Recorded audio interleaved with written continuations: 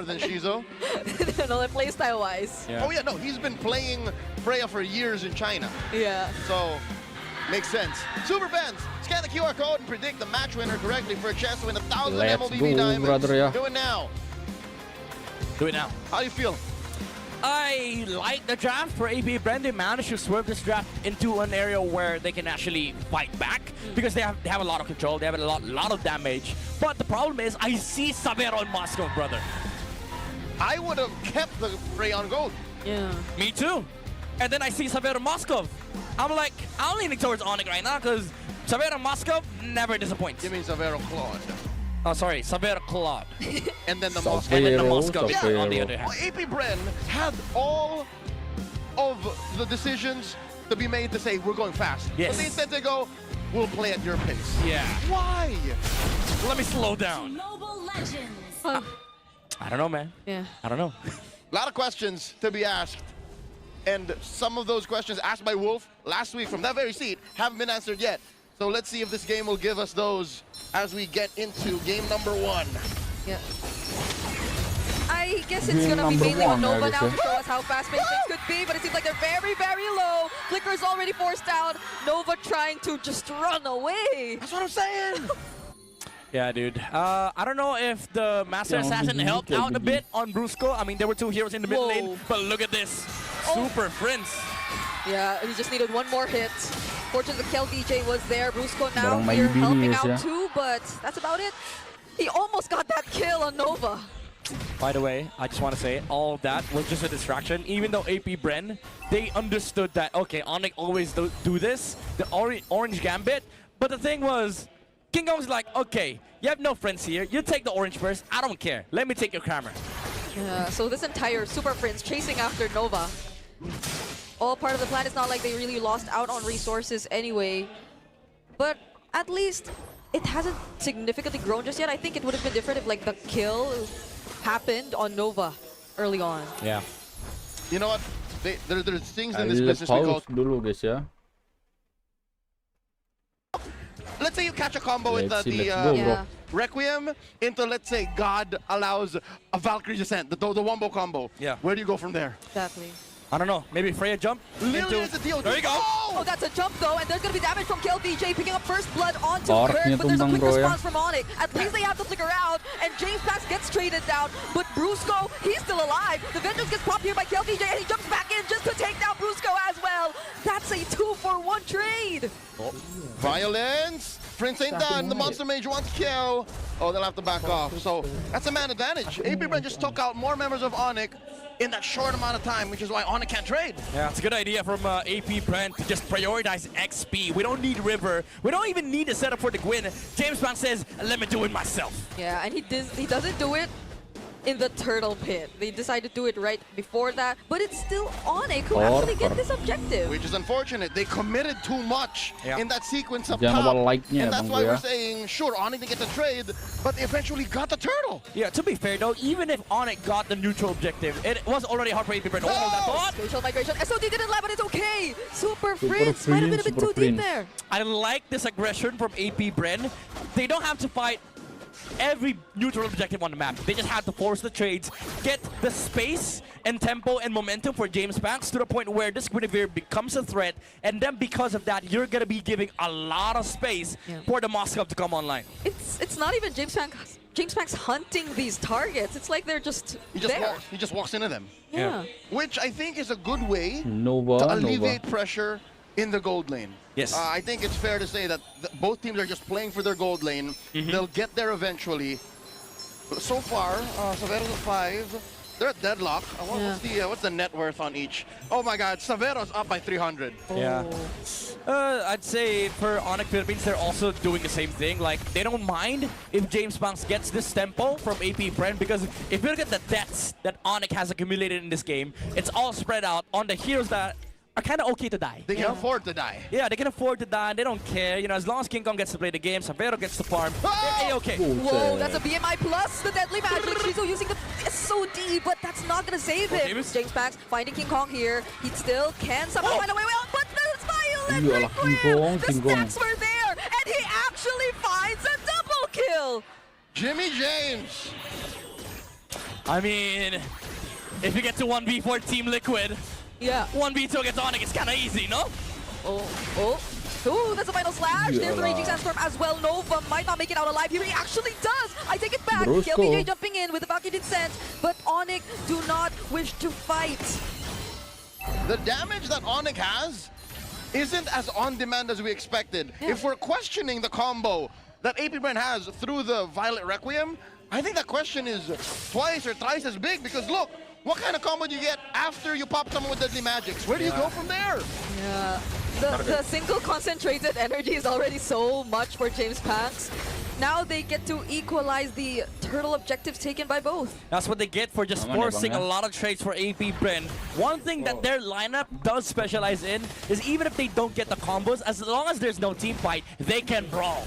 Any single target on the side of Onyx, they can chase down with the vision coming out from the Hilda, and of course, with the jump from the Guinevere. Oh, what? That final slash still actually catching Shizo. Nova and Aqua just trying to defend this turret down bottom. All right, the Super Fam heard what you said, Midnight. Yeah.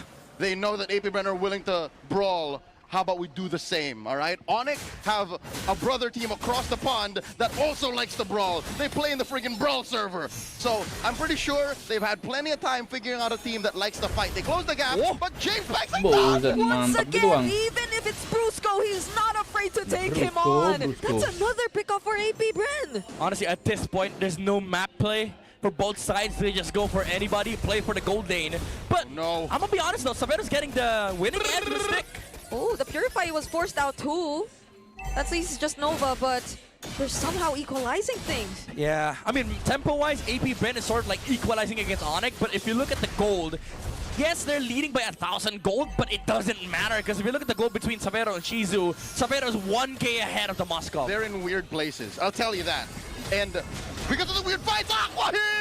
Yeah, he is definitely going down there. It's Onyx this time who are able to find a pickoff. I think both of these teams are capable of doing that, but the knockup from the Lantern Flare, Nova getting chased down here, forced out to use the flicker, is still alive on this Hilda. I'm not comfortable. I don't like this. There's too many fights happening in too many different places, and the trades happen like a minute later. I mean, for sure, bro. AP Bren, they're not comfortable too. Like at this point, there's so many fights, a rough season, and a rough first half of the game. Because honestly, for Onyx Philippines, even though they were the team that were getting forced earlier on, their goal lane is not happy at the moment. No, the AP ang moment Kirk eh. fishes KLBJ out of that engagement, and they're pushing back. Look at this. Onyx. It's Nova again, but there's a Yeah. response. Valkyrie Descent coming in from KLBJ. Deadly Magic used onto Nova, but it's not going to result into a kill. And instead, it's Super Prince who actually gets taken down. Savero might be next here. He gets caught by Aqua. And now, so far, it's been 2 heroes already taken out from Onyx. Are Onyx able to find a trade? I don't think so. Amazing man-to-man defense, tracking by AP Bren. James Panks relocating just to make sure that he catches Savero on the way out. Yeah, the damage under the Blazing Duet as well. Nova put a lot of work onto making sure that he deletes the HP on Savero, and after the BMI back, James Panks was there to secure the kill. Oh, Aqua falls down, however. But for AP Bren, again, this is tempo that they want. They now equalize the goal between Shizu and Savero. All right, between the three of us, we've seen games from all around the world. This doesn't feel like a MPL Philippines match. No. 8 minutes, bro. 8 and 5. And it's like there are always fights happening that are mostly just pickoffs. Just fights for the sake of fights. Yes. That's what I'm saying. The trade happens a minute later. But I do want to say though, like there is a specific reason for these fights. Like for AP Bren and Onyx, it's called forcing, because you want to force your enemies to react so that you make space for the gold laners. And that's why a lot of the times that we see a lot of engagements, it's either in the gold lane or far away from the gold lane. Oh, it's always here in mid. And speaking of, we're seeing another one happen just now. Oh my Manalo, goodness, bro. KLBJ gets caught by the final slash. There's the counter, Raging Sandstorm, but are AP Bren prepared to take on this fight? The damage doesn't seem to be enough just yet. There is no follow-up from Shizu as well. Okay, disciplined move from both gold laners. I like this. If this happened like 3 minutes ago, 4 minutes ago, both of them would have pressed SOD and Blazing Duet in about nothing. Yep. Now for Onyx Philippines, they're feeling that, okay, now we have the proper damage, we have the timing. These final slashes are very important from Kirk, and he's hitting a lot of good final slashes. I mean, he is the Kirk attack, you know, one of the most prominent artists in the league.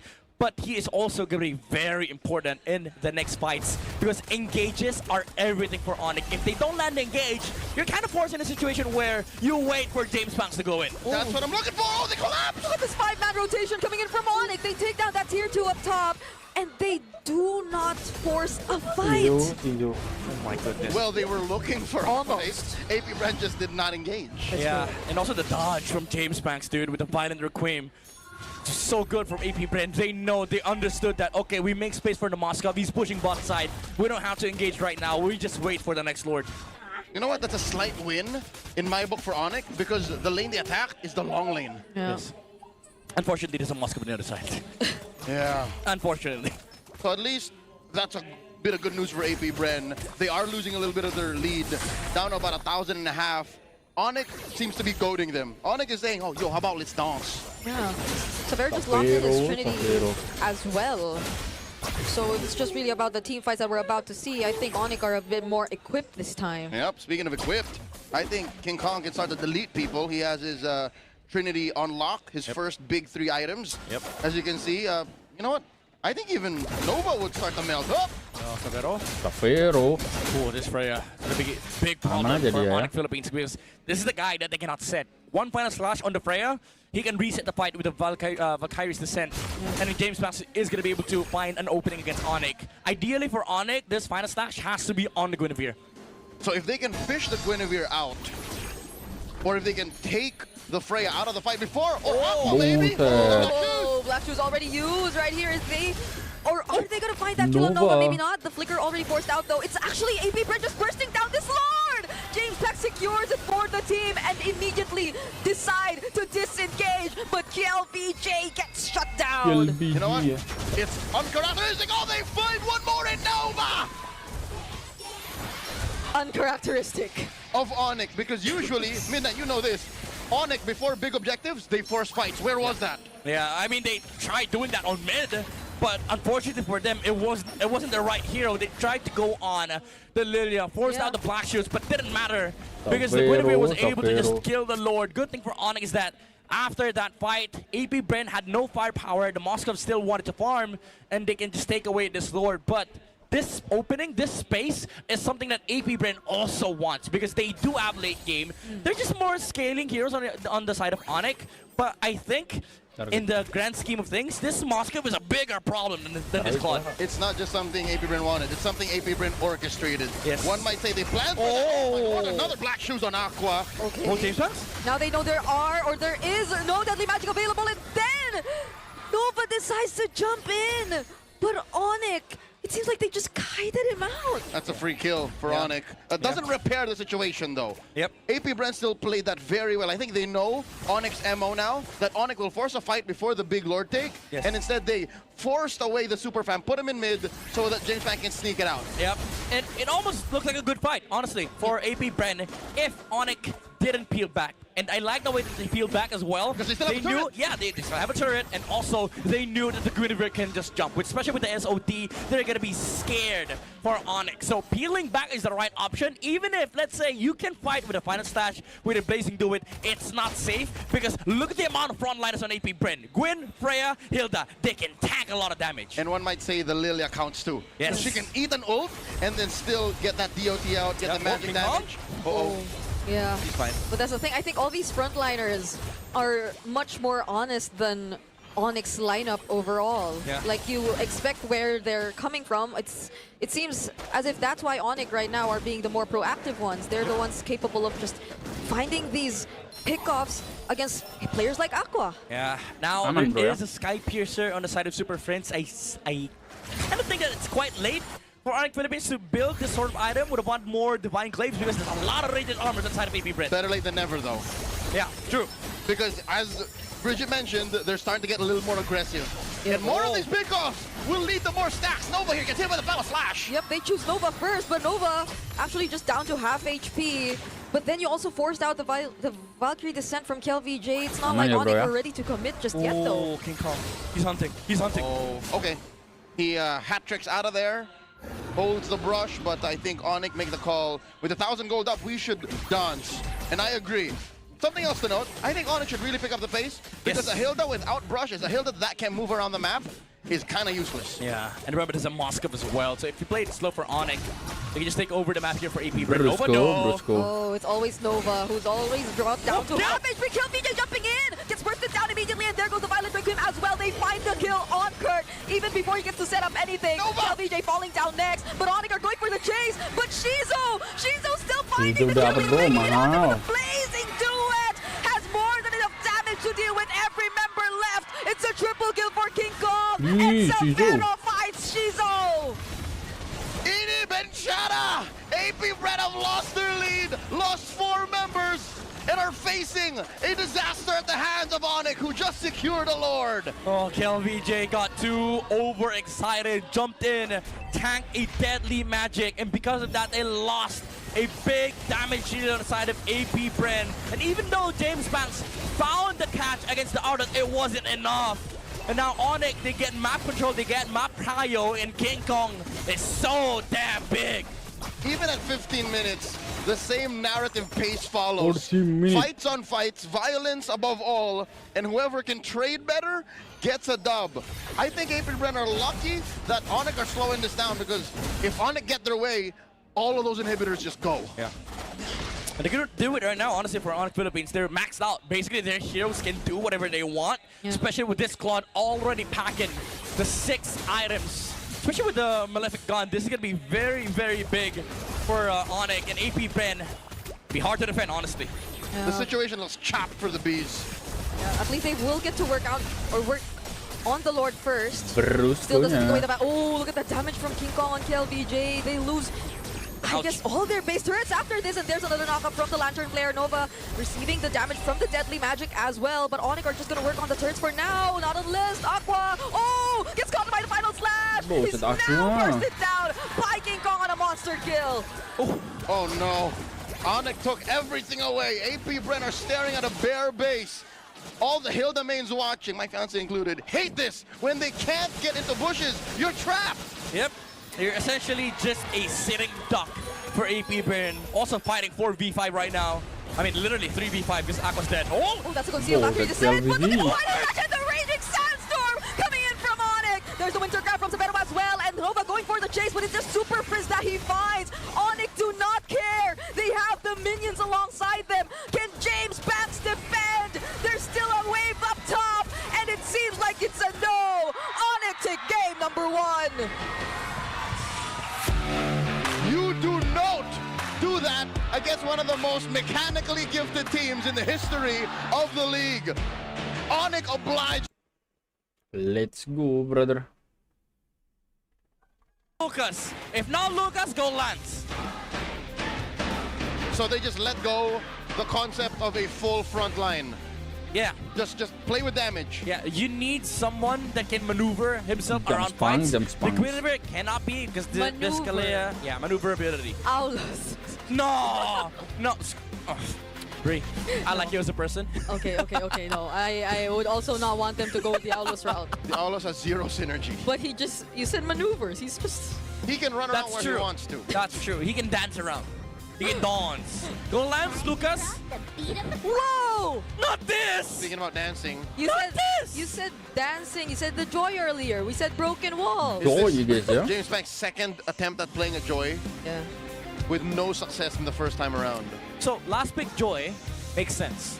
If enemy has no crowd control. Yeah, a lot of King Kong. There's a Kalea on blue side. That's a... No, that's a death sentence for a lot of assassins. Hayabusa fears Kalea. Lancelot fears Kalea. Even Suyo fears Kalea. I fear Kalea. I bet you do. Ladies and gentlemen, Onyx has the numbers advantage when it comes down to the draft.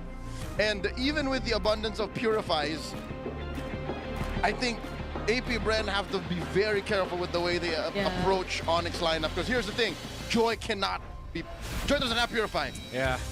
She's only immune to slows. I mean, he does have pseudo Purify, but you have to like hit perfect notes. Yeah.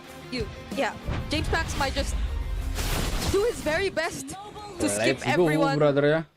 Like the Kalea. It has to go very well. It has to go very well for him. Well, all that being said, this composition from AP Bren is a freaking prayer. Hope that for whatever reason it is, God forbid, we get to late game. Some might say it's magical Christmas land to expect to get away with what they want. Nova here with a quick trip. The King Kong's purple side. I guess with that, they deny the orange gambit. They force Onyx to play safe and respect AP Bren's river. Oh, yeah. I feel like the Marcel actually will help them a lot. That's true. In preventing that. This is how you play Marcel. Yes, exactly. Okay. I think, yeah, no. Nova is like in top 3 in Season 17 that figured out Marcel. He was one of the first few. Yeah. I'm still a bit concerned here for AP Bren, honestly. Like, even if they're getting good lane stage on their side, first problem that they're gonna face is this turtle objective for for Onyx. They have a lot of ways to brute force this guy. This lineup. They don't have a hold. Yep. Oh no, Nova gets caught up by King Kong. One more rollout, and Nova flickers. Yeah, that's how you play a Marcel, but you almost saw how to punish a Marcel. Yeah. No, let's go. Whoa, there's the jetpack. Yeah, Onyx are back in the game. So that's a technical knockout. Oh, I think King Kong wins that. Whoa. Not unless James Pax actually finds the first blood kill here. He Buset. might just not. Jam spawns. Close call for him as Onyx was click to rotate up top. That stun from Prince was crazy. Like, he knew the Joy was gonna end up in front of the Boxia, but still they forced out the Tortoise Poissons for AP Bren. Roll out! Wait, oh! Oh, good thing the Dark Wave was there, but now it's King Kong who gets caught in the traction pulse and becomes first blood for AP Bren. And just like that, Onyx have no retribution. Kill! Okay, LVJ with the Dark Wave. Ooh, The Bravest kill Spider LVJ. already used here, but he's still alive with the Infernal Pursuits. Landshaker finally lands, but it's KLVJ isolated here up top. Will not be able to take out Prince as James Pax gets the turtle. Say what you will, but this looks like a better first turtle trade sequence for AP Bren than game 1. Savero. Prayers answered for AP Bren. They won turtle. They forced Boxia away from the turtle pit, forced to use the ulti. And because of that, Onyx knew that, okay, maybe getting this turtle is kind of iffy. So instead of going turtle, they went on the Phobius and they tried to force him out of the lane, but KLVJ held on. And fortunately for him, his teammates were there. AP Bren knew exactly what Onyx was gonna do, and instead of clearing mid, Aqua and Nova stayed behind to punish the Boxia. Oh, Very fast responses coming in. They canceled the gush. yeah, I'm surprised Shizu was there too, but he had the Purify anyway. So Brusco didn't really go for the set just yet. Whoa! James Pax might just get caught here though. King Kong crashes onto him, but now he's all alone in the middle of 3 members. But AP Bren, seeing how Onyx are just so quick to respond, do not force the fight. Close call. Why would Mike King do that? I mean, it's a good try, you know? It's a good try. But Onyx, they want to push ahead. They want to utilize this Clint. Whoa! Whoa, was that the Marcel? The Tsunami Slam and the quick draws, having enough damage to burst down Nova. She's a response with the Blazing Duet, but that's all he can do. Perfect layering from Sambil. Oh, okay, now that's a good force from Aqua. Onyx, again, they know that they need to utilize the early game advantage that they have, especially with the Boxia, the damage reduction coming out from the Tortoise Poissons, and also the damage from the Clint. Good layering, by the way, just to make sure that Nova wasn't able to flicker out. Unfortunately, now AP Bren is playing the force game. They're forcing trades. They're forcing Onyx to sort of like commit to these weird fights. And because of that, Sambil has no flicker now. Wow, there's a 1v1 happening up top between our 2xp laners. KLVJ versus Kirk with the Dark Wave getting dead. There's a bit of help from Super Bro. That's the sound effect of the Mystic Gush. Right in the face. AP Bren has no XP laner for this second turtle take. They are first of the scene though, but because of broken walls, Onyx are able to dance. Yeah. Oh. Yeah, surprised he actually went for that fight. Tsunami Slap, Traction Pulse, everything thrown onto James Pax here. Does not get to survive, and now Brusco nearly falling next. Aqua picks up the kill. Now it's Kirk trying to go for the drains, but Nova with a sidestep, still unsuccessful to escape Kirk. He still had that flicker. I don't know about that dance though from James Pax. He tried going in, but again, as we said before, there's a Kalea on blue side. They're not done. Yeah, there are no ultimates available for Onyx just yet though. Oh, so they're just forcing everything down bottom. So King Kong gets that orange or that purple buff. You know what? Forget an orange gambit. How about Grand Theft Purple as King Kong takes it away? Oh, he might have to pay though. Okay, Kirk and Brusco will be here. Just so tanky, King Kong. They don't have enough damage. The beast lives! This is the reason why, though. Onyx is called the Super Family. 5 players Yep. diving there for the last 50 seconds of the game. And guess what? Sabero still farming on this glint, dishing out so much damage. Super Prince with the incredible angles as well. And King Kong just playing the farm game. Even though he is the guy that is pressuring AP Bren to this side of the map, he knows that, okay, guys, there's no minion wave. Let me just take purple buff, and then we go again. Welcome, Sheriff brother. never left his post. Up top, though. Oh, Kirk, can he get away from this? Using the bravest fighter. Landshaker doesn't land on Shizo, Middle lane, though. but he can handle himself. Yeah. I mean, the Lapo is able to sustain this lane by himself, as you've Shizo. said, and then now the Sheriff is taking a lot of farm in the mid. That's right. Bottom lane was safe enough, so he took that mid lane already. That's the first time, I think, or second time that Clayton actually rotated out, because I think Onyx said, you know what, coast is clear. We put the fear of God in AP Bren. They won't attack you down there no more. So this leads to a 3,000 gold lead. No more Clayton. Call me Clinton, Sheriff. Sambil Too many aman farms aja, on bro the ya. map, let me take them all. Oh! Almost all tier 1s have fallen. Now it's Kirk as the target for AP Bren, but KLVJ gets caught under the turret, brought back in again, Iya, just to siap get biji mah outplayed turu, by Bang. Kirk. Golden hour used on the other side, but that's all it took. The KK duo! It's a different one, but they do it! Kirk and King Kong have juke AP Bren! And they find the Tsunami Slam on James Banks! Oh, what a layering between Sabero and Brusco with the Sky Piercer as well. Lo and behold, the new Granger of 2026. Kirk. It's Clint. Oh my God, who'd have thunk that a mermaid and a cowboy would make one deadly duo? This will lead to Onyx taking the last turtle. I'm tired of playing Granger, Chip. Let me play some Clint.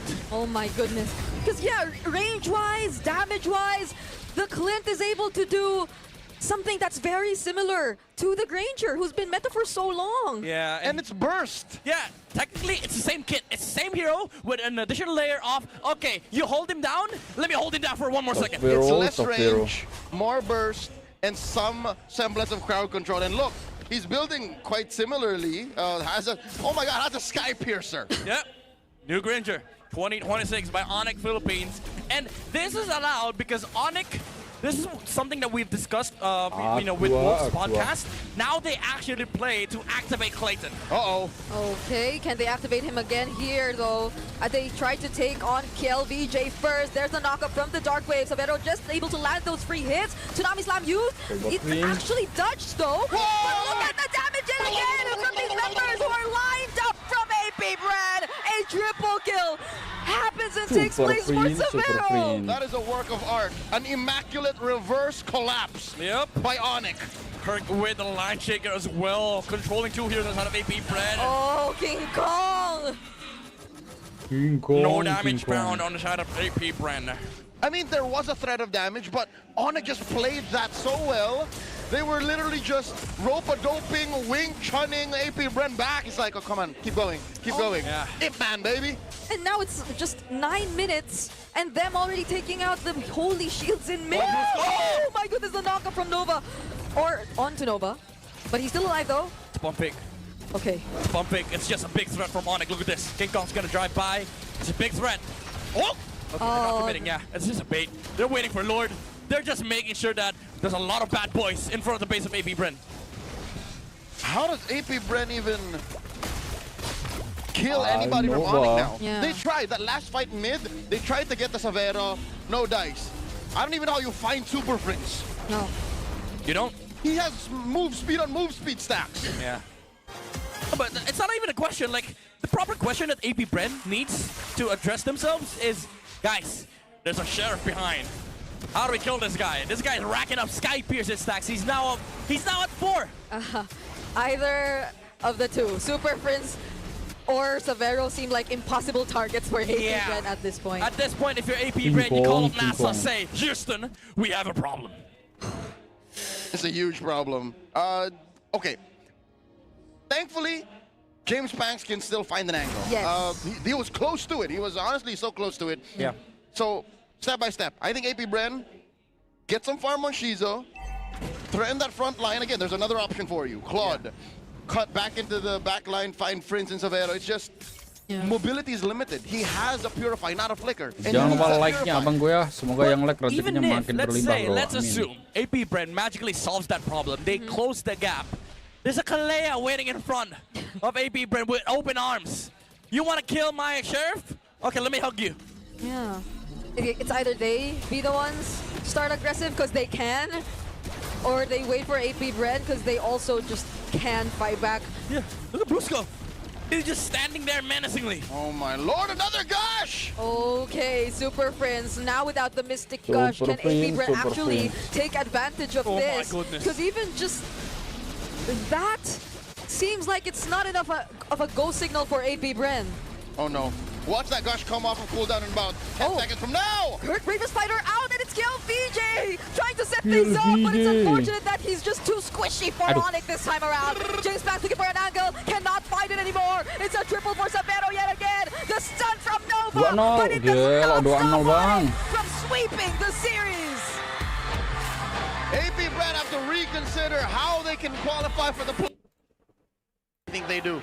Because that mid Let's door go is so abang gue ya. strong. Team Cho, Liquid versus Zushin, Smart you have to Omega. overextend to be able to punish that. So expect that Netsky might even Kita get the lihat aja double bro ya. lane. But that depends on what Sanji gets. Remember the last time, well, the last time Buat it hurt Netsky, melawan he played tim yang lolos into playoff Lilia, biasanya. got punished by Aqua. Yeah. Omega udah I don't know lolos what nih you ya. pick up here. Just please don't go Selena. No. No Selena. Too soon. Sorry. Hey, Farsa. Normal, normal. Farsa with a Purify. Yes. Highly likely. Okay. Yeah. Super fans, scan the QR code and predict the match winner correctly for a chance to win 1,000 MOBB diamonds.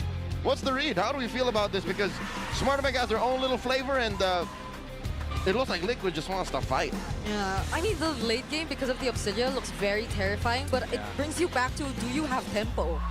Because if you're not even able to make it to the late game and you crumble under the Stampede, which by the way, we were seeing a Freya Harley Yep. too, so there's a chance we do witness the Stampede. It's one thing to ask a team if you Aman have saja tempo. ya, Bang, It's ya. also another thing to ask when you're up against CLPH, do you have enough space? Because if you give them just a little bit, they make that hole a lot bigger and stampede their way through.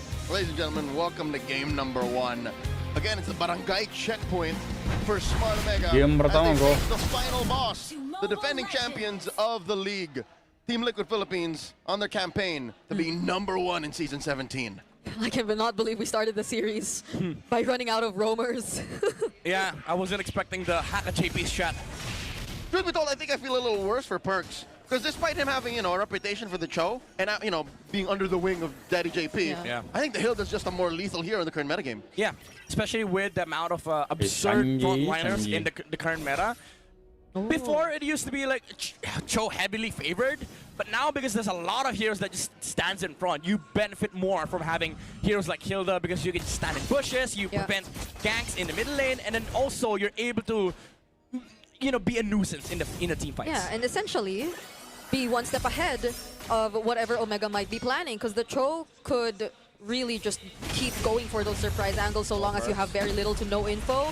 But if JP is always first to position himself and get a hold of these rushes, then that, I guess, minimizes the threat that Omega could bring. Not to say that they have enough burst damage just yet in the early game, though, because it might take a bit more time for them to have that. It's mostly going to come from Ryzen. Yeah, and then you add the Freya problem to the mix for Smart Omega. That's why I bring the question here, do you have enough tempo? It's not just tempo with okay, we're winning fights. Do you have enough against this Freya, Charizda, and then you also have to consider the GOAT is playing a Harley. TLPH just has all the proactive decisions to be made. Omega has to find those cracks. Oh my lord! Wow. Talk about momentum. Teddy is straight up, cut the lane. Yep. Let me join fight. Let me join the turtle. Yep, that's how you do it. You cut through, make sure that wave is clean, and then you join the turtle number 1. 5-man presence from Liquid. By the way, one of the keys to victory is easily slipping out of their hands. Yep. Yep. Oh no, Perks can't even check that brush. He knows that Daddy JP's holding it. Yeah. TLPH again. Quick movements. Oh, Ryzen.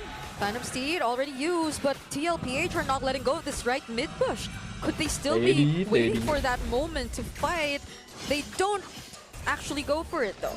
Yeah, this is the level of nuisance you get from having a Hilda pick. You know, he's just there. He doesn't care if you go for it. Sanford! What a two-man penalty zone right there. Ryzen might just die with that deadly magic. He goes down, and no one from Liquid gets traded out.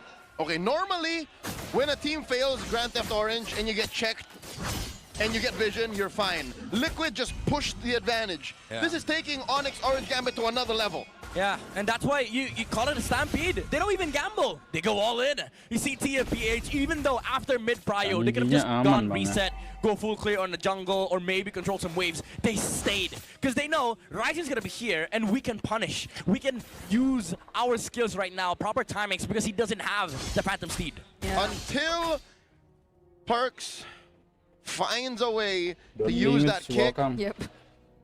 Omega's tempo is off the table. It's not ready yet. Not even. Don't even consider thinking about the Obsidia. Yeah, because at this point it's just the Hilda being all annoying over the map. The Tro is always in check, and even during times like what we saw happen just now on that purple or that orange buff. Yep. And TLPH, again, this river control that they have is insane. Omega cannot cross this river, and they cannot even go gold lane because they have nothing against this Freya. So at this point, yeah, there's nothing else to do but farm, give Netsky some space, and then maybe you find a good way to fight this turtle. But I don't think that's going to be happening though, because there isn't at least a waiting on the side of TLPH.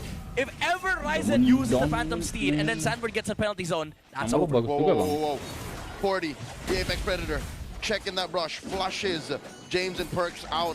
Where is Ryzen? Ryzen's still taking that orange buff, and Liquid collapse onto the turtle. Yeah, they get to see Teddy here too. Better Dash like goes together with the penalty zone, and it's Ryzen who actually secures the objective. Now going for the fight. Netsky finds JP, and they are still going for it. James with the Infernal Pursuits and the Way of the Dragon 2 onto Carl. They find the kill on Perksiva, but that's gonna be a 2 for 2. Oh no, the chef found Dean.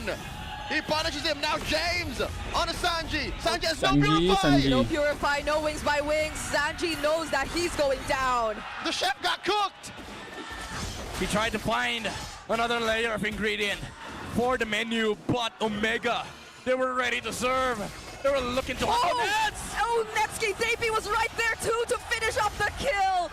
Not what you wanted after getting a decent trade from Team Liquid. Man, this is what makes Liquid great, honestly. Like, even if you find an answer, they find an answer to your answer. The replies, they never end. Plans on plans. Ladies and gentlemen, Team Liquid Philippines showing us they picked up a thing or two after last week's bouts. Saturday, they lost to Falcons. Sunday, they had to go the long way around against AP Bren, and now they're bringing it to Omega. Oh, look at that positioning from the chef. The games. James could not do anything. There was little to no support from Omega. It's not like they could also commit. Yeah. What was Mr. Gloria looking for?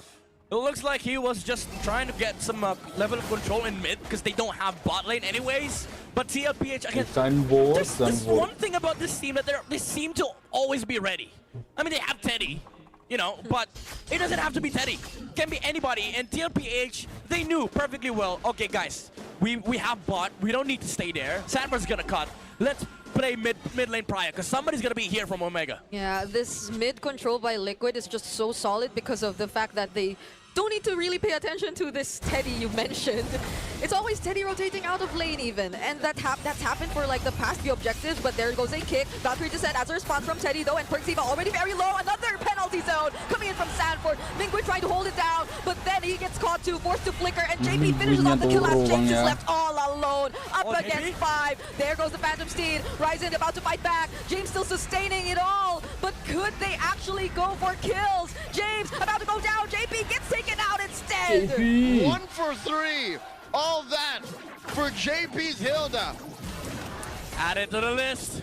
JP's fault once again in the mid lane. He got caught by the kick from Perksiva. But again, TLPH always seems to be ready. After the initial wave the dragon, we saw Teddy not be steady. He just went in with a Valkyrie's descent, and TLPH went for a full 5 team fight.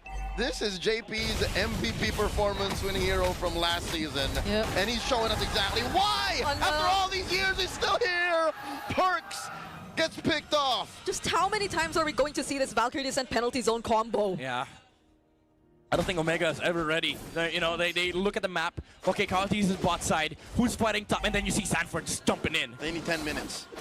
You know, for Omega, they have to understand these triggers coming out from TLPH because a lot of things can come from multiple angles. It's not just the the Hilda, it's not just the Harley. It can also just be the I was gonna say the Sanford, but you know what it is. Like it is the end of Freya jumping in. Sanford. It is a Sanford. It's definitely a raging hero. Oh my lord. I think Smart Omega are kicking themselves in the behind, opening up that Freya. Does James really want to fight this? Look at just how quickly he gets bursted down! Teddy is still fighting, going in with a Valkyrie Descent, but they are not going to force it. They just take this tier 2 bro. up top. It's true among the 4 horsemen, Teddy is just a boy. But here, he's proven that he's a deadly boy. Ooh, Hunt of Bone doesn't even he didn't really use the Hunt of Bone, but I think that too, like, does Netsky even have enough? He prioritized the Corrosion and the Sky Piercer. Yeah, it's a sad Sky Piercer, honestly. Like, who do you kill? Like, at this point, yeah, sure, you're the counter against Freya, but if you don't have damage, if you don't have tempo, you have to worry about the body of Smith. And then the Purify from Teddy. And then also, that is JP standing in the front line. So many faulty plans. That Smart Omega, and only one guy's absorbing it all. This is the prototype for the Rage Bait Hilda that's become more prevalent in Season 17. What was the acronym for that again? RBH. RBH. yes. Rage Bait Hilda. You know, look, just look. Oh yeah. JP, 2 deaths. How many kills does Omega have? 3. Ooh. 2 of them on him. Yeah, exactly. Whoa. One pass through. I cannot believe Sanji just wings his way in front of those 3 members of Omega. They don't care. Transportnya sangat aman ya bang ya. Look at this, Carl Easy playing such a chill game at about 62 beats per minute. His heart rate is that of a pro athlete Wow. of a physical sport. Yeah. This is an esport. He's feeling it, bro. He's feeling it. The GOAT is feeling that, okay, boys, we got it under the bag. We got it under control. Okay. Just play macro. Is there a significant... I think there have been so much resources taken away from Ryzen. It's a 3-level gap, yeah. Yep. Again, he has all the horsepower, but nowhere to gallop through. Because Liquid are literally just asserting themselves onto his resources. Like, see the rock golem there? They're taking his lunch money. To be fair, it's 1v4. 1 horse versus 4. No. Make it 5. Yeah, Cool. sure. Teddy's around. Aman saja bro. Yeah. Hey, that's... They're closing in, man. This is what they call the Hunger Games. Oh! What? That was Perks? Yep, he ate a deadly magic. Ryzen. Yeah, at least they did use a Flicker, but it's not looking good. It's a 0-3-0 for this Tro. Yep. Lord already marching in. Flicker, Dark Wave coming in from James. He Wait, actually started by Perks. mantap bang, masuk. And it's gonna be Zanford. Now they actually get to take down Sanji. James will be traded out though, but there goes Teddy with the Valkyrie Descent. And Carl is just unstoppable. Mau langsung enggak, Bang. Liquid are looking to end it right here. 10 minutes into the game with only Netsky left to defend. The cavalry stampedes through the barangay. I can't say I didn't see that coming. That was a nasty penalty zone, brother. Barangay. You said vintage Vinuya. Let's Never go mind, bang my bro ya. bad, G, my bad. Straight up hunt down the Moskov, compromise the Zushin, and call it a day. This guy's on a rush. He wants to end early. They brought out the dragon. You know what? Vintage. There is a Game kedua bro. world where Omega Team Liquid has versus studied Omega. Sanford's Yuzhong. Yeah. And wasn't James like one of the more recent Yuzhong users too? That's true. And he had a very special flavor to his Yuzhong. But this Lapu-Lapu might just be what he needs. Yeah.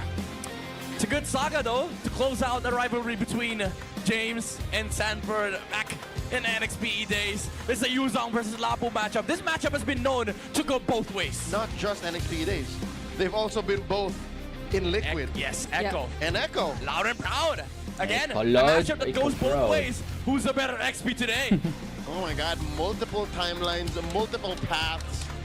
2 XP laners and 2 teams who are on different trajectories Let's on go their way abang gue ya. to the San Juan Arena, the playoffs of Season 17. that beckons us on the horizon. But first and foremost, game 2 of this bout. Okay. So there you go. It's still the marksman emblem. Yeah. Ryzen is just picking off from game 1. Yeah. Even Mingwin, like he just wants to do better. Go again. Yeah. Maybe this time they get tempo, I guess. But again, my big qualm in this game is you gave Sanford Yuzong. Again, this is the thing about Liquid, right? When they're on red side, Sanford is gonna have the best matchup possible, and then now he brings out the best hero of his life, and then it's up against Lapu. This is the same hero that he used to win the hearts and minds of people from the M4 World Championships. His breakout performance, one would argue, that even in a Filipino versus Filipino Grand Finals, Indonesian fans were cheering. That's how much they love this Yuzong. Yeah, and I'm wondering if we'll see a bit of the San-San duo synergy too here in this match. Although it's not necessarily like the more active mid laners that's in the hands of Sanji. Yeah, it's quite passive, especially with Gatot, right? Like, Eve usually wants to play aggressively, but because of this Hylos and the fact that he has a Gatot in his team, kind of have to play defensively a bit, but it's fine, because like their lineup is okay. We're just playing it passive, just slowing it down, play for the farm game, and then we ramp things up when we have the Yuzong level 4. Well, I'll be damned. Ryzen actually hit level 4 before Carl. No, wait, the graphics were just catching up. Okay. Never mind. Carl is actually up by about half an XP bar. This is big though. This is big. They stopped the Yuzong rush level 4. They got the XP guard inside of Smart Omega, so they have Turtle Prio. But Carl TZ, helping his teammates, he's like, Ford, come here. Let's take this turtle. Yeah, they want to secure that first turtle. And there goes the Black Dragon form. Phantom Steed already used 2 by Ryzen, but look at that box out using the real world manipulation from Sanji. James going in, Land Shaker lands on 2, but Sanford picks up first blood as Carl secures the turtle for Team Liquid. They're still going to go for it. Kingpin using the Crimson Beacon, but they're not going to fight back. No one home for the SOD. Nongki tried. That's not a bridge he's willing to cross. And because of Liquid's dominance on half the map, Teddy gets a double lane. Yeah. You know what? Like, it's funny. Some people think playing Yuzong is easy because Sanford plays it. It's kind of hard. Like, you gotta know how to zone, who to zone, how to proc your passive. But man, Sanford made that turtle look so easy for TLPH. Yeah, and I think Sanjay too with that placement of the real world. Because Ryzen was about to go in, and speaking of going in, Carl nearly tried to take out Mingwin there. Still has the flicker though. Okay, they're fine. Let's take a look at this gold lane matchup. Confirmed, Teddy did get a double lane. Yeah. Nongki, he's kind of left here, stuck.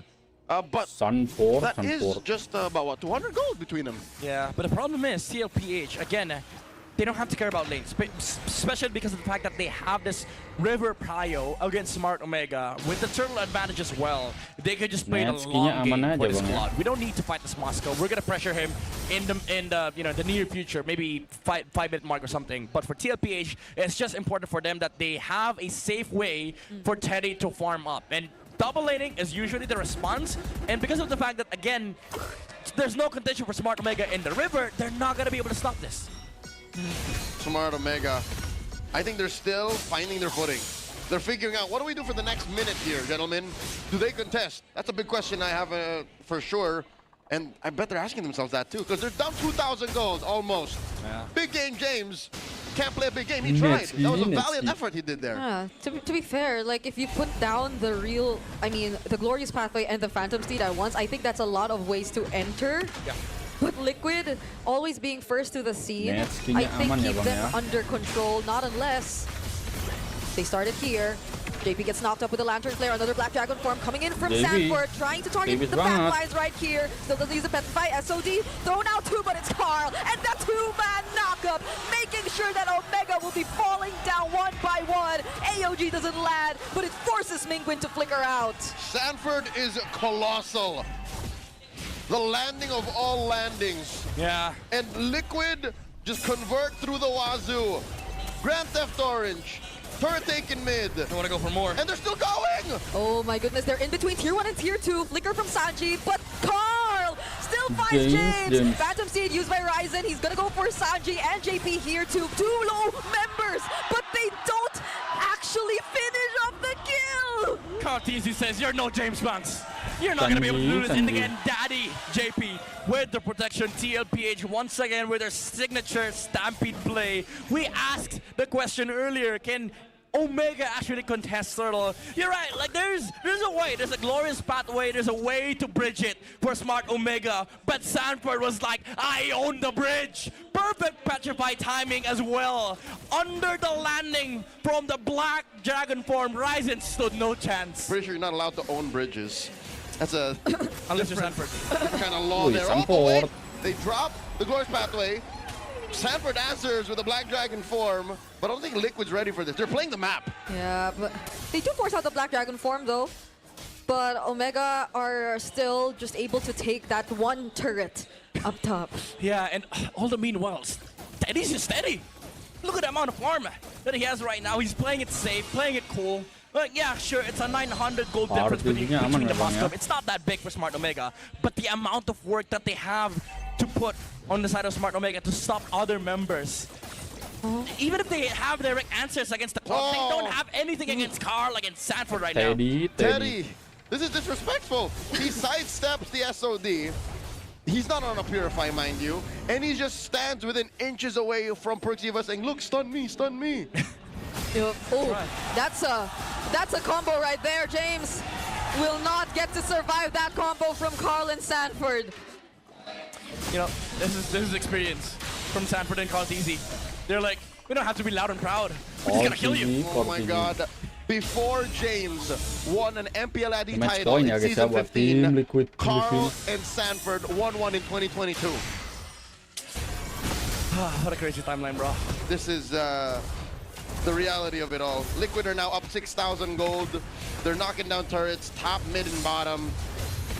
Oh my goodness.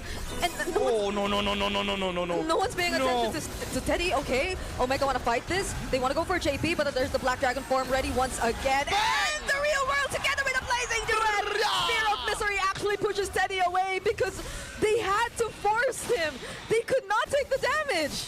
Oh, that's a wishful thinking, honestly, for the Barangay. Especially in front of the Dragon from Liquid. They were at a Team crossroads. Liquid, yeah. Do we allow Liquid to do this, or do we at least put a semblance of a fight? It's a no and no. I think that was just, you know, the warriors in them speaking. Maybe Okay. try, maybe try. Okay, maybe it's a Cloud Prince moment. That could, I don't know. There were no clouds involved. I mean, thankfully, they're not involving any of the clouds. Yet. And I think that's what's dangerous about this. Don't. That's what's dangerous about this. Liquid chose this map. They're giving Omega more options to hurt themselves with. Yeah. Because didn't we say something about clouds and utilizing it? Yeah, to because Liquid defend? the only way Liquid is using clouds is to just get faster rotations. Yeah. Reset, get back into the lane. Reset, get back into the lane. Are you Ryzen. saying TLPH were like, okay, bring more bodies. Let me get more kills. I guess you're picking up what I'm putting down. To be fair, there's no Sky Piercer on the side of TLPH. But they don't care. They want bodies. Let's take bodies. Whoa, JP went in for the body. Unbreakable and the AOG out. Now it's Sanford who might just go in for the setup together with the Blazing Duet coming in from Teddy and Carl. He's diving under the turret just to take down these members from Omega 1 by Usad 1. lang. Carl gets Netsky shut down dapat by go. Netsky and he still survives. Okay, throws out that Fear of Misery, but no wall to throw Daddy JP into. Liquid continue to pressure them. They might take mid inhibitor. Lord. Liquid's in the base. 3 objectives after 3 objectives. I mean, they lost Carl. But maybe at that moment, Carl Theasy was thinking, maybe I should have bought that Sky Piercer. You know, maybe I would have taken out the Leomord. But to his defense, it was 4 people and a tower. Yeah. It took 4 people, 1 tower to kill Carl Theasy. Mind you, Smart Omega still has to worry about Teddy. Okay, and now Smart Omega might actually wanna fight this because Carl is nowhere in sight. Sanji gets bursted down, Ryzen takes the kill, and they might have just positioned themselves a bit better for this Lord. Okay, Sanji ain't free. Carl ain't free. This slows down Liquid. Worst case scenario, but you're still staring down the barrel of an 8,000 gold lead. Yeah, like, even without the gold, you still have to worry about, okay, we take Lord, where's the Dragon? Where's Sanford? Because this is the guy that stops everybody from taking the Lord. He is their walking reset button for both sides. And Sanji's gonna make it.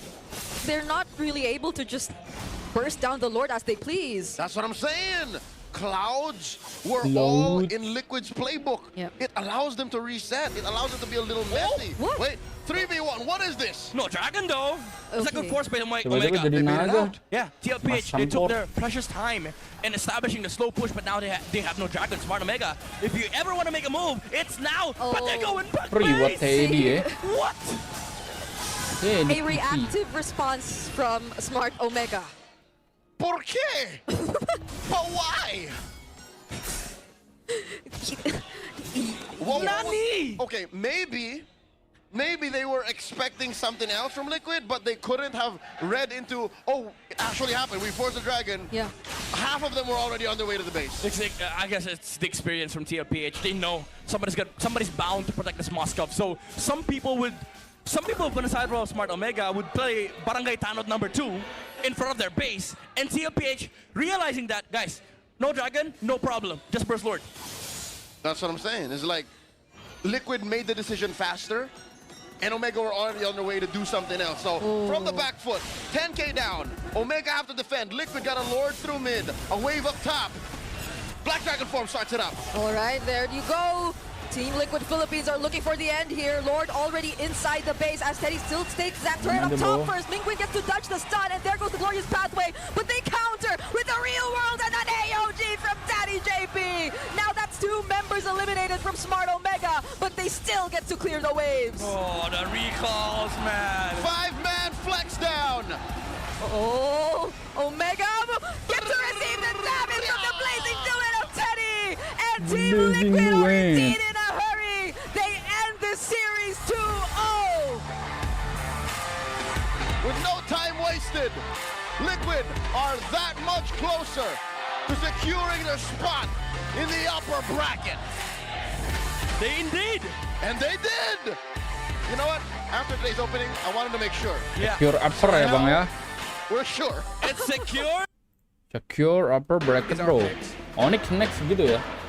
Unless for some reason the Cletus swerved, but I don't think that's happening here. It's a very small chance. Yeah.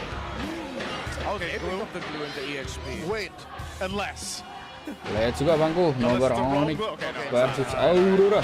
Yeah. All right, glue going in the XP lane. Filipino. Because we've seen plenty of roam glues. We have. You know what I mean? Yep, we have. Super fans, you guys can share your thoughts and also get a chance to get 1,000 MLBB diamonds. Go ahead and scan that QR code on your screen right now. Predict the match, and let's see. What's the prediction?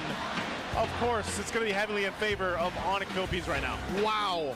To be fair, Auroras are mainly in Manila Gila and rame juga ya Turkey. guys ya fans di sana guys. Manila and Istanbul. Yeah. Sonics, Manila, Jakarta. Closer time zones. Sonic, So they Manila, might be Jakarta. watching.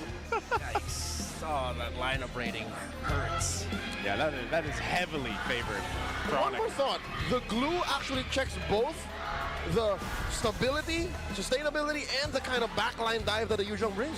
Because you're also just going to do the same thing. Yep. Stacks, flicker, mount. It's going to be exactly what they want to do here. We're going to jump into the land of Dawn once again for the second go, time Abangoya. they face off. It's the international rivalry. Rora, can they keep playoff contention alive in this matchup, or Onyx Philippines have something to do about it? Let's take a look at this emblem setup here. Typical stuff now for the Kimi these days is the Finder emblem set. Weakness Finder 2 for more slows. They know they need that extra bit of slow so that they increase the chance of them being able to hit the Khalid and the Jusin. Early game trading. Look at how much damage Bruce got caught there, but again, he's confident, he's fine, he has Oh, quicksand. a quick save. Lagi gini pas saya, He waduh should be sejak okay. tadi sih King Kong bang. secures the Little Wanderer. So mid lane is a slight win for Onyx. Yeah, right now Demon Kite going to the orange. So one thing you have to watch out for here is the itemization of Kirk. Asli bang, Considering the sejak jam Brusco most 12 tadi likely bang. will be prioritizing the Thunder Belt, if not the Blade of Heptases. The first utility item for Kirk is either going to be the Dominance Ice for the team and for himself, Yeah. or the Radiant Armor really just for himself. Oh, Brusco here puts DK at about a half health, forcing an early regen. Once Glue gets Radiant Armor, Dominance Ice, and Chastise, it's going to be a really tough time for Aurora to take that Glue down. Yeah, so the glue is going to be a problem, I feel like, to get through. Also, the Khalid is something that is going to keep Aurora on kind of a second-guessing motion, unless somehow again, Harley is capable of snowballing early on. It's just, can Demonkite actually utilize the Harley pick and make it happen for them early before the it gets too out of hand? Turtle spawns in the upper quarter. That last small countdown bottom, neither jungler touches. So that's a resource that King Kong kind of kept safe. Very thrifty rotations. Light gonna spot that the turtle is at a third of its health. Edward as well gonna see it. And King Kong secures, forcing Super Friends to go over that Crimson Beacon. Light gets knocked up. Kirk puts a barricade between his teammates and the rest of Aurora. And just like that, Onyx with a clean take. Yeah, and Kirk and Onyx knew that they didn't need to fight that as well. Why increase the risk that Aurora might get some early kills? You already got the turtle, so great discipline by Onyx.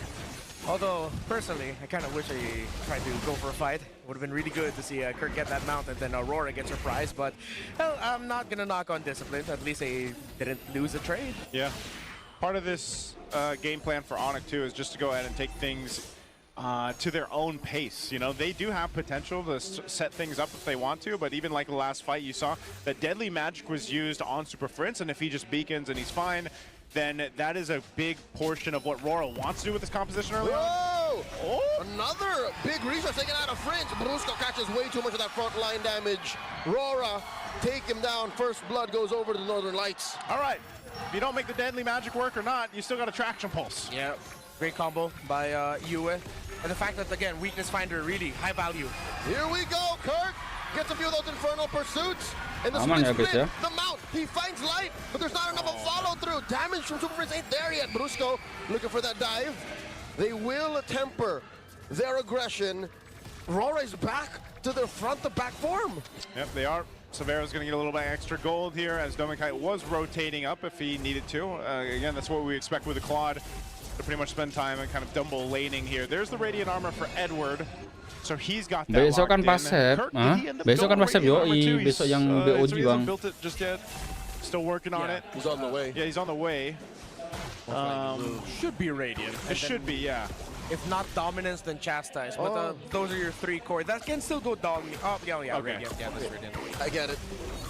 Edward just committed to fully building the Radiant Armor. Didn't he have boots? He didn't. He's like, I spent enough time in the air. I don't need boots. Yeah. If you can jump, why wear shoes? And there's a lot of jumping potential here too. I'm not rotating. Yeah. I'll stay. Well, he's lucky enough too that this turtle is going to be up here on this top side again. So, second one of the game. Onyx looking for control. King Kong will make his way there. He's got the buffs that he needs. Demonkite as well. We'll see this fight unfold. Onyx had the setup around the turtle last time, but Rora, I think they want to go ahead and get the Deadly Magic off. Oh no, that's another big engagement. Double ult combo, defensively used. Combo itu bang. Coming in, stopped here, but he will get the final blow. They pick up Brusco after he uses a flicker once more, and now Savera with the Salmon Force. Demonkite secures it. AOG defensively, Light gets it out there, but they will find Yue. Savera finds him. Savera dashing on through. Edward lacking one more proc of the Infernal Pursuit. Now Kirk, run Patrick, run! Demonkite's on him, throws a Deadly Magic, looking for that mount, and he will get it! The Kirk attack lives! But for how much longer? He's had Edward and Demonkite on him. Demonkite. Kirk, is he going to get away from this? He's got Kirk a team. now has allies. Super Prince and Brusco are taking the scene. Oh no. Edward wants to finish the job. Kirk is ready for the split. No, mayonnaise is not an instrument. Oh, Kirk gets Lama nih. away. Dude, he doesn't even have Radiant Armor. Belum Yeah, he nobar bang. doesn't have it yet, and I think in that scenario, he's happy that he ended up building boots first. Yeah, what? That's... You can't make this up. Oh, blazing the wet right in Savero's face. There, now he's got it. But my God, this is why we've seen Glue banned out so much. I mean, the amount of survivability that Glue has in his kit alone is kind of crazy. And it's a problem. It's a problem for Rora to deal with. Yeah. Speaking of boots, Edward decided to go for Rapid. Good because of the slow reduction that you get. Like, people usually think of Rapid boots, oh, I just want to get around the map faster. No, it's a slow reduction that's really helpful. 35% is a big deal. Oh, Kirk is clearing the waves. Demonkite's here. Stop Edward from taking it down. Demonkite throws out another Deadly Magics. Kirk is fine again. Radiant Armor doing work. Just built it up. But there's a significant Domain lead growing kite, between domain him kite. and Edward, with Edward around 600 ahead of the glue. Yep. But really, once those items start coming in for the glue, it's a problem waiting to happen. The thing is, though, is that Brusco's been struggling again. It's a really smart choice that Yue decided to go for the weakness finder. That initial burst is slow, slows down the movement of the Khalid, making it a little bit easier for you to land your hits on him. Lots of control. And that's what we've been seeing in the trade so far. Ooh. Severo caught that deadly magics, dropped that Zaman Force, a little extra shields. Help! Help! Not gonna work out. Demon Kite takes him down. Gold laner from Onyx absent for this turtle take. Yeah, so I don't know. Is Onyx still going to stay around this side? They just forfeit the turtle over without Severo. Nice taunt by Light coming in. Blazing duet by Kite. Does a lot of damage. Now he's backing off. Brusco gets taken down. Still in the thick of it. Kirk, where are you going? Oh. Great play of the map. King Kong pushing minions and mids, so Demon Kite cannot go for the chase right away. He had to defend. Good save by King Kong. Him just smartly pushing the waves meant that Demon Kite had to clear it up so that he couldn't chase Kirk down. Yep. This one's going to be very close, it seems, in game one already. A lot of back and forth. That's exactly what Aurora needs to do. They got themselves a bit of a lead. The biggest problem, like I said, is making sure that somehow, some way, you either deal with Kirk or at least protect who you need to, because he every single time he goes right for Yue, you know, and if Yue doesn't have that flicker, and of course he's only able to get away a little bit on this Kimmy, and eventually a Kite too, that's going to be a problem. So Kirk scaling up really well here. Aurora will finally get this tier 1 up top down, and so they are starting to play the map a bit, and that's exactly what we talked about. Tractor pulse? Stolen orange. Severo. Wow. Fast clear. Shields to help deter the damage from the deadly magics. Look at that push though. Oh, they left Kite in the kitchen, man. Oh, that late. Free banget ya, Bang ya. Can't leave Kite on the clod like that. Tier 2 already falling at this point. Yang paling ngeri sih guys ini guys. Even the magic shield, the holy shield popped. Yep. Yeah. That's huge. Get to stop it. They lost 3 minutes worth of extra protection. Yeah, that 3-2 split by Aurora ended up benefiting them greatly. Sent Light to just hide off in the shrubs, making it seem like Kite is alone. But Onyx knew like they could try to make a play in the bottom. They were able to steal the orange buff of Demon Kite earlier, as we saw. But that's a big loss. They have to equalize, and they will with this tower up top. Yep, Severo will go ahead and get that. Playing a little bit of defense here. It's just a back and forth across the map at this point, trading objectives. Let's take a look at the items real quick before this Lord fight. Okay, Dominance Eyes on the way, almost there for the glue. Oh, Dreadnought, and then I believe Edward might be eyeing a Chastise for himself. Okay. Lord's up. They have the positioning they were looking for. At this point, too, King Kong still here on this bottom side. Aurora's gonna know this, but no.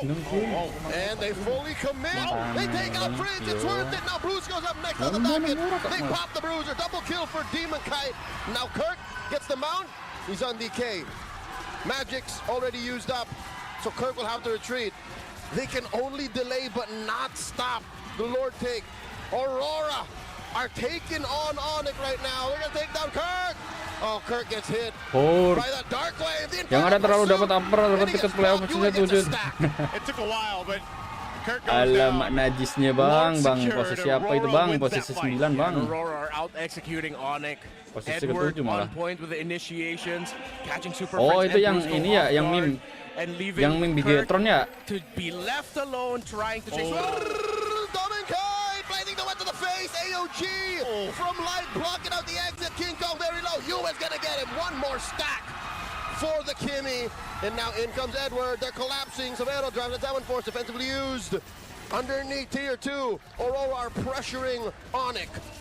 Aurora comes out swinging. That is a confident play from Dominkite. And now they march towards the base with the Lord up top. They got a couple shields to work through here, but they'll take down this tier 2 in the mid. 4 items already locked in as well for Demon Kite and Yue. This very greedy lineup of Aurora has benefited from not only the aggressive fights that they've been taking, the great fights, but they've benefited from great macro. Oh my God, Kirk without a half health. He's begging them out. Bermimpi gitu ya bang ya. Mimpi boleh sih bang, tapi kalau upper kelihatannya nggak mimpi dah itu. Lebih ke apa lah. Still gets a couple more swings before he goes down. Oh, surprisingly, even without the shield there, Lord's not able to go ahead and take down the turret just yet, but Yo, they're gonna jump Kakak. in. AOG from Light, and Brusco is compromised. Yue gets another stack, and they try to take down Dominkite. One more hit would have done it, but Onyx don't have enough dive. Here comes the Summon Force. Edward jumping through. Super Prince might go down one more time. Super Prince gets Light, and the Summon Force expires. Dominkite finds King Kong. Into the back line. Severo survives with the fountain, but they will lose tier 3 mid. Holy moly, what a defense so far from Onyx.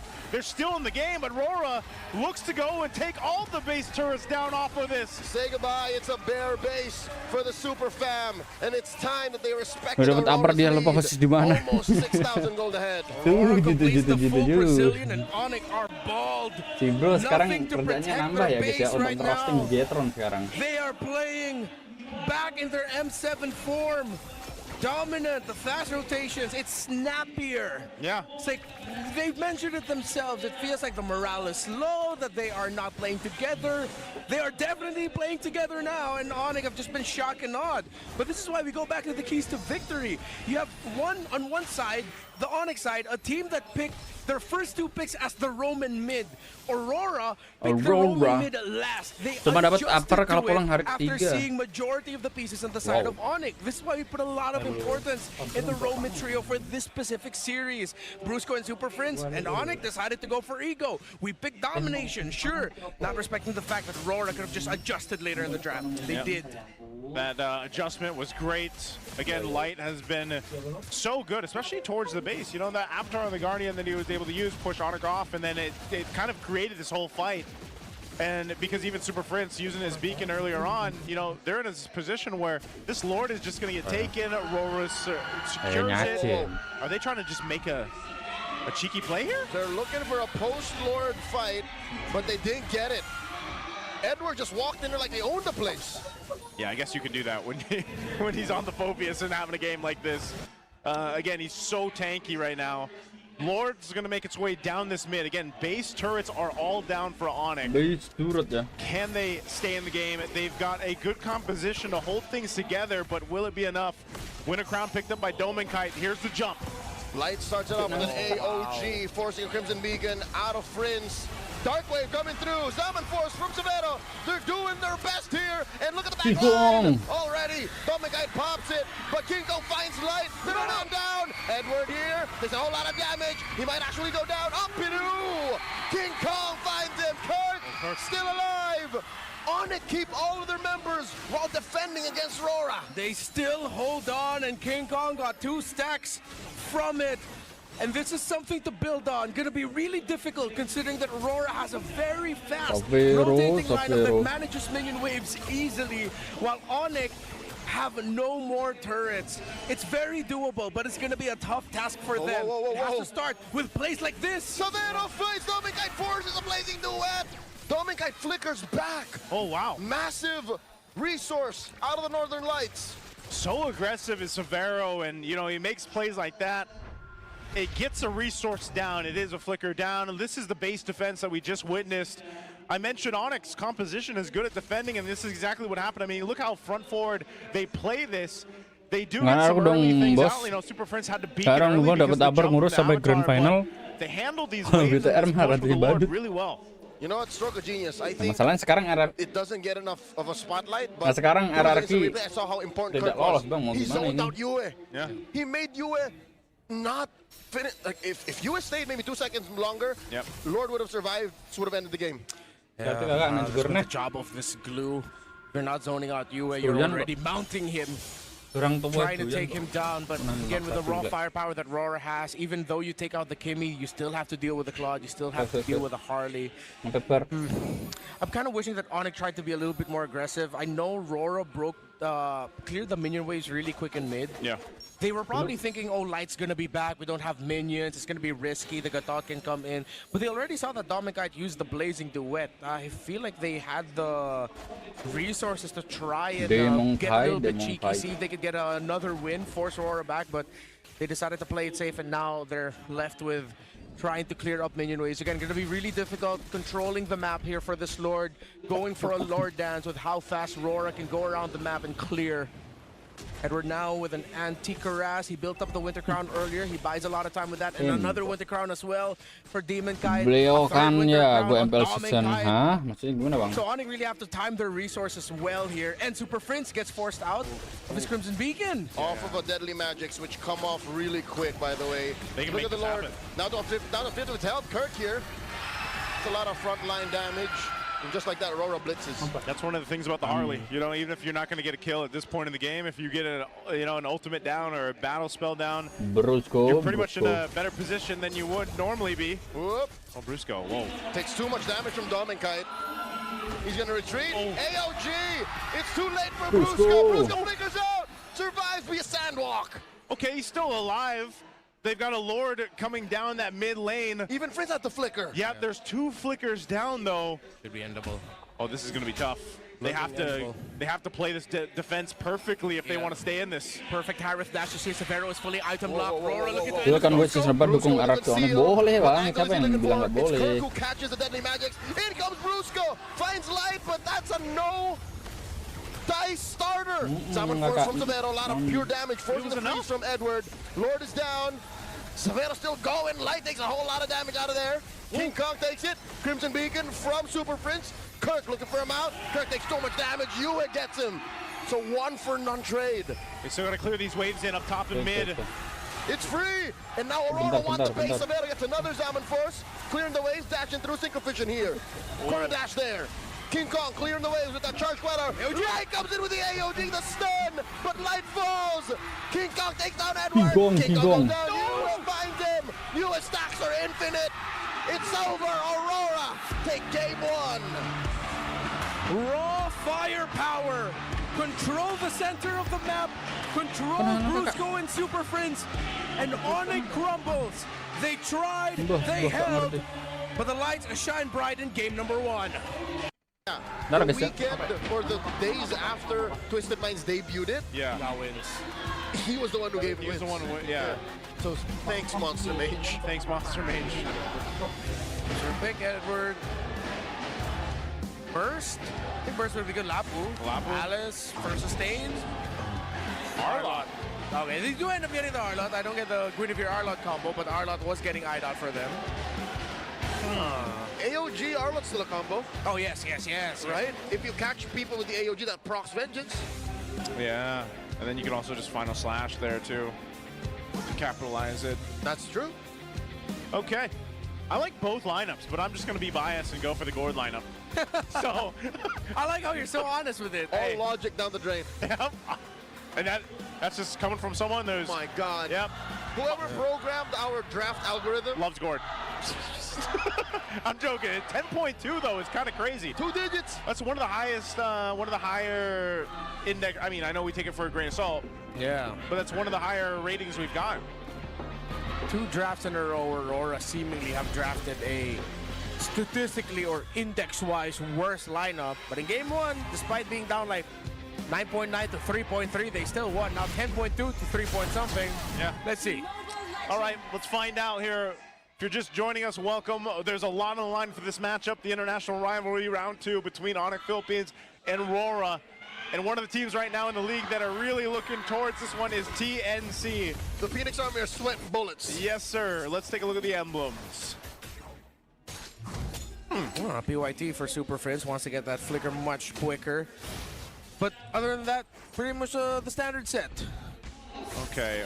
Also with this being, I'm wondering how this will also affect it, like broken walls with this kind of composition here. Oh, Demon Kite, yep. Okay, King Kong got half an orange gambit in. Yeah. He took the first half of the beetle. Well, he's pretty, I was going to say, his light, he knows he goes to his purple, so they're back to it. Brusco taking a couple shots. He'll be fine. Still has revitalizes if he wants to use it. King Kong will go and grab his purple. And Domin Kite, wow, taking a whole lot there. This is usually what we see from Severo and Domin Kite, or just Severo in lane. I feel like he's one of the more aggressive. Ya terus ya nanti kayak BTR. Cuma Early items. Boots rush. Oh, Kong! terlalu ketawa ketiwi, Oh, he's jir. far gone. What was he doing? Why was he in so deep? Yikes, that is a miscom of all miscoms. Yeah, There was no one with him. I was gonna say, I'm not sure why he was there. It seems, I don't know if he was told by Brusco and Super Friends to go and check, or if he just decided it on his own, but in those scenarios with not a lot of info, you have to talk with your Roman mid laner and let them know if you're gonna be checking like that. How many are in here? How many? Dominkai 1v1! Flickers out! Oh! Savero! Oh my goodness. Senses! Dominkai's flicker! Both gold laners spend it and are both within inches Oh, no of way. death. Severo. Domenkai. Oh, on camera, the gold lane duel leads. Oh, but here, King Kong's here. And He has his ulti. charging it up. Drops that deadly magic summon force. Buset, King Kong. It's a non-starter for Onyx. They lose a turtle, and they lose the gold lane tank. Oh my goodness, Dominkai surviving all of that. What a play up top. All of that. After all that. And he dropped the Zaman Force as well, just for some extra protection, so he gets the dashes faster and avoids the poker trick. Oh, shields. Yeah. Just those little bit of shields, already a big deal. But the balls on those two, damn, I didn't expect such an aggressive. Oh, yo. Mystic Gosh! Oh, there's two! Oh, he's still going. Super Frizz throws out the Kering, LG. And despite the glorious pathway, Aurora get the better of him. It's a Mystic Gush measuring contest. Oh, Blazing Duet coming through. Blazing Duet, bro ya. Savero down, but Savero gets on out of there. He's fine. Okay. Hasn't been the smoothest experience for Severo. But Dominkai is now going to be able to get a lot of farm here. A lot of more gold, and Onyx, they were running out of time. It's the final slash used. The compromised Brusco's Yue, position. He's Yue. fine. Cool as a cucumber. All right, he's going to be fine. Oh, wow. Whole lot of action happened across the map, but they've got the push happening down here. Look at how many members on both sides are here towards the bottom side of the map. Glowing Wand already secured by Yue very early on here. Super Prince getting close to his first item also. It's also a wand. He's also at Wand, I mean. So the contest continues. Yes. Glowing Wand, great first pickup for any mage. Please pick it up. Unless you juice in and you go for Elegant Gems and do that. Just everybody get Glowing Wand. Yeah. G-dubs. Yep. Especially with the Revitalizers in play here on both sides. Yep. So Oh, wait. Yo. Kirk's full first item is Brusco, a Brusco. heptasy, so he means business. He's got ill intentions. okay, this turtle, second one of the game. Aurora holding on to it. Kirk's on this off angle here. Everybody joining for this one. Oh, a dog pile on a Kirk, the same spot he died about 2 minutes earlier. Dominkai. Stolen one. Comes out two. Zaman Force. Oh, Brusco. Savannah gets it out of there quickly. Brusco in the middle of four. Second turtle goes to Aurora. This team is revitalized. It's like we're in Jakarta all over again. Remember earlier this season, it was a surprising dominant sweep by the Super Fam against their rivals in Aurora. And now it's not only Aurora or Onyx affected by this. We are minutes away, getting closer and closer to seeing even TNC get eliminated because of Aurora's sweep win here. Oh, Light here catches a taunt, but Savannah knows the timing. Savero. BMI through, and now in mid, they try to catch Edward. Oh, what?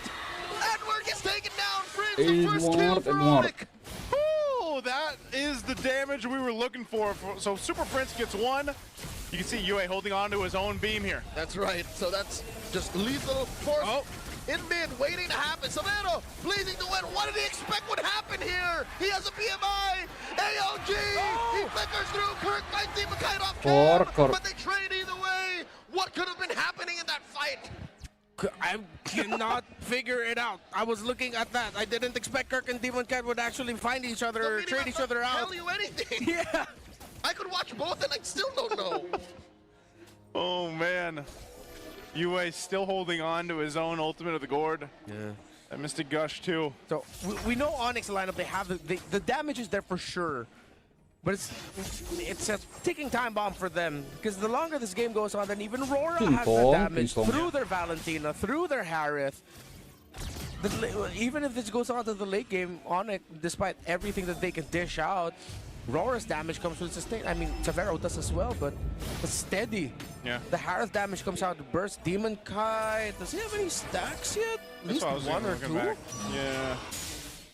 Not sure if Because he didn't first build this item, he just went for the Fury Hammer and then he went for the Sky Piercer. Sky Piercer. He might have. 3 already? No. Oh, Because he traded with Kirk, remember? Oh, Yeah. correct. Ah, yeah, it would have reduced. Final turtle coming through. Brusco drops that glorious pathway. And in comes Super Princess Gush. No dice. Yua survives, holding on to his. Yep, UA still got his. It looks like they're probably, maybe he just, keeps it.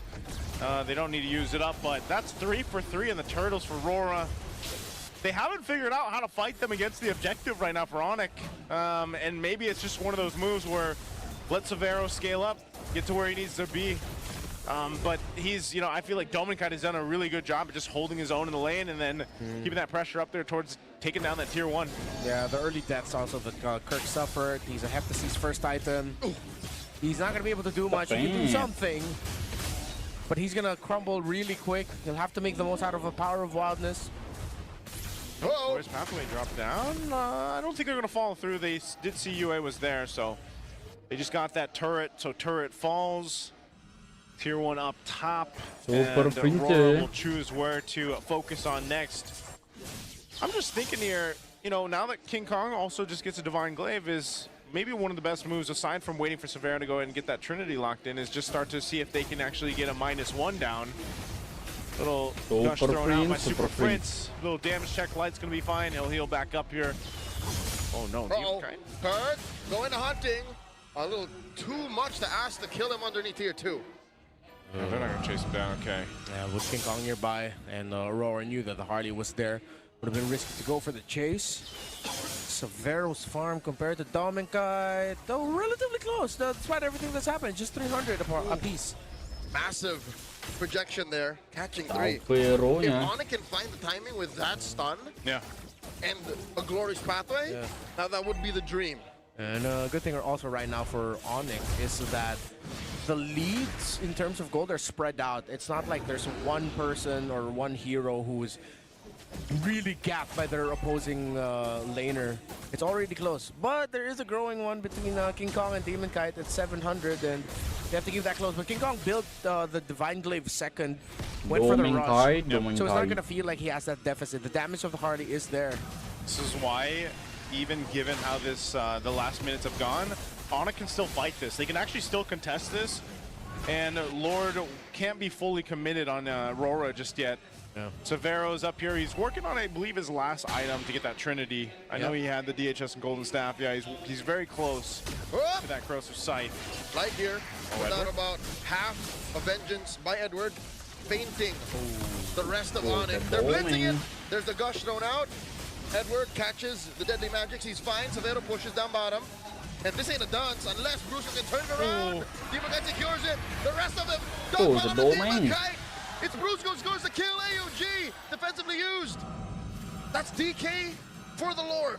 Yeah, worth it there, but they have to try and hold on to the tower in mid. But with the other members of Aurora quite low, they might lose it. Yeah, they might lose that turret. The deadly magic was thrown out, but Edward got back to the base, so they lose the turret. But I think Aurora, I don't know, are they actually going to be able to do anything with this Lord pushing through? Maybe a couple the tier 1 and mid still up. Yeah, at least be able to break the tier 2 in the top lane. They don't really have enough of a flow down bottom.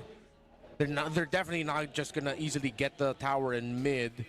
And I think, Edwardnya aman ya, Bang ya. Onyx are positioning so that they can clear it fast. Yeah, this is no charge. Effort by Onyx to actually get rid of the Lord. Yeah, Prince throws out a gush, and they successfully defend. Very quick clear. That's what this composition does give Onyx. So the Lord pretty much resulting into essentially nothing for Aurora. If anything, Aurora lost their lead. Yeah. Onyx are up by 500. The gap that was closed was the Harley one. Because now it's the Harley with the lead over the Suyo. When heading into that last big Lord fight, it was a 700 lead for Demonkite. Yeah, this is why I was thinking that, now this is that timing that you're looking for with Onyx lineup. Severo is pretty much, for the most part, where he needs to be. And if they can actually follow through with just a simple stun, like you mentioned earlier, Leo, that actually is going to be deadly for Aurora to deal with. This tier 1 turret will be Nggak tahu, knocked Bang. down. Besok Severo baru, Bang. grabs that. And now it's Onyx trying to look for some openings here. UA is still holding on to this Mystic Gush, but he's got to be careful too, because if they do get caught, even by King Kong, we've seen him be very proactive on just throwing the deadly magic out. He can potentially, whoa, That's a projectile. oh, like that. Plus a gush. And within a second and a half of engagement, Light just says, I'm out of here. That's why the first time we saw the Gord come through, it was paired up with Harley. Like, it's such a deadly synergy between the two heroes and the itemization, even with that Genius Wand being in play. So Even when you build magic defense. Yeah. True damage, raw magic and true damage. Oof. It's gonna be really tough here for Light now. That's one thing that I forgot to consider, just how much damage that to stop by the combo. Oh, stun. Wow. That No conceal intercepted by a single projectile. Yeah, Bruce Aman giving saja, the bro. information also, so it was an easy call for Super Prince to drop the stun down. 10 seconds before the Lord spawns items. The lead is between the Gord and the Valentina. Big one favoring Onyx. 1,000, but it's already up to a Holy Crystal for the Harith, so he does have damage. okay. Lord's up here, Aurora. They've got their own idea. They're gonna go for Kirk. Oh, the final slash won't connect on Kirk. So no final slash available. Gush thrown out by Super Prince. Okay, some green lights for Aurora. They know that big resources have been spent. But with Onyx here, having the Lord soft reset, they're gonna have to reset that dance as well. That's the problem too. Like, look at this, King Kong just able to go ahead and deal with Demon Kite. He didn't even use the deadly magic yet, but just staying on that side while Severo holds the Lord is enough information for Onyx to kind of wait for Aurora to potentially overstep. Yeah, King Kong's gonna swing up. Oh, He'll give the information to Aurora that they show up. actually, both junglers do that. Aurora make a move. Bruskonya. Another projectile catching Edward. They want to rush. At this point, Edward still has that final slash. And Yue gets put down to half health. Brusco putting a barricade between the Lord and all of Aurora. This may be the signal. Maybe the Northern Lights are actually giving up on the Lord. Not just yet. Man, both these sides using ultimates here, but the Lord is going to be worked on and blitzed down by Onyx now. Wow. Here we go. Super Fab taking long Mystic Dash, forcing an AOG out of Light defensively used. And just like that, Onyx have scored their first major objective. What a dance by Onyx. After King Kong cleared up top, Bruskonya. Roar decided to make a move. They got a little bit closer. Yue got poked down by Severo. But because of that little hesitation to go for the rush, because the high loss was right behind them, Onyx played the map. Once the minion waves were pushed towards towers, Rora had to give up the Lord. And now Onyx look closer and closer to forcing a game 3. Ooh, Deadly Magic's thrown out the Demon Kite. Demon Kite taking to the Lord now. Ooh, that's just poke out of Onyx. And they might actually get inside the base. Salmon Force. Oh, the it's a Demon Kite domain. takes a lot of damage at death's door. He dashes on out of there. They do keep that tier 3. Wah, ngeri juga ya, Bang ya. Onyx now all have Athena shields. Kirk, Brusco, they're going to be able to survive damage. All this damage keeps sending Aurora back. Yeah, they're constantly going back to heal up just because of how quick the deadly magic is available, and even Super Prince at this point. You know, so you were wondering, for Aurora, how do they approach these fights? Because so far, the majority of the game, it's all been a warning about the Harley-Gord combination, that straight line of damage. But now, what about Severo? Severo just picked up the Malefic gun too, and you're seeing just how much threatening there is here. Oh! Glorious pathway. Brusco. Light is slowed down. The Gush is enough to stop the AOG. And Light gets it again. Edward! But he gets stopped. Route control is enough. Kirk pops him.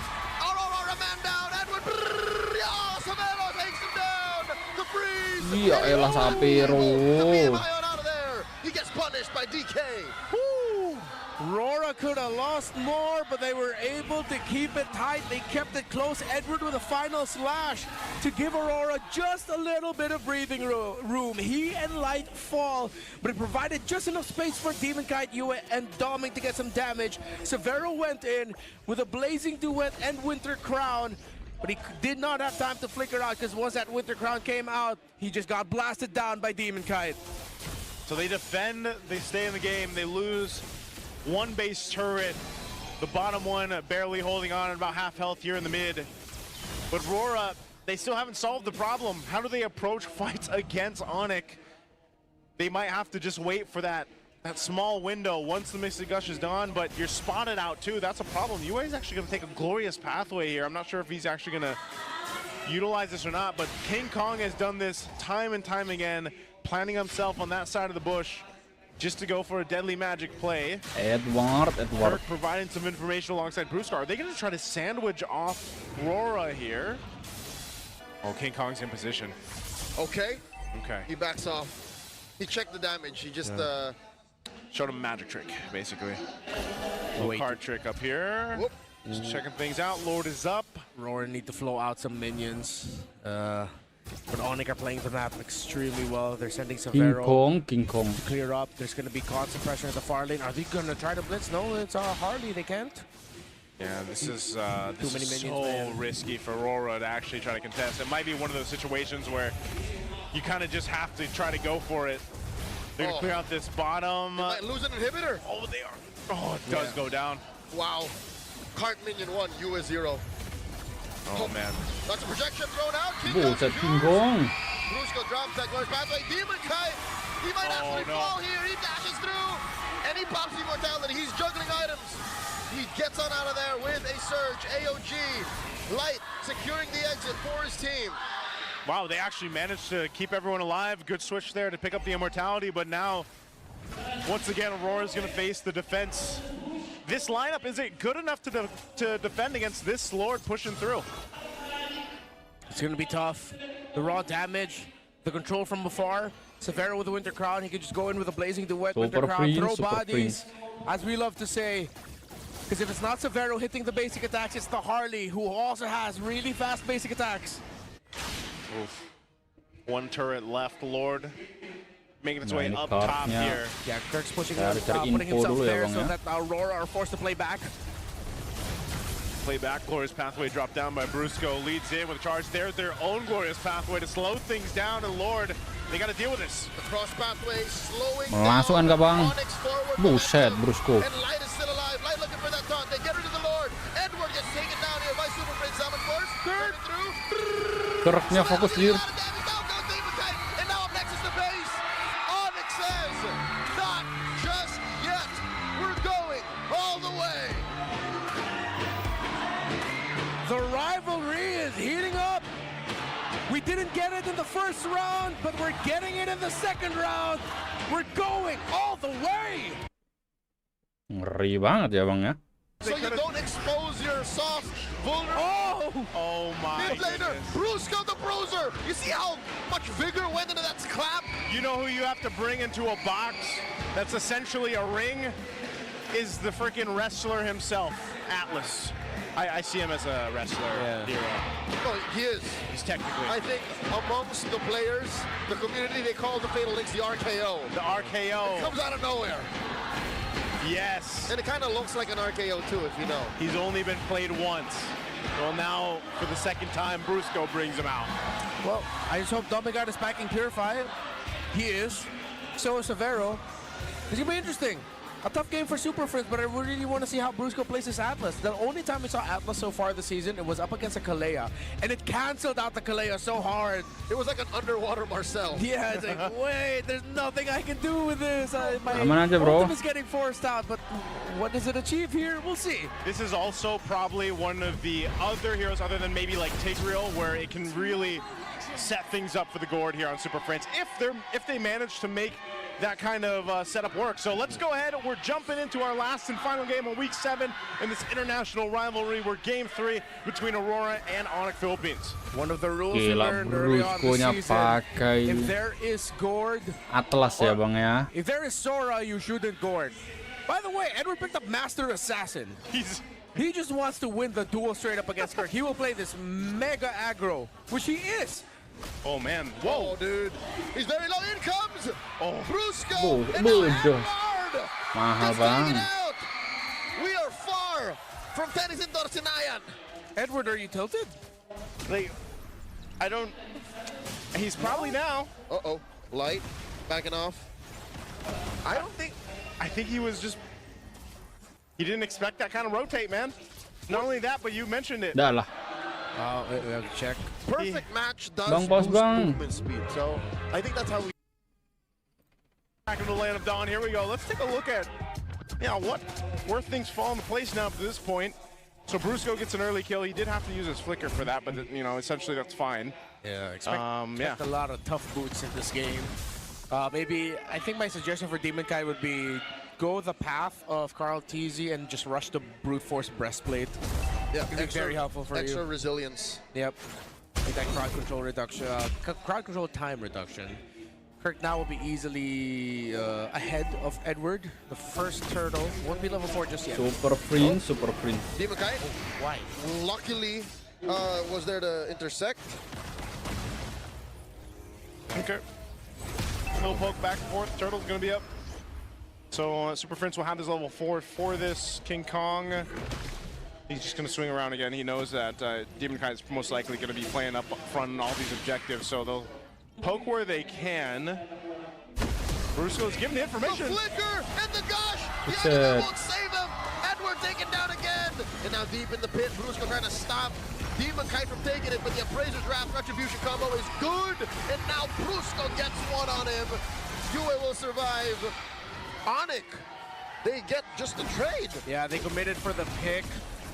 And because of everything they threw out to take down Edward for the second time early on, Rora easily got the turtle. Yeah. I think King Kong also understood the situation, decided to go around. Sapphire. Didn't want to commit a dash going into the pit. Would have gotten a crazy crowd control chained.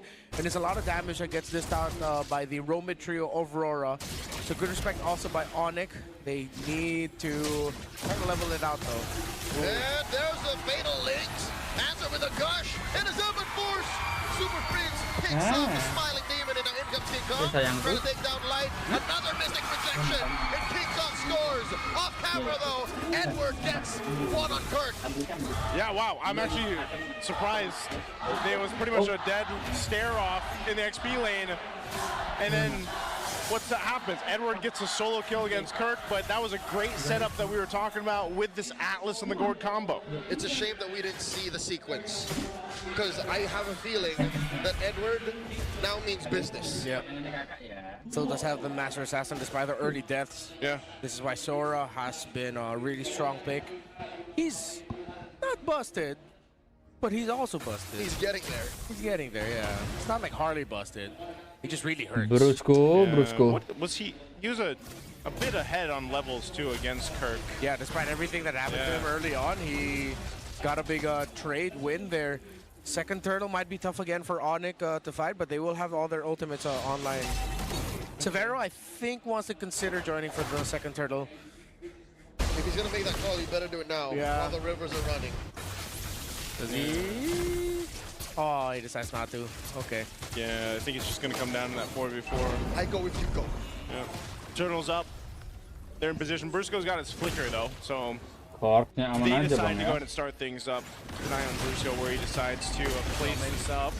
Doming rotates. Yeah, Doming is rotating up fast. They might just get this. RWM coming up. Turtle at a third of its health. Looking for an engagement. I think Rora just gave it up straight now. Brusco looking for it. No one home for the Fatal Links. Gets mad punished. An overkill by Aurora. King Kong tried to get the retry, but he didn't win the battle. Severo gets some farm in the bottom lane. That's a bit of a silver lining. But now, just as like clockwork, their Domeng timings, they kite-nya. know it too well. Yeah. They're going to be able to get some progress done in the tower in mid. Ya Not in Allah. range of the Fatal Links. It was just too dangerous. Yeah. I think for the rest of Onyx to commit. So, yeah, there was just no one there. Yeah, okay. Well, triple buff going to be taken here. Demon Kai grabs that. And this is, again, when we were talking about the pick for the Fredrin, this is a specialty of Demon Kite, you know, loves these utility heroes. Right now he's pretty solid, just kind of able to take what he wants, control the objective, spaces, and now Light could be in trouble here. Okay, a lot of chain CC on that default. But what do they do with that? Yeah. Worth it, though. Light was providing a lot of space for Demon Kite and Doming to make some significant progress in the tower down bottom. Almost threatened Severo to go down, forced out his Zaman Force. And now there's going to be a minion wave to deal with here. Comfortable farming for Doming Kite. So yeah, despite getting a kill, that still ended up becoming really good for Aurora. Nongki just gonna go in there, grab him that turret, gets out with the BMI, he's fine. So tier 1 falls, first one of the game. Oh, Aura's got that in control. It's a Radiant brushes. Yep. Radiant pickup. He's already got the Dreadnought, and I mean he's been tanky enough to deal with this, where he can just kind of plant himself up in this front side, and Demon Guy will just walk up to the orange buff. Memang tidak bisa. And there is a little baby Fatal Links. The Gush relocating. Super Bridge use that flicker. And Brusco might get another here. He goes down. Edward finds Retribution. Vengeance for 30 kills. And Edward underneath this. RWF, Juga helping him secure. And Edward can't save.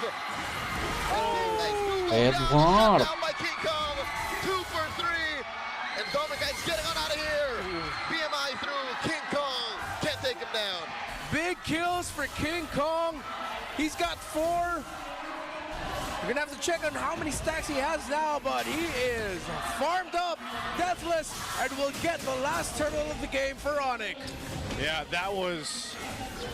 I don't know if it was obviously planned. Severo, I thought he'd actually capitalize on that kill, but it just worked out better to get the stacks over to King Kong.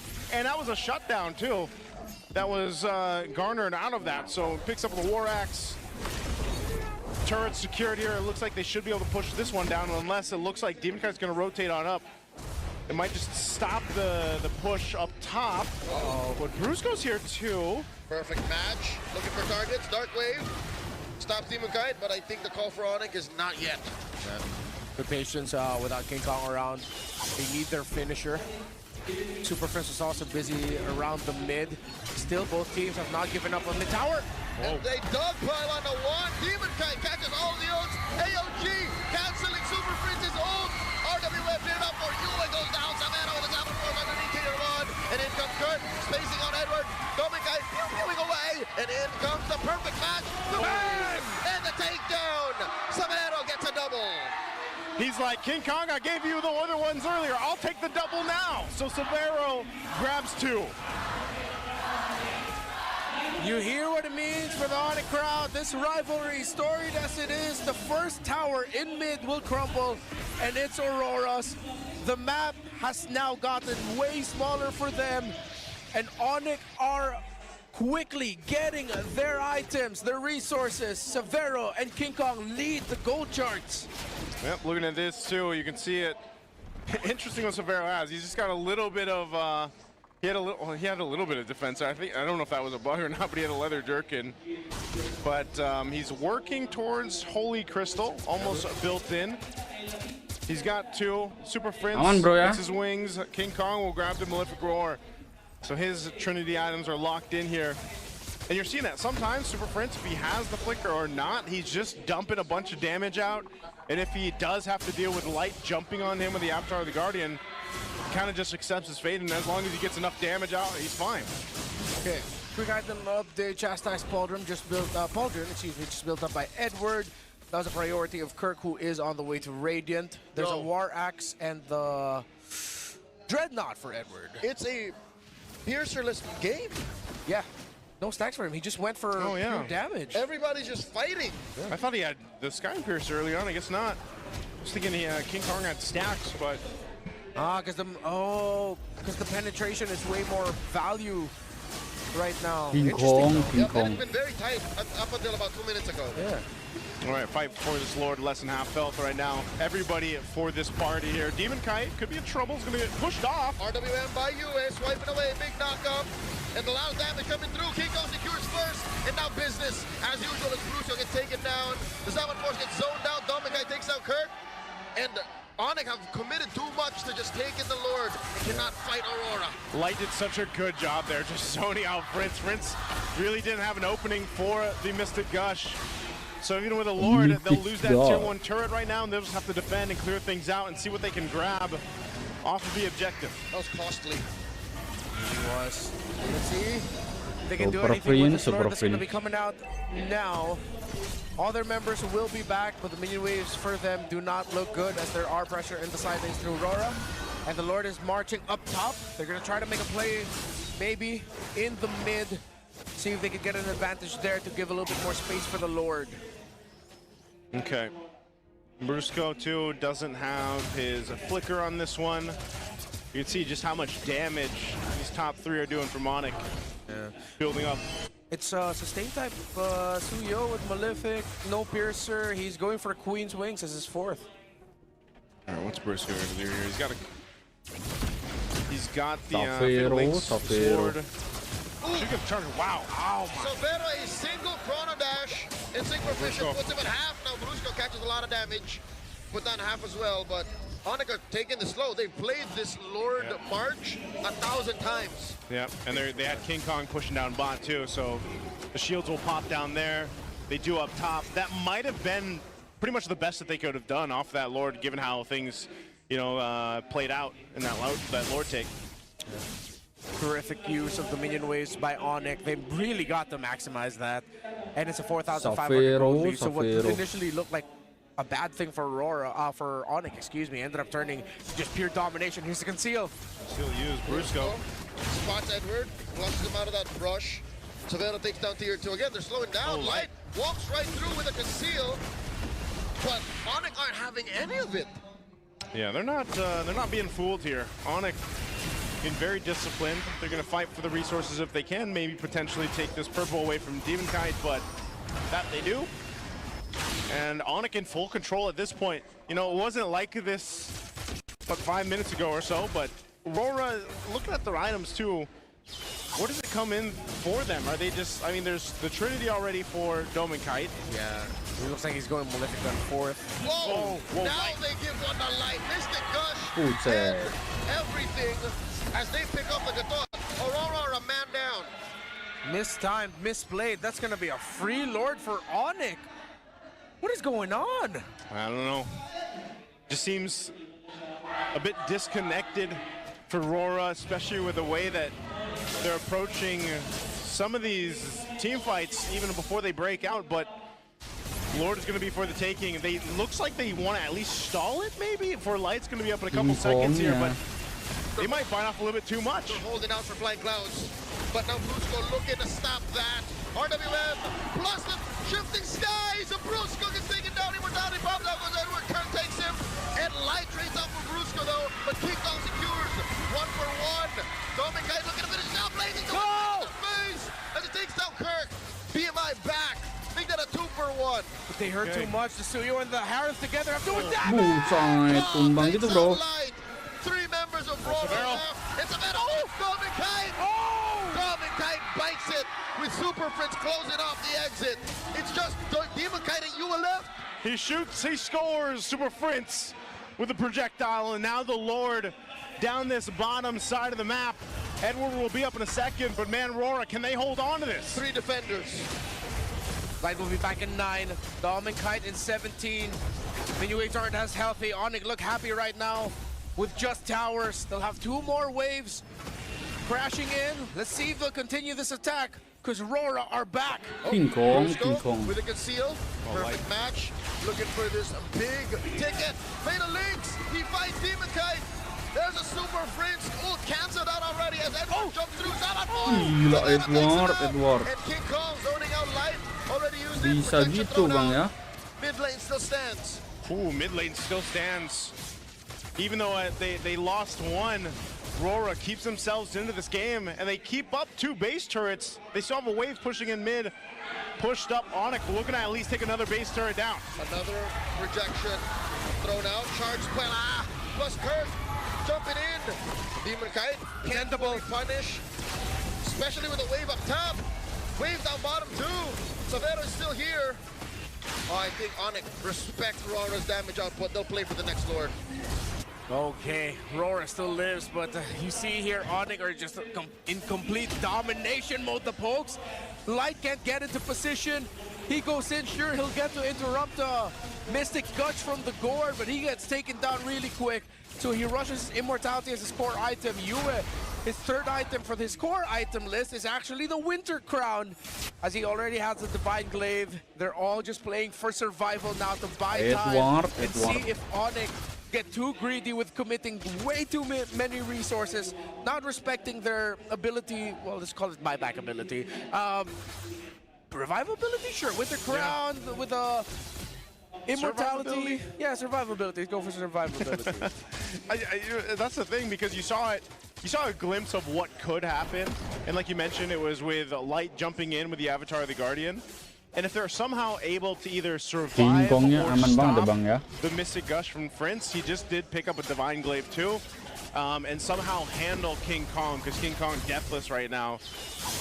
That's one of the main things. Aurora, they have all the pieces to the puzzle to solve it. It's just they haven't had the fights they're looking for. Oh, they know. They had a sense. Light spotted out. Diligence from Onyx. Wow, even Edward picking up a Winter Crown.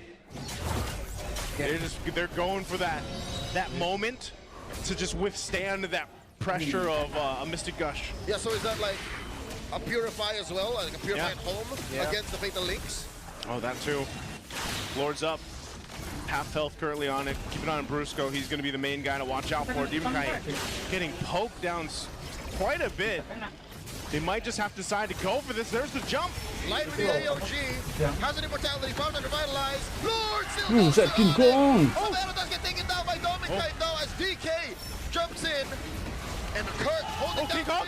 Look at King Kong coming through. Surges. King Kong, Right King through Kong. the remaining members of Aurora. And look at how low they all are. Super Prince wants King to Kong. house. Bruce is very low. King Kong. Is he going to go to the base? Going in. And Aurora still playing man-to-man defense. Light does come Lah back. bro, ya langsung kan bisa kali. King Kong. But it's too Ah. much. As the international rivalry ends the same way the second time around. Onyx. Make sure to scan the QR code and predict the Onyx. match winner correctly for a chance to win 1,000 MLBB diamonds. Again, taking a trip down memory lane, Team Liquid Philippines has not only secured a playoff spot, but they've managed to secure even their upper bracket spot. So the very first day for them in the playoffs is obviously day number 2. But for TNC, we're still not sure what's going to happen to them, but they have to do their end of the bargain for a chance to even make it to the postseason. Yeah. Looking really good for TLPH when it comes to their composition, while TNC, I think that this is still a scary lineup to face, with the Sora having the counters to the Eve as well as this Ford, I think, especially against the Meridla. You're okay, I guess, but there is, like in the previous games, we've seen little margin of error for Freemar. He has to play perfectly here. Okay. A very big responsibility on the shoulders of Freemar heading into this match, because again, he's like one of the more versatile heroes in this lineup. He's capable of doing more than just one thing across the map. Oh, hold on. Chakno already very low. Still doesn't use the Revitalize though, so it's gonna be okay for both sides. Yeah, feels like for the first minute, it's all about trigger discipline. You can't let that low HP dictate the pace of the first turtle, because you're going to need that moving forward. And now, they're just simply surrounding this Litho Wanderer. Not really much happening in the first minute. Yeah. And this is not going to be in the benefit of TNC. I think that they have to be active. But of course, it's the first minute. What matters the most is the first turtle fight. Yeah.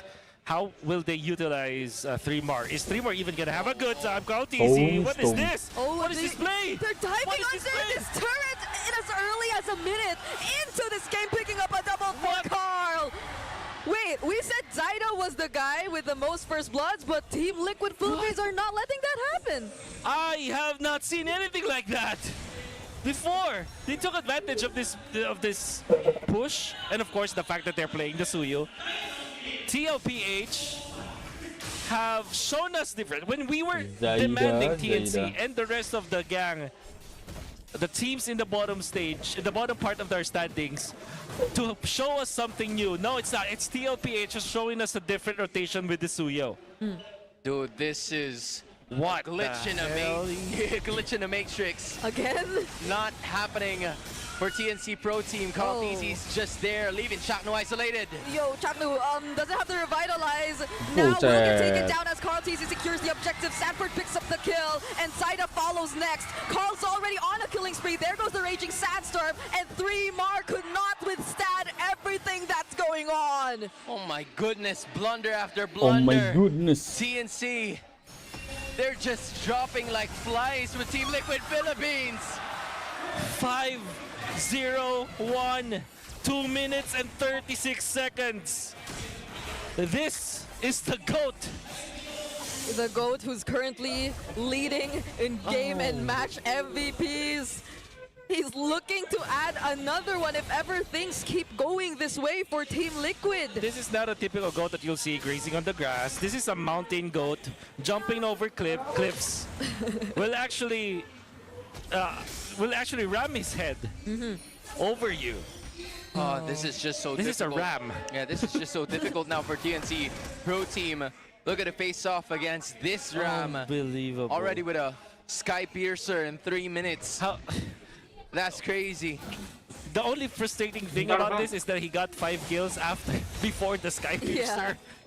Oh yeah. But come on now, level 7, 3 minutes 28 seconds. Is he still trying to beat the fastest level 15 now? Wait, what was his record yesterday? I honestly felt it was 9:01 or 9 o'clock. Oh. Okay. It's either 9 o'clock or 9:01. I'm not quite updated because the last time I saw him was like 9:56. But if you're saying 9:01, then I probably believe you. He's looking to do just that. This is the type of Team Liquid Philippines that we're supposed to see in the playoffs. The question is, will they actually be a little bit more complacent? The answer is no. They're literally doing their best to just be better and better after each game. Meanwhile, for TNC Pro Team, they're not only are they desperate for points, but it seems like this is a chess match and all of their pawns, most of them have already been down in the first 5 minutes. Okay, Zyda forces out that flicker from Sanji. The Raging Sandstorm and the penalty zone! The connection you get to see from Team Liquid leading into a monster kill for the GOAT! And the double at that! Storm trying to run away, but what can you do? You just hand over more stacks and a triple to Karltzy! Gila, Karltzy. Stacks after stacks after stacks. I don't even know what to call it, Wolf. Stop. They're Stack already market? dead. Stop. Carl, stop. They're already dead. Oh my Oh god. my god. And he's invading. 5K. Level 9. 4 minutes and 52 seconds. 8-0 and 2. Forced, what? 3 stacks of Sky Piercer after the triple kill. How do you even survive this? Yeah. Even that Raging Sanford and Raging Sandstorm. See, she did it. It happened again. We did not bring it up. The penalty zone. It was so natural. Chat, it was not on us. It's because you guys keep saying it. No, Chat. we didn't even say it at didn't all even today. actually Okay, say let's see. Storm, gotta get away from this, but that's a legendary for the GOAT. Betty Cutie might get to shut him down, though. It's actually Zyda who gets the shutdown, but that's Blazing to it as a response. JP finds the kill on Chaknu, and on the other side of the map, that's another penalty zone, capturing STREAMER, and a kill for Sanji. Oh, this Okay. is a 13-1. At least they were able to get the goal, but again, TNC Pro Team dropping slowly but surely, and even the turrets are going down. A very important shutdown. It was given to Zyda. Would have been best if it were given to Betty Kitty, but Zyda needs it all the same. 0-3 on the Sora. We talked about how critical it is for 3MAR to play the perfect game. But instead, TLPH are playing the perfect game right now. 13-1. The only death so far is on the GOAT, but that's only because he was overextending, actually. Yeah, if there's anything that's positive for TNC Pro Team, it's the fact that Benny Cutie is not even grazed at all. That might be very helpful for him moving forward, but the rest of the crew will not be tanking enough damage because they lack the items to be able to do so. So as long as Benny Cutie will be able to farm, it will be alright for TNC Pro Team, but the others also have to do their end of the bargain. Yeah. Retribution actually used. Sanford leashing the Rock Ursa to be given to Karltzy. Gets priority up top. Yeah, I think this is a mini game. I think we are at a mini game. TLPH wants to give Karltzy the fastest level 15 Wait, in this day and age. Okay, they are gradually approaching that. It's already 7 minutes. Yeah. Look at how divided that gold ranking was. I don't know if you saw, but it was all blue in the first half and all red on the other. Yeah. This is just Team Liquid Philippines. He just hit 12. The richest guy on TNC is poorer than the poorest guy from TLPH. Oh yeah. If that doesn't tell you how one-sided this is, I don't know what else can. Yeah. This is really difficult for TNC Pro Team. Even Brigida can say a bunch of things. Yeah. She usually says a lot. Yeah. How do you like? yeah, how do you describe this entire situation? Because even if you want to look at like potential angles for TNC to turn things around, it's mostly just like the setups they have are mostly just 3 Mar. Yeah. And that's it. There's a slight knockback from the Phantom Steed. Yeah, at this point we're just keeping watch of Carl TZ looking if he can even break 60. that level 15. 60 BPM for the goal. Oh my goodness. He's 13 now. He's 13, 13. all right. He still has 1 minute to go. 1 minute to go. And he's still farming. Yep. He's got a full cycle of minions, of creeps, I mean. Will it be enough to get it to level 15 though? Might not be. Well, we'll see, we'll see. Something might happen. Something might happen. Okay. That's crazy. We're even noticing Carl TZ reaching level 15 more than the actual fight in itself. It's a 10k gold lead, and it hasn't even 30 been seconds, bro. 8 minutes. 30 seconds. Carl. Wait, He's 30 clearing. seconds. Oh, I think he's got it. Okay. Does he have the time? Kenny? Does he have the time? Kenny? Oh, it's not gonna be enough, will it? Kenny, McKenny. McKenny. Wait, can he? Kenny? Kenny? They have to force a fight. They have to force a They fight. have to force a fight. If it wants to get to level 15, there's the fight. Oh, now 3 Mar forces that fight, but everyone's just able to move away 15 freely. seconds, Carl. He has a wave 15 seconds, down Carl. bottom, gets to clear it already. lizard, He get the finds the lizard down here. Why are we casting? Get And the why are we lizard, play by Carl. play? Oh, It's not enough. It's not enough. It's not enough. All right. And that is now broken. Look at the disappointment on Carl. Wait, what if? What if? Oh, no, we're past the 905? 901 mark. Okay, wait, 905. we'll get to see, but that's 905, right? 906. Okay. Okay. What is the believe- fastest? I can't believe we casted A speed run. We casted him farming. Yes. Because what can I play by but- play? yeah, I know. What should I play by play? I know. Oh, at this point, this is just a bloodbath for the Phoenix Army. They can't find a way. Absolute domination. Yeah. Trinity in for 9 minute 30 Trinity for Teddy. What can we do? Yeah, we're just watching everything unfold before us as the Raging Sandstorm and the Real World Manipulation get laid down at once. They are going to take this base turret in mid before the Phoenix Army is even able to respond. The Lord gets to walk inside the base, but Liquid are going to be okay with what they got for now as they wait for the next wave. You know, rarely do I ever see games this dominant in MPL Philippines. Like games this one-sided, 13,000 gold lead. Yeah.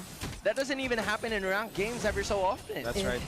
It's been happening since yesterday for the Stampede. Liquid get to take 2 base turrets at least. And TLPH are, yeah, they're done. I mean, they're just playing perfectly. They just want to end this. Yeah. They're just methodically pushing and pulling some of the waves. And they're looking for any sort of rotation from TNC. I say rotation, but more like initiation from TNC. Yeah, there's a flicker for 3 Mar already. Glorious Pathway already laid down.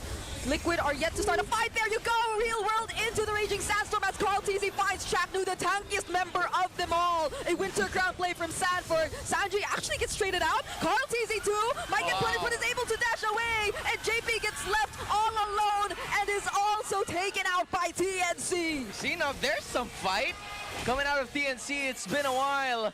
They've managed to tone it down to 11.8k, but there's still a mountain to climb for TNC. And to be fair, all those shutdowns, well, I don't think there was a shutdown that they were able to get, but they were able to get the 2 kills. And they can get out of their base now. This is already good. Okay, the retribution for Carl-DZ. Oh, man. Yeah. Not even a break for Zaida. That was the best way for him to get a purple buff. Still does not get it because Sanford was there.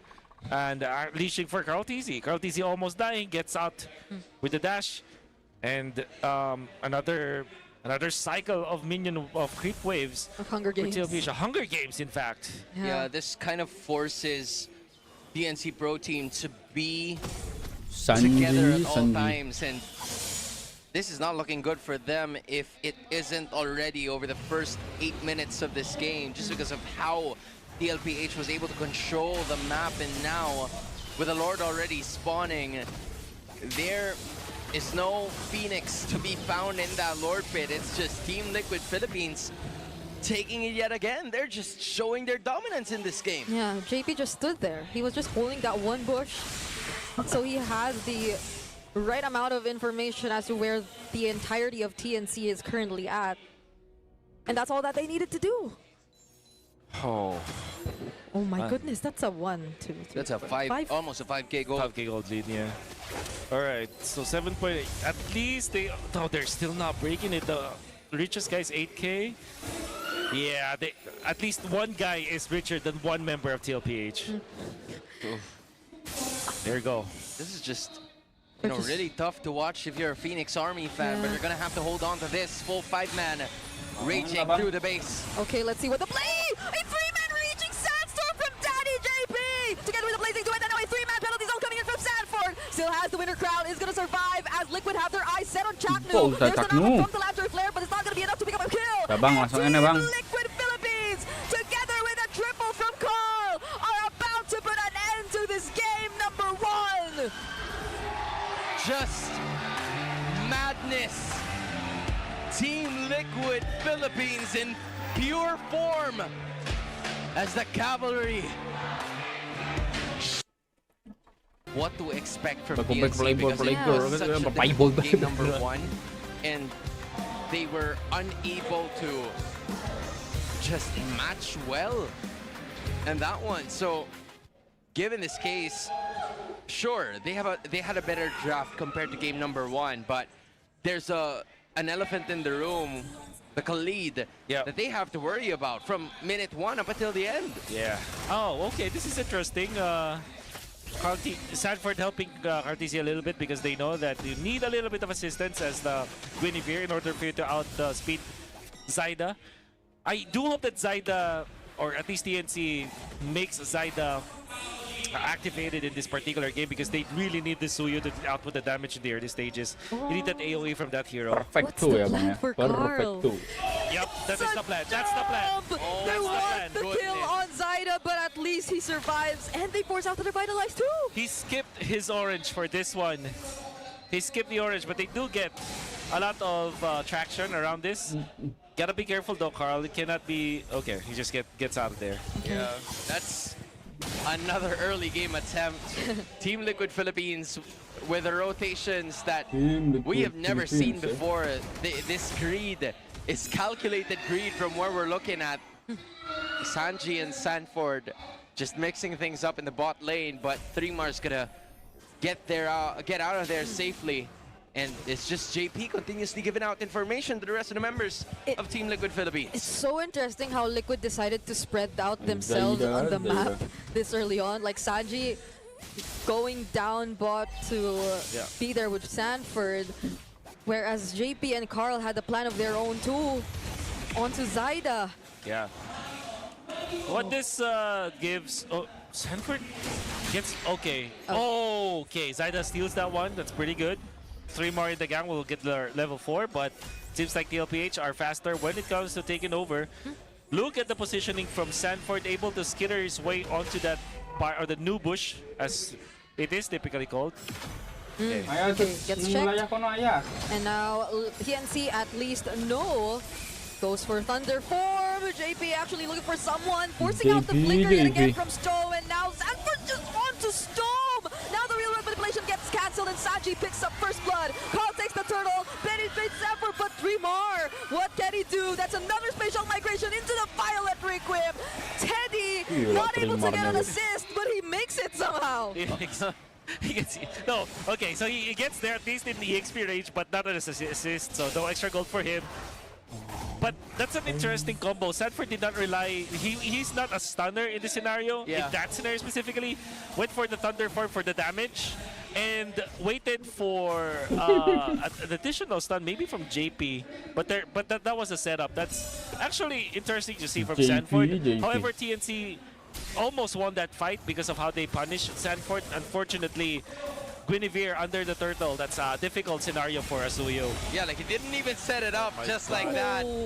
They were in too deep. Oh my god. Bren. Gila stormnya.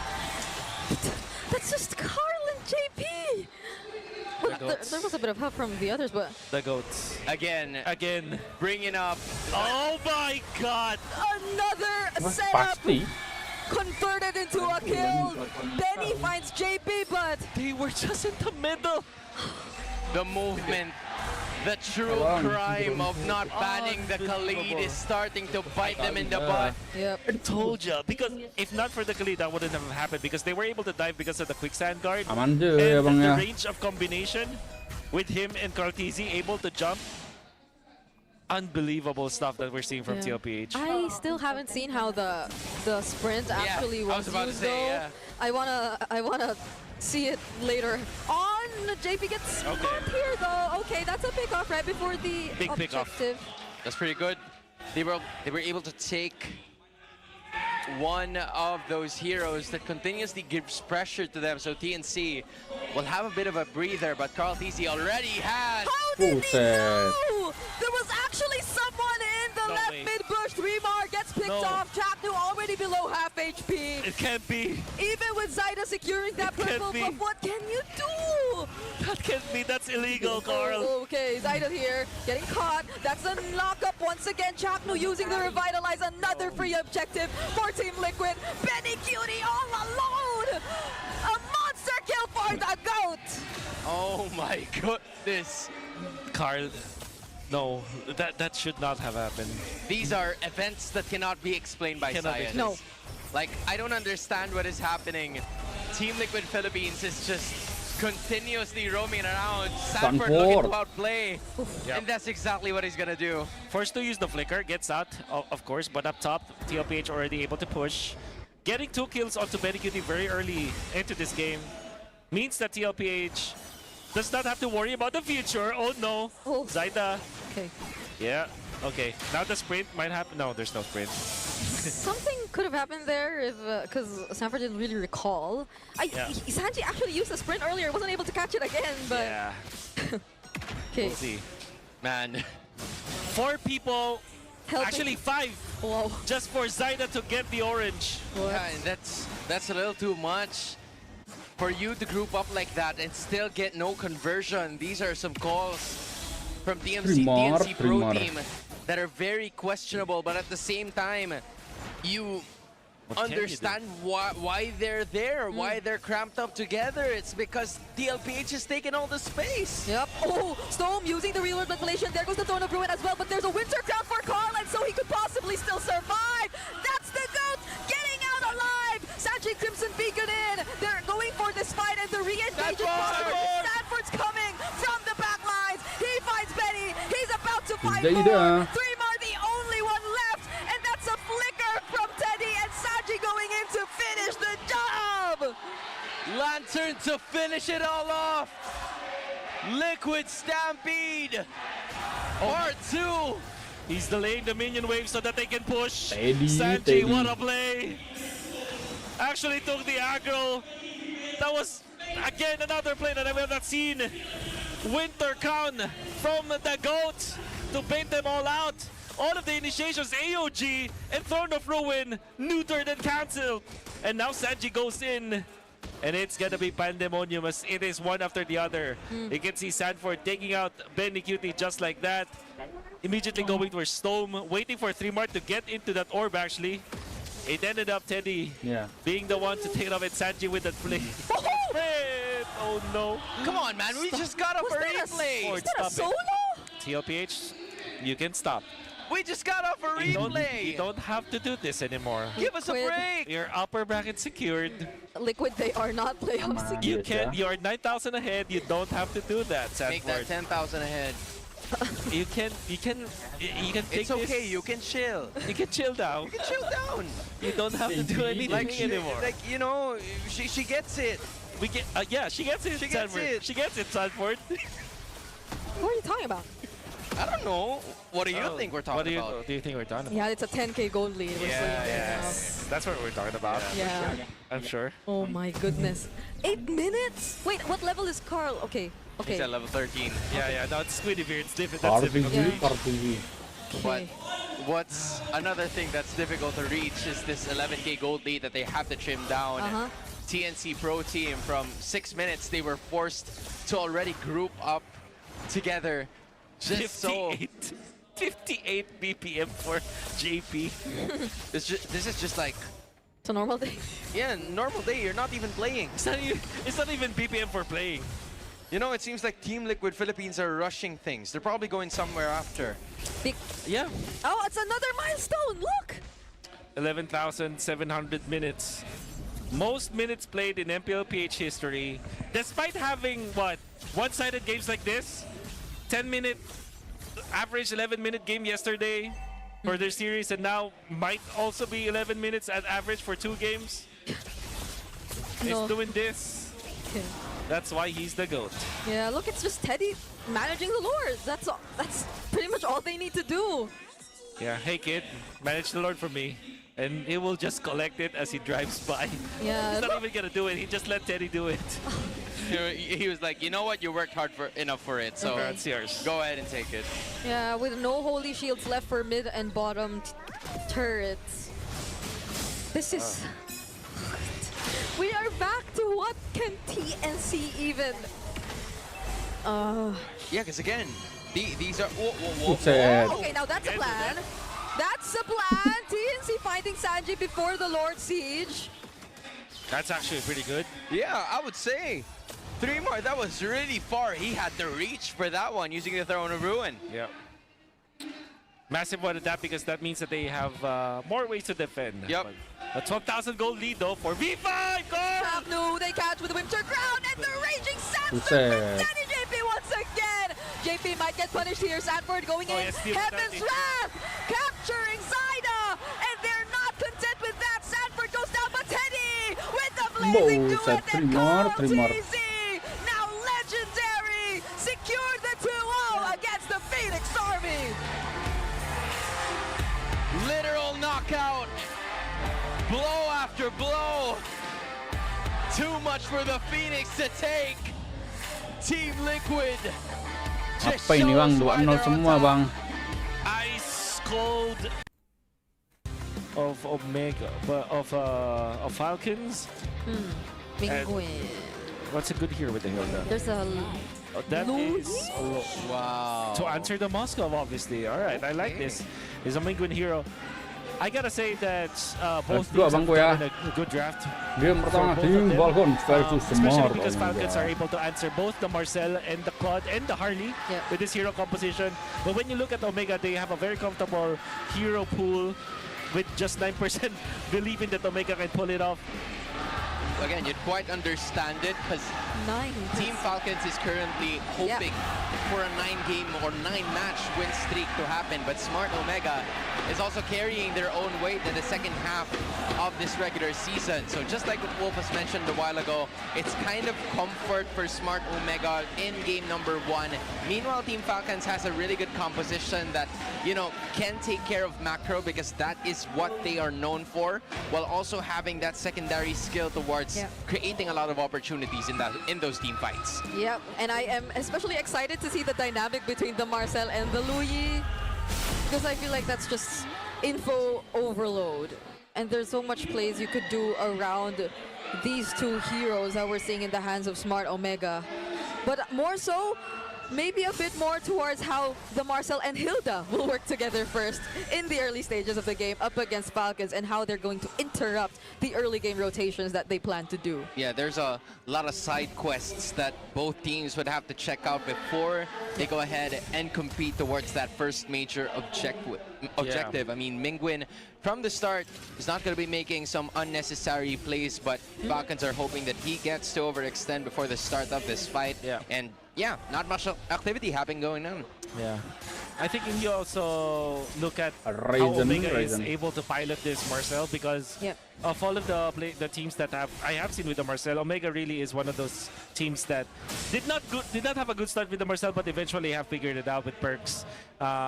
Eventually showing us how they approach this hero, and then the Hilda coming up from James. We usually want to see him with setup heroes, but because of how good the Hilda will be up against the Suyo and eventually this Uranus, it's just a valid pickup. That's why I feel like both teams have good drafts in a way that they have different ways to approach the team fights, and they have different win conditions.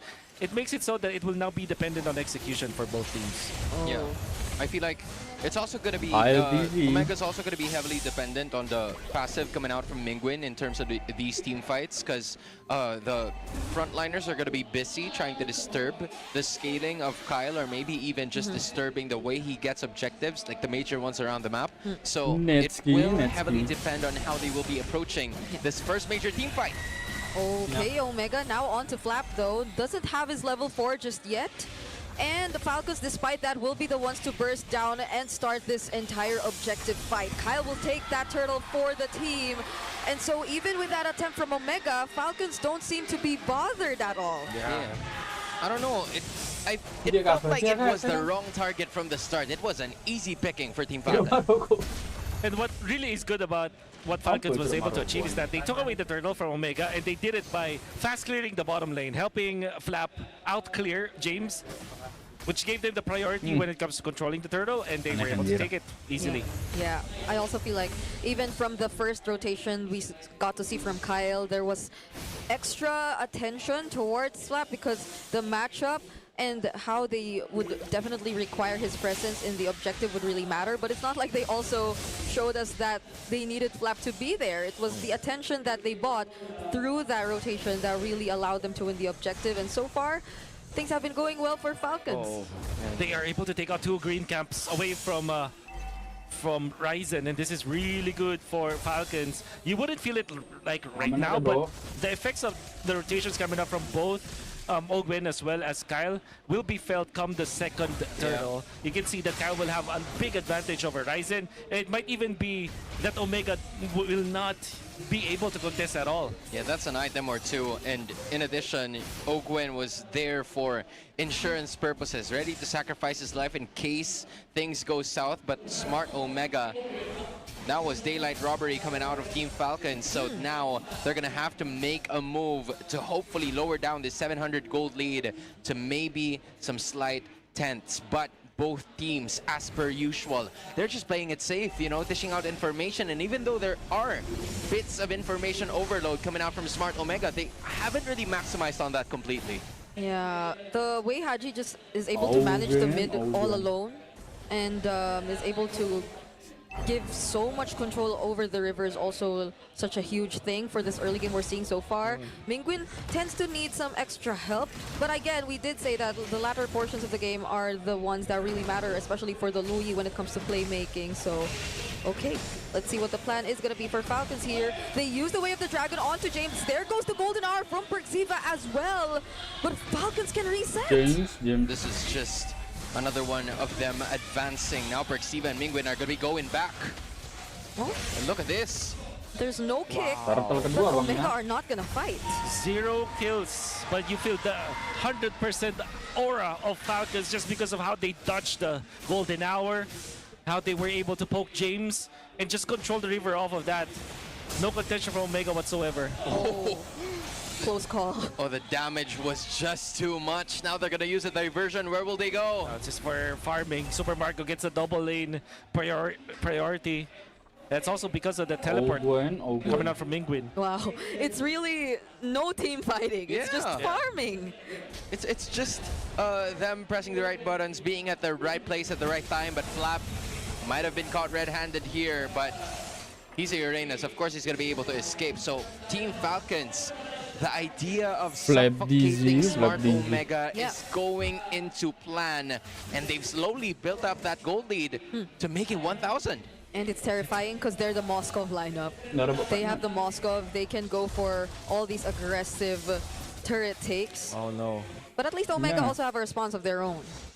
Yeah, the lack of team fighting is really bad for Omega because they are playing the Harley. And their trade shenanigans will not happen up until the mid game, I would say. They are not able to find farm for Ryzen, unfortunately.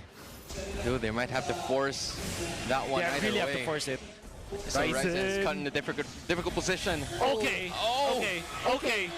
Now that's a pick-off. That's a pick-off. Ryzen first blood, 6 minutes into the game, and it's gonna be Kyle of all people. Okay, so again, Team Falcons have been pressing buttons well, not forcing. They're like pacifists over the first 5 minutes, and then Ryzen says, that's enough. This is enough, but To be fair, I would say that was such a great map movement, in fact, coming up from Ryzen. Yep. Kyle did not expect that at all. He's casually walking into that bush. Okay, now Omega might have a slight upper hand. That's a two-man knockup though coming in from Ogwen. The Blazing do it as a response as Ryzen secures the objective, and Ogwen getting punished right there with James ready to also provide support. Diversion play coming in from Smart Omega, but all they want is probably a push down bot. Here we go. The fights are starting to be forced by Smart Omega now. They've erased that 1,000 gold lead of Team Falcons, and they want more. Oh, flicker forced out from Haji. Flap here too. But Falcons are not gonna fight.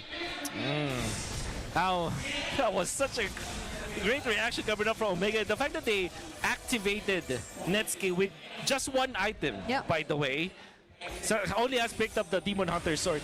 You do not expect that at all from Falcons, and I think that Omega designed it in a way that they can still recover, because typically when you call in your gold laner in a Moscow versus Cloud matchup, that lane will be pushed up, but they had the teleport coming from Mingwin to kind of stem the bleeding. Eventually they will take out the turret up top, I mean Falcons, but Omega are able to trade down the bottom. So in the past 2 minutes, it's a net positive for Omega. Yeah, and just a chess match for both teams. Team Falcons leading the first 5 minutes by suffocating the rest of the jungle, and then Smart Omega now forcing a lot of these team fights and getting a net positive for Netsuki. The attack will continue. They're putting their sights on Flap. All right, Flap, as the Uranus might just survive this for just a bit. Way of the Dragon used on the Jays, but they get caught in the Golden R. Ogwen has to run away from this. Fortunately, doesn't get caught in the dispersion rotation. But that's the Golden R and the Way of the Dragon already used for both sides. Dude, there's a bunch of close ya, calls, but never really a major casualty to turn the tides around. Now we might see a very good game between the two teams right now, because they're so methodical about it. Surely Omega has been winning the past few minutes of the game, but Falcons on their own are holding off. And Omega, you can see how, I guess the word that I say is sweaty this game is. Anybody cannot make any mistake. And so far, nobody has made any kind of blunder. Omega needs to keep this up for sure. And you will see later on how good of a clutch players Falcons will be because of their experience up against Omega, but we'll see. Yeah, because so far now what we're seeing is just Omega badly wanting that barangay clearance. That's right. They're making it happen, and they're starting this Lord. Being zoned so well, James doing it all alone. It's only Haji and Flap in the vicinity. They get to use the Golden R on the Lord, but the retry, it's not even a retry. It's Mingwin who secures the last hit on the objective as Ogwen looks for the Way of the Dragon. It's going to be James captured by that. They might not have enough damage for them. Netsuki goes in. Ryzen finds Ogwen. And that's a disengage for both sides. Dude, did you see that? Smart Omega wanted to go. Ogwen wasn't going to let them. So you know what? Sure, let's fight it. Let's take him down. I'll play you head-to-head collision up against Falcons, because they know they have the golden hour. It's their get-out-of-jail-free card. And to be fair, Falcons touch that. Falcons are still very good when it comes to trading, but Omega are now going for the exchange. Whoa, he was able to find Super Marco in the midst of all of that. Now that's a flicker down for the gold laner too. Dude, this is not Monopoly, but it feels like Smart Omega have hit Trafalgar Square with how golden their performance has been. Oh, Flap couldn't walk out of this. Mingwin's been on a roll. By the way, Netsuki have reached Trinity. They want to push. Yeah, the defense will be there for Falcons, but the mid lane already pushed up. They might even get another turn because of this. They're slowly building it up. The gold lead, the composure, the aura. Smart Omega from trailing 1,000 behind. They've managed to keep it close and within striking distance. The barangay is putting Team Falcons on a chokehold, giving them a taste of their own medicine. This is why I was so excited to see the Marcel Luyi, but it's all the more because it's Mingwin and Perks using it. So you see how well they've been playing this mid duo since the beginning of this game. 0-4 kill score, unbelievable, but it's all been under Omega's control. The moment that they snapped, they looked unstoppable. I'm not saying that Falcons are making any mistake here, to be fair, because they're playing well, but Omega's just outplaying them all the time. Again, is it Flap targeted first? They do seem to have the damage, but they're being a bit more careful this time. Oh, speaking of damage, look at Netsuki. He's just shredding Flap.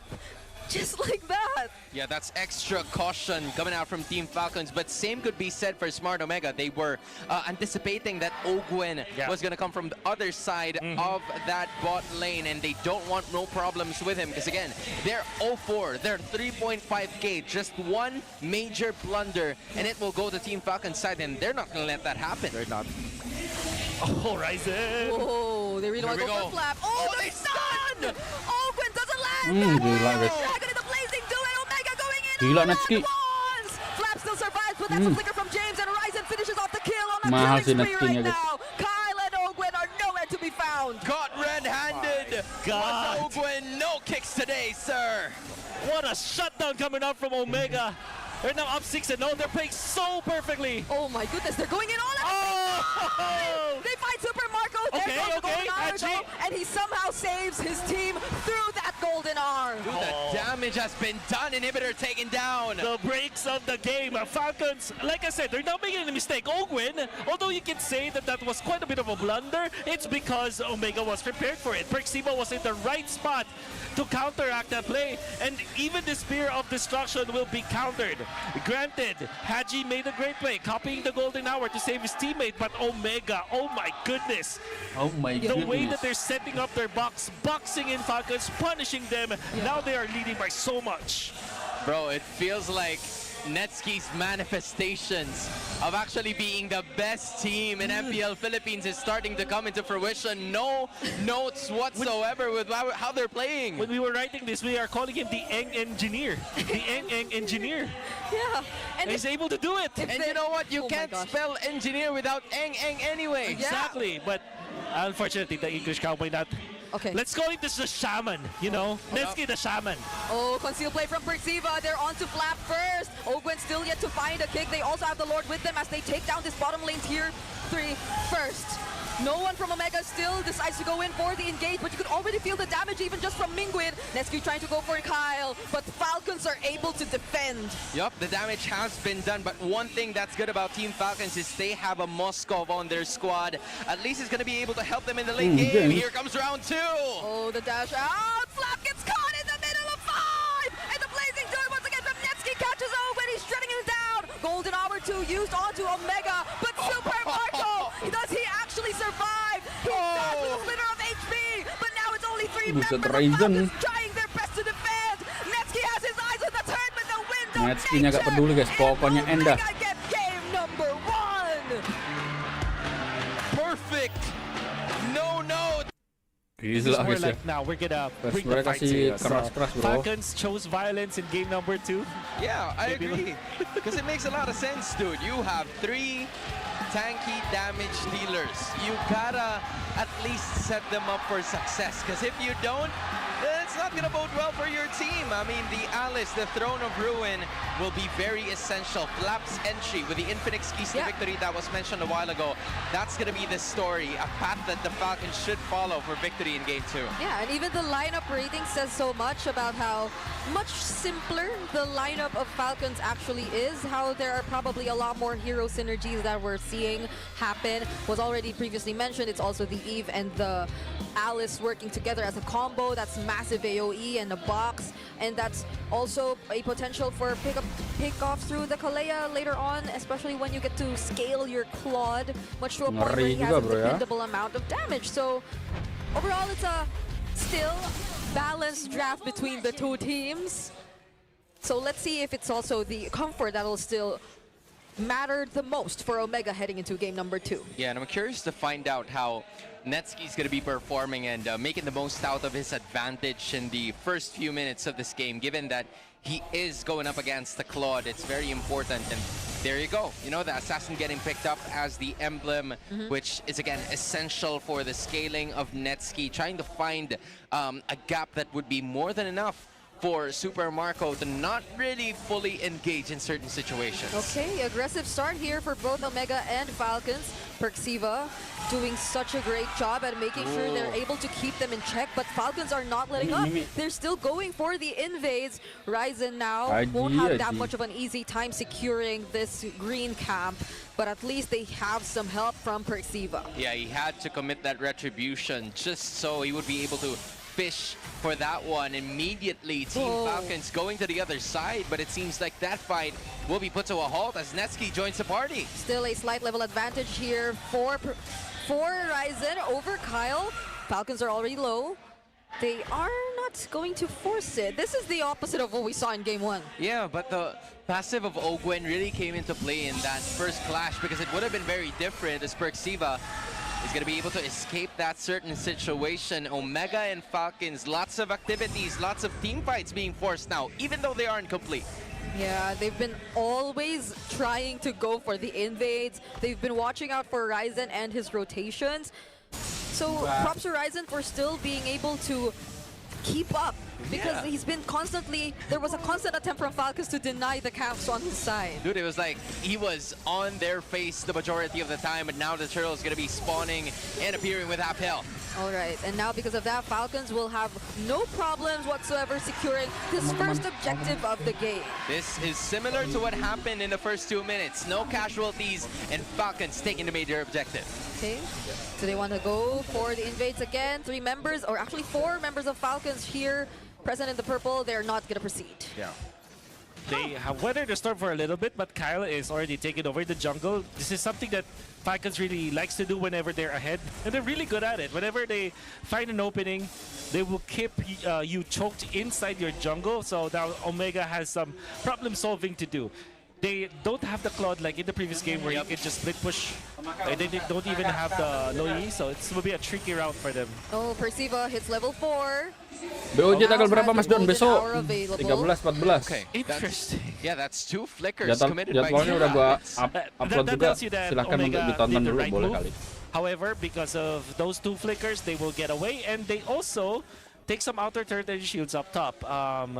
Now, it will be up to the movements of the duo mid, or the trio mid, in fact, of Omega, and how they can take advantage of this. Surely, we know that Falcons has the lead, but one thing that you have to take note about this comp from Omega is that this is early game centric.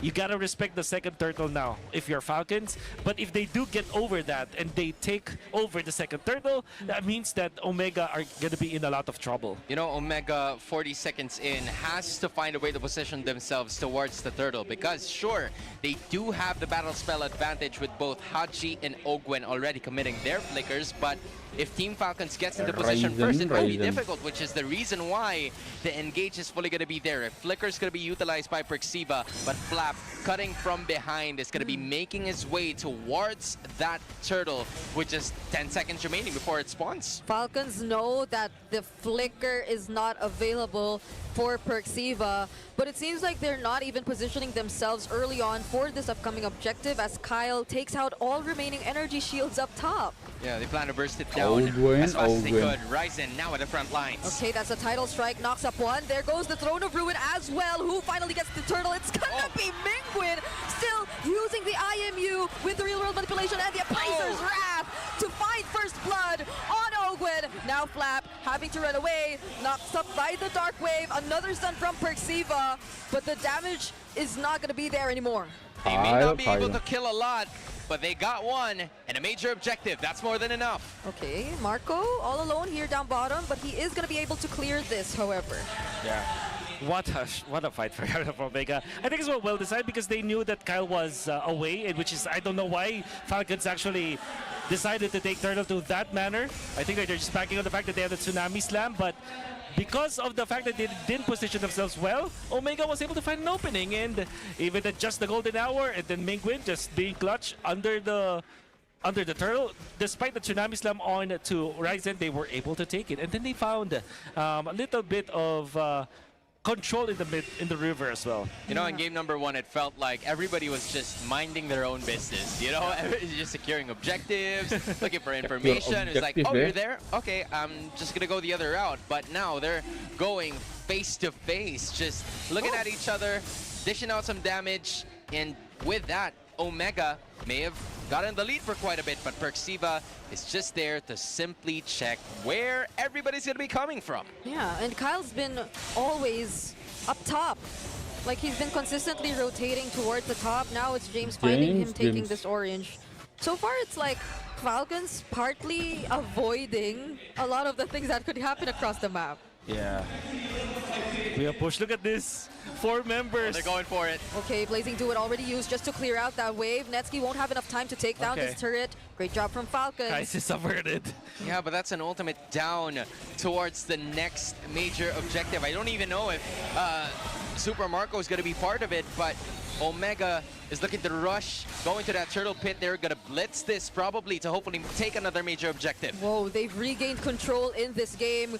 James and Perxiva zoning out the members real well. Flap might not go in anymore. Omega, they're taking control of this map. There's magic. Black magic even. That's happening here. Like, that can be the only explanation. 1 kill in 6 minutes, and it's on the side of Omega. With this draft, they're taking 2 turtles out of the 3, and they are getting the farm back. But now, Falcons, all they have to do is to prolong this game. If this game goes late, I feel like their composition is better to play in that scenario, especially because of how systematic Omega has been. Wow. Bro, it's tit for tat, you know? It's just everyone taking an objective, not really making a lot of moves, calculated risks. It's just smart Omega giving me flashbacks of the art of macro that we've been seeing for majority of the time in this season. Now the fight's happening in the orange buff. They might go for this. They cross over to Falcon's side. That 2-man knockup with the Dark Wave. Tsunami Slam committed onto James, and the Throne of Ruin by Flap captures many, but he is just gonna go away. Omega, no one's falling at all. Oh, but Kyle, this is a good play coming out from Falcons, because there's so much commitment coming out from Omega up top, and they have lost control. The fact that Falcons survived that meant that they now are maintaining this lead. That's just really smart coming out from Falcons, taking calculated risks, risking the life of 4 of their personnel just so Kyle could freely make his way around the bottom. And with that, 1.5k has already been established, and mind you, that's the biggest gold lead that we have. 8 minutes and 25 seconds into this game. That's crazy when you think about it. Without having to kill anyone at that. Yeah. That is what's really scary about this. And Falcons are doing what Omega has been doing to other teams, and they're doing it well as well. Yeah. Like I said, the late game coming up from Falcons is scary, so Omega has to troubleshoot now. What is their next step? Yep. So far, Falcons, despite everything that's been happening, have always kept Ryzen in check. It's a much more honest jungler compared to the other heroes we're used to see in his hand. So from the very beginning of this game, you see how Falcons are just really making use of whatever information is available. But speaking of information, this is the troubleshooting. Find Kyle down bottom. Netsky's just so much damage coming from him. They're going for the chase. There's just 1 hit left, and Penguin gets to finish the job. But on the other side of the map, Ryzen actually falls. Falcons finds a really good pickoff. Yo, they thought they had the Retribution and the Lord also themselves, but the tankiest member of the squad goes down. Oh, look at that positioning from Mingwin. They forced Falcons out of their place. A 3-man golden hour, and now they just have to continue the fight. Blazing Duet defensively. Falcons can take the Lord. Can they take it down, actually? Ogwin just dishing out some damage. But the burn is not gonna be enough. Ogwin lives another day, but Team Falcons had to let go of the Lord Pit, and Omega neutralizes the scenario. Oh, that is really good for Falcons, that is, it looks like. But Falcons, they still have some fight in them. Their ultimates will now be back up. Ogwin has the Tsunami Slam now. You gotta be careful, Omega, but now they're blitzing the Lord. Oh, they forced the Throne of Ruin. Super Marco doesn't have it anymore. Super Marco with the right angle, but the Embracer trap Retribution secures the objective, and now we're going for the fight. Tsunami Slam committed on James. He finally gets shut down. Falcons might want to go for it more, but Omega with the conceal will just choose to run away. Because they have the major objective.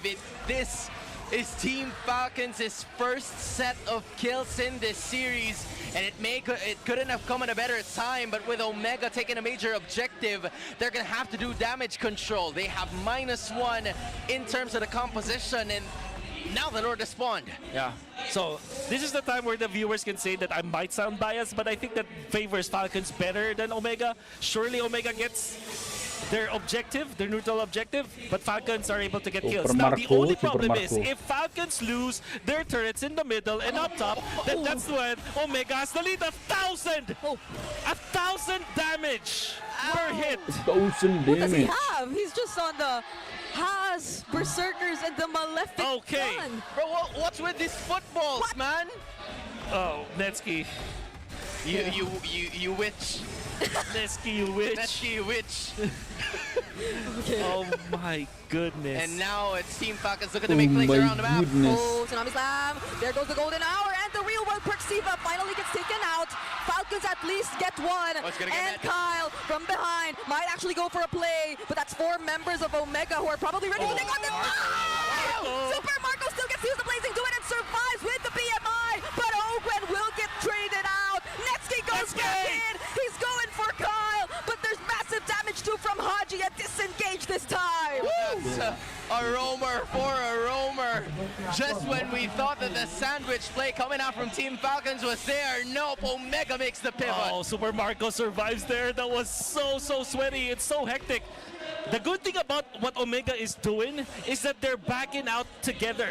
That's the reason why the sandwich play did not happen for Falcons, because when Kyle wanted to go for the play, Omega was prepared for it. They were bracing themselves. You can see how good the shot calling is for Omega, the way that they backed out of there. Like, everybody could just like teleport it out, or maybe they could have just run away from each other, but no, they kept their box. That's why Falcons weren't able to get a push, and now Omega are taking down turrets. You know, that's funny because usually the box happens during Lord Sieges and Lord Sieges. fights, But this is this is a moving box. a moving box. And that you don't see A that box very- with wheels. Oh my Ogwen, goodness. card. Ogwen. It's a cart. It's a cart, it's a Trojan horse. I don't even know how to explain it, but It's gone, yeah. so far Team Falcons from a 1.5k gold lead, it goes down to 100. Smart Omega making the right moves around the map, having 3 more turrets still alive out aside from their inhibitors. It's gone. The lead is gone. It's practically neutralized. If they see Kyle up top, up down bottom, I mean, they will blitz this. This is the Bruno with 1,000 a pop on this normal just normal attack basically. Okay, yeah. And he has rose gold. On 5. So I think that might be a good thing, but they use the Tsunami Slam on Perxiva. Still, no reaction from him. Doesn't use anything. Super Marco going in! Netsky finds the last hit on the objective. Throne of Ruin by Kyle, but the golden hour actually catches the entirety of Falcons. They still somehow find Ogwen in exchange of James. And now it's Omega trying to go for the chase! A flicker, Perxiva low, blazing duet from Marco might just save this game. There goes the Wind of Nature as well, but the Lord is already in the mid lane as well. Ryzen. Kansas take down the major problem. Ryzen and Netsky eliminated in a flash. 2 for 1, Kyle. That arrow fully charged up, hitting on the 2 members of Omega. The Sky Piercer takes it away. And now Falcons have found something out of nothing. Oh my, Kyle saves the day. Bro, what the hell is this game even about? We thought it was all fun and games. It's a bloodbath in 14 minutes. Yep, commendable entries, even from Super Marco, I'd say. Like the way he was able to still reserve that blazing duet, but all the more from Kyle. Blazing When he duet, still abang, found that turnaround now, equalizing not just the map, but now also regaining that lead that they previously lost. Oh, and that spike of BPM from the Coach Wura, understandable. To be fair, Netsky knew that Super Marco does not have enough damage to go toe-to-toe with him. If he had the Purify, if he had the Wind of Nature, Netsky would have, now he has it. So he can now stand toe-to-toe against Super Marco. You can see Super Marco melt in front of Netsky, and Netsky just holding his ground. It's just that stray arrow, in fact, coming up from Kyle that was able to hit him with the Sky Piercer. Dude, both of them used the Wind of Nature from Ryzen. the start of that clash. As soon as the Blazing Duet appeared, Netsky popped it off. And then the same could be said for Super Marco, just so that he would be staying alive in that fight. And that was the green light for Kyle to just dish out the damage and eliminate the gold laner, the main threat from this Team Falcons roster. Okay. Very unlikely because of the Purify. No. That's just impossible, honestly. Okay. That's just a little too ambitious. Yeah, too ambitious. Yeah. And now no conceal. Ogwen just waiting there. He's gonna have to escape because it's a strength of 4 and a power of 2 with Kyle now joining the party. They're just simply occupying the river bush, hoping that they could find someone just wandering around, but no team is letting up. They're going to be waiting for the next lord to appear, which is under 20 seconds. This is so tricky for Netski. Positioning-wise, you gotta be careful of either the Queller or the entries of Flap and Marco. Because at this point, I also feel like they'd be more confident to just go in. They already have the damage, Marco has the damage, and Flap too. He hasn't died just yet, even though there were a lot of almost moments. Now, they go for this Lord fight. The dance is on 40k on that HP. James hiding from the back, and Mingwin just out here in front. Who's going to be the choice for Ogwen to pick off? Apparently, not just yet. Whoa. They're cooling and chilling down. Yeah, he doesn't force out the Purify from Mingwin yet. That was something you would definitely want a reaction out of. Ogwen holding this bush seems really good for Falcons though. Yeah. This is the sweatiest Lord Dance we've seen all Oh! Yep. Oh, Ryzen is low, but it's understandable. James with the plate armor and the flicker. Gotta be careful about that if you're Falcons. Oh, they didn't get to hold it. Okay, James. They spot Ogwen. James now onto him. There goes Flap. He still doesn't get to use the Throne of Ruin, but James is already low. Ooh, the Flap James. the kill. There goes the wheel manipulation. It's a throw. From Flap, catching all 3. Netski finds Ogwen, but now they're on the chase. It's a killing spree for Haji as they find both Ryzen and Netski. Now it's just Mingwin running away. It's Perxiva running away. It's an unofficial wipeout. That's it coming now. It's Waduh, official langsung from wipe out gitu, Bang. as they deny the sweep Ente. to the little guy. 1 minion wave, that's enough. The superstar triggers from Falcons with Haji, with Flap, and it's over. All they had to do was to wait for their superstar triggers to come in. Oh my. Haji with the play, with the real world manipulation, followed up by the Alice ultimate. Falcons are back. Omega made them sweat, but in the end they will take game 2. Ice in their veins. No matter how pressured they must feel. Oh my goodness, what a game that was. Masar dulu ya, Bang, ya. Reach that Farsa, but aside from that, not really much that he can do. The glue. Oh! Whoa. You know what? Okay, You know I love what? it. I love it. I love it. Yeah, I'm digging it. I'm digging it. I dig it. I like it. Yo! I mean, the biggest sacrifice here is that apart from the Gadot-Kacha, you don't have a sandbag to make it a problem for the Harley. But, dude, you know that things are damn serious if Wolf has one foot up the table. Yes. That's how you know he's enjoying it. Okay, Wolf, continue. Okay. yeah, the only thing is you don't have another sandbag to tank the Harley problem, but Valentina solves your Sora problem. And by solving the Sora problem, you also eliminate the option for, you also make it difficult for the Farsa to be comfortable in this game. Then you also put pressure on the carry. However, the biggest problem is how good is the execution.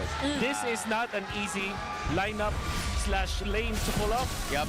James has to still play perfectly, but now, instead of picking up a tanky hero, you go in for damage. And much like how Falcons chose violence in game number 2, that's also what Omega's decision is. Yeah, honestly feeling like Perxiva is just going to be the main frontliner for Smart Omega. So the initiation has to come from somebody else. Like, it should be just secondary for that AOG to happen as Flap and James, the anticipated matchup down bot, is gonna at least show themselves later on in the second minute of this game as soon as the first turtle spawns. Yeah, okay, so that... Go, Perks gets it. Oh! Perks gets the... Yes, he did. Okay, Perks. You get denied the Marcel, but look at you now. Also, bringing Ogwin very, very low on this Khalid early on. He even saved up the prayer, even with a lantern being there as well. Yeah. Yeah. There would have been a graphic where Perks' stat line is the same with JP. And with this Gatot Kacha, that they probably saw 1,000 times played by JP through scrims, through official gameplay. I'm sure that this will be reminiscent of how JP plays the Gatot. Yeah, just like when how we see Perks use the high loss. I think this is gonna be something pretty similar for them. Oh, Okay, he's like, look at me now, Dad. James? I'm gonna show you how it's done, but up in the middle, seems like they have a target. Perks is not gonna be able to catch Ogwin because he's gliding on sand. Whoa. Attack's about to start. Aggressive wings by Haji there. Oh. Plexiva gets caught right here, and that is gonna be first blood going into the hands of Flap. That's just great initiation, but the fight's not gonna stop there, but it will, says Team Falcons, as they will be able to take first blood. Okay, Ogwin, could they actually punish him here? That's a terrify. But the knockup's not gonna make it. That's enough, but Falcons did commit a lot. Maybe Omega. Okay, so they let go of the purple. They now focus on taking down this turtle. Kyle is almost level 5. That's probably why they want to take the fight to them. Oh, insane positioning from Haji right there. Who gets the turtle? It's still gonna be Ryzen. Flap jumping back in as Mingwin also picks up the kill on Ogwin. This is action here and there. Yeah, that's great prioritization. Purple delayed, turtle taken. Oh, whoa, what a play! Super Marco actually waited for Ryzen right there. Him and Flap take him down. Why don't you want to get your purple? Go take it, go get it back, and now you're delayed instantly. The greed coming out from Ryzen, walking into that bush in that part of the river when they did not have any information out there. I think that was definitely a mistake coming out from Ryzen. You cannot afford to make that, especially in a draft like this. There is a straight up win condition for both teams, but you gotta be perfect. You should not have any kind of mistake. And don't give anything free for Falcons, because Falcons can blow the game wide open just because of those picks. Fortunately for Smart Omega, they were able to take a major objective, which is the reason why the gold is still neck in neck. The Barangay needs to find another approach towards this, as Ogwin is just freely roaming around the map looking for some ways to give out information to the rest of his teammates. But other than that, you know, we start to see Falcons now slowly dictating the pace of this game, basing it all on those kills. Yep, especially through this Khalid constantly roaming around. It's a bit more coordinated between Omega and their mid duo, but we're not really seeing them converted into anything as much just yet, at least just yet. Oh, Haji finding Mingwin here. Still doesn't use the Crimson Beacon. There you go, finally does. That's a Raging Sandstorm, also used by Ogwin. Footwork from Nongki. Oh my god. Dude, that's muscle memory. Yeah. When you see something coming at you, all you gotta do is Crimson Beacon away. Okay. And with that, in spite of Mingwin not having his ultimate, they're gonna be approaching this turtle, hoping to take it for themselves. Okay, so Kyle chose to go for the Genius 1 first item instead of the typical concentrated energy that we see. So we'll see how they utilize this. Oh, they're going for James. James is going to survive this though. The knockup once again used on Ogwin, and that's the setup coming in from Flap. Doesn't get to bring Prexiva alongside him though. And there could be a counter attack this time from Omega. There you go. Better dare strike from Haji. Oh, it's alive. Multiple members too, but Netsky going in. There's the Blazing Duet taking down Flap, and they have the turtle all to themselves. Ryzen secures it for the team, and James finds Super Marco too, alongside Ogwin down bot. He just had to turn his back, wait for the right time to strike, and unleash the fury with a Blazing Duet. Apparently, James with the Valentina pick. This is not the main course of Omega's treat to us. It's actually Netsky. Netsky has been the hero all along. Why are we talking about the Valentina last week? Why are we talking about the Suyo from Ryzen? Hell no! This is Netsky. Yeah. Netsky's game. Look at this. Look at the positioning. Okay. They were able to punish Flap. Netsky. Netsky out of the range of the feathered airstrike. He comes in as he finds Haji, takes out Flap, cleans up the kill, gets out of there, secures the turtle for the team. And now they collect more. Super Marco being taken out this early is not going to be good for Falcons. The witch doctor Netsky. Netsky, you witch. Netsky. You witch. You mean witch. Putting Smart Omega up 2.5k in terms of gold lead, and that Kalau BTR gak lolos playoff, gue mabar lagi pas Sep. developing almost 8,000 of a gold lead 86 pas Sep, tapi towards kelihatannya his BTR counterpart. tetap lolos sih Super pas Sep. Marco really having a hard time trying to figure out where Kelihatannya to ya. position himself, because again, he doesn't have the item to increase the tasnya range gede juga just itu. yet, so he's gonna have to take his sweet time farming up items while the rest of Omega is roaming around. Yeah, he legit engineered that entire team fight. With just that ultimate coming in from Netsky. Oh my goodness, is this that much damage? Oh, what?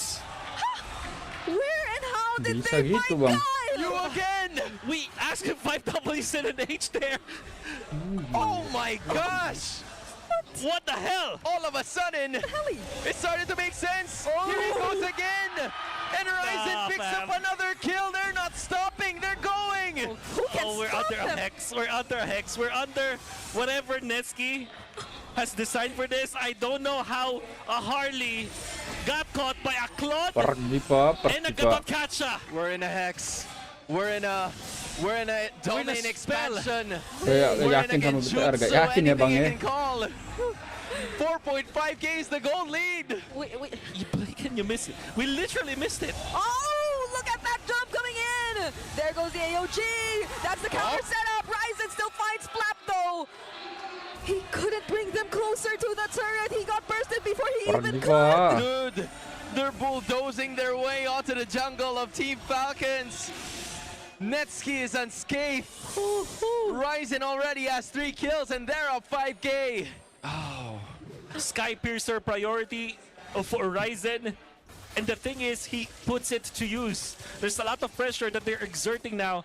Netsky on this Claude, the most active Claude that we've ever seen for MPLPH Season 17. I'm sure that there are more active Claudes out there, but this time, second turtle fight, you're already getting the kills, you're already committing your ultimate and your flickers just to get into the fight. Oh, Gwen, oh. Gwen, no, they have the damage. Fortunately, don't commit though. Yeah, they wanted to secure the orange buffs first. Yeah. but it's a full at least 3-man lineup coming out from Team Ryzen, Falcons, making Ryzen. sure that the orange buff is safe. Now Smart Omega goes to the other side. If you'll take orange, we'll go the other. And let's see what you have for us in here. Control. The aggression. This is the thing that typically Falcons will do to you. Yeah. But Omega is doing it to them. Oh wow, look at that. Not even Kyle getting access to DV. Netsky meant anything. Like there was not enough damage at all coming in from Kyle. What is he actually on? He just has the genius wand. Just the genius wand. He was just able to escape by pressing the right buttons. That's it. 3 items now for Ryzen. Of course, the one is a Sky Piercer. But we'll see, Perks. They're not gonna jump the gun for now. Gue They're yakin sama disciplined. Onyx dapat upper lah. Kalau itu mah gak usah diyakini Bang. Udah yakin sendiri tuh. It's total jungle choke. Oh. Okay. Gak perlu dianu-anuin dah kalau itu mah. He's not And gonna it's be already forced. Dan langsung aja ambil gitu. Plan A fails. Let's go Plan B. And it seems like they are isolating all of the members. Okwin, Marco, Kyle, Haji all in one place. Smart Omega's gonna be taking this lord for themselves. Wow. Yeah. Nih ambil The gitu Bang. Titans Tinggal gitu doang Bang, are the yakin. ones blocking the bridge for Omega to get and cross to the other side. Yeah. And Netsky says, nah, I'd win. Nah, I could feel the personality what through does the screen. Kanye West say? I can't remember. Imagine if I didn't win. If I didn't win, I guess we'll Ryzen, never know. Ryzen. But it's still not over. It's still not over. It's still not over. That's right. The playoffs is within grasp for Smart Omega. This just depends. They're gonna need to have a masterclass of a performance. Even Mingwin is Single-handedly. zoning Kyle out. Mingguin. Mingwin Zushin is not something that you really have to push over. I think this is something that Omega has found already. Oh, okay. Oh, okay. Okay, they actually forced the Holy Shield, so this could be a push. Yep, there goes the Feathered Airstrike in an attempt to actually defend this top lane turret! The flicker in from James to go for the setup! The counter setup from Flap will be unsuccessful as well, and it's still Omega picking up that turret! And the kill on Flap! flickers are on Mingwin, right? But they still got that. Oh my goodness. Oh my gosh! The damage is too real. Omega, they're starving, but the hunger for the playoffs to return to it after missing it last season is slowly coming back to them. Team Falcons looking to hope that their win streak would stay, but against the Barangay, who are not just juga gue knocking on the Sonic doors, belum they want to kasih take it down, they want to bulldoze through. Oh, now it's a Astagfirullah. surprise attack coming in from Falcons. Kan gua ya, Quicksilver yang might bilang be ya. punished right here. Well done. Okay, at least they get one. That was a best case scenario. That is so well done coming out from Falcons because now they are buying a lot of time. And they did not lose anyone. They had to complete the flicker for sure, but that is a flicker worth it because surely you don't take down any important member of Omega, but they forced the flicker out of Neski. They also killed Perxiwa and they also kept their turrets intact. And to be fair, the next Lord fight for Falcons is not that bad because the long lane is not pushed back. But they still have to really think about how their defense will be because Omega is now knocking onto their purple buff again. Oh, this is Omega. Yep.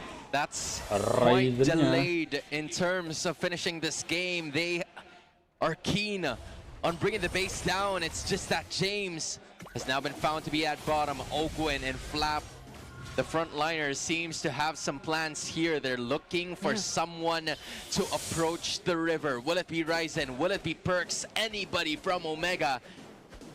And they're just waiting there. Just waiting. This Oh is my. Oh. Perk sandwich? No. They're just scouting. I think that this is... It's not worth it to look for a fight because they are ahead by 8,000, and if they fail, that will mean that it will be such a disastrous moment for them. They can like just take this systematically, especially because they have set up the long lane push anyways. They can delay this just a little bit, maybe force some rotations from Falcons down the bottom lane. Oh my goodness, Mingwin, just look at him. Now Flap going for the set, forces out the Crimson Beacon, but it's only Perxiva who they catch, and they might actually have enough damage to deal with him and force out that flicker too. Wow. It's a free Lord for Smart Omega. It took just one misplay from Falcons. I wouldn't even consider it a misplay because Perks actually made it so that happens and Omega dodged it. But just one wrong move, Omega able to capitalize. No deaths whatsoever. Not even big flickers or ultimates used. It's literally just one missed shifting skies from Flap. It's not even a miss. They hit Perks, but that's Perks. You don't want to hit that guy. Yep. And it's already enough for Omega to secure the Lord. This is the Philippine MLBB, by the way. Dude. 8-match win streak. Probably the hottest team in the league right now. Trailing by almost 10,000 in terms of gold lead. The Barangay is smelling it. They're cooking it simply but surely.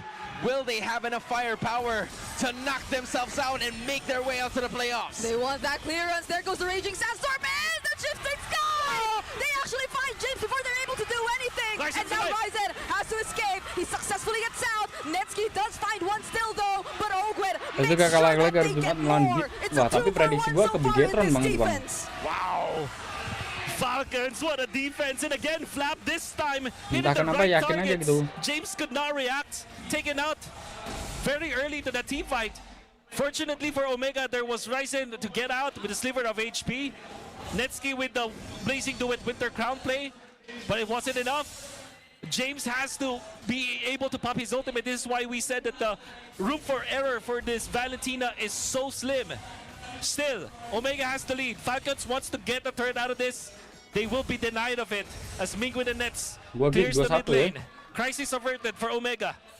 Oh, Titans are guardians too. Boleh. They just wanted to protect their base dan Onyx and their Dewa win streak. 1-2. But Wolf is right. Omega is holding on to an 8.4k gold lead, and no matter how slim the margin of error is for James, he now has the flicker. Less than a minute to go before the next Lord spawns. They want to go on this purple objective, but it will be taken, and Perxiva goes with the AOG. Oh, do they actually want to commit that? Perxiva might just burst us down here. That's the deadly magic finishing him off, but Omega might find Ogwin. 2 roamers potentially falling down. That's the quick Sandguard. He somehow still survives, and they get to pop the Ryzen. It's a shutdown for Haji. That's the Blazing Duet from Netsky potentially saving the day, and he actually does. A 3-for-2 trade, and they're still going for more. James on the sustain, the terrified, the damage. Kyle goes down. Flap to defend. Doesn't have the ultimate. Minions up top, Netsuki knocking Mingwin as well. Shifting Skies pushes the minions out of the base, but now they're just shredding him into pieces. A Winter Crown play, but there's a wave in mid, and that's all the Barangay needs to secure their playoff spot. Gila, Mingwin. Broken. Hope shattered. Dream. Net sih ngeselin juga ada ya Net ya. Tapi congrats lah ini buat Omega ya, playoff year kelas. Sederhana tapi RRQ tidak bisa, bro. This is probably the most emotional secured play. Habisin dulu PH ya, habis itu ke MDL guys. Your main thing, if you're a Hilda, your power of wildness, yeah, you run around a lot, you focus down on the Eve. So they end up picking a Terizla, strong front. So if ever the Hilda gets into the backline a little bit too deep, at least the Terizla can jump forward. If it's not going to be the one peeling, jumps forward, and it stops them from helping the Hilda. Well, you guys can help yourselves right now to 1,000 MLBB Diamonds if you want to. Superfans, scan that QR code and predict the match winner correctly for a chance to win those diamonds. And here's a look at the prediction. Man, it is heavily in favor of Team Falcons right here. We'll see.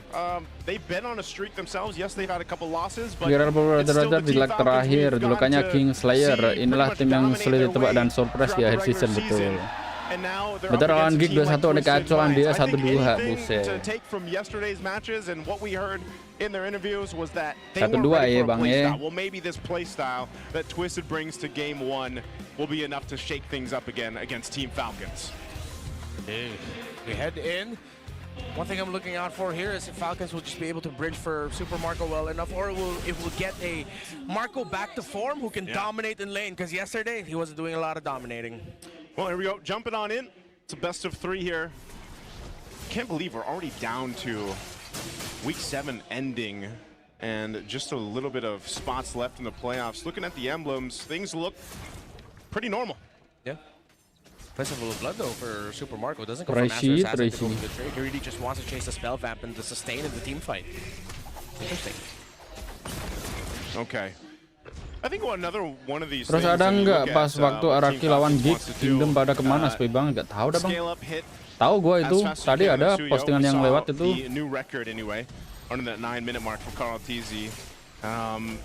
Definitely with Kyle, he's going to want to get in fighting position for these first objectives. Lancer's actually going to be doing his thing to try to stall out Kyle if he can, but Wow. yeah. That's more than just try. He actually did. Yep. He's able to get the last hit of the Lizard. Oh, Tracy put down a fifth of his health, a little bit more damage. Haji's looking for it.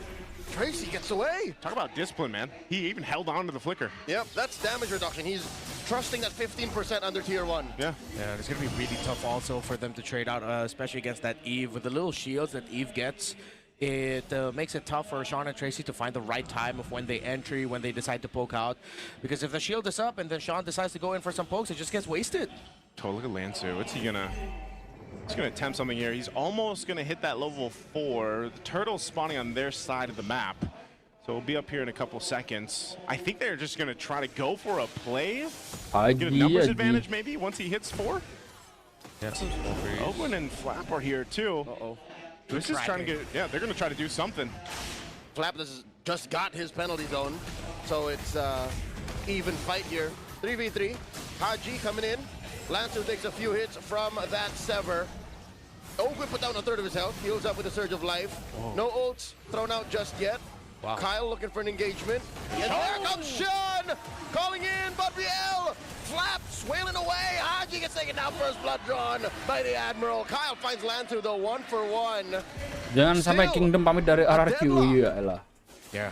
I don't think Falcons expected that it's going to be the penalty zone that Sean was going to take. Of course, they can see it, but that is just a surprising result. They just still continue this long turtle dance. Oh, Turtle gets soft reset here. Now at half health. MP the King waiting for his Phantom Seed to go off, cool down once more. Now on 8th of itself, MP the King has the advantage. Sean takes out Kyle. Twisted takes the turtle, and Marco gets caught in the golden hour. What a wasted use of the blazing duet. In comes the rest of them. And Ogling is taken down by MP. Clutch. Phantom Steed, and he wants Haji.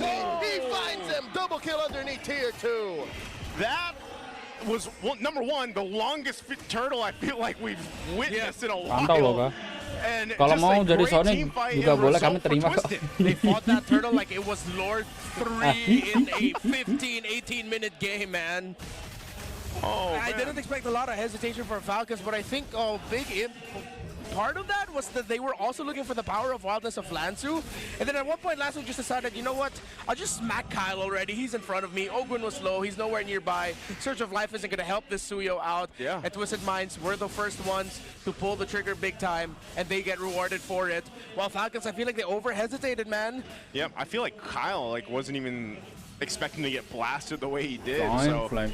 That gives Twisted a nice little lead here in the early game already. We'll see if Team Falcons tries to look for something off of that, but they're going to have to start doing things with Ogwin. I feel like on this Kalea, once that flicker's up available in about 15 seconds, expect for them to try to potentially make a play, but it seems like Twisted is really in good control of their side of the map. They're not going to let Team Falcons really on any those camps. Hear me out, duking gentlemen. It seems like No, Twisted Minds are no, very Sia. sure of what they're moving into, while Falcons are the ones who are second guessing. Yeah. Whoa! Kalau Sonic mah BKT gak kayak Pasep. Gets away with it! Wow! Oh, wait, hold on. Ogwin, is he actually going to try to make this play? No, That would be way too greedy. Way too risky, yeah. Way too risky if he tried, but wow. Did not expect Nausea to survive that. He walked away! Yeah, I thought that was a guaranteed kill for Kyle at least, but guess he just didn't have it ready. Turtle's going to be up though, second one. We'll see if this one's a little bit quicker. Sean's holding on to his own RWM as Haji picks up his first item. He's got the glowing wand here. They've swapped things over too, so it's a full-on fight. We'll see if Nausea decides to join. Half health on the Turtle. There's a golden hour. Falcons have to switch over priorities. Tracy walking through too. Nausea pushing off map. That one goes down. Sean takes it. Highway robbery right in Falcon's face. Now Slap takes a whole lot of damage. There's another one, the stolen one from Sean. The real one comes through. Yeah! Marco finds Tracy! And that's a pick off for Falcons. Was he just not in range? Because he used that, Kyle used his retribution On something way else. after on something else. He was looping around through the back. I don't think they expected it. Did Kyle miss his retry? Oh, what a whiff. That's such a whiff. Sean's damage on the Valentina seems a little diff, man. I don't know what it is. It's the surprising Valentina effect. It's the Valentina effect, It man. just happens, dude. It's like, she hurts. Yeah. It's not even magic shoes. Yeah. One might assume that, oh look, it's a little bit of extra damage, extra magic pen. No, it's just, he was on tough boots. Yeah, just straight up burst. And it's allowing MP to have such a good time too on the Leo Mord. A lot of times when he Phantom Seeds gets to Barbiel, he just kind of has free reign. Especially when you saw Sean take the real world manipulation himself. You have your own box to fight around, and then at the same time, you notice Team Falcon's a little hesitant on how they want to approach those fights because they know Tracy's on the Marcel. Like if they overextend into those, they're either going to get snapshotted or they're going to get caught in the golden hour. Although it was used on the Turtle like we've usually seen with the objectives. Yeah, again, this is the biggest effect of Marcel, the fact that he makes the opponents have to think about so much. Yeah. And partly I feel like maybe the loss of Omega yesterday is getting into the heads of Falcons because there's so much hesitation. There's some moments really where you just have to decide, okay, we know this golden hour is coming, at least let's try to force it out. It seems like them slightly being slow with that turtle was the result, but then Kyle sort of just missed the mark. Falcons, too much hesitation. Too much mind. Too much mind. They're getting twisted.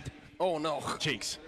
Happy birthday. Kalau tim sebelah udah batu-batu kena kebanjiran malah dihujat kocak. Waduh. Last turtle Apa itu bang? Gak tau gua. Asli gak tau gua. This is Kenapa their tuh? last chance to figure that out because Yang Turtle mana 1, tuh? Bantu-bantu apa symptoms. tuh? Turtle 2, diagnosis. Yeah. Turtle 3, oh, that's the sentence. It's clear. No need for a second opinion. It's all 4 members of Falcons. Marco of the top lane. They bear down on Tracy, bludgeoning him down. Everything calls in Barbiel. Kind of a lot of damage on the Lansu. And look at this. RWM from Haji swiping away. Tracy goes down. Flap takes a whole lot of damage. Buddy Smith keeps him alive. And now Nausea has to get out of there. He's down to a tenth of his health. And this might be it. Falcons might have found their window. Uncontested, they take the final turtle. Yeah, they even took the penalty zone, but they got rid of Tracy. that was a big thing. They pulled off a bit and then reset and were able to go ahead and secure themselves what they needed to off of that. Yeah, they're getting farm. They were able to get some green camps after that. Now they're getting a big chunk of waves in the bottom lane, plus the tower. See, if you, as long as you don't hesitate, just pull the trigger and make a call. Then Twisted Minds, because if you play slow against a Marcel, that's what a Marcel loves. Yep. He capitalizes on the fact that you're hesitating and you're overthinking. But then if you just jump on the Marcel, it will work out. It's very lore accurate, you know. When someone asks you to take a picture, it's like you're in your head. You're like, oh, Yeah, how do I? What do I do with my hands? How do I pose? I think that's Such the a different effect. problem. Aman aja bro ya. Great game design. I feel like that's how Marcel really makes the team feel. And so now with this, that almost 3,000 gold lead that Twisted did have a little bit ago is gone. And I feel like Team Falcons at least has a picture in mind of how they want to approach the Lord fight once it comes up. Now, the great thing about this is on both gold laners, they've essentially been able to farm up. They haven't had to do too much. We did see a spear thrown in by Nasha earlier on, but look at them. They're neck and neck in terms of farm. So this is where we start to see the pendulum of the gold laners start to play an effect in these team fights. Ooh, love how Falcons, after they regained the map, just started moving faster. And this is what you're looking for. A little bit more conviction, a little more confidence. In Kyle versus 2, this doesn't look smart.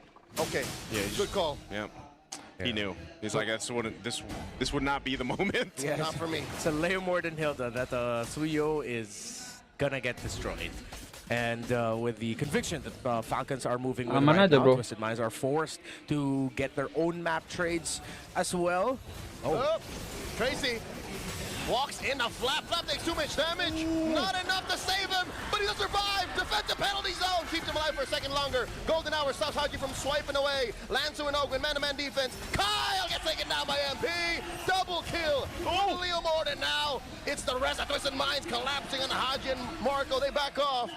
Team Falcons Oh, yang lose waktu too. gempa Yeah, bumi. misposition. They didn't expect that Twisted Minds would just Asli lupa call bang the gua bang. fight and the jump onto Flap. Pikiran gue terlalu banyak we're bang. getting vision and Super Marco is not quite Lupa there ngomongin yet. itu, gua yakin. He got a full-on blazing duet onto Blazing Sean duet.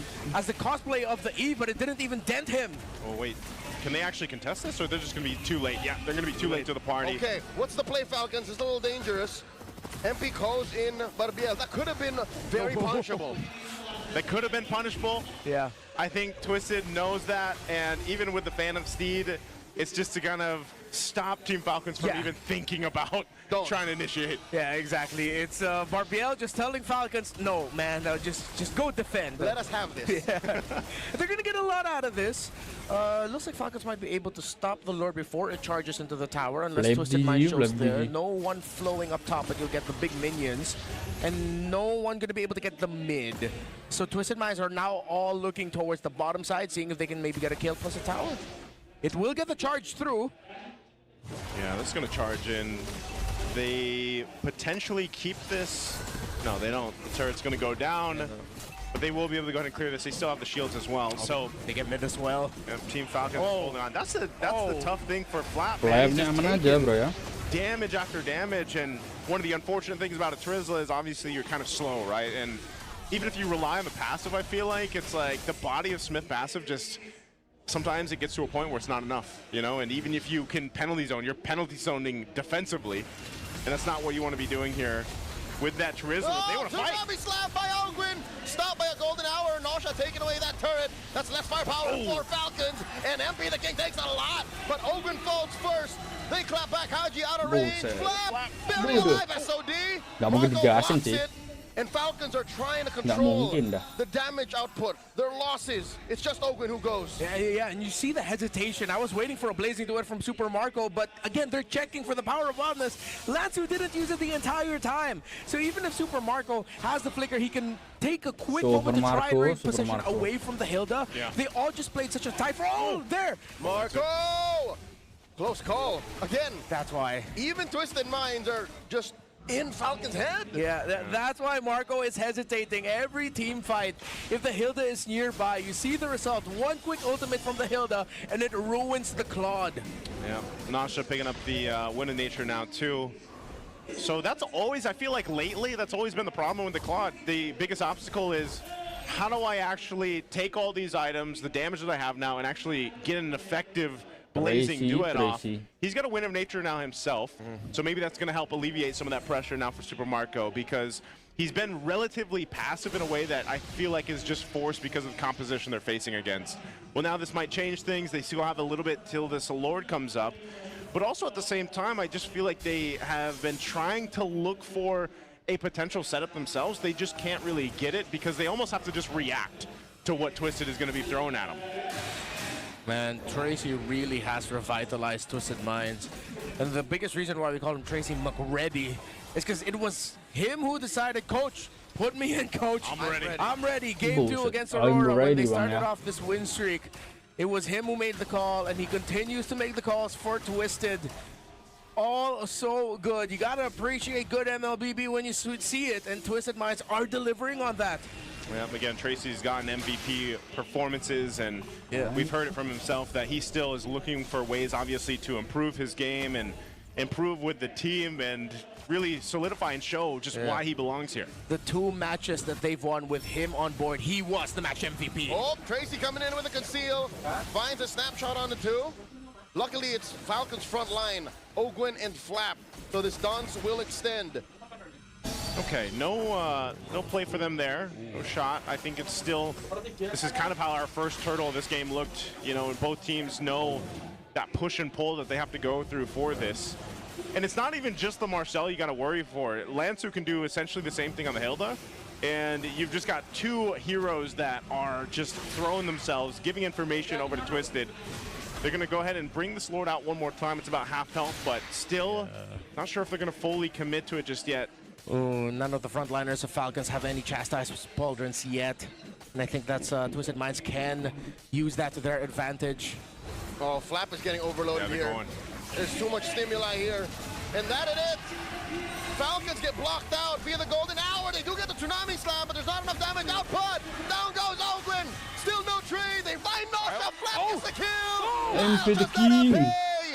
And here comes Falcons sending Twisted Turntail. But again, this is just retribution for that Lord. They still have to deal with it. Yeah, they're still gonna have to stop it from charging through. Kyle making the right call here, trying to break some towers, but with Lansu showing up, he'll have to back off. Marco is close enough as well to back him up. Maybe they can find a pick together. Let's see. They're trying to look for it, but they just decided to call it off as Haji and Flap will be able to clear out this Lord with no charge onto their base turret. Oh! Marco! Oh, he went back. Goes over BMI. It's a little too much. Blazing duet. BMI again. And he gets away. He gets away, thankfully, with the flicker. And survives to tell the tale. At least with that, the Lord is going to be working with Team Falcons. Pretty much stops that further push in off of the Lord that was secured by Twisted, but they're still here left to wonder, how do we solve that? How do we solve basically the Lord dance? Because right now, that's the biggest problem for them. Even the last one, it wasn't even Twisted really just forcing a fight. It's just like Team Falcons didn't really have a way to get in. Here's what's cool. Renmar already had the answer. What's the answer? He mentioned it 10 minutes ago. Don't hesitate. Just blast Tracy. Just go. Every time you see him, just poke him out. It's tough for Super Marco. I understand. Like, bro has a flicker. He has BMI. He has all the tools that he needs to just poke down Tracy. One of those things will get forced, yes. But then you force out the golden hour. That's the thing. So far, all the big objective wins from Twisted Minds have come from the fact that they started these off. Here we go. Falcons with a conceal of their own. The Tsunami Slam on a Lansu. Tsunami Slam. Stopped here. Cancelled out. He's holding on. There's the golden hour. There's the real OG RWM. And they find one. Oh my. And back. Tracy's still alive. What? Marco blazing duet. No one home. What? No one died? Oh my goodness. Kyle looking for targets. Queller into no one. They do send Twisted packing. And Twisted have lost the gold lead. How did that happen? I was flailing my arms like a blazing duet, but not to imitate it, but out of sheer disbelief of the quality of that blazing duet. What was that? Maybe it would have been different too if he had the flicker. I'm not sure if he would have used it aggressively to capitalize on the kills, but hey, the map is now red. The gold lead is for Falcons. Yeah. Have y'all ever heard of a zoning blazing duet? Hey, it did something good for them somehow. What? Yeah, because they backed off, but it's like a zoning Phantom Steed, man. It's like a zoning Mystic Gush. I've done a couple myself. The Steed actually ain't so bad. It's like a 15-second cooldown. It's nothing. All right, well, off of all of that, good or not, Team Falcons is now at least control this Lord. They're starting it up. It is evolved. Whoa. And are they going to go for this? Tracy does have an immortality here. Something to watch out for. Yeah, can see you Falcons next have season. no battle spells, almost. There's no flicker on Ogwin. All of it is good for Twisted Mind, save for Nosha's 10-second Purify. So I think Falcons have to count for that. Ogwin cannot just suddenly pop off. Yeah, I think Flap has to be the one to initiate here. Let the Trizla initiate and let the Kalea be the one to peel. Yeah, this is exactly what we've been seeing for every objective so far is the push and pull between these kind of compositions. Yeah.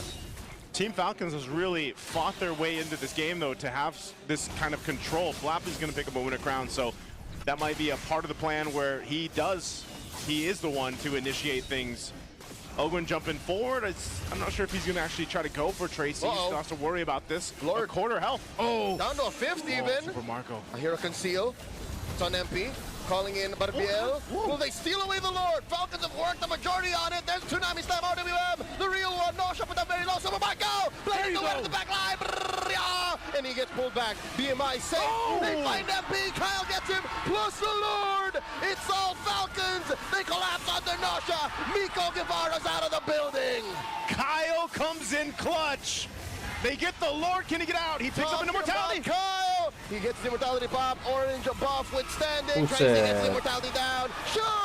Goes down. Marco finds him. Tracy follows through. It's just the Admiral left. They were just waiting for their best time and they found it. They're looking for the wipeout to seal this game in 20 minutes. Oh, this is miserable for the Hilda. No brushes, forced to flicker out. One minion standing, big chubby wave, plus the Lord in mid. Team Falcons are gonna take game one. Team Falcons, they make it happen in game one here. It was a back and forth throughout the entire portion of it until the very end. Twisted Steed, Gush, Hour. If he's feeling crazy, Blazing to it, I don't know. Is this one of those things where it's like overload him? Blazing to it might be the worst choice. Like that's how okay it is for Haji right now. The abundance of choices. All right, well, again, you guys can let us know what you think.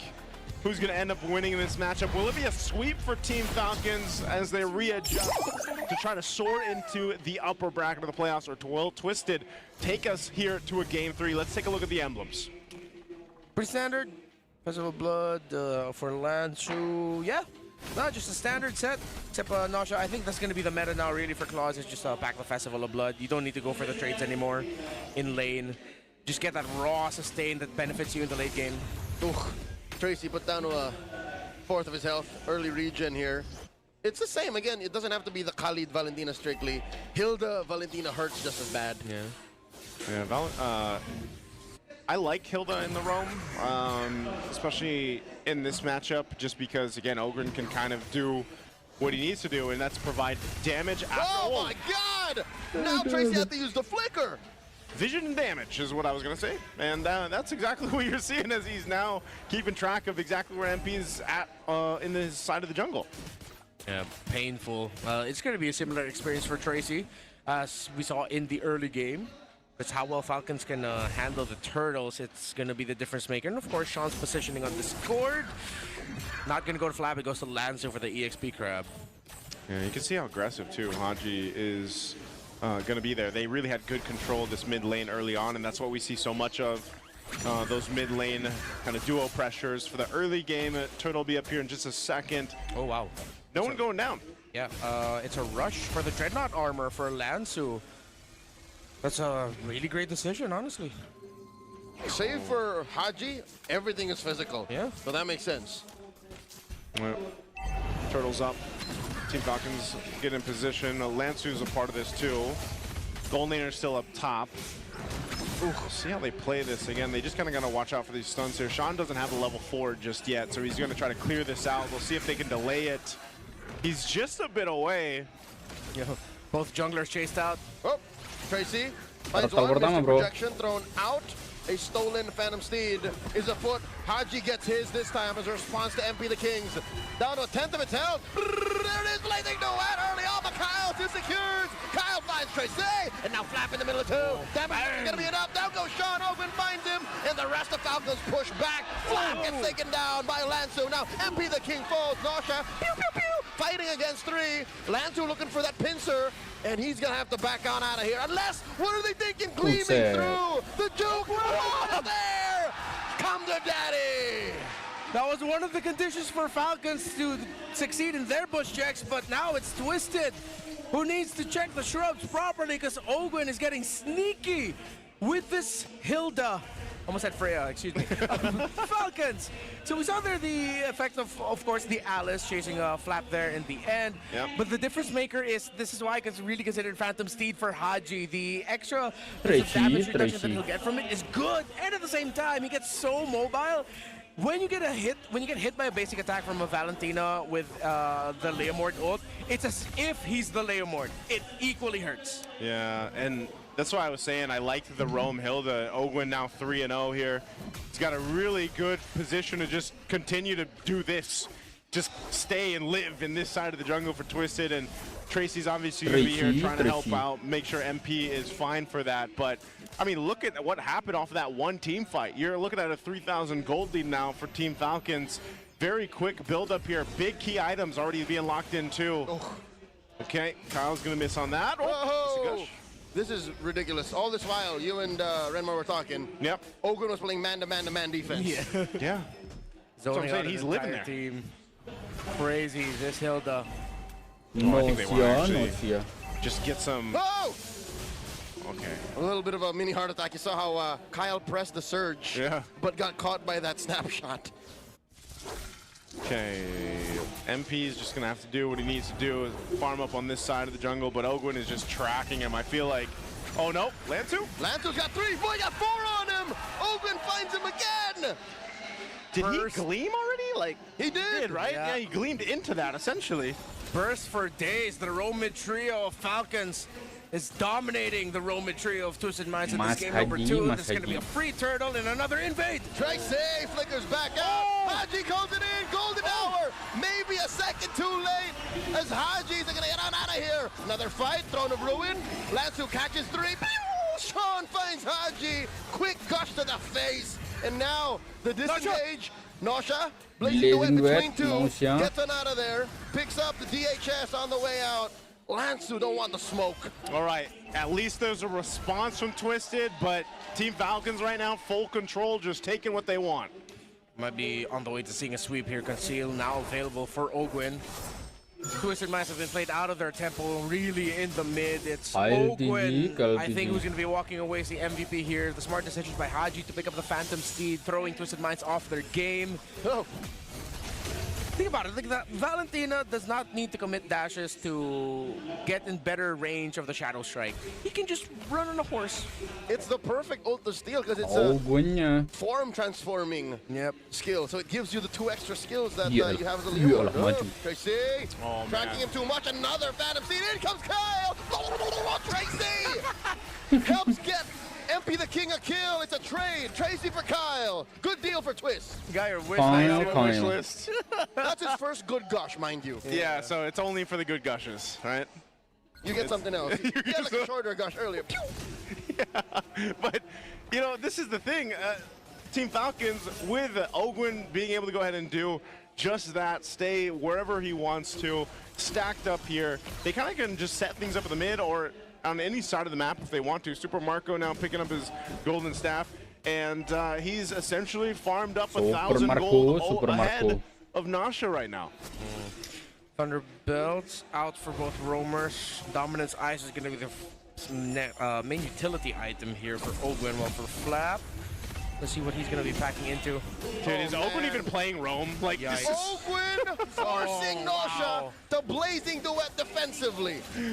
And now Falcons are working on their final turtle. 2 for 2 so far. MP the King going the long way around. Golden hour stopping him. Tracy a little too low. Ogwin goes a hunting. Here comes the Blazing, or rather the Phantom Steed, but Kyle already secures. Throne of Ruin, finds one after the reposition. Haji calls in his version of the Blazing, of the Phantom Steed, and SOD no one home. Falcon's happy with it. There was so many moments there, they're like, here I am, and then they're like, never mind, and then Haji does it too. They're keeping Twisted on their toes. Keeping me on my toes. Yeah. I'm like, oh, it's here? No? Okay. It doesn't This even, Barbiel, that Barbiel. yeah, it doesn't even feel like Haji's playing this game as a Valentina. He's literally just a Leo Mord. He's a Leo Mord. The hotter Leo Mord. And Ogwin's not playing Roamer, man. I will contest you. No, I'm kidding. Not wrong. Oh, man, it's just, what do you do? Oh, here we go. Quick surge into a sever. At least Lansu's chunky enough to kind of stop Kyle from running him over. But I think he's the only one, man. Yeah. That's the problem, you know? It's Tracy doesn't have enough stacks with his Thunder Belt. Oh, but it's only an Oracle and the Dreadnought. It's an almost 1,000 gold lead favoring the Lapu Lapu over the Alice. yeah. This man should not take fights at all, dude. They should just try to farm whatever they can. But the difficult thing is Ogren is always on the opposite side, Dude, blocking Ogwen is, any chances. he's blocking everything. He's level 10. Oh, he's a menace. And there's just easy turrets, easy objectives for them to take. There's a tier 1 in the mid falls, now the tier 2 up top. Kyle will go ahead and get that down. All this under the 9-minute mark. So you find yourselves in this position. MP is going to get spotted out by Ogwin.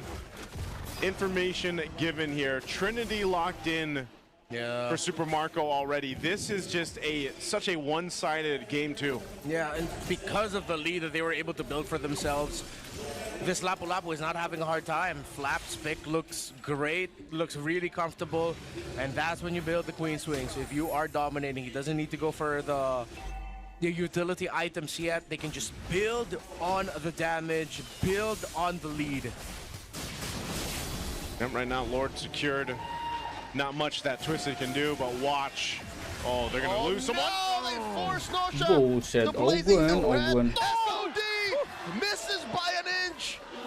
I can't believe Nosha was thankful he wasn't running as fast. Oh. Yeah. He literally was just walking briskly, and that's what saved his life. Oh man, this is just pure domination from Team Falcons right now. Lansu finds him with a Throne of Ruin off a Gleam and Flicker. Flap almost bites it, but Falcons reposition. Ogwin blocks Tracy's attempts, and they reset. Yeah, they still have that Lord pushing up top. They're gonna go for this mid tier 2. So even when Twisted is able to get the setup that this composition is supposed to give them, they can't get a kill just yet. But maybe in about, I don't know, 5 minutes, 6 minutes, if they hold on, the clear is, I would say, somewhat decent. If they use their ultimates to go ahead and clear things out, they can buy themselves the time that they need. Let's see what happens here. The defense shields are still up. Top one's gonna go ahead and pop. Lord will get a charge into that base turret up top. Tapi memang musuh Moskov gamenya nggak bakalan mudah.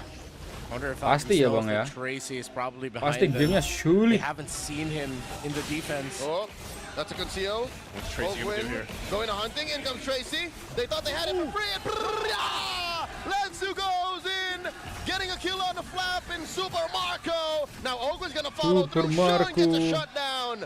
3 for free. Tracy once again twists the game. They had no idea and they weren't ready for it. Tracy's patience was rewarded. What a play yet again by the man that has revitalized Twisted Minds this season. That was amazing, but they still have so much ground to cover, man. Again, great job, Tracy, there, but look, you're still 7,000 gold behind. Oh, Haji? Okay, is he still gonna go for this? Here we go, a full joust as Haji helps Kyle secure a kill. He thought it was a 1v1, but in comes Kyle. Surges through, finds a sever. Now a Ruin and a Blazing duet. Kyle gets a triple. Haji goes down, and now it's a 3v1. Lansu has no business surviving this. He holds on for just a little bit, but still serves up a maniac to Kyle. Kyle gets a maniac. They still have Nasha, but what can he do against 4 members of Team Falcons? Tracy back in 10. Super Marco. Wave in mid. This inhibitor is gonna crash. In comes MP. Tracy's gonna be next. MP goes in, but Biel. Ogwen's on him. Look at the sheer damage. MP the King. They're gonna try. There's a snapshot. The waves are getting pushed back. Kyle gets another. Nosha falls. Sean with the gush takes care of those in the back line. Falcons have to back off. Great job by MP to go ahead and clear out that wave before he died. Respawn just in time, and then with Tracy coming back too, Falcons needed to back off, especially since they lost Kyle, but they will just burst down this Lord. As with MP the King down, there's no threat of retribution, and Twisted will be crazy to even try and contest this. Can they defend another day? There's still some massive leads, hero to hero, that Twisted needs to crawl through, but it looks like they have the tools to put up a fight. They're definitely there. Even based off staying into the game and what Tracy did earlier has bought themselves a couple minutes. Some of these items being picked up too might start to play into potentially getting in a position where you turn this game around, but Joseph, Sean picked up a Sky Piercer. he did. Wants to finish him off. Can he get some stacks? Nosha also has the wind of nature now with him. We saw the damage potential. Yeah, the damage is there, but the difference maker between Nosha and Super Marco, the last little scrap that we saw, is that Marco had the wind of nature while Nosha did not have his yet. I mean, look at this Hanji now holding on to the golden hour. Oh. Probably the first time we've seen him without the Phantom Steed. 2 swings from Ogwen puts MP the King at half. Super Marco picking up the Malefic gun too. Top turret mid are down. Bottom's gonna fall. They're gonna look for a fight here. Lord still standing in mid. Here comes Tracy. A lot of ult spent. Golden hour. Dropped in. Blazing the way by Nosha. Spent already. Haji very low. Kyle finds Tracy. In the back line. MP the King going on Marco. But Marco dashes through. Still up. Takes down MP. And it's 2 free kills. Tombaknya Moskop kayak gak bisa habis, buset. Prediksi skor jorok emang lawan badut MP. Astagfirullahaladzim. Dari kemarin gue prediksi EVOS mulu sih bang. Hasilnya menang juga kan EVOS. Twisted might have to choose. Do we clear it or do we fight? Ogwen helps Kyle take down Lansu. Ogwen gets immortality pop. Kyle cleaning up house. 2v3. Buset. 2-0 ya bang ya. Yuk sematch lagi yuk. PH yuk.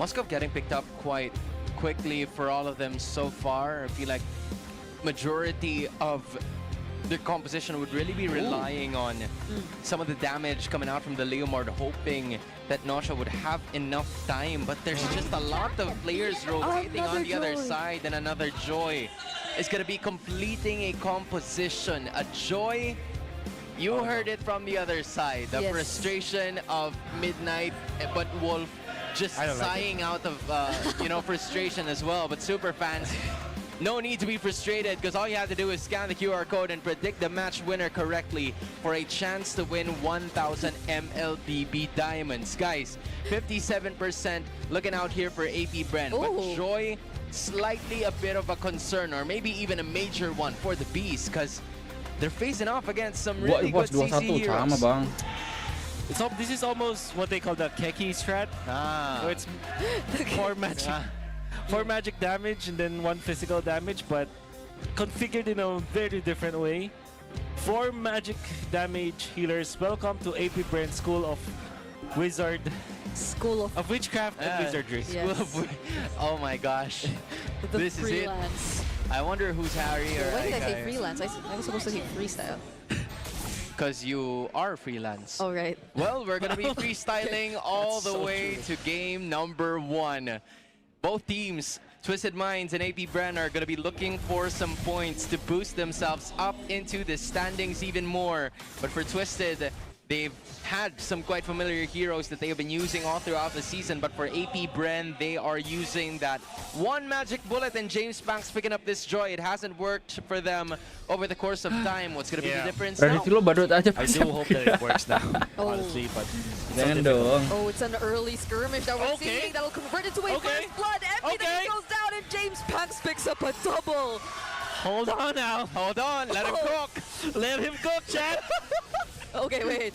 2 kills in the first minute. All right, you don't want to see that ever if you're Twisted Minds. Yeah, it was a really good swerve, putting the backside in roam, and now they're just accelerating every single movement. Flicker forced out from Sean. James Pax, just look at him, not even afraid to go up against Lansu and MP the King. Oh, by the way, Flicker's in, tries to go for the chase, but now gets punished by AP Bren. Oh, things are looking amazing for AP Bren. They have been styling on Twisted in the first minute and 30. Unbelievable. KLVG. I mean, Latsu, come on. We all know you're not gonna be able to get a kill, even with that flicker. I mean, it's exciting if he was able to pull it off.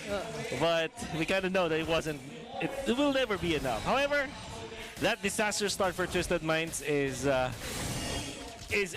effectively erasing what we're saying about how greedy the lineup of AP Bren's School of Witchcraft and Wizardry is. Yeah, I think it's important for them to pick up something first. Oh, what a response! He's not even able to walk to the turtle. Twisted Minds just immediately take the best possible pickup available, while KLVJ going in. Phantom Steed already committed. MP the King securing the turtle. There's an knock from the title strike. MP the King goes down. Tracy next. 2 members taken out from Twisted Minds. Dude, correct me if I'm wrong, but I think AP Bren has one hero in mind, and it's always MP the King. Yes. Take him down as much as you could. Yes. I will not correct you there because you are already correct. The fact that AP Bren still fought in the turtle, despite not having their jungler, kind of tells us that they just want to fight. And to be fair, you can see KLVJ is 1-0-4. Before that happened, he was already very tanky, very beefy. They output so much damage, and Aqua actually copied the right hero, MP the King, with the Phantom Steed being copied by this Valentina, means that the damage output is just so immense under that turret. And even when this Basha is not the jungler, the benefit you get out of him being from a roaming position is that he actually outputs so much damage, even with just skill 1 and skill 2. Dude, then all of a sudden, the Alice Red 3 started to make a lot more sense. So you're thinking about the Baksha not getting picked up in the first phase, but for AP Bren, they had a lot of things on their mind, but they placed it all at the right time to develop this 1.2k gold. Agak berat yang punya dia cuma mau skop. Yeay, besok ada turnamen Ladies Joy. Itu pun harus late game, makanya diajak perang terus. Besok itu Bang ya, rencana gua jam 3 seperti biasa. Kok jam 3 sih? Jam 3 kan mulai ya turnamennya ya. Itu jam 5 ya. Ya kok jam 5 sih anjing?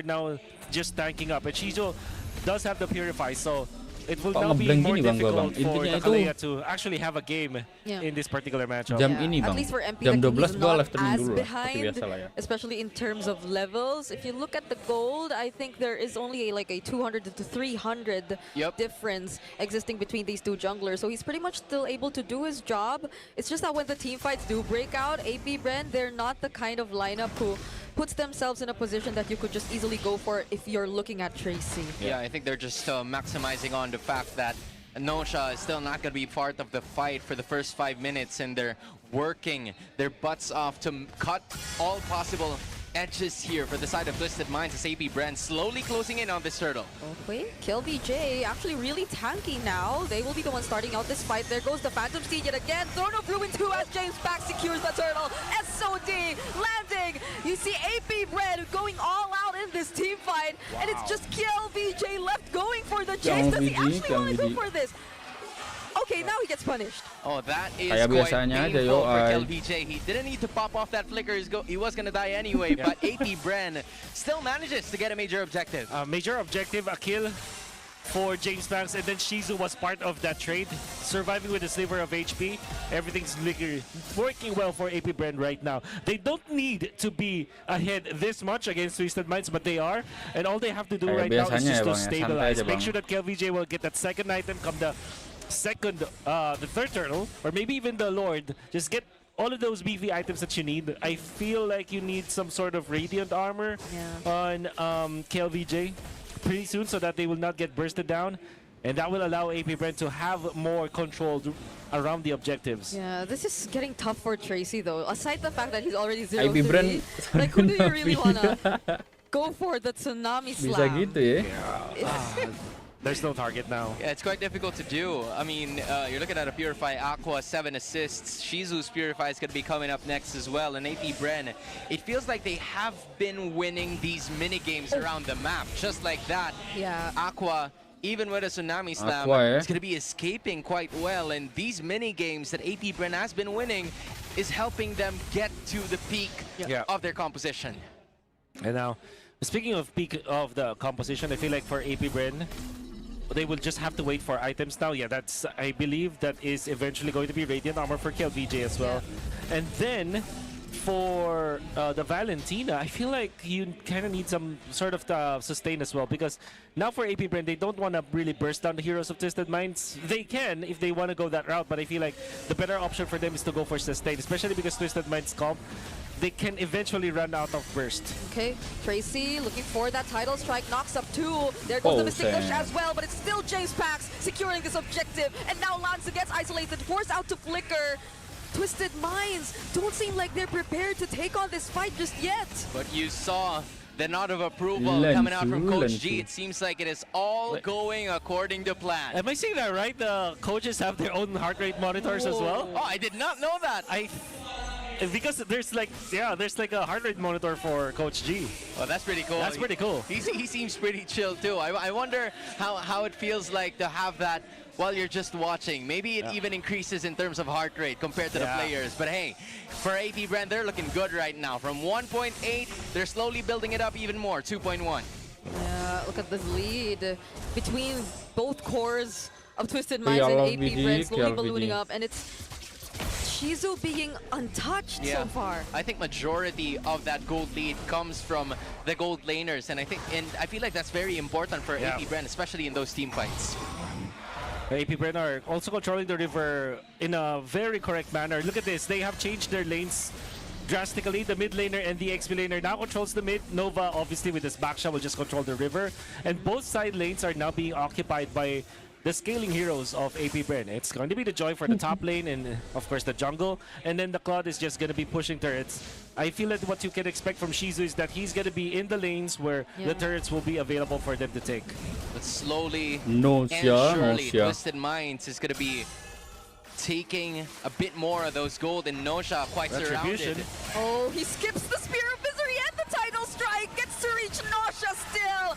Aqua takes the kill, but that's the gold laner down for Twisted Minds as Tracy's doing his best just to escape, gets knocked back. Mystic Gush as a response as the other members of Twisted Minds catch up too, and miraculously, MP the King somehow finding trades for Twisted Minds. The hero usually arrives late to the scene, but MP has managed to turn disaster into destiny. Oh, this is always the problem I see with AP Bren. They look disconnected. James Pax, the way that you see his hero move, you know that he's gonna get out of there. I think the shot call for AP Bren was, get out.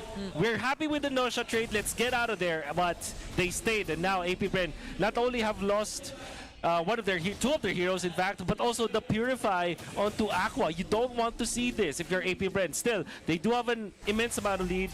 James Pax is still very scary at this point, but mistakes like that can really cost you your lead. Yeah, it comes to a point, 40 seconds before the Purify of Aqua is actually going to be available again, but it seems like AP Bren are ready to go for this fight. 2.2k gold lead. Look at Nova making a U-turn at back. And they're making an entrance, and MP the King steals away the MP the King. SOD lands too. We're seeing Nosha join this fight, and James Pax is the first to fall alongside Shizu. No damage available for AP Bren. Nova all alone up against 4, and the team fight is split into 2, but it's a win for Twisted Minds. Twisted says call an ambulance, but not for us. They're just giving a bloodbath to AP Bren after that 2k gold lead. Oh man, it's the composition of Twisted Minds. Their 5v5 fights are just so good, and how the mighty have crumbled. AP Bren, oh my goodness, one mistake was all it took. Oh, it's a blunder for the Bees. Now they're backed into a corner after landing those punches, those hooks one by one. Here they go again. Aqua steals away the Tsunami Slam, but it's just gonna be Lansu, not even using his ultimate nor the flicker because he knows he could just walk out of that. The Lord marching down bottom. KLVJ going in alongside Shizu with a blazing duet. Did he really want to take on this fight? That's a multiple match setup. And there you see how Tracy just denies the entry.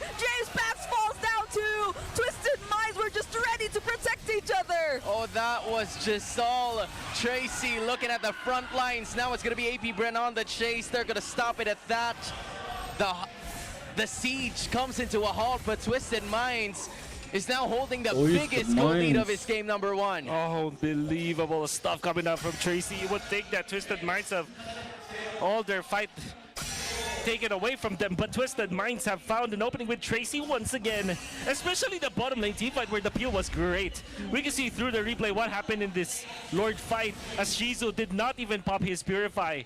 Unfortunately, because of that, it was very awkward for JamesBanks because I think he was waiting for the Blazing Duet for him to also go with the Claude so that they can take on the members of Twisted Minds, but because of the fact that Shizu did not pop the Blazing Duet and the Purify and slash or of the 2 important buttons that he needs to click during that moment, aman aja, Bang, ya. That was the problem for AP Bren. But now Twisted Minds, of course, we cannot deny the fact that they have been playing well. AP the King is so clutch, and so is Tracy.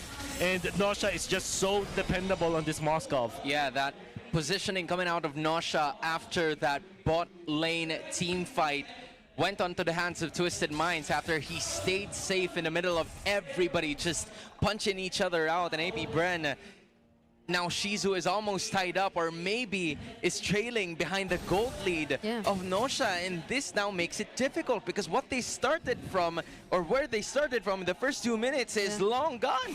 And I still cannot believe MP the King did that just now. He literally used the Phantom Steed a couple units away just for the stun and steals away the objective when in fact every single member of both AP Bren and Twisted Minds were around the Lord Pit. It's not even a stun, it's like more of a nudge actually. It's like, you know, you get knocked off your feet for a bit. But now AP Bren, they still have a lot of strength when it comes to their team fighting, as long as they click their right buttons, I feel like. And find the right targets. Lord cut down. Okay, here goes the Phantom Steed once more! The first pickup is actually KLVJ. AP Bren lose their setup. Shizu goes in, stun, and there's the Purify, but it was enough. AP Bren secured the objective, but Nosha still catches up and finds Nova. 1 for the price of 3. They may have gotten the Lord, but it's now going to be Twisted Minds. Full 5-man squad knocking down the middle. It's JamesBanks, Aqua, and Nova assigned, or it's not even Nova. Nova's also taken down.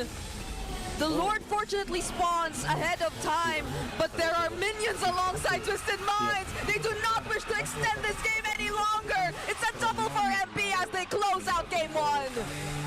A complete turnaround. Plot twist unlocked yet again. Twisted Minds protects the cannon and finishes this game. Unbelievable comeback mounted by the hot streaking Twisted Minds. Their team fight coordination is off the charts as compared to AP Bren, who are just losing all of the contention around this Lord. Again, Shizu being taken out meant that there is no damage that can come out Masdondon ke upper bracket. Kata siapa? They do have killed TLPH udah as tuh. well as JamesBanks. TLPH udah ke upper bracket, TLPH. Okay. TLPH doang tapi selebihnya nggak tahu dah. Selebihnya belum ada kelihatannya. Cuma kalau MPL Malay, MPL Singapura bentar lagi tuh. 2 minggu doang lagi. But in this case, I think since all of the explainers in this league are pretty good, I would say the Glue is going to have a hard time against that Arlott, but it heavily depends on the scenario. You're just going to have to, you know, maximize. Why am I being an analyst with this Glue? Anyway, Wolf, take it away, dude. No, I think the early stage, maybe level 1 to level 2, that will be Arlott sided, but I feel like eventually Twisted Minds are not going to really hamper down on that specific matchup. Eventually, the Glue will be more of a team fighter here for Lansu. Yep. And we know how good Lansu is with setup heroes, and he can really play this Glue in that kind of setup. What's really scary about this is will Chovskirt actually have a good game against the Khalid as well as the Glue? Yeah, this is the debut game Lansu. in Season 17. Again, for everybody watching, correct me if I'm wrong, but I don't think I'm wrong anyway. Nope. So Twisted Minds will not have to need to replicate the same blunder that they've had over the first 2 minutes. Chasey is not going to be overextending. It's just going to show some vision towards AP Bren that says, hey, I see you roaming around in your jungle. And AP Bren on every part of the map seems to be playing the more careful start compared to what happened in game number 1, where they were just running all over the map. Even for like KLVJ, we did mention that levels 1 to 2 might be a better situation for him, but even this R-Lot that he has in his hands, he's not really playing it as aggressively as we thought he would. It's always Lansu clearing out his lane first. Yeah, completely understandable, because I think most of the heroes in this specific game would heavily require for all of them to reach level 4 before they actually commit to a team fight. Yeah. And what we also know about this kind of composition from AP Bren is just it's very team fight based. Yeah. You really have to execute during your team fight. So AP Bren, maybe one condition that I would give them for them to win this is to not get poked before the big turtle fights and the lord fights. Oh, this is looking like not just any poke. Nova doesn't have the AOG just yet, but they don't have enough damage to take him down too. That's Revitalized Force though, so yeah, that's not a good trade for AP Bren, and there's little to nothing the Twisted Minds have committed there. But yeah, this is what I want to say about AP Bren's composition, because they're so 5v5 dependent. They have to control the river and not get poked before a turtle fight happens. Yeah, but look at this though. It's already them going at it again! Okay, what do we say about Lansu and the surprises? He actually finds James Panks, one of the best possible targets, though doesn't have enough follow-up, and now he gets trapped in between tier 1 and 2 in mid. That's actually 2 members taken down by AP Bren. Oh, that's a turtle taken by Twist, but AP Bren has managed to thrive over the overextension. Well, that's actually great coming out from AP Bren, because they trade 2 for turtle, and James Panks gets to assist out of that. They will equalize their jungle too, and this will give a lot of opening for James Panks to now snowball out of control when it comes to farming. And because of all of the things that happened, wait, did I just see that correctly? 3,700? No, that's not. Okay. I couldn't be right. Yeah, 1.5k now for James Panks. Yeah, this is again a solid start for a composition that has Harley on their side. 2-0 in favor of AP Bren. Here they go again. Oh, Zippy the King ready to go for the surprise alongside Tracy. But AP Bren, at least with the heroes that they have, also have very dependable mobility to get out of those kinds of situations. Nosha though. Nosha seems a bit too free. Yeah, I think it's because Shizu was forced to go a little towards that mid side to help and aid in terms of the damage output. Oh, hold on, that's the AOG and the real world not landing on anyone. AP Bren, their resources just went down like that. Yeah. This is why I feel like for AP Bren, they just have to make sure that they are not wasting all of their resources, because now it's 35 seconds before the turtle fight for sure. You'll get your AOG, but you cannot continuously do that. For sure that they have a pass right now, because their early game was really strong, and you have this Chopskirt Eve that's having a good time, and they will have their first item come the second turtle. There you go, the glowing wand, and then eventually a genius one for James Panks or somewhere along those lines. So what I'm trying to say is that surely they are getting away with this, but this could not happen time and time again. Yeah, this concentrated energy is what I want to say. Yeah, this heavily depends on how it's gonna go. Okay, KLVJ gets caught here. Nothing he could do as the R-Lot up against that. As Twisted Minds transition to this objective, which AP Bren will take for themselves. RWM used just to force out the Crimson Beacon from Sean, but all they do is not proceed with the fight. Yeah. That's just a simple objective for a kill. Yeah. Twisted Minds identified that they cannot fight at all in the second turtle. So what they decided to do is to punish KLVJ, which was sitting in the bottom lane. He was taking his time, and because of that, they were able to get a kill with Lansu committing that one, and they got almost 100% outer turret energy shields for MP the King, so there's a lot of catching up that MP the King is able to do. And lo and behold, Twisted Minds are now getting the lead. Although it's just 200 gold lead, but they were able to snag that because of some map movements. Yeah, honestly what he said, or what Wolf said about team fights and AP Bren's lineup actually still bothers me quite a bit, because if we were asking for like the better coordination and them being more synced up, then that's something I would really look out for when it comes to the 5v5 Ngeri team fights juga, later bro. on. But speaking of the 5v5s, we're actually seeing a 4v2, which clearly goes in favor of AP Bren. This is what they've been doing in that game number 1, just overwhelming Twisted Minds with a total damage output, and AP Bren was able to take that turret in middle, but Twisted Minds would always have a trade in their hands. AP Bren, although that was a trade for sure, but I think that they had a better end of the stick as they are able to get the turret in the middle.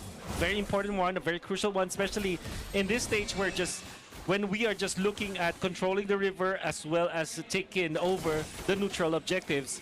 And with that, James Banks is now confident with 3 assists. Now they can push, so after a push in the middle, they are now able to pressure top lane.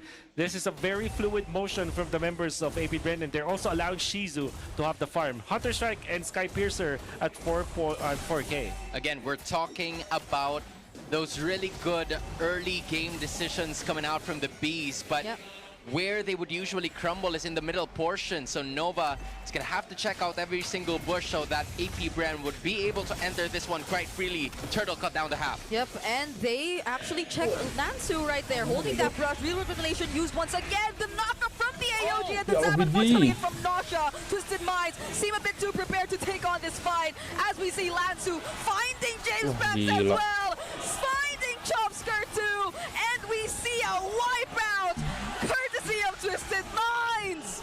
I don't know if you saw that, but sure, 2 people were at the hands of Twisted Minds. They were just distracting him, and it was Lansu zoning 3. I absolutely saw the hands. I know that you really like seeing the glue, but Lansu, my oh my!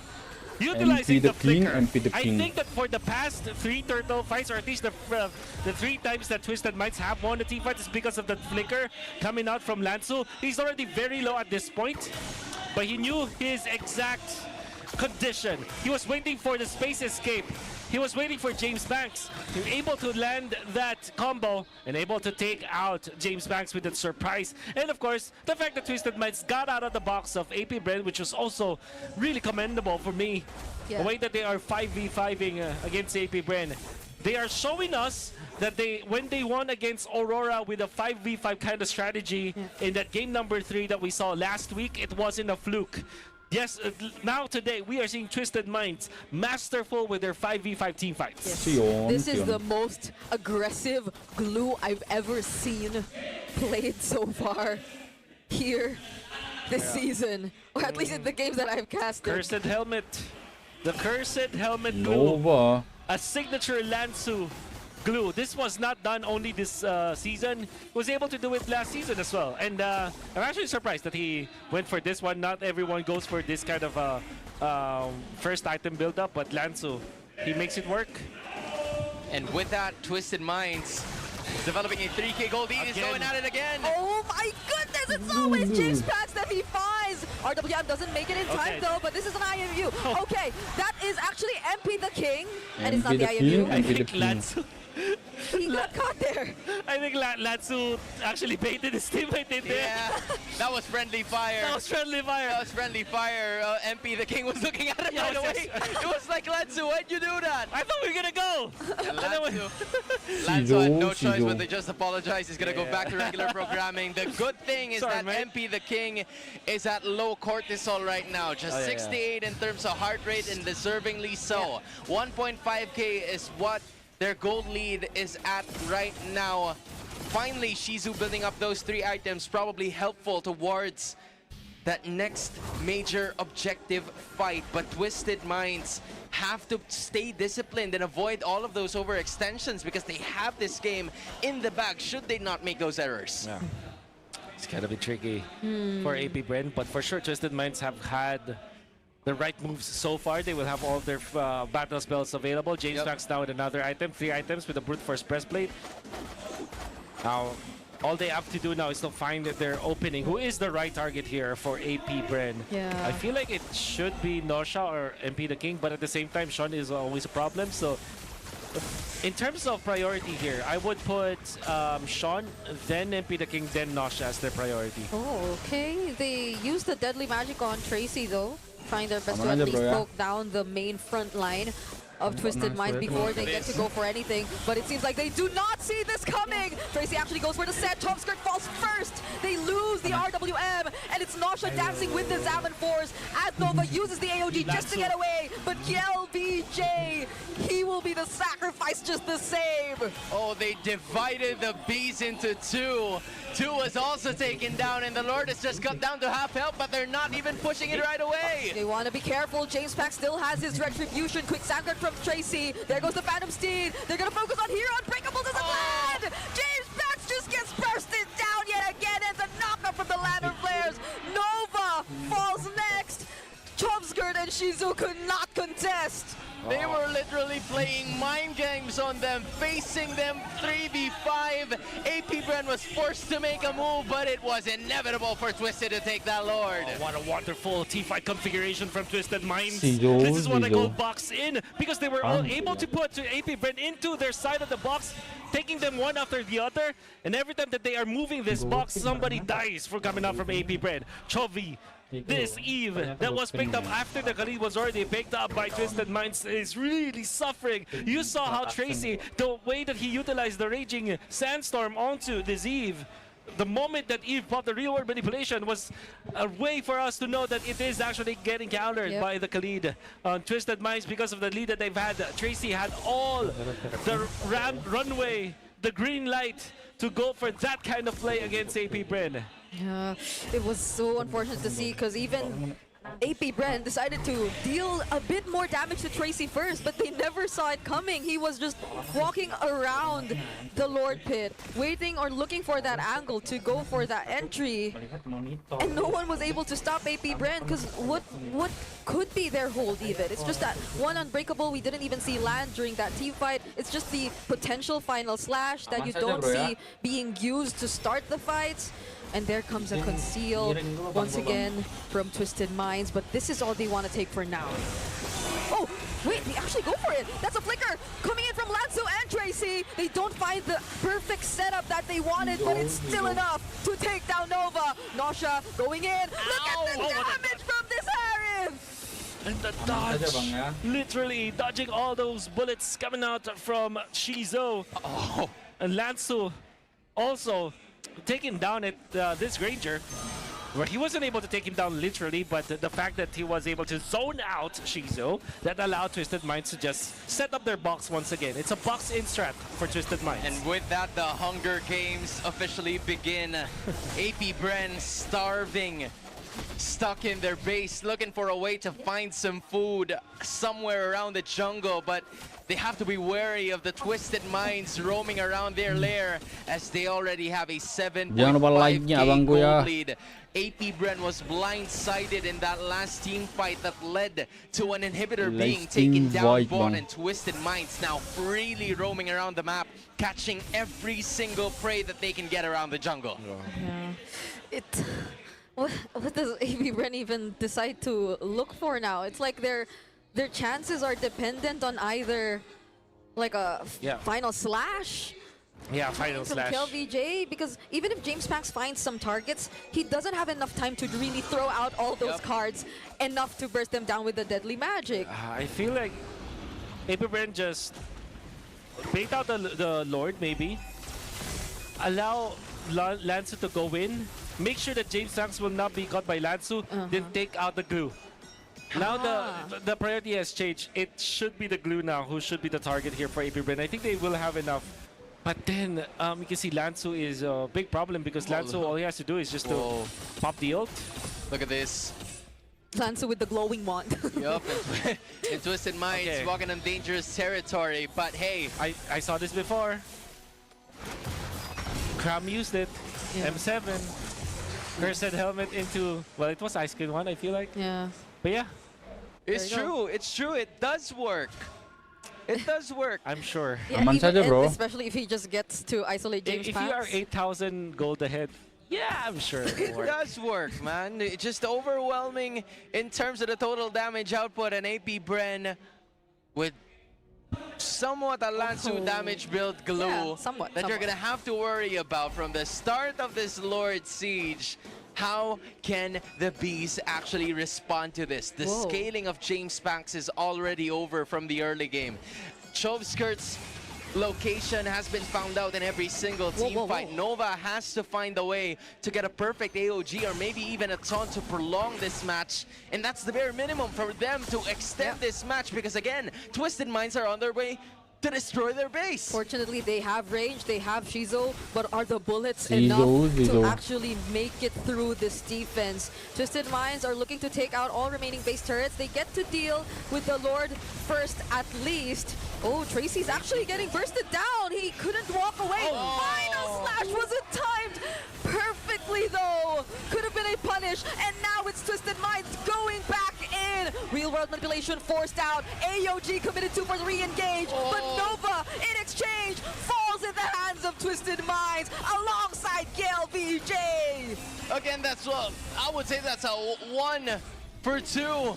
But again, more damage has been done. An inhibitor down mid. Definitely not a good trade for AP Bren. Again, don't get into Twisted Aman Box. aja bro. They will be taken out. You saw how KLVJ and Nova were punished because they went into the box of Twisted Minds. Finish ya bang, belum Dude, finish it's bang like ini a bang. Venus flytrap. Exactly. It's just waiting for you to pass. Oh, now MP is not waiting for anyone. Decides to go in, receives a lot of damage from the deadly magic, but Nosh is able to throw out a lot too. 3 for 3. All inhibitors are down, and Twisted Minds is gonna be walking back. Oh, she's a James Banks, an aggressive play from AP Bren. They get to take down Lansu, and Twisted Minds run away. They're willing to let those 3 inhibitors go, but at least a life has to be sacrificed. Oh, what a great bait and switch coming out from AP Bren. James Banks going in. You would think that he will actually commit it there, and Lansu tried to go for him, but then because of that, Lansu was dispositioned, and the bait and switch commences. AP Bren, they have found some openings here when it comes to taking down an important member of Twisted Minds, and they will go for the conceal play. Maybe the only chance that they'll ever get, but unfortunately, it's easily stopped by just one movement coming out from Tracy.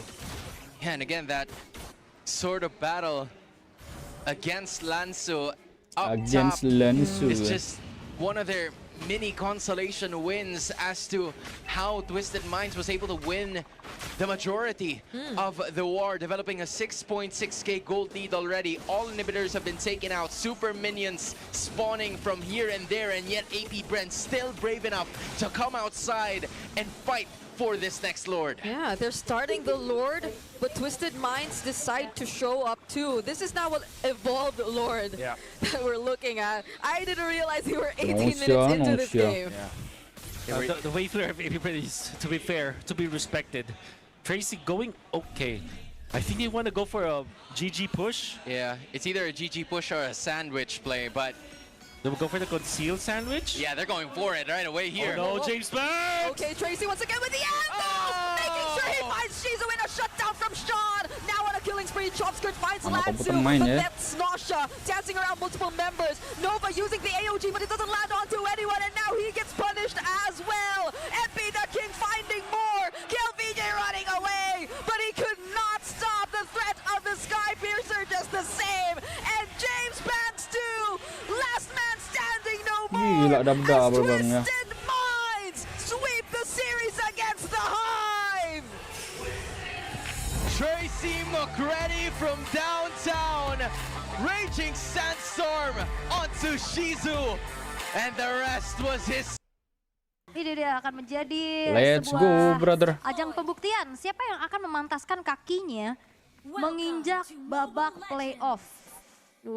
Babak playoff yang akan ditunggu, jadi langsung saja selamat datang di dalam Land of Dawn. Dan kita bakal ngelihat potensial dari arah early game-nya seperti apa yang bisa dimainkan. Pertama match up dari Dairat dan juga Uranus. Aku lebih penasaran gimana cara Febri untuk mengatasi hal itu. Apakah dia bakal main lebih ke arah teamfight atau gimana? Karena sekarang early-nya ini area rivernya udah kuat banget. Keizuki juga udah mulai cukup berdarah-darah. Dan Cornelis itu langsung ngebuka flicker dari 1 menit yang pertama. Yap, itu dia. Karena rivernya kuat banget sih udah pasti nih. Tapi Cornelis yang justru flicker ya? Iya. Padahal harusnya kan kayak Cusin, Khalid. Ini strong tapi ya Cornelis, ini Onyx Prime kayaknya bakal bermain lebih ke macro play juga ya, dengan adanya chip, dengan adanya Uranus juga yang bisa mainin lane jauh nantinya. Sementara kalau ngelihat dari team fight yang dimiliki sama Alter Ego X, mereka kuat banget. Iya, kayak turtle pertama ini sangat menarik ya buat Alter Ego X buat bisa mereka setup duluan karena Febri-nya udah pasti babak belur di arah early game. Cuman kalau untuk Onyx Prime mungkin bisa lebih mengandalkan ke arah Suyo karena ini satu hero yang powerful banget untuk nge-steal dan seperti biasa kalau buat sekarang memang secara emblem marksman ke arah Leomord dan juga assassin ya buat Suyo-nya sendiri. Ya, padahal kayak beberapa kali juga kita ngeliat untuk Boy TZ bawain entahlah itu Leomord atau Suyo pakai emblem marksman. Cuman ya ini targetnya yang berbeda, mau main early-nya kah nih untuk teman-teman dari Onyx Prime?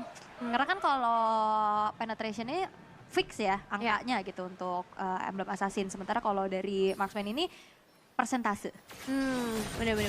Dan sekarang dari Founder juga bawainnya ke arah emblem tank ya. Karena diharapkan emang dengan tipikal hero yang nggak terlalu tebel, mau nggak mau harus ada tambahan defensifnya lagi, tapi tetap membawakan trill juga untuk damage yang besar. Setup Belum tuh lihat mukanya kalau area GB mencoba untuk memberikan damage menuju ke arah seorang Kazuki juga yang ternyata mengcopy ke arah sebuah phantom stick, tapi Kazuki hilang. Tiba-tiba bawa muka aja. Boy TZ dapetin turtle-nya tapi flicker dibalas flicker dan Founder mendapatkan nyawa dari seorang Magma dan buat dari Alter Ego X akhirnya menutup kerugian turtle yang diambil Onyx Prime dengan 2 poin kill. Iya, 2 poin eliminasi pertukaran yang bisa dibilang lumayan menguntungkan untuk Alter Ego X sih menurutku. Karena ini ada 2 flicker juga yang ke-trigger. Jadi nggak cuma semata-mata poin eliminasi, tetapi ada flicker yang salah satunya jatuh ke tangan Magma sebagai seorang roamer yang kita expect mungkin di level keempat sebenarnya akan ada inisiasi kejutan. Tapi itu nggak akan terjadi berarti dalam beberapa saat ke depan. Cuman ya bagusnya dari Onyx Prime seperti biasa, Suyo ini punya power banget ya untuk bisa nge-steal, nggak terlalu memaksakan juga tadi. Jadi setidaknya ada turtle yang bisa dia pegang. Sekarang waktunya untuk mulai reset lagi dan ini harus hati-hati juga buat Keizuki. Ya udah mulai diangkat lagi Raging Sandstorm dan juga terinjak Barbia oleh GB. Yang membuat dari Kazuki harus menelan 2 kali poin death, tapi dengan adanya shortcut Founder yang mendapatkan damage yang begitu besar. Tapi corner juga tumpah di tangan Pensu. Walaupun Boy TZ menjadi pertukaran juga. Dan ini membuat akhirnya dari Alter Ego X mereka tidak jadi mengalami kerugian. Wow, 2 ditukarkan dengan 2 pemain ya. Tapi Boy ini ikut tereliminasi. Serba salah sih, dia dapat poin tapi dia juga harus hilang pada akhir. Masih ada kita udah mulai bisa ngelihat lebih ke anu sih Bang. Team fight seperti apa ya yang bisa dimainkan. Lebih ke apa sih namanya? Onyx Prime juga tadi 1 bukan poin bubar tapi break dulu lah. Ya kayak tim apa namanya yang Skylar dulu itu. Francisco yang dia nggak punya anomali jalan ya, kayak anomali itu Bang. Ke area team fight ya dengan shortcut. Sementara harusnya pray dulu, pray. Tapi tetap area river yang akan dijaga secara tempo, mereka bakal harus siap sih dalam kondisi apapun. Ini banyak banget yang bisa ngebuka surprise kayak tadi dari Alter Ego X, surprise-nya datang dari Khalid sama Lantern Flare. Tapi dari Onyx Prime mereka punya shortcut dan ada top lane. Bisa saling ngejawab lah ya. Tapi di atas kayaknya bakal dicuekin aja. Hanya clear untuk bisa ngebantuin lagi nantinya dari segi setup ke area turtle-nya. Again, Alter Ego X mereka harus siap dengan adanya shortcut yang bisa saja dibuka oleh Magma. Tapi ya ini awareness yang perlu ditingkatin lagi nih. Kayak tunnel-tunnelnya ini bakal dicek-cek nih biar jangan sampai ada tabrakan dari belakang kecuali Febri. Kali ini harus mundur terlebih dahulu. Menerima damage yang cukup besar tapi Febri masih terlalu tanky ya untuk ditumbangin. Iya, polanya sama ya sebenarnya, tarik Lantern Flare habis itu langsung di dive in sama 2 player lainnya. Tapi bedanya ini adalah kuat mana antara anomali sama BTRP. Sekarang setup, bakal jadi prioritas. Magma flicker. Rosternya hampir sama sih Bang. Gimana caranya bandingannya Bang? Dari Francisco mencoba untuk mengacak-acak dari Onyx Prime dan double kill oleh GB dan bahkan Fanzu-nya pun hilang di tangan dari Cornelis. Boy TZ tidak banyak yang bisa dilakukan selain mundur dan Onyx Prime mereka lagi-lagi mengalami kerugian. Wah, 3 poin eliminasi untuk sang jungler. Ini sih mahal banget harganya. Padahal tadi sebelum team fight Sky Pierce dari Boy TZ udah jadi. Tapi sayangnya dapat stuck. Ya malah GB gitu dengan 3 poin eliminasinya. Cuman it's okay, sekarang dari Onyx Prime mereka harus coba untuk cari pertukaran. Ditambah dengan Alter Ego X yang dapetin auto threat di bagian gue masih anomali. Berarti area orange bab Nah dari makanya masalahnya rosternya hampir sama Bang. Dan Cornelius yang akan hampir cukup sama. kuat Jadi ya, walaupun dapat surprise dari Febri dan Izuki. Karena bisa banget untuk dibalikin dengan Lantern Flare dari Fadli. Targetnya banyak banget, Febri ketarik lagi. Ya bahkan ketabrak lagi dengan adanya Barbiel. Tapi Febri terpaksa mengeluarkan flicker untuk mundur ke arah belakang. Sementara di arah top lane ada 1v1 kayaknya ya antara Founder dan juga Boy TZ yang dihindari aja. Boy TZ gak bisa lebih lama lagi tapi jalan pulangnya sudah mulai dipegang oleh Cornelis. tapi gak ada follow up damage yang lebih lagi dari Alter Ego X sehingga hanya memberikan geretakan saja. Ya, ini penasaran sama Magma sih. Dari tadi dia bener-bener ada di area monster jungle lawan dan ada banyak cara lah untuk dia memberikan kejutan sebenarnya. Dan mengintip sedikit ke arah itemization karena sejauh ini Glowing One sudah ada ya untuk kedua belah sisi mid laner. Demon Hunter Sword juga yang sudah dipegang tadi oleh seorang Francisco akan memperkuat dari segi output damage. Sudah bisa join ke arah teamfight. Ini cuma masalah mobilitas saja sih. Karena lihat nih posisi dari Magma tiba-tiba ada di purple buff. Iya, tapi kayaknya juga dari tadi kalau kita ngeliat shortcutnya masih belum on point ya. Karena react yang dilakukan sama Alter Ego X mereka bagus banget. Iya. Bisa langsung Raging Sandstorm-nya, terus juga kayak mau tangkap ke arah Fadli, dia bisa mundur pakai Crimson Beacon ataupun dari flickernya juga. Jadi secara inisiasi untuk Onyx Prime masih belum berjalan sesuai dengan rencana mereka sepertinya. Karena efek sisi ya lagi-lagi yang minim banget. Gak ada yang megangin ya? Iya susah banget, jadi kalaupun mereka pengen maksa team fight dadakan ya berarti harus ada satu power yang besar. Entah itu karena mereka udah unggul dari gold atau mungkin itemization. Masalahnya sekarang 3000 gold itu udah dipegang sama Alter Ego X lebih unggul. Dan sekarang mereka udah mulai pegangin ke area turtle-nya. Magma coba untuk mengganggu kah? Iya, Magma bakal mencari lagi backline dari Alter Ego X. Shortcutnya dibuka tapi Founder berhasil mendapatkan Magma dan juga turtle menjadi milik dari Alter Ego X. Lagi-lagi Alter Ego selalu bisa mendapatkan keuntungan demi keuntungan. Dan Blazing Duet diusir dan bahkan kali ini Fensunya akan ditangkap hidup-hidup. Ditemukan tidak berjawab oleh GB yang mengantongi mega kill. Buy one get one yang berhasil diamankan dan akhirnya teman-teman lainnya harus pulang jalan kaki ya. Karena shortcutnya langsung ditutup. Setidaknya Boytizi bisa melakukan pertukaran satu buah inner turret di bagian bottom lane. Ini lumayan mahal sih. Selama Boytizi-nya nggak ikut terpick off, harusnya bukan jadi masalah. Dan ternyata Alter Ego X mereka punya rencana lain. Karena purple buff justru juga mereka ganggu dari sekarang. Dan bisa didapatkan oleh seorang GB. Semakin banyak lagi keuntungan dan Cornelis. Wah. Ini Boytizi juga susah sih. Iya. Track-tracknya nggak ada. Iya juga sih. Ya harus ada snowball power kan dari awal dia ngantongin lethality. Cuman dari tadi kayak susah banget dia nyari point kill. Makanya sekarang dia mencoba cara lain ya. Dapetin inner turret lah setidaknya daripada nggak dapetin sama sekali. Apalagi tadi purple buff-nya juga diganggu, disisain yang kecilnya doang. Dan untuk Fadli pun dia udah punya Sky Pierce, jadi udah kebayang ya untuk Alter Ego X bagaimana eksekusi ataupun siapa yang bakal nyicil secara damage dulu. Ini bisa diberikan.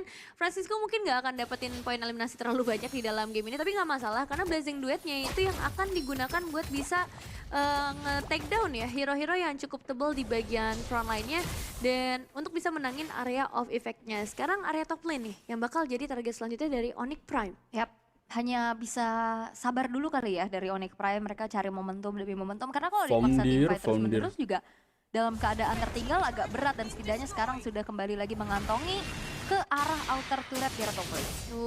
Dapetin satu lagi ya. Nah ini Alter Ego X mereka harus mulai memikirkan gimana caranya bisa mengkonversi keuntungan yang mereka udah pegang menjadi objektif. Karena objektifnya nggak melulu ke arah Lord doang atau Turtle doang ya. Tapi ada turret di area mid lane nih yang bakal jadi mahal banget kalau bisa mereka dapatkan. Dan sekarang lane jauh memang udah harus dipegang sama Fenzu sebelum nanti masuk ke area setup Lord. Dan apakah ini akan dipercepat juga oleh teman-teman dari Alter Ego X dimana mereka harus cari Boytizi dan mereka juga harus bisa memberikan pressure tambahan dulu sebelum benar-benar akan masuk komit ke area Lord yang akan lihat di area top lane. Ya, ini udah mulai didetect ya keberadaan dari Magmanya yang bahkan udah nge-trigger ke arah konsilnya juga. Tapi lihat Febri-nya bapak ulur, tapi Magma ada flicker menuju ke arah depan dan langsung membuka ke arah shortcut-nya. Blazing Duet menjadi sebuah reaksi yang dilakukan oleh Francisco seperti dikantongi oleh Fadli.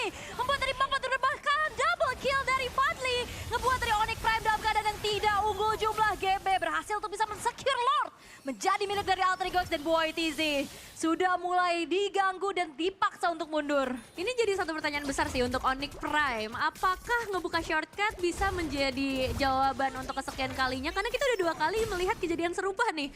Ketika shortcut dibuka, mereka malah nggak bisa melarikan diri dan malah banyak efek dari Alter Ego X yang masuk. Dan secara damage kan memang kita udah ngeliat atomizations yang lebih unggul dari Alter Ego X. Apakah akan lebih bijak juga kalau misalnya Onyx Prime harus lebih bersabar dulu atau mungkin shortcut bukan jadi satu jawaban untuk langsung ngebuka inisiasi, tapi mainnya lebih ke arah tarik ulur juga yang bisa mereka mainkan. Tapi ya untuk BATLLE tadi ada satu percobaan buat nge-steal karya objektif yang sayangnya belum bisa dilakukan, dan mid lane ini udah mulai rame. Iya, ini udah mulai ditabrak ya. Bakal lebih leluasa lagi juga untuk vision dari Alter Ego X Lord. Sudah mulai masuk pastinya ke area defensif dari Onyx Prime, tapi masih menit 10 dan masih ada Holy Defense juga. Harusnya masih bisa ditahan. Harusnya sih masih bisa ditahan ya. Tapi kalau misalnya dapat poin eliminasi ini beda cerita karena ada potensial yang cukup besar ya buat Alter Ego X. Dan sekarang posisi Magma yang serba salah nih. Mau dibuka pasti akan ada counter setup. Kecuali bukannya lebih ke arah pick off kali ya. Kayak ada yang sendiri lepas, itu bisa banget untuk diambil. Tapi kalau misalnya secara team fight, ini akan sangat berat dengan Holy Defense di area mid lane dan kembali lagi bisa dipecahkan. Yap, tapi lihat Cornelis sudah mulai masuk menuju ke arah Fenzu. Dan lihat Febri, benar-benar dibabak belurkan dengan adanya damage per second dari Francisco. Bonyok loh, ini Febri juga udah nggak bisa lama-lama nih tahan damage di depan. Iya, ini bukan Uranus lagi ya, Uranus. Jadi agak squishy gimana gitu ya. Tipis ya. Iya, agak tipis dan memang udah banyak banget penetration yang dibuka dan conceal play bahkan dimainkan. Iya, bakal coba untuk di-engage lagi oleh Alter Ego X, tapi mereka bermain cukup disiplin ya, nggak mau terlalu memaksakan kehendak juga di area defensifnya dari Onyx Prime. Sehingga Magma sepertinya terdeteksi keberadaannya, akankah dikejar? Magma. Oke, tapi Alter Ego X mereka juga bermain grouping 5 orang.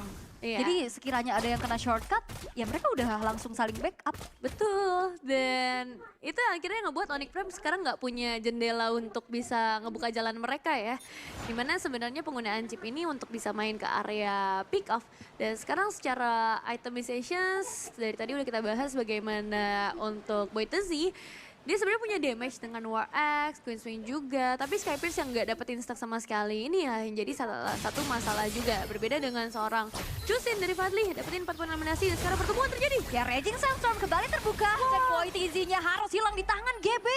Itu dia, cukup ternyata dengan mendapatkan sang jungler dari Onyx Prime. Alter Ego X bermain sangat lebih disiplin. Masalahnya 9 detik menuju ke area Lord Wall. Jadi udah jelas untuk Alter Ego X mereka bisa banget dapetin objektif kali ini. Secara posisi memang, wah, damage dari Fenzu sudah mulai terasa. Akhirnya ada shutdown yang bisa didapatkan juga dengan ada Zaman Force yang telah terbuka. Tapi Phantom State dan Barbia double kill diamankan justru oleh Fenzu atas hilangnya seorang Founder. Tapi GB sudah mulai maju lagi. Damage-nya cukup besar digeser ke sana kemari. Tapi Francisco masih punya sebuah battle mirror di match untuk kabur. Tapi teamfight tidak terelakkan. Zaman Force bahkan ada lagi untuk Fenzu. Sekian lamanya panjang teamfight dan GB terus shutdown di tangan Febri. Dan kembali lagi Blazing Duo terjadi Winter Crown. Francisco hilang dan menjadi pundi-pundi lethality untuk BATLLE. Patu mainnya berhasil di takedown, menyisakan Cornelis seorang diri, dan ini adalah momen yang sangat penting untuk Onyx Prime karena mereka akhirnya bisa mendapatkan ke arah lure-nya juga. Dan ternyata pick off yang kita kira akan ada combo dari Chip bersama Fenzu, ternyata enggak. Malah Fenzu dengan seorang diri ngelihat player di tengah dan langsung dapetin player yang begitu mahal juga kan tadi. Yes, dan akhirnya ini jadi bounty yang mahal banget buat Onyx Prime. Lihat shutdown-nya ke GB, ke Fadli. Semuanya ya. Itu kan jadi tabungan yang pecah banget. Dan Alter Ego X tadi mereka kan mau paksa team fight lagi. Iya. Dan akhirnya damage yang dipegang sama Fenzu ini udah mumpuni gitu loh untuk balikin. Bener-bener. Dan jadi warning sih buat Alter Ego X karena mereka langsung kehilangan 2.500 gold tuh. Dan ini jadi salah satu replay ya yang bisa kita lihat. Sebenarnya ada inisiasi dari Magma juga tadi untuk melempar. Tapi Francisco yang balik lagi sih. Ini cukup berani karena kan dia sebenarnya jadi satu sosok yang sangat penting ya. Dan dengan posisi kuantitas yang digunakan sama Onyx, kayaknya langkah lebih baik kalau misalnya tidak terlalu memaksakan. Tapi masih ada kesempatan untuk Alter Ego X. Bedanya sekarang mereka harus bergerak dalam posisi defensif. Iya, dan ini keadaan seketika berbaliknya jauh banget ya. Iya. Bukan cuman gold yang direnggut aja nih, karena objektif-objektif akhirnya jadi netral kembali. Dan ini di luar prediksi atau dugaan kita juga. Di luar bisa terjadi prediksi seperti ya, Bang, ini. ya. Dan sekarang waktunya untuk Onyx Prime mereka harus bisa memaksimalkan dan Cornelis di belakang. Iya, dan lihat bahkan Fenzu-nya damage juga udah mulai besar. Mendapatkan killing spree. Magma memang menjadi pertukarannya dari Blazing Duet. Mengincar ke arah belakang, double kill dan bahkan triple kill. Dikantongi oleh Fadli, membuat dari 4 pemain Onyx Prime hilang. Wow. Wow. Wow. Satu momen lagi yang Ngeri ternyata juga, terjadi. Alter Ego X seakan-akan bertanggung jawab ya atas kesalahan yang mereka buat secara tunai karena benar-benar menukarkan 4 pemain. Sayangnya memang untuk Boitasinya tadi still survive sebagai seorang jungler, dia setidaknya masih bisa melakukan defensif. Tapi Onyx Prime, what happened? Apakah mereka tidak menyadari mungkin ya dengan hadirnya Cornelis datang dari bagian belakang dan efek sisi yang tadi kita bahas juga kan? Karena berarti mereka juga kesulitan untuk bisa melarikan diri dan sekarang kondisinya netral. Netral. Tapi ada sedikit keunggulan buat Onyx Prime. Ya. Base turret bawahnya nih yang hancur, dimana ini kan lumayan berseberangan nih sama Lord yang nextnya bakal muncul. Jadi Onyx Prime gimana caranya cerdiknya mereka nanti akan bermain lane jauh gitu ya, main surprise, rencana seperti apa yang akan bisa mereka lakukan. Karena kan membawakan Uranus, membawakan juga ke chip, itu bisa jadi kunci. Apalagi kalau misalnya bisa pick off dari chip ya ke arah player yang akan melakukan clear lane. Karena kayak sejauh ini berarti akan ada Cloud yang mungkin bisa bertanggung jawab. Dan mungkin akan ada Cornelis juga ya menjadi bodyguard bagi Cloud itu sendiri atau untuk Francisco-nya. 23 detik lagi menuju ke arah lore selanjutnya, gol tertinggi. Sekarang sejauh ini memang ada di sisi kedua belah jungler, terutama untuk Boitasi yang mau nggak mau menjadi penanggung jawab atas wave minion. Karena kalau misalnya teammate udah agak berat dari tadi. Benar, walaupun memang KDA-nya nggak terlalu sebagus GB tadi ya, 2-2-0, tapi berarti kan secara levelingnya dia catch up banget. Tadi juga pas di perebutan Lord 1 kalau nggak salah, levelnya sama, masih equal juga dan udah mulai di burst down ke arah Lordnya untuk Onyx Prime. Foundir mencari informasi lagi, Fenzo lah yang ditarget Abyssal Strike, ternyata tidak sempat untuk diberikan ke arah seorang Fenzo dan bahkan kayak di blazing duet dari Francisco kembali mengacak-acak, Immortalnya pecah, Kazuki-nya tumbang di tangan dari Fadi, walaupun Fadi tumbang tapi 3 pemain dari Onyx Aman Prime saja bro. lagi-lagi dikantongi oleh Fadi dengan triple kill yang diberikan bahkan media. Tidak menir bang ya. Dikejar lagi Boitasi, gak akan dikasih ampun walaupun Cornelis harus memecahkan sebuah immortality, tapi setidaknya sekarang Alter Ego X mereka unggul dari segi jumlah. Oke, Fadli akan coba untuk mencari memang, tapi dengan 4 pemain yang berhasil di take down Alter Ego X, mereka punya satu kesempatan besar buat mendapatkan base turret atau bahkan base utamanya. Yap. Dengan Boitasi sendirian yang bakal diusir mundur, Raging Sandstorm tidak akan membuat dari Boitasi terselamatkan. Masih ada Lantern Flare, tapi Killing Spree juga menjadi sebuah jawaban dan fokus karena base dari Francisco. Dan Alter Ego X secured point di game yang pertama. Wow. Alter Ego X meskipun hampir bikin deg-degan juga ya dari beberapa momen. Karena ya kita defensive power dua-duanya bukan tipikal yang tebel banget ya. Ya cukup mudah untuk bisa di take down dari area XP dan juga di area romernya. Balik lagi kepada eksekusi nanti seperti apa yang bisa mereka mainkan. Karena udah jelas Purify ini akan jadi satu spell wajib.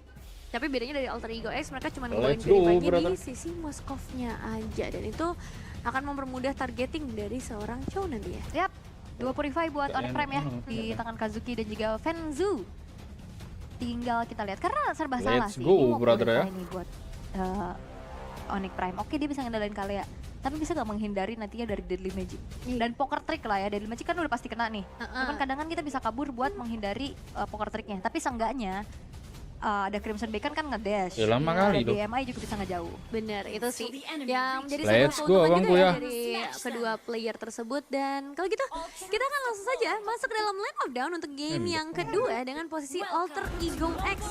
Mereka sudah memegang 1 poin kemenangan dan Onyx lagi dalam misi pengejaran mereka. Dan ya secara hero-hero, kalau kita ngomongin secara early game atau di area river, Valentina jadi satu hero yang akan cukup kuat. Tapi biasanya Valentina Khalid ya. Nah, sekarang perbandingannya dengan seorang Kalea, apakah masih powerful itu? Yap, dan itu dia sebuah kombinasi yang mengerikan ya. Lantern Flare, Cornelis masih cukup tenang untuk tidak mengeluarkan flickernya, tapi GB sudah hadir juga untuk memberikan Poker Trick. Justru Magma yang ke-trigger flickernya duluan. Iya, karena sebenarnya yang kena pressure Alter Ego X, tapi yang nggak disadari adalah hadirnya GB secara tiba-tiba menjadi kejutan bagi Onyx Prime sendiri. Sekarang untuk GB bisa dibilang dia lumayan bebas ya secara rotasi, belum ada gangguan yang gimana-gimana banget. Apalagi Magmanya tadi dipaksa untuk melakukan flicker dengan emblem tank juga yang dibawakan, ada trill, ada tambahan juga dari segi damage dan Oke, kita kembali lagi melihat ke arah emblem, dimana untuk emblem tank ya yang akan dibawakan oleh Sora sendiri. Jadi ini akan benar-benar pure tebel, mainin Stormbind mungkin akan lebih banyak dibandingkan dengan memainkan dari Thundernya ya. Butuh badan soalnya kan, kayak dari Alter Ego X juga. Jadi mau nggak mau buat foundernya yang akan menjadi garda terdepan juga bagi Alter Ego X itu sendiri. Dan Onyx Prime dari secara perolehan gold sebenarnya ada sedikit keunggulan ya, tapi masih memang tipis. Ya, tipis banget. Semuanya bakal ditentukan di area turtle sebenarnya. Seberapa jauh keunggulan yang dimiliki oleh Onyx Prime bisa dikembangin lagi. Karena untuk Onyx mereka juga cukup early ya buat ngasih pressure di bagian bottom lane-nya. Bahkan ini secara level berarti Founder akan sedikit tertinggal. Udah level 4 dan wah Fadlinya aman bro. Ternyata ya memang tidak mau kontes. Flicker dan penalty zone dari Febri yang akhirnya membuat dari GB pun terjebak sudah dan first blood dikantongi oleh Febri dan di sisi lain BoyTZ pun mengantongi ke area dari Turtle dan gak berhenti sampai situ. Invade karena purple buff akan dilakukan oleh Onyx Prime. Ini pattern yang sering banget kita lihat. Dapetin satu objektif Turtle, apalagi gak ada GB-nya, langsung aja memaksakan ke area purple buff dan udah jelas untungnya akan sangat banyak bagi Onyx Prime dan Alter Ego X yang justru akan kehilangan banyak banget hal. Karena emang rencana mereka tadi di awal, mereka mungkin pengen lepas ke area Turtle-nya, tapi mereka pengen cari poin eliminasi. Yang gak disangka, Flicker, penalty zone dari Febri, connect karena 3 player dan yang terjebak adalah GB itu dari 3 player itu. Oh iya ya, bisa menyebalkan itu kan untuk bagaimana Terizula sekarang. Plus memang opsi dari Alter Ego X adalah mereka nggak mau kontes turtle-nya. Ya. Kan head to head Assassin sama Fighter biasanya Assassin agak ngalah di tipis-tipis ya. Aman aja bro. Tapi ya karena tadi momentumnya pas banget dia nggak dapetin poin kill terus dibalikin sama Febri. Dan ini potensi yang pernah gue sampaikan tadi. Febri tuh cocok gitu pakai hero-hero yang make up play kayak tadi. Punya sisi. Langsung ya dibuktikan ya. Langsung dibuktikan. Setelah main Yuraina sampai sekarang. Oh, Cornelis terangkat sudah. Dengan adanya sebuah tsunami slam untuk defensif, tapi Kazuki hadir sebagai eksekutor membuat dari Cornelis pun hilang begitu saja. The Wave the Dragon disambut dengan begitu manis oleh BoyTZ, membuat dari Founder menyusul Cornelis.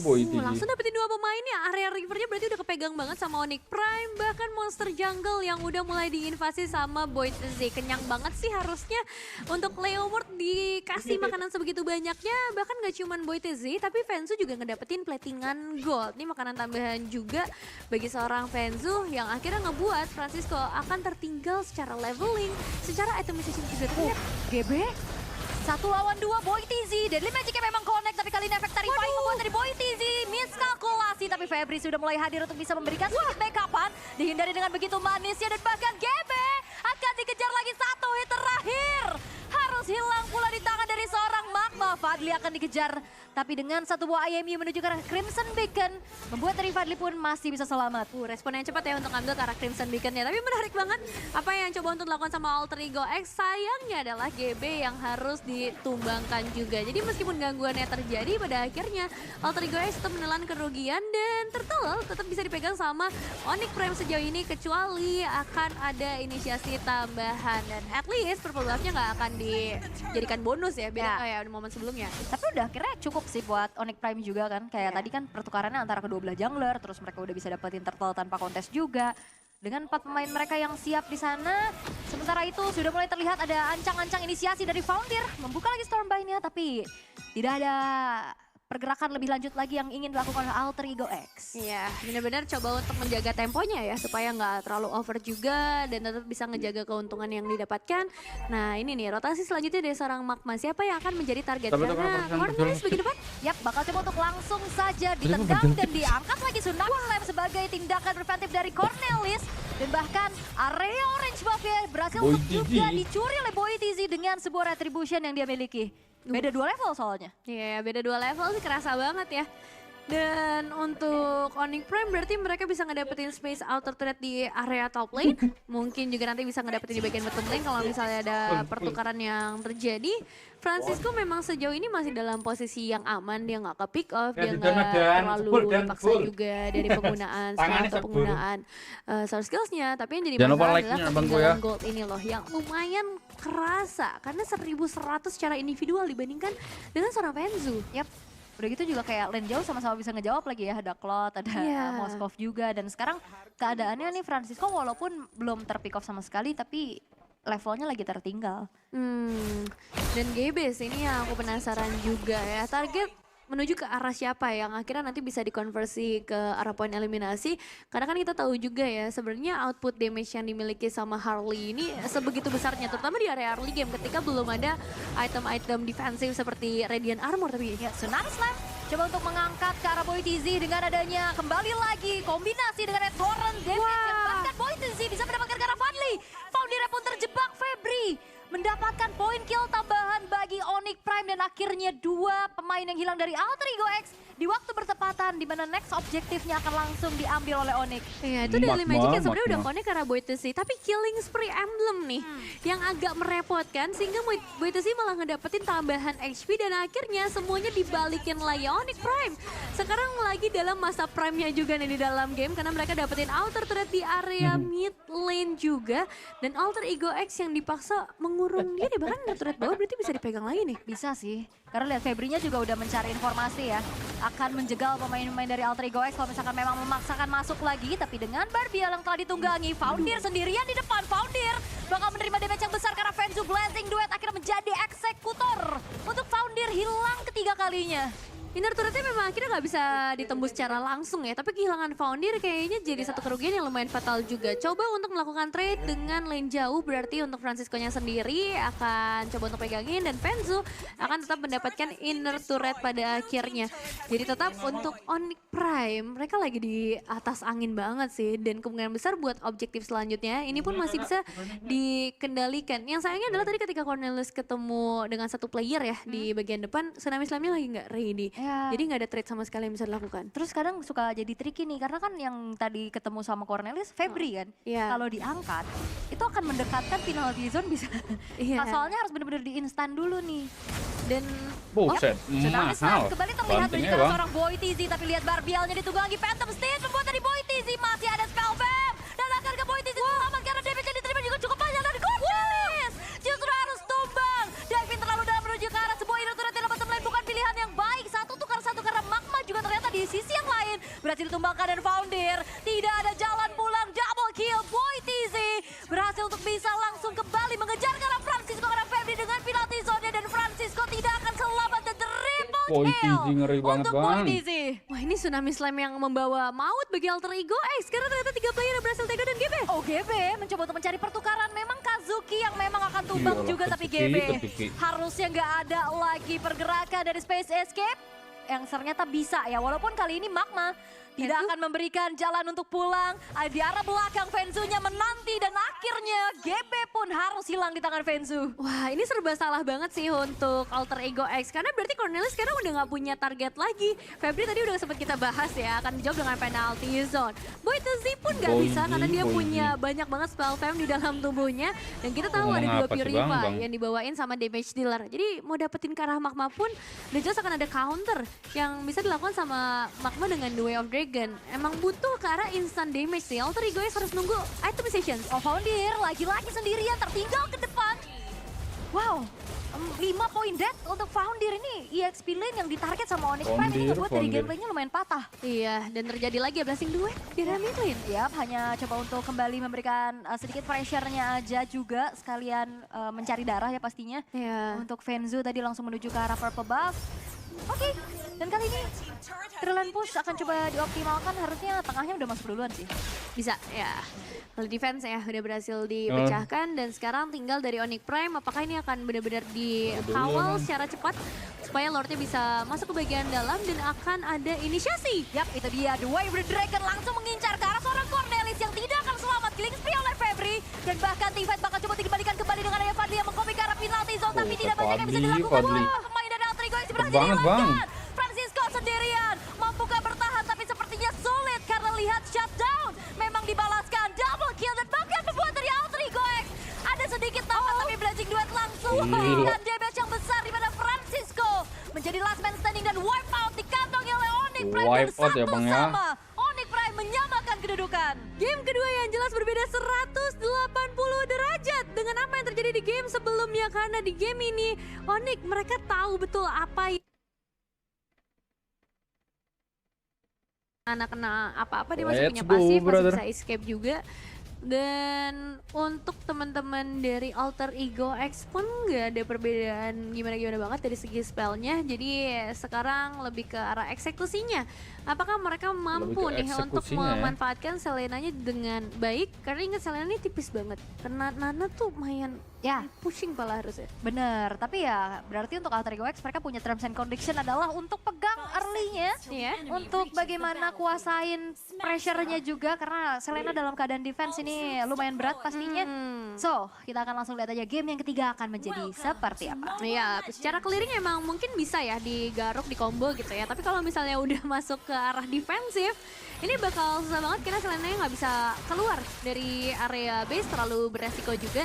Nah, cuman kalau ngomongin ke arah early game, mainin trap, mainin lele dia, atau abyssal arrow-nya, itu akan sangat menguntungkan untuk nge-stop siapapun. Momentum dari Boytisi bisa dihentikan, tapi bedanya mungkin nggak ada combo tabraknya kali ya. Kalau biasanya kan kita ngeliat Baxia, Selena tuh. Ya, sekarang harus dengan combo yang sedikit berbeda dan Little Wonder untuk Boytisi masih bisa diamankan. Ya karena game nggak pakai ininya juga ya, retribution untuk kontes karena Little Wanderer. Masih cukup terbilang aman dan belum ada rotasi lagi nih yang dilakukan oleh satu sama lain. Bahkan Scavenger Crab EXP-nya berhasil untuk diambil oleh Foundir, sementara Magma begitupun dengan adanya Cornelis dalam keadaan yang lumayan low HP dan ada sedikit keuntungan dengan adanya Khalid. Ya dia nggak perlu recall kan, dia langsung quicksand guard, HP-nya ngerikan lagi. Iya, dan ya menarik juga ya untuk emblem build yang dibawakan ke arah fighter yang akan ngebuat nanti dia lebih sustain karena emang butuh waktu ya untuk penggunaan dari Kari sendiri. Setidaknya di area ini dia akan cukup aman, Nananya akan sangat aktif nih dengan Wilderness ya yang dia bawakan satu sepatu di arah emblemnya. Dan ada penetrasi yang akan cukup kuat. Dan kita tahu ya efek ketika udah kena Molina itu damage jadi jauh lebih besar kan yang bisa ke deliver. Ini bakal jadi bahaya untuk hero-hero defender ya. Fadli dalam keadaan kurang baik-baik aja nih, sepertinya harus mundur terlebih dahulu. Sementara Magma juga sama halnya HP-nya low, membuat mereka harus recall terlebih dahulu. Karena Turtle ini udah akan spawn dan ini akan dimanfaatkan oleh Alter Ego X harusnya tanpa adanya yang bisa nge-screening mereka. Jadi Turtle pertama berhasil diamankan oleh Alter Ego X di tangan GB. Wah, ini pengen coba trade dengan Purple Buff sebenarnya, tapi mungkin akan segera diganggu. Masih aman ya ternyata? Masih aman dan Cornelis terkena dengan adanya satu Molina Smooch dan Molina Blitz tadi yang dibuka juga oleh Kazuki. Memang low tapi ada pertukaran di antara kedua belah purple buff-nya dan bahkan Blood Requiem menjadi sebuah harapan lagi untuk bisa mendapatkan point kill atas Magma dari Alter Ego X. Lumayan banyak nih source kills yang harus keluar di area perebutan purple buff, tapi bisa dibilang tetap keuntungannya buat Alter Ego X karena mereka nggak kehilangan apapun. Mereka dapetin turtle juga, bahkan sejauh ini kan udah ada 1 poin eliminasi yang bisa dipegang. Jadi bukan masalah besar ketika harus kehilangan flicker buat seorang foundernya juga. Dan sekarang masuk ke arah menit yang ketiga, kedua belah goal laner akan cukup dicuekin aja. Yang paling menarik memang untuk melihat ya kedua belah sisi XP-nya. Karena aku kira ya dengan hadirnya Popeyus ini dia bakal main agresif di turtle 1 tapi ternyata dilepas gitu aja tadi. Dan sekarang area orange bang. Flicker Kazuki langsung mencoba untuk memberikan inisiasinya dan terkonek sudah. Boytisi memberikan damage yang cukup besar. Dan bahkan Cornelis akan dikejar lagi dengan sebuah Rhythm of Joy dari Boytisi yang akhirnya membuat dari Gaby dan Cornelis terpanis atas masuknya mereka ke area jungle dari Boy. Nana effect lumayan kerasa ya tadi. Langsung berhenti. Langsung berhenti dengan Molina dan damage output dari Boytisi akhirnya bisa connect 1 poin eliminasi tambahan. Bahkan Fenzu juga kebagian dividen ya dengan 1 keuntungan poin eliminasi.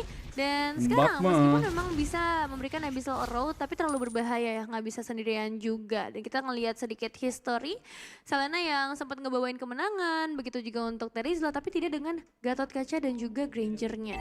Ya udah 2 kali ya berarti, tapi dua-duanya kombonya ternyata belum berhasil nih buat Alter Ego X.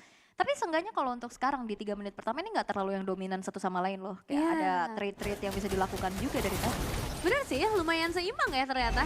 Cuman cek dulu nih turtle keduanya seperti apa. Karena kan emang turtle pertama tadi nggak ada teamfight, jadi emang kerugiannya nggak akan sebesar itu ketika melepaskan turtle-nya. Nah sekarang untuk Onyx Prime apakah mereka mau set up? Apakah Febri-nya ini bisa keluar nih dari area landing-nya? Karena udah jelas screening yang akan dilakukan oleh Alter Ego X ini cukup strong. Bahkan Francisco udah join lebih duluan untuk masuk ke area turtle. Ya GB sudah mendeteksi keberadaan dari seorang Febri. Violet Requiem dikombinasikan dengan Avatar of Guardian. Febri-nya juga terkena dengan efek stun sisi yang begitu mengerikan. Tapi Fadli-nya tumbang.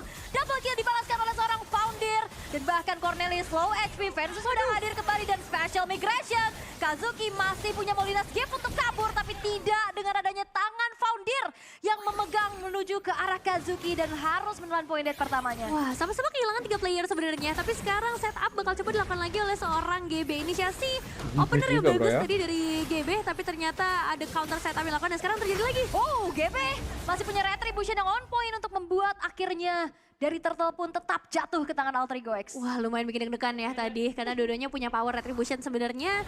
Cuman jelas kerugian dari Boy Tesi, dan sekarang GB mulai mencari target selanjutnya. Bottom lane sih berbahaya nih untuk Onyx Prime. Iya, ini Febri-nya juga bakal langsung dikepung saja oleh pemain-pemain dari Alter Ego X. Menelan damage yang cukup banyak dan bahkan flicker terpaksa harus di-trigger setelah merelakan Alter bottom turretnya pun hancur. Refleks ya sebelum dikenain Violet Requiem dari GB, karena tadi udah siap-siap banget dan udah dijaga juga dengan beberapa Abyssal Arrow, tapi sekarang trade lagi buat purple buff-nya. Karena nggak ada jalan lagi buat Boy Tezi kalau dia tetap ngambil purple buff di area jungle-nya, mungkin akan sangat terganggu dan ada potensial team fight harus terjadi lagi. Sedangkan Onyx Prime pastinya mereka pengen menurunkan temponya terlebih dahulu. Mereka udah kehilangan cukup banyak dari tadi dan mencoba untuk melakukan reset ya, terutama dengan banyaknya spell yang sudah ke-trigger. Yap, oke. Dan goldnya terpautnya hanya di angka 200 ya. Masih so-so berarti dari keduanya. Tapi untuk ngelihat bagaimana Boy TZ juga, dia punya pattern farming serem juga ya. Iya. Diam-diam, tiba-tiba levelnya unggul. Tiba-tiba udah datang dengan damage yang besar juga, dan seperti ini dia Francisco yang sudah mulai diincar. Tapi backup dari Cornelis dengan AOG ngebuat dari Boy TZ juga nggak bisa melakukan hal yang lebih lagi selain memilih untuk mundur. Iya, udah nggak perlu sayang-sayang lagi ya sama ultimate, karena nyawa dari gold laner akan jauh lebih berbahaya. Tadi untuk Kazuki juga bikin sepatu Aman saja, culture bro, ya, ya. jadi lari dia dan GB sendirian.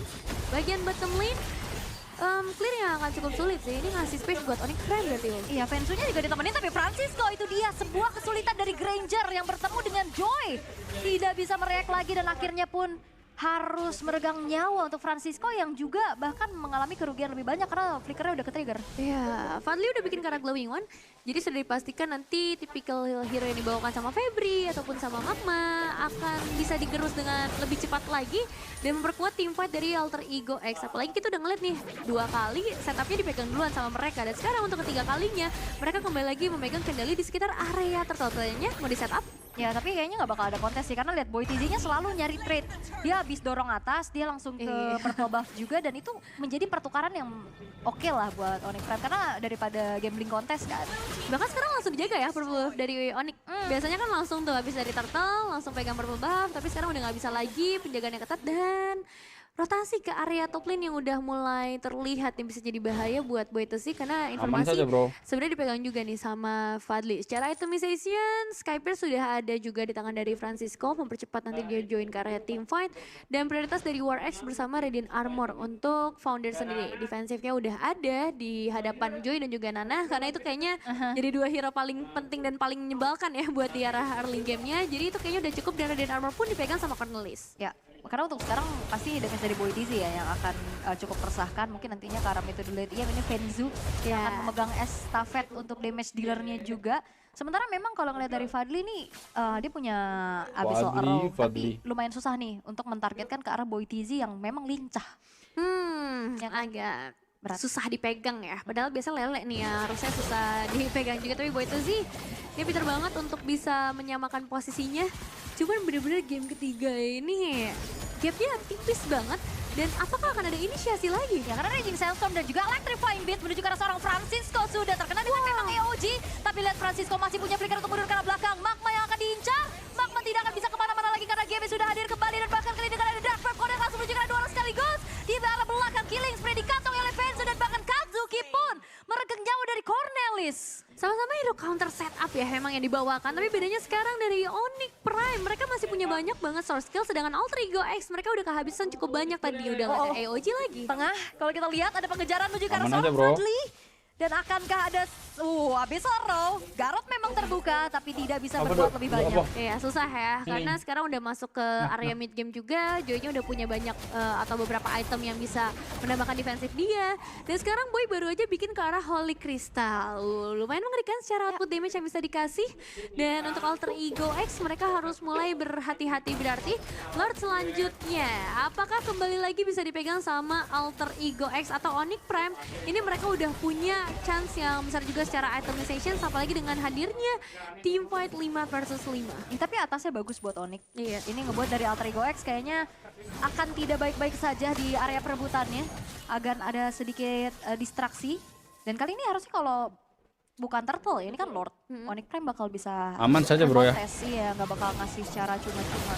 Iya, Bentar, apalagi guys. dengan hero kayak Joy bisa banget Terbang. ya untuk masuk Steel Lord kabur. Atau justru target utama mereka ke arah orang, ini juga bisa dilakukan. Yang jelas, ini dia mau dipaksakah dengan Valkyrie Coil, tapi ternyata masih ditahan ya. Dan dua-duanya ingat bisa banget untuk setup. Kalau Magma buka duluan bisa dibalas sama Cornelis dan berlaku sebaliknya juga. Betul, tinggal siapa yang nantinya kalau di one point juga sebenarnya ya.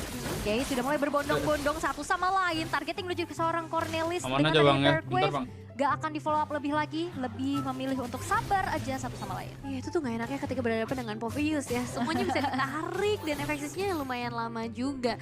Untuk Fadli sendiri juga belum bisa berbuat banyak ya di momen-momen seperti ini. Paling nambahin efektifnya aja dari Abyssal Arrow, Abyssal Trap-nya juga. Tapi secara poin eliminasi dia harus nunggu sampai ada yang bisa ngedrain dulu dari darahnya. Mungkin datang dari Francisco yang udah pegang Sky Pierce juga dan dia punya DPS yang lumayan menjebalkan. Sementara untuk Onyx Prime, Fenzu, dia juga harus nunggu timing sih. 301 di tangan, jadi secara damage udah nggak perlu diragukan lagi kalau misalnya dia bisa nge-take down siapa aja di momen kayak gini. Yup. Dan ya ini masih tarik ulur ya Lord Dance, tapi lihat bagaimana Cornelis kali ini menerima damage yang cukup besar. Hilang sudah di tangan dari Febri, tapi team fight inisiasi bakal coba dilakukan oleh Alter Ego X. Dan bahkan Padanya juga tumbang, begitu pun ada Francisco menjadi pertukaran nyawa 3 untuk 2 double kill. Dan bahkan killing spree dibalaskan oleh Boy TZ. 3 tukar 2 bukan hal yang baik untuk Alter Ego X sekarang. Tapi sama-sama masih kehadiran kedua belah sisi jungler. Dan kembali lagi bermain di sekitar area Lord. Apa yang dicari nih dari kedua belah tim? Karena jelas untuk Magma dalam kondisi yang terlalu baik. Ya, dan bahkan kali ini Boy TZ udah punya retri. Jadi tim fight yang bakal coba untuk kembali lagi diincar oleh Onyx Prime. Ditahan dulu Lordnya, ditutup jalannya, dan bahkan akankah ada inisiasi lebih lagi dengan ada yang bilang requiem GB. Terpaksa untuk mundur dan Foundir tidak bisa menahan damage dari Fenzu yang sudah sangat besar. Ini yang kita bahas dari awal ya, ketika itemizations defensive magical damage sudah dibuat, berarti Fenzunya yang bebas. Dia bisa ngasih deliver dari segi physical damage, dan dari tadi kalau kita ngelihat gak ada yang bisa gangguin Fenzu sebegitunya. Dia dalam posisi yang aman banget. Bahkan ini dari Boy TZ aja sampai rela dive in ke depan, ngasih space buat Fenzu solo Lord aja. Iya, itu berhasil. Karena tadi kan juga Boy TZ retrinya dalam keadaan cooldown kan. Iya. Nah, jadi tugasnya adalah ya udah kita jangan biarkan GB-nya masuk ke area dari Lord. Bener. Dan wah, terjadi lagi. Yap, itu dia sebuah kombinasi dengan adanya AOG Flat Requiem, tapi Boy TZ akhirnya terkena dengan satu buah shutdown. HP-nya low, Kazuki flicker, dan kali ini tidak menggapai ke arah GB yang masih bisa selamat, tapi Cornelis ditabrak sudah dengan Cornelis damage dari ya, Bang, Fenzu yang begitu menyakitkan, dengan kombinasi dengan Febri juga. Akhirnya ada sebuah pembalasan yang bisa dilakukan oleh Onyx Prime. Satu ditukarkan dengan satu pemain ya, dan sekarang target selanjutnya adalah menuju ke arah mid outer turret. Foundir sendirian di depan. Yap, tapi lihat dengan adanya Abyssal Arrow yang mengganggu, dan Foundir harus mundur terlebih dahulu. Gak bisa terlalu lama lagi menahan di depan, tapi Alter Ego X mereka harus kembali menanggulangi Lord yang sudah mulai masuk dan bahkan hampir menghancurkan base top turret. Tipis ya, kalau dapetin base nih mahal banget loh, karena Lord selanjutnya ada sekitar bagian bawah. Dan Divine Glyph tadi dari Kazuki sudah dipegang Fenzu yang juga begitu bebas saat inner turret menjadi milik mereka. Sebenarnya sekarang udah kuncinya kasih space buat Fenzu sih, dan kasih momentum juga. Karena kan kali ini nggak bisa sendirian untuk langsung bikin momen ya, dia butuh ada efek sisi yang powerful, kejutan juga mungkin dari seorang Khalidnya. Dan Alter Ego X yang udah kita warning dari awal, Selena dalam posisi defensif ini nggak banyak loh yang bisa dilakukan. Bahkan ya, kita ngeliat Selena ini sebagai hero yang power untuk dapat early kill. Ya, masih dapat ya GB ya purple buff-nya. Tapi ternyata belum bisa ngedapetin point kill sama sekali. Iya, berat ya. Lebih ke utility aja kan. Iya. Atau cuman tadi dari orange buff-nya didapetinnya sama Cornelis. niatnya kayak mau dikasih ke Francisco tadi. Waduh kan last hitnya ya, tapi udah mulai tertangkap sudah Molina Smooch, Molina Blitz dan juga Raging Sandstorm ngebuat dari GB harus hilang. Harus hilang ya Bang ya. 14 ini lumayan krusial pastinya.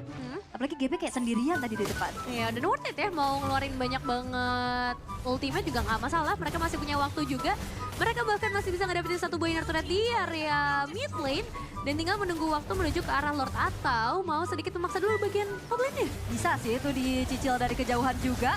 Tapi Foundir bisa ya Bang ya. cukup banyak bakal dicicil lagi oleh pemain-pemain dari Onyx Prime. Tapi defensif dari Alter Ego X masih terlalu kuat. Ini agak susah sih kalau Valdi pengen dapetin ke arah Fenzu juga ya. Tadi hampir sebenarnya lelenya lewat di depan mata Fenzu. Tapi pada akhirnya nggak dapetin juga. Karena kalau misalnya bisa ke stun, Purify nge-trigger setidaknya. Iya benar. Jadi nextnya nanti bisa dieksekusi sama GB atau yang lainnya juga dengan banyaknya efek sisi. Cuman kalau masalah Lord sih agak bimbang nih kita ngelihatnya. Apakah Alter Ego X sudah mulai kehilangan kendali mereka atas objektif yang besar karena dari Onyx Prime justru udah mulai kehadiran dari Febri, Fansu dan BTZ yang udah nunggu. Iya, terus juga kayak bisa di counter balik lagi kan pakai Raging Sandstorm gitu dari Pakma. Cuman setidaknya dari Alter Ego X tidak kehilangan base top turret. Jadi kayak oke untuk manajemen wave minionnya nggak bakal terlalu timpang gitu loh. Wah ini maknanya lihat ya udah puter jauh. Cari kesempatan dari bagian belakang harusnya kedeteksi tapi conceal play. Ya conceal dan langsung mengincar menuju ke arah seorang Francisco. Memang kena ke arah 3 orang sekaligus. Akan ada tim fight yang coba untuk diinisiasikan karena Dark Wave connect lagi. Febri memang ada di lini paling depan tapi Electrifying Pit langsung mengincar ke arah seorang Cornelis yang masih punya Winter Crown tapi Boy TZ masih bisa menarik untuk menuju ke arah tapi Nura Pusat yang mengganggu sekali menuju ke arah seorang Francisco. Flicker terpaksa harus dikeluarkan AOG untuk defensif tapi Foundir dan bahkan Foundir membawa Febri menuju ke arah Francisco yang menjadi eksekutor. Wah, tapi tetap sini targeting dari Onyx Prime yang bisa diacungi jempol karena mereka benar-benar ngelepas Lordnya padahal mereka udah pegang kendali penuh demi bisa mendapatkan poin eliminasi dan mereka dapetin GB tapi sendirian saja. Oh, Fadli, Flicker dan juga Fadli memang connect tadi dari segi Abyssal Arrow-nya. Kazuki jadi sebuah harapan untuk bisa mengeksekusi Lordnya. Akankah Fadli bisa pulang karena benar-benar coba untuk dikejar lagi, diincar begitu saja Raging Sandstorm dan Fadli Molina Smooch. Molina Blitz yang menjadi kombinasi dari Kazuki membuat dari Fadli pun hilang. Wah, satu poin eliminasi tambahan bonus lah untuk teman-teman dari Onyx Prime karena mereka baru aja ngedapetin objektif Lord yang akan berjalan dari area top lane. Dan untuk Lord kali ini kayaknya agak susah sih buat di defense. Mengingat secara power ya, mereka nggak bawain tipikal kayak Kari yang bisa nge-meltdown ke arah Lord cepet, apalagi base rate akhirnya juga udah sangat timpang. Tapi good point atau plus point lah ya dari Alter Ego X sekarang udah full item nih bagi seorang Granger. Bahkan cara gold sebenarnya Grangernya lebih unggul sebenarnya. Individualnya. Ya, karena kan mungkin dia doang yang farming secara tok ya. Sementara dari Onyx Prime kan ada Boy TZ juga yang cukup farming pastinya. Tapi Lord sudah mulai memasuki ke area defensif. Terlihat kali ini Foundirnya terjebak sudah begitu saja. Blood Requiem dikombinasikan. Memang magmanya tumbang begitu. Tapi double kill dari Kazuki. Boy TZ menjadi pertukarannya oleh Legendaries coming from Fenzu. Dan bahkan kali ini fokus menuju ke arah base yang dimiliki oleh Alter Ego X. Tapi Febri mengacak-acak kembali dan bahkan double kill menjadi sebuah harapan untuk Fadli. Bisa mengusir pemain-pemain dari Onyx Prime tapi tidak dengan ada wave minion yang masuk. Dan kali ini Onyx Prime mengamankan poin di game yang ketiga. Wow, 2 game berturut-turut yang sudah berhasil dipegang ngeri Bang ya, oleh ngeri. Menghadirkan Hana ya, sepertinya menjadi hero kemenangan, tapi ini lebih dari sekedar hero yang dipilih, melainkan eksekusi. Nevin 3-2, Oni. Okay. Karena secara draft ini lumayan kuat ya untuk Alter Ego X juga ya, kayak early aggression bisa, cuman kayak mungkin secara perebutan objektif untuk di 3 turtle pertama ini ada kesempatan buat Onyx Prime. Oke, menarik untuk bisa kita lihat ya sebentar lagi. Hasil seperti apa, apakah Alter Ego X mampu memperpanjang nih jalan atau kesempatan mereka menuju ke babak playoff atau setidaknya menuju ke dalam game 5 terlebih dahulu atau Onyx yang akan langsung menutup hari kita. Oke, sebelum kita drawing masih ada drawing ya. Karena ini match point untuk Onyx Prime. Alter Ego X harus mencuri poin dulu untuk memperpanjang kesempatan mereka dulu ya Bang ya. Atau langsung saja tiket playoff akan bisa direbut oleh Onyx Prime karena ini ada sedikit matchup yang berbeda nih, tank jungle versus assassin. Dan Fanny di tangan dari seorang GB yang keluar, hero sebenarnya cukup mahal ya, meskipun hari ini nggak terlalu menjadi fokus di arah list banning kecuali di dalam game yang ketiga, tapi tetap kita tahu sendiri ya bagaimana power dari Fanny untuk di arah early gamenya. Dan ngomongin matchup untuk kedua belah mid lane pun lumayan menarik antara Farsha dan juga Yiv, sama-sama punya area yang begitu besar, jadi defense high ground ini sama-sama kuat nanti. Kuat benar, cuma secara clear power harusnya Farsha akan lebih punya damage yang lebih besar ya. Yep. Burst juga. Oke, tapi kali ini GB akan mencuri ke arah satu buah lava golem. Ada sebuah pattern yang biasanya kita lihat juga akhir-akhir ini ya. Nyebrang aja dan sepertinya masih belum ada deteksi lagi dari pemain-pemain Onyx Prime karena lihat tengahnya udah bener-bener di babak belurkan. Masih sibuk ya di area tengah soalnya. Iya. Jadi mau ngedetect juga udah terlambat dan ini bagus ya untuk GB-nya, dia sadar betul dia akan menang dari segi mobilitas, apalagi broken wall juga yang dimainkan, jadi bisa banget untuk main tarik-tarikin monster jungle dari Onyx Prime. Dan ini nggak bisa lakukan sama Boy itu sih karena dia ngebawain ke arah Bren juga. Dan secara emblem ya berarti yang akan dibawakan untuk Francisco ke arah fighter berhadapan dengan assassin emblem di tangan dari Fenzunya juga. Berarti common emblem untuk seorang Blue dan jelas nih untuk Hilda dia akan lari ya sih. Secara Wilderness Blessing dibawakan bersama Trill jadi ada damage lagi. Oke. Dan kali ini dari Onyx Prime mereka akan bisa setup lebih kuat sih di area turtle-nya. Dan akankah ada kontes? Karena kalau ngeliat dari ancang-ancang ya GB akan mencari poin kill terlebih dahulu. Magma terpaksa mengeluarkan sebuah flicker untuk mundur terlebih dahulu. Masih aman ya. Tapi ya itu, spell yang lumayan berharga harus keluar dalam posisi turtle-nya sebenarnya lagi muncul. Dan berarti nanti nggak akan terlalu banyak momentum yang bisa diciptakan oleh Mama Kenji. Kali ini Katsuki langsung ketempelan Cornelis juga efek tahun. Buat dari Cornelis sedikit agak terhambat jalan pulangnya dan dieksekusi oleh Febri. Dan akhirnya 1 untuk 1, tapi ini bukan pertukaran yang adil karena sang mid lane yang hilang dari Onyx Prime. Lumayan sih untuk alter ego X ya, meskipun nge-trigger satu flicker di tangan Cornelis harusnya bukan masalah karena Hilda sendiri pun punya mobility yang cukup tinggi, tapi lihat mid. Oke, masih aman ya karena ada dash ability kabur ya. Tadi pakai wings by wings ya nggak salah. Dan flicker juga dari Fenzunya. Oke, tapi dengan adanya turtle kali ini sudah mulai dicicil oleh pemain-pemain dari Onyx Prime juga. Tapi reroll manipulation dari arah belakang yang langsung mengunci keberadaan dari seorang Boy TZ dan Febri yang menjadi the game changer untuk bisa mendapatkan turtle-nya. Walaupun di sisi yang lain Boy TZ-nya hilang, Cornelis bakal coba untuk langsung ditangkap, tapi Kazuki pun harus meregang nyawa karena GB yang hadir dan punya damage. Dapatnya mahal banget lagi nih. Karena jungler, karena mid laner juga Boy TZ bersama Kazuki yang justru harus ditumbangkan, dan berarti dia akan ngasih bensin tambahan buat GB juga ya dengan satu poin eliminasi yang udah dia pegang untuk lebih aktif dapetin monster jungle juga. Tapi setidaknya dari Boy dia nggak terlalu ketinggalan secara level lah sejauh ini.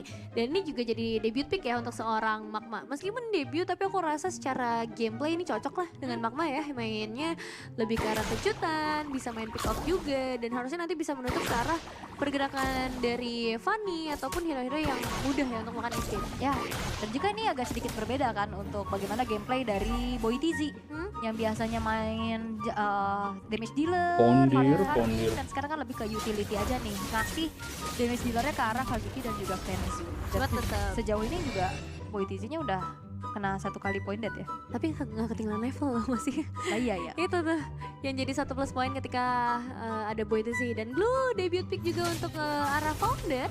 Karena ini adalah Blue XP ya yang ingin dibawakan, match up dengan Arlot, langsung ketarik tadi tuh di area outer turret bawah. Tapi bisa nggak masalah, Blue lumayan tanky untuk era early game. Ya, dan juga ini draft yang cukup strong ya dari Alter Ego X. Ini win rate-nya juga cukup gede tadi dengan data-data yang tadi sudah diperlihatkan. Tapi GB memberikan ancang-ancang dari arah belakang untuk langsung mengejar ke arah Fenzu, tapi nggak mau terlalu terburu-buru, nggak mau terlalu over juga.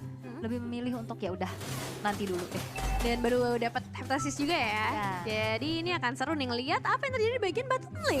Ya, karena setelah terjadi keramaian Founder kali ini, tapi GB sudah mulai hadir, terkena 1 buah energy eruption dan GB tidak bisa mendapatkan poin killnya. Goyang-goyang dulu Be ya. Terlebih dahulu, dan Founder akan mencari stack demi stack untuk burgernya bisa full untuk bisa bisa mengganggu ke arah Boy TZ biar dia nggak langsung menuju ke arah dari Turtle. Bisa diusir sih, tapi masalah dari Onyx Prime juga secara HP mereka masih cukup prima ya. Jadi bukan yang ke take down banget dan sekarang masih bisa ada kontes yang dilakukan seharusnya. Oke, flicker final slash tapi Boy TZ retribution membuat dari Turtle pun jatuh ke tangan dari Onyx Prime dan Febri-nya terjebak. Tapi di sisi lain Cornelis bakal langsung saja dikombinasikan dengan Feeder Ice dari arah belakang, tapi Cornelis masih punya flicker untuk mundur dan trade-nya Turtle dan juga point kill, tapi di arah atas. Nah, Cornelis yang memang tidak menemani Francisco-nya free.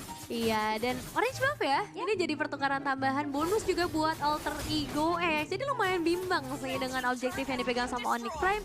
Rasanya malah pressure-nya tetap bisa dipegang sama alter ego X karena mereka dapetin turret, dapetin orange buff juga, dan Boy TZ kalau kayak gini caranya harus lebih try hard buat menyamakan level. Sejauh ini masih sama ya untungnya dengan 2 poin eliminasi yang dipegang sama seorang GB, dan kalau kita lihat secara itemizations-nya juga ini belum ada perbedaan yang terlalu signifikan. Hanya saja Francisco dapetin banyak banget gold sih, dan ini mungkin bisa mempercepat dia untuk dapetin item selanjutnya, dan langsung Skypers juga setelah Hunter Strike ya buat Fenzu. Biasanya nggak langsung jadiin Hunter Strike-nya kan buat cari-cari point kill di awal. Iya. Tapi ya Hunter Strike ternyata dibutuhkan juga untuk mengingat bagaimana penetration-nya. Ada Foundir juga soalnya kan di lini depan. Oke, dan lane jauh nih udah bisa di-manage dengan baik oleh Alter Ego X. Mereka punya Fanny dengan mobilitas yang cepat juga, sehingga ya itu yang bakal nge-distract pemain-pemain dari Onyx Prime nantinya. Iya, bebas banget, dan Fist Crack menjadi kombinasi dengan adanya Feeder Ice di dalam belakang. Cornelis yang tak ada flicker menjadi korban di tangan Onyx Prime. Ya, dan akhirnya tadi salah satu harus ada di area top lane ya. Membuat sebenarnya dari segi team fight mereka tidak terlalu diunggulkan dari segi kuantitas. Cuman masih ada banyak efek yang bisa diberikan sehingga Cornelis akhirnya bisa di take down. Dan ini menandakan kalau sebenarnya dari Onyx Prime mereka udah mulai punya damage loh. Dan itu akan cukup berbahaya kalau misalnya diabaikan. Jadi Alter Ego X mereka harus menjaga pressure mereka. Mereka harus tetap bisa memberikan ancaman-ancaman terutama dengan hadirnya GB juga. Terutama ketika udah masuk ke arah turtle ketiga. 2 turtle awal dipegang sama Onyx Prime. Karena secara teoritis ya, untuk head to headnya harusnya memang tank jungle kan. Betul. Bisa pegang, apalagi ini tipikal Fanny nih. Fanny yang biasanya ngelepasin turtle dan nyari pertukaran-pertukaran yang dimana itu juga worth banget untuk Alter Ego X. Terlihat dari segi goldnya unggul di angka 2.500 dan harusnya ini akan menjadi turtle ketiga milik dari Onyx Prime lagi kalau emang nggak mau dikontes paksa, kecuali Foundirnya nangkep Boy TZ. Ya, itu sangat potensial juga sih sebenarnya kalau bisa ngedapetin ke arah Boy TZ dengan output damage yang sudah dimiliki, tapi belum ada tanda-tanda dari seorang GB yang sepertinya akan melepas lagi untuk turtle kali ini, dan berarti nggak akan memaksakan sebuah team fight. Ya, dan ini pertukaran yang cukup adil juga ya, tapi flicker terpaksa dikeluarkan oleh Fadli. Kali ini Cornelis yang bakal dipegang juga. Tapi ini balik lagi ya, Cornelis lincah tapi Foundir menelan damage dari Feeder Ice Strike, tapi masih cukup aman. Tidak ada point death yang diterima, sementara bottom lane-nya berhasil dikantongi juga nih oleh GB. Sama-sama kehilangan flicker sebenarnya tadi karena Febri-nya kayaknya semangat banget ya dengan adanya arus. Mereka juga baru dapetin objektif, tapi setidaknya untuk Boy TZ dia juga dalam kondisi yang cukup aman. Nah, ini sekarang udah mulai kerasa nih, beda satu level ya. Efek tahun kembali menuju ke arah Cornelis, dari itu ya Fist Crack combination kena ke arah 2 orang sekaligus, pressure red dan Francisco yang tumbang juga walaupun bakal jadi pertukaran nyawa, tapi Fenzu masih punya flicker untuk mundur ke arah belakang. Feeder Ice Strike langsung saja di pop up untuk bisa memberikan sebuah gertakan agar Alter Ego X tidak kembali melakukan team fight-nya. Mahal sih dapetinnya Francisco.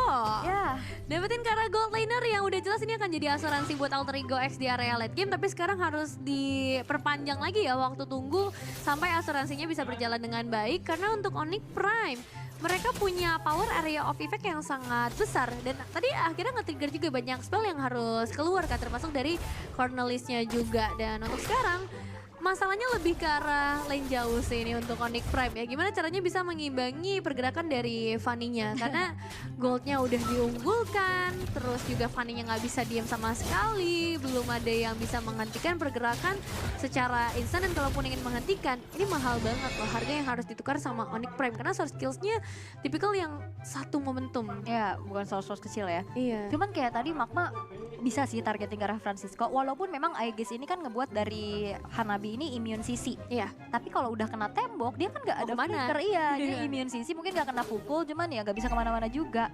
Dan akhirnya itu yang kombinasi dilakukan sama Onyx Prime terus-terusan ya. Fist Crack ditambah Feeder Ice Strike.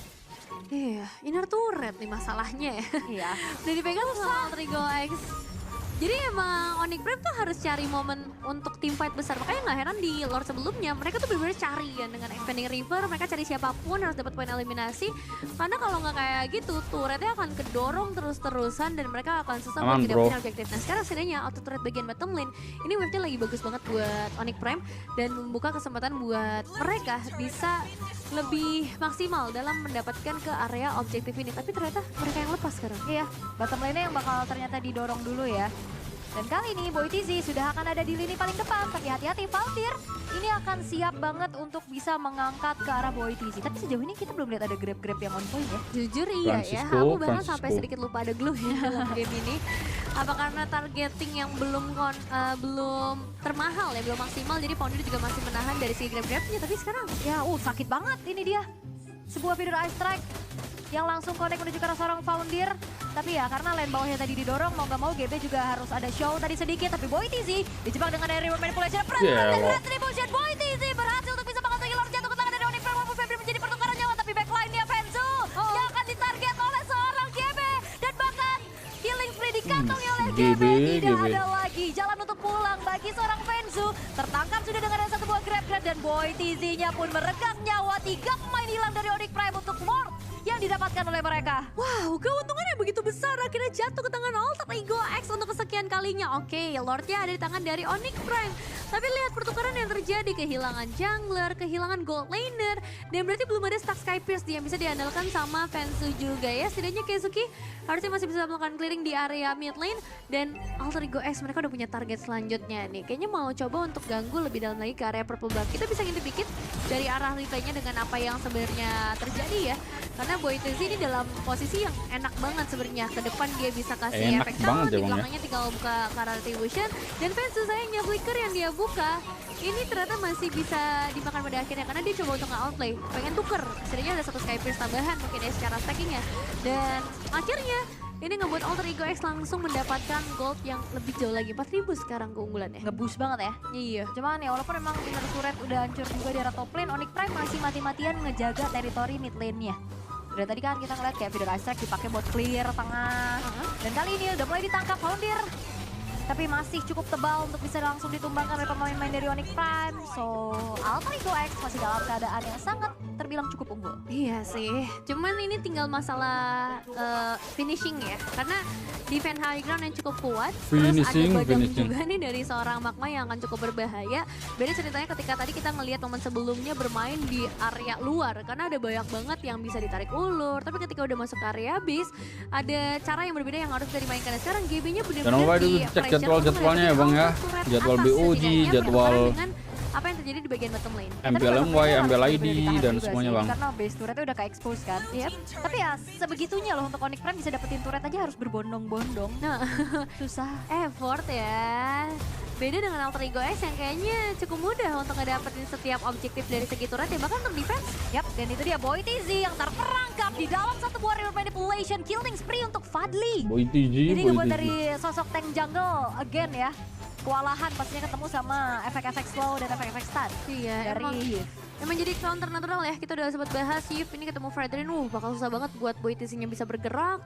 Dan sekarang memasuki ke menit 13, masuk ke area mid game. Lord selanjutnya akan jadi sangat mahal kalau bisa dipegang sama Alter Ego X. Ini akan mempercepat untuk finishing karena gamenya. Dan itemnya sedikit berbeda buat Founder ya, karena ini adalah glue di area XP, jadi lebih ke ambil defensive item aja. Ada Antikiras dan juga Athena Shield yang akan dimainkan, sama halnya dengan seorang Hilda, ada Guardian Helmet yang juga sudah mulai dipegang. Makanya untuk physical damage dari Fenzu, dari Boy TZ juga, ini lumayan dipatahkan. Jadi satu-satunya damage yang akan sangat maksimal ada di tangan dari Keisuke. Ya. Dan bahkan dalam keadaan yang unggul kali ini dari Alter Ego X, mereka bakal pegang kendali dulu ya ke Lordnya. Dengan damage dari Francisco yang udah selesai dari Trinity Swift-nya juga. Ditarik dulu sih, ini bener-bener GB-nya udah show di arah bottom lane. Kalau mau take over mungkin ini adalah waktu yang tepat untuk Onyx Prime. Mereka bakal langsung burst down ke area dari Lordnya Boy TZ. Tapi lihat bagaimana kali ini harus hilang. Dan Fadli menjadi sebuah kuncian untuk Alter Ego X. Mendapatkan Lord dan bahkan menjadi pressure lebih lagi untuk Onyx Prime. GB nggak bakal mau maju lebih jauh lagi karena mereka akan menunggu Lord yang muncul dari bottom lane. Wah, ini benar-benar dipukul mundur semuanya oleh Alter Ego X karena menyisakan Boy TC sendirian di area Lord. Dan akhirnya lagi-lagi sih ini Fadli jadi musuh utama buat Boy TC. Jadi Nah, musuh ini utama momen ya, yang Bang, ya. cukup berbeda. Mungkin Boy TC akan kembali ya karena 13 detik lagi, waktu yang lumayan banyak. Tapi pertanyaannya apakah Boy TC bisa menghadapi Fadli dalam kondisi di area base turret dengan kondisi ada banyak banget output damage yang bisa di-deliver. Ya, Francisco itu dia. Sebuah jawaban Farsa bisa ngejawab ke Hanabi ya. Iya. Cuman kayak oke, masih bisa aman juga untuk Francisco-nya mundur terlebih dahulu. Tapi final slash, memang connect menuju ke sarang Cornelis tapi gak ada follow up damage secara pasti untuk bisa menumbangkan Cornelis. Selain dari Lord juga yang sekarang sudah mulai masuk ke dalam base bottom turret yang sudah dihancurkan. Magmanya babak belur dan bahkan masih ada flicker yang bisa dikeluarkan untuk bisa selamat. Iya, ini selangkah lebih dekat lagi sih untuk Alter Ego X memperpanjang kesempatan mereka menuju ke dalam game kelima. Tapi masalahnya Federasi kembali Ngeri lagi juga, bro. dimunculkan demi bisa mengusir 3 base turret sudah hilang dan wave selanjutnya. Apakah ini akan digunakan oleh Alter Ego X untuk melompat lebih dalam atau mereka akan menunggu objektif Lord lagi? Tapi harusnya bisa ngasih tetap pressure sih ya. Jangan jauh-jauh gitu ya. Iya, masih tetap nguasain dari segi jungle-junglenya juga dan lihat resource-nya habis semua. Dan nextnya mungkin bisa sedikit di freeze nantinya untuk minion-minion biar Onyx Prime tidak Tiba-tiba ada farming. musik. Sok. Betul. Karena emang udah mulai masuk menit 16 ya. Ini kayak waktu yang paling kerasa perbedaan gold, perbedaan Dari item tadi tuh di webcamnya menit-menit seperti hilang, ini. guys. Karena Astagfirullah. biasanya udah ada item-item defensif dari Alter Ego Sorry X. ya. Sementara dari Onyx Prime mereka harus cari gold lebih banyak lagi untuk ngebuka item-item yang kayak Immortal, Winter Crown, dan Wind of Nature bahkan sebagai opsi defensif mereka. 60 detik lagi atau 1 menit lah ya untuk menuju ke arah Lord selanjutnya. Tapi yang jelas Onyx Prime gak dikasih keluar sama sekali. Bahkan untuk ngedapetin orange buff atau purple buff aja itu udah langsung dihalang-halangin. Gak bisa ya, lihat Cornelisnya bakal jadi barricade terdepan pastinya untuk Alter Ego X itu sendiri. Dan di sini winning condition dari Alter Ego X banyak banget ya. Split push bisa, mau main front to back juga bisa. Dan Onyx Prime mereka dalam keadaan yang berat pastinya untuk bisa melakukan defending karena secara high ground ya memang ada Kazuki. Cuman Kazuki dari tadi udah gak segan-segan untuk langsung aja di sebelahnya ketempelan sama Cornelis kan. Iya. Dan 20 detik lagi ya menuju ke area objektif yang sangat besar. Sebenarnya kalau kita ngomongin ke arah kontes di area luar ini malah bisa jadi resiko buat Onyx Prime ya. Karena Boy TC udah berkali-kali kita ngeliat dia coba untuk bisa kontes distribution. Tapi sekarang untuk masuk pun agak susah. Nggak ada yang bisa ngejangkau ke arah Fadli berarti dari tadi. Karena udah 4-0-5 secara KDA. Dia dalam posisi yang sangat amat safe. Atau mau coba bermain dengan cara yang berbeda nih. Kombinasi antara Magma Fensu ataupun Magma Keisuke untuk mencuri satu player. Karena GB belum ke-reveal posisinya. Iya ya.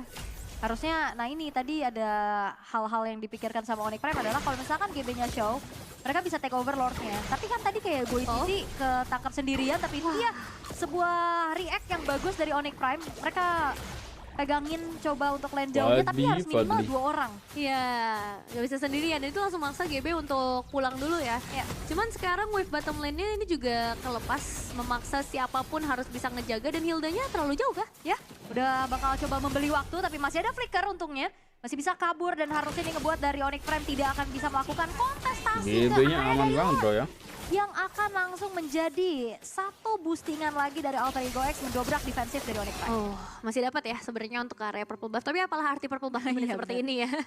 Karena dapetin Lord kayaknya akan jauh lebih mahal buat Alter Ego X. Udah nggak ada base turret lagi, nggak ada pelapis ya untuk base utamanya.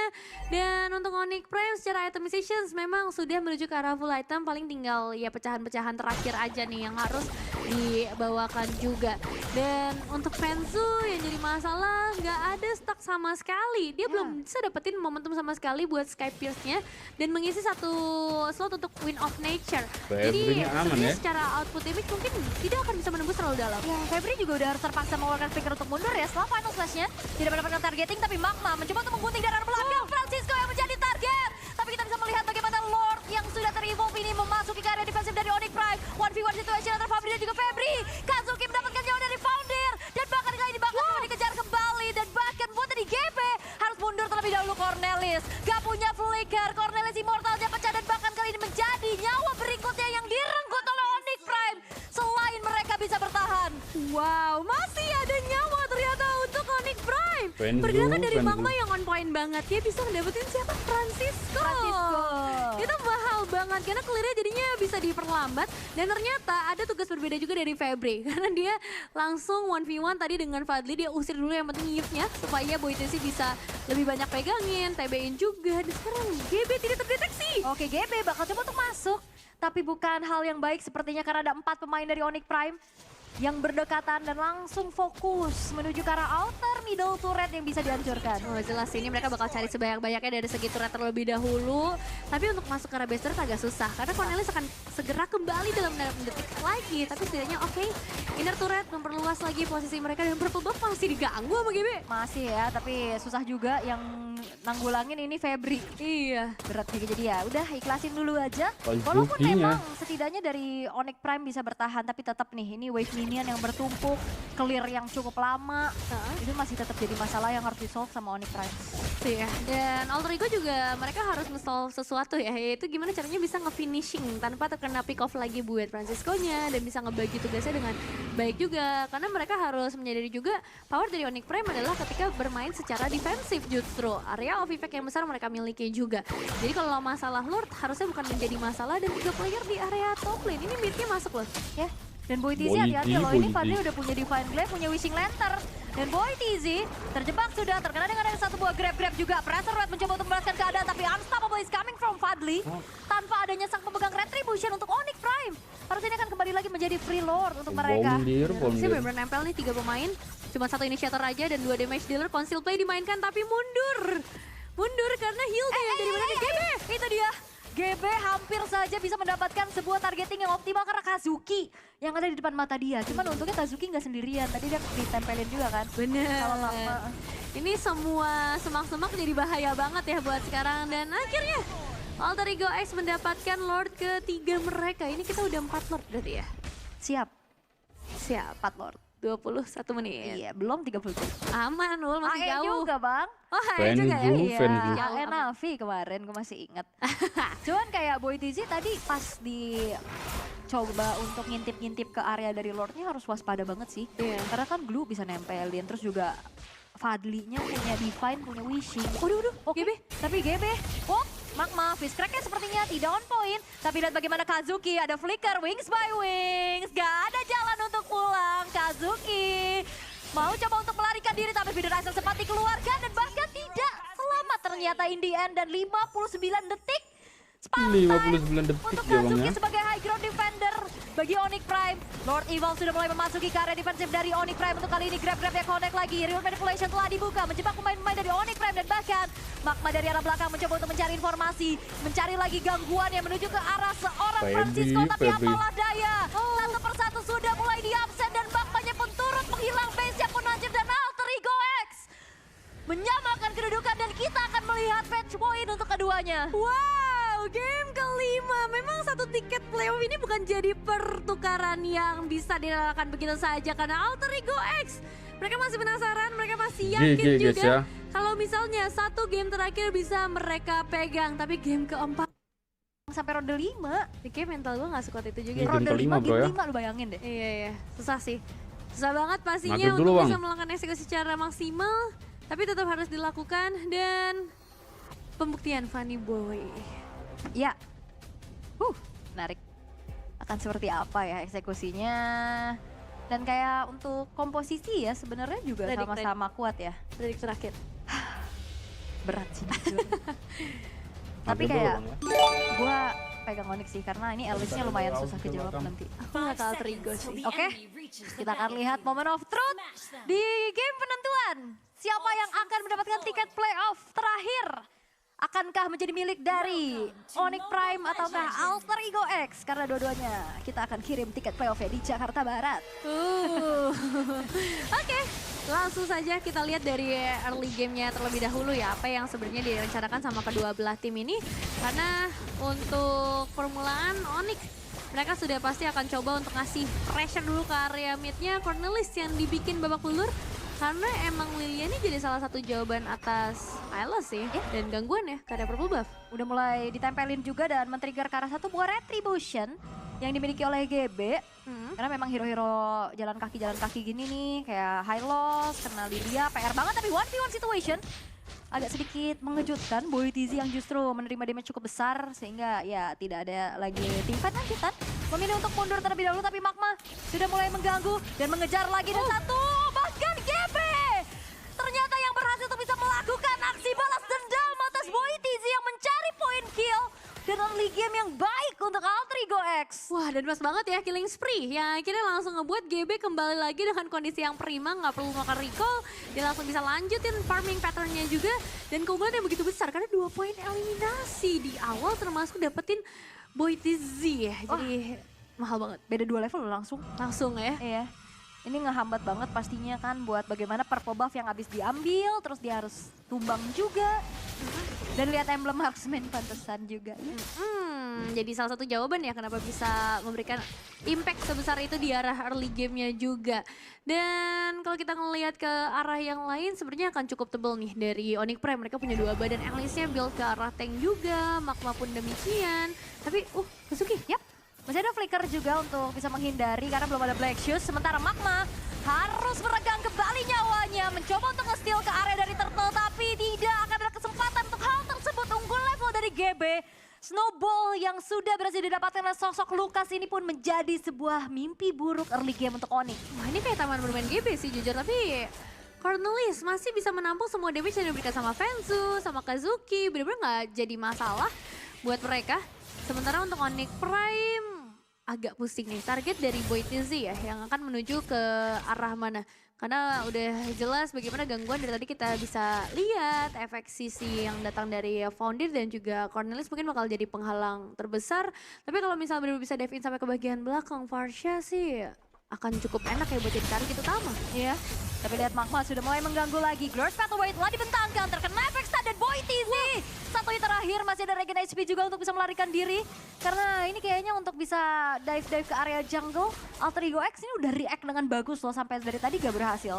Udah gitu react-nya pakai damage ya, bukan pakai efek sisi atau gimana, langsung ngebuat dari Boy TZ-nya dipaksa untuk pulang karena tadi ada 3 damage dealer kan, Lukas, Farsha, Harriet di satu tempat yang sama juga. Fenzu sekarang udah memegang 1 buah Hunter Strike, mungkin bisa sedikit lebih aktif ya ngebantu dari segi team fight-nya.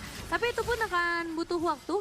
Mereka butuh adanya efek sisi dan sejauh ini berarti hanya efek slow aja. Kecuali nanti Alicia udah mulai bisa join ke area team fight. Ya dan Magma juga kayak harus memikirkan kembali sih dia kalau memang terlalu galak masuk juga efek punish yang dimiliki sama Alter Ego X apalagi dengan keadaan yang cukup unggul dari segi atribut ini akan berbahaya dan Cornelis terpaksa mengeluarkan sebuah Grace Pathway backupan dari belakang dengan Feeder Ice Striking justru membuat dari Magma yang meregang nyawa damage dari GB yang begitu menyakitkan akhirnya membuat dari Magma harus menelan poin death ketiganya. 4 poin eliminasi nih Alter Ego X. Mereka kayak dapat satu energi yang baru di dalam game ini. Kayak semua game plan yang mereka bawakan berjalan dengan sangat baik.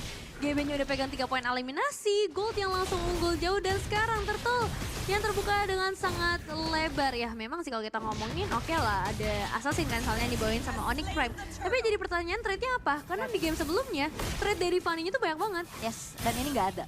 Karena memang biasanya kan gitu ya, terms and condition Fanny yang kayak oke, kita cari point kill di awal-awal yang banyak. Cuman kayak sekali gagal, 2 kali gagal dan akhirnya jadi kayak domino effect yang nggak bisa mereka stop sendiri gitu loh. Terutama untuk Magma yang mau coba maju-maju ke dalam dari defensifnya Alter Ego X, itu selalu bisa terpunish. Akhirnya jadi tabungan terus kan. Iya, ini sih udah mulai kaya ya harusnya para damage dealer terutama. Karena dari 4 poin kill kan 3-nya GB soalnya Fadli. Iya. Jadi semuanya tuh damage dealer loh untuk Alter Ego X. Nah sekarang rotasi selanjutnya akan menuju ke arah mana? Karena Febri sepertinya udah mulai bisa join ke area team fight. Dan mungkin akan melakukan sedikit proteksi di area top lane yang menjadi fokus utama. Tapi tuker turret bawah. Iya cukup tinggi ya dari bagaimana pertukaran yang bisa dilakukan sama Alter Ego X. Tapi seenggaknya karena ternyata udah mulai dikasih ke Boy TZ. Gue pikir bakal, ini kecepatan kah ninggalin lane-nya, tapi enggak. Ternyata Boy TZ yang sudah didelegasikan untuk silahkan nih ambil wave bawah untuk farming. Iya, cuman ini dicoba untuk ditahan. Oh, Fanny ketahan. Ya, itu dia memang udah lumayan keganggu juga dengan Dark Wave Infernal Person yang akhirnya membuat dari sosok Boy TZ pun tidak berkutik lagi. Bukan efek stop pasti, tapi memang mengganggu. Iya, ini absen kedua ya buat Boy TZ. Di tangan dari Alter Ego X. harusnya sudah mulai sedikit ketar-ketir ya untuk Onyx Prime. Karena kalau misalnya ini terjadi terus-menerus dan snowballnya terlalu jauh sampai 5.000 atau bahkan 7.000 gold, jelas mereka akan sangat sulit untuk melakukan defensif. Dan sekarang area purple buff yang bahkan ikut di invasi ini Fanny loh yang kena invasi. Iya, Fanny yang gak dapetin early powernya juga kan. Sedikit sulit pastinya dan maksa retry harusnya masih cukup aman, tapi balasan coba untuk dilakukan lagi. Alhamdulillah masih aman sih. Juga yang sudah ditembakkan buat dari Decisive pun tidak berkutik sama sekali, even pun dia dapetin purple buff. Masih aman sih bro, alhamdulillah Karena aman. itu cuma butuh 2 player ya untuk benar-benar nge-stop pergerakan dari steel cable-nya. Dan sekarang Yap, terbuka lagi dengan Retrono Perwin memang menuju ke arah backliner dari Altrigo XGB tershutdown sudah. Tapi Magma menjadi pertukaran nyawa. Terbuka lagi Febri yang ternyata harus menerima damage cukup besar dan Fadli mendapatkan poin kill tambahan untuk Altrigo X. setidaknya dapetin karat jungler memang untuk Onyx Prime. Dan mereka ngedapetin objektif turtle-nya juga. Tapi tetap yang harus mereka sadari, mereka juga kehilangan Febri bersama Magma. Dan secara objektif turret bisa kita bilang ini belum terlalu jauh untungnya ya untuk Onyx Prime. Jadi kesempatan mereka sekarang udah mulai kenetralisir, yang tadinya mungkin udah ketutup banget, sekarang udah mulai terbuka perlahan tapi pasti. Ditambahkan dengan satu item Sky Pierce yang sudah dipegang sama Fenzo. Nah ini tugasnya berat lagi nih buat Fenzo. Jangan sampai kejadian lagi seperti game sebelumnya di mana nggak bisa ngedapetin stack sama sekali. Karena aku ngerasa dengan hadirnya Febri, ini jadi ngebuka angle banget sih untuk para damage dealer bisa lebih bermain di dalam game ini. Yap. Tapi serem ya kalau udah ada Unleash the Beast tadi. Walaupun Indian udah kena shutdown juga. Sedikit lah ya, jadi celah buat Onyx Prime. Tapi dengan keunggulan yang lumayan masif nih dari Altrigo X agak sedikit berat.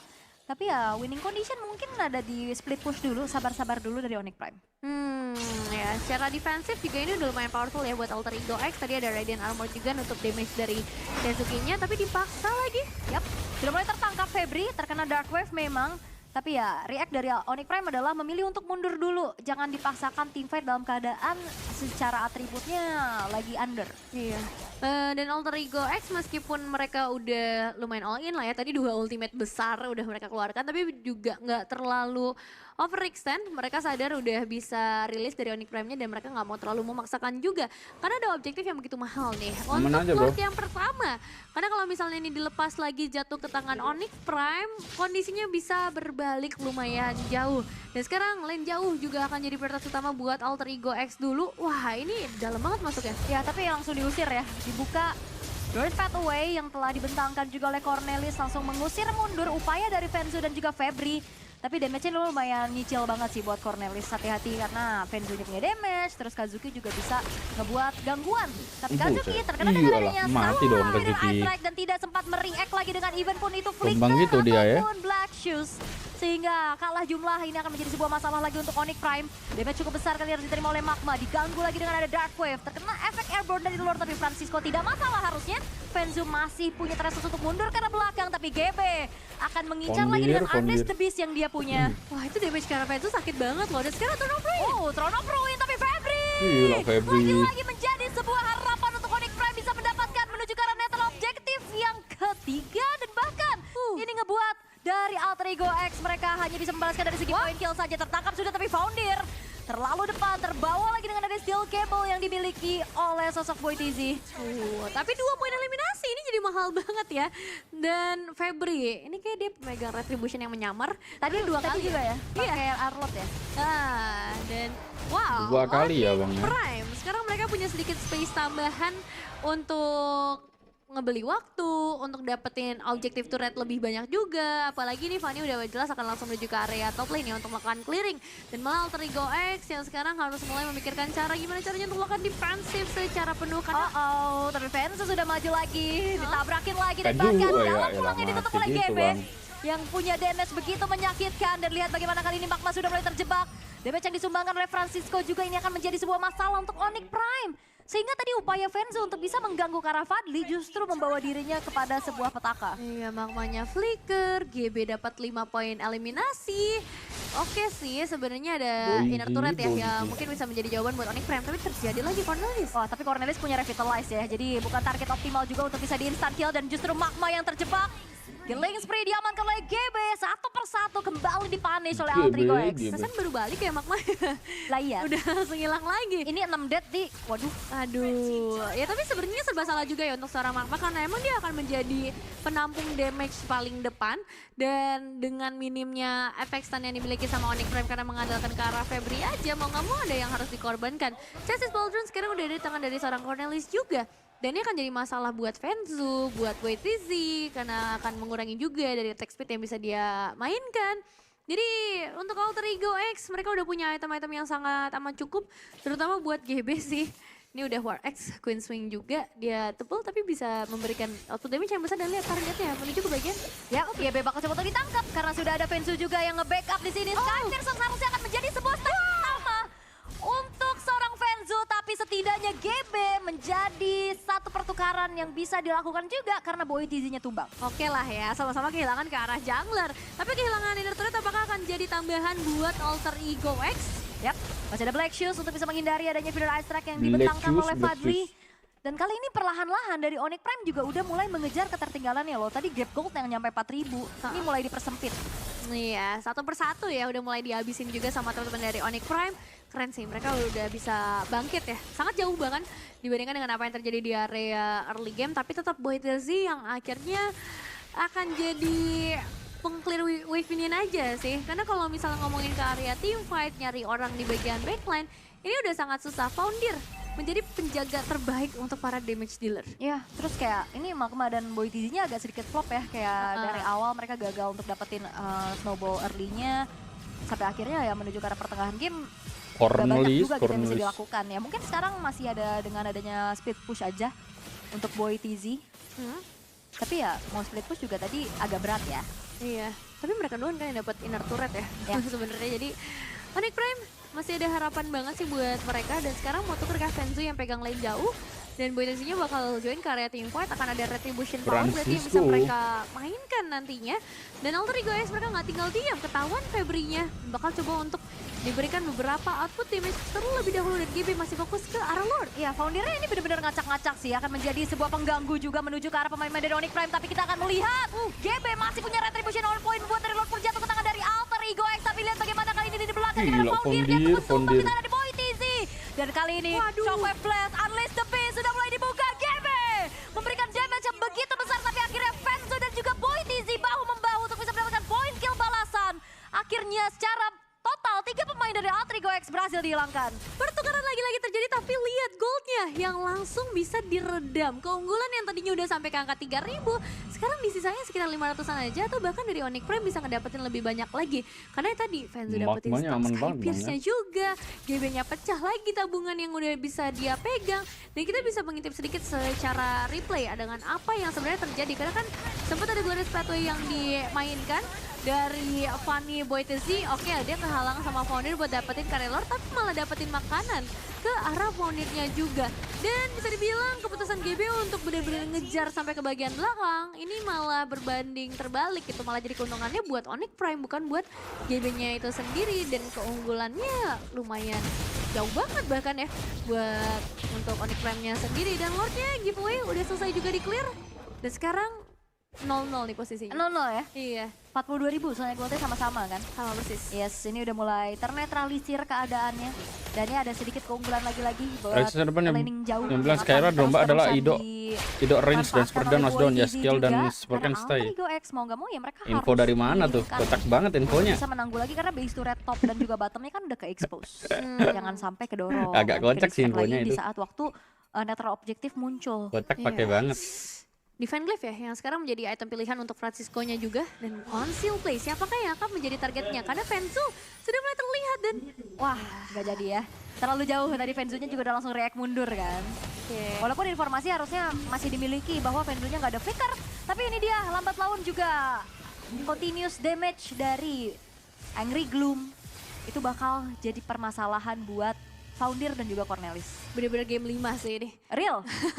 Real game 5 yang Real gak game dikasih 5 ya, Bang, ya? kendor sama sekali karena dua-duanya punya apa ya, eksekusi yang benar-benar bagus secara drafting mereka dan kayak ada second plan dari setiap tim. Kayak Onyx Prime, waitlistnya nggak works di awal tapi dia punya second plan untuk menangin dari secara objektif turretnya. Dan sejauh ini bahkan udah mulai masuk duluan ke area base turret yang dimana Alter Ego X inner turret aja mereka belum pecahin ya.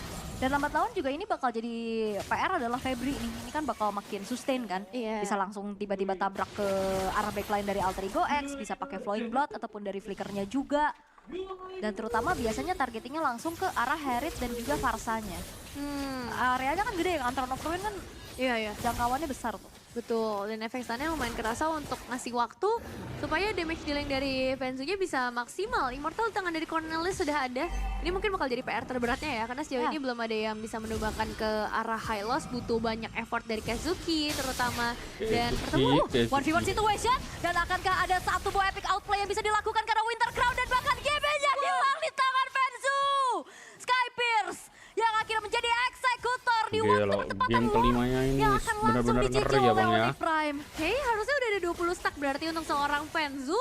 Membuka lagi angle kemenangan bagi Onyx Prime dan wave yang dipegang jauh di bagian bottom lane ini akan dikasih percepat sih untuk para Fenzunya dan screening akan dilakukan juga oleh Hilda, terus juga oleh Alice yang udah bersiap kalau misalnya ada yang datang. Yap, dan harusnya ini akan menjadi Lord milik dari Onyx Prime karena ada hal yang mungkin tidak ternotis. Ini adalah satu buah Mountain Shocker. Ya. Itu enak banget buat mau keputusan ngambil gerakan. Dibuka dulu, GB-nya sendirian nggak? Iya. GB-nya ada di sini nggak? Atau lane jauhnya ada siapa nggak? Ya walaupun nggak ada damage-nya ya Mountain Shocker nggak kayak dulu. Cuman tetap ini akan menjadi awareness yang lebih bagus lagi buat Onyx Prime. Iya, apalagi mereka kan mainnya tipenya yang lane jauh, pegang sini, pegang situ. Dan itu ngebuat dari Fanny juga jadi safe kalau misalnya ada trapping yang akan dilakukan sama Alter Ego X. Dan secara itemizations ini sebenarnya udah mulai masuk ke area late game ya. Jadi lebih ke prioritas item seperti apa yang akan dibawakan. Lihat di top lane itu udah nge-ambush kan si Fadli di rumput PH bilangnya. Kebuka ya? Kebuka langsung kabur. Akhirnya gak bisa kemana lagi, itu dia Mountain Shocker. Iya, power yang sebenarnya gede banget apalagi untuk momen-momen late game kayak gini. Dan Lordnya segera masuk. Yes, karena inner middle turret dulu yang diincar oleh Onyx Prime untuk saat ini.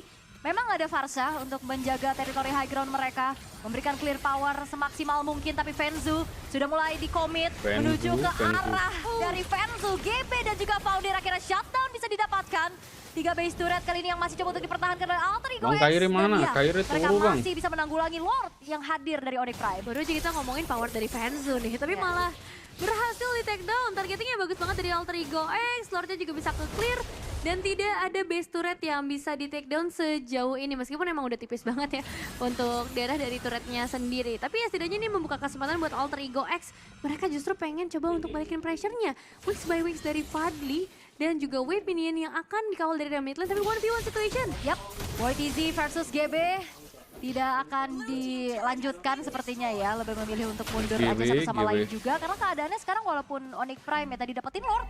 Tapi dengan hilangnya Fenzu, pressure-nya jadi sedikit lepas nih. Iya, seberbahaya itu ya kehilangan satu pemain di momen-momen yang lumayan krusial. Bahkan sekarang purple buff yang udah mulai coba diganggu lagi sama Boy Tezi ya. Tapi jalannya juga diawasi sama seorang Magma. Banyak banget info yang didapatkan, 5 player di tempat yang sama dan waduh, Wings by Wings. Wah, ini Kazuki yang menjadi target tapi masih ada Black Shoes juga. Dan bahkan kali ini terjebak sudah di lini depan Fadli yang hilang. Tapi pertukarannya tidak menjadi adil karena 2 pemain dari Onyx Prime yang berhasil untuk dikantongi oleh Alter Ego X. Sebegitu effortnya Onyx Prime. Wah, itu shockwave blast sakit banget loh, Fenzu hampir tumbang. Iya, ngebuat kita ikutan shock sebenarnya. Karena flicker akhirnya kebuka dan Fenzu dipaksa pulang. Cuman ya effort yang begitu banyak untuk ngedapetin Fadli ternyata malah berbalik kehilangan 2 player, Kazuki dan juga Febri yang nggak bisa bertahan. Lane jauh bakal dipegang dulu oleh Fanny.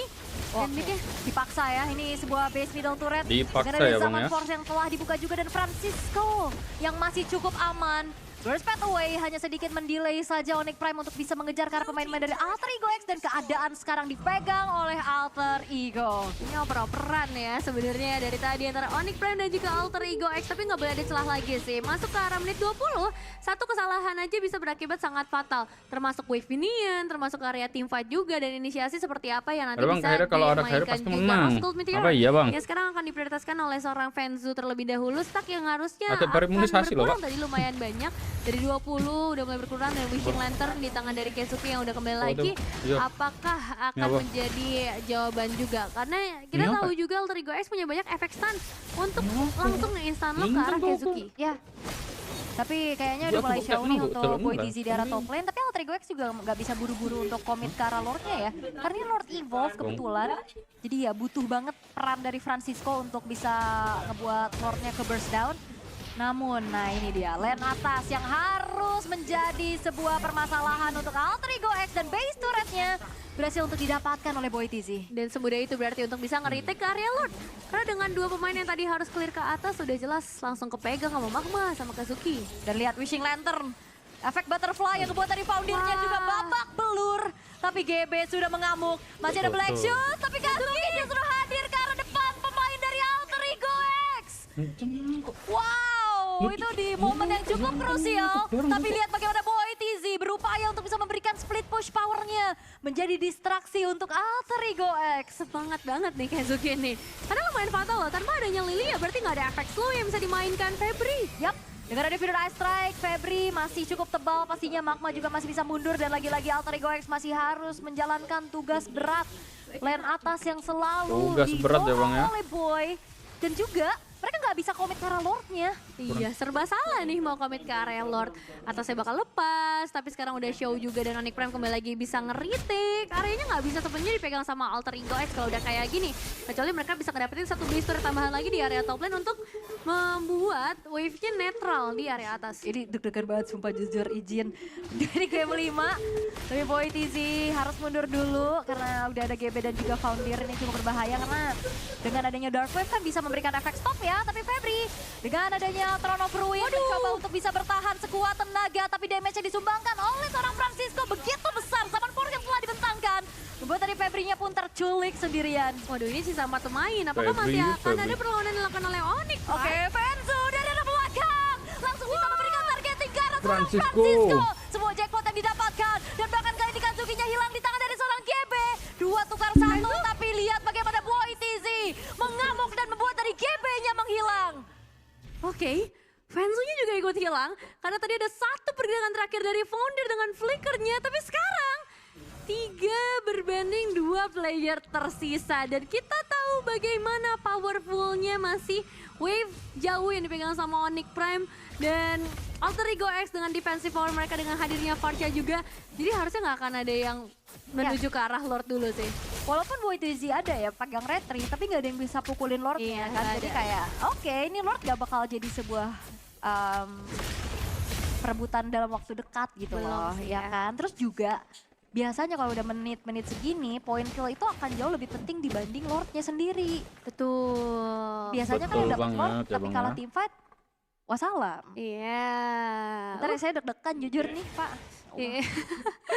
Dan sekarang secara itemisation pun sudah sangat amat menyakitkan lah ya untuk para damage dealer. Defensive item dari Founder juga udah sangat lengkap. Setidaknya dia tadi juga udah bisa ngeblok lah apa yang diberikan sama Fenzu sendiri. Bahkan dia juga punya damage dengan War X-nya dia.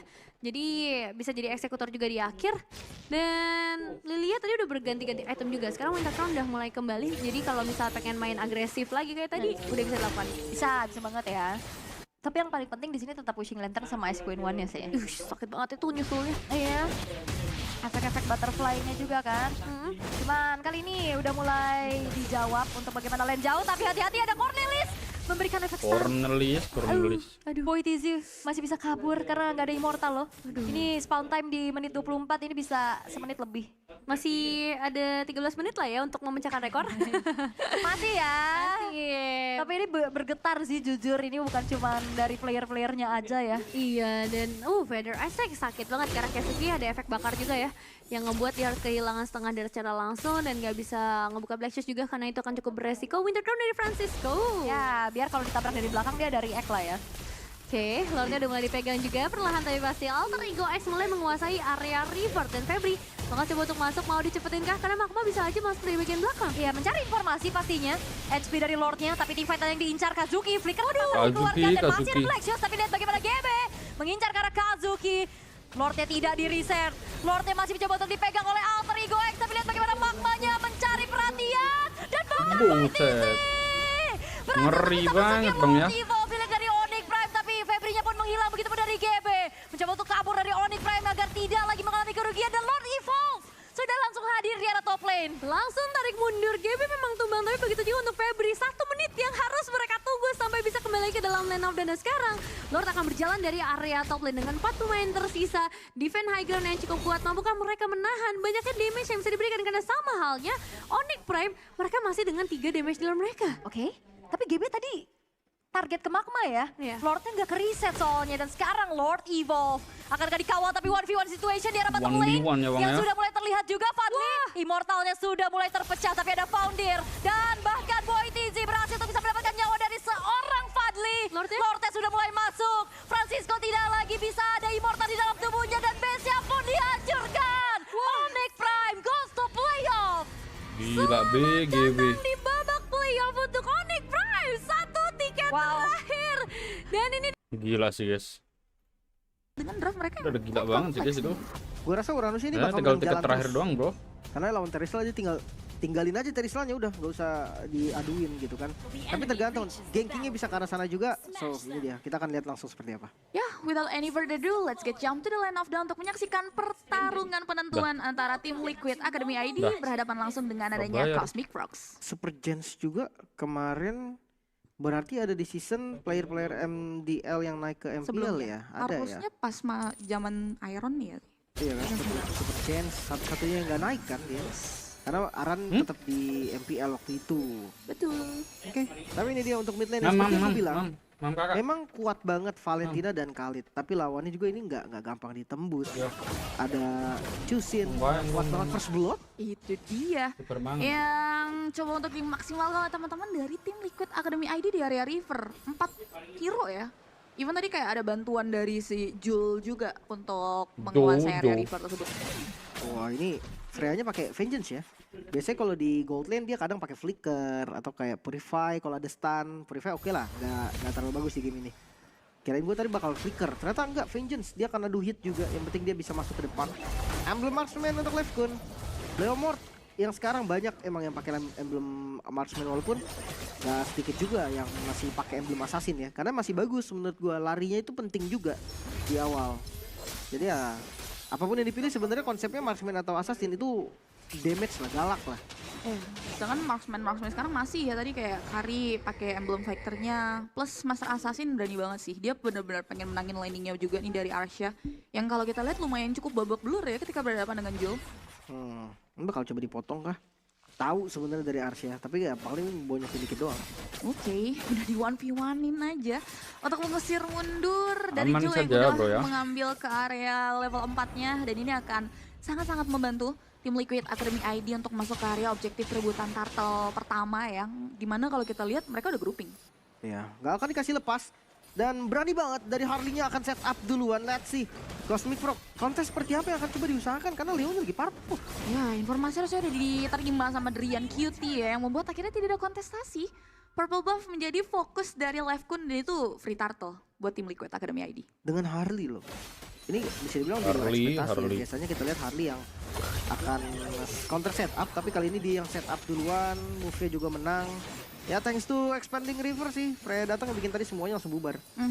Permainan agresif dari Cosmic Frogs masih belum bisa diperlihatkan juga ya, even mereka bawa Chushin yang biasanya juga bakal ngerusuh balik, karena kalau kita lihat yang harus defense adalah Nongki dan juga Firza, walaupun udah mulai diblokade, dipanggil begitu saja Barbielnya untuk maju ke depan, dan QT dilingkari dengan ringnya Deadly Magic, tapi nampaknya Firza kali ini nggak bisa berkutik banyak sehingga akhirnya ada satu buah pertukaran yang tidak begitu adil bagi Cosmic Frogs. Gak adil banget ya bang ya. Diamankan oleh anak-anak dari tim Liquid Academy ID, dan Kisses still survive dengan adanya flicker yang dia lakukan di area mid lane. Sakit banget tadi. Dan itu kontes yang memang bagus buat teman-teman Liquid. Karena ya tadi damage dari Valentinanya bisa masuk semua. Dan mereka juga bisa unggulin jumlah tadi kan dengan kondisi darurat. Freya-nya udah join. Sementara ngelihat dari Leomord yang udah ngebuka Barbiel duluan dan udah masukin semua damage-nya ke targetnya. Udah nggak bisa kabur lagi nih. Untungnya Cosmic Frog tadi nggak kehilangan semuanya. Ada Kisesi kan yang masih selamat. Itu pun ngebuang flicker.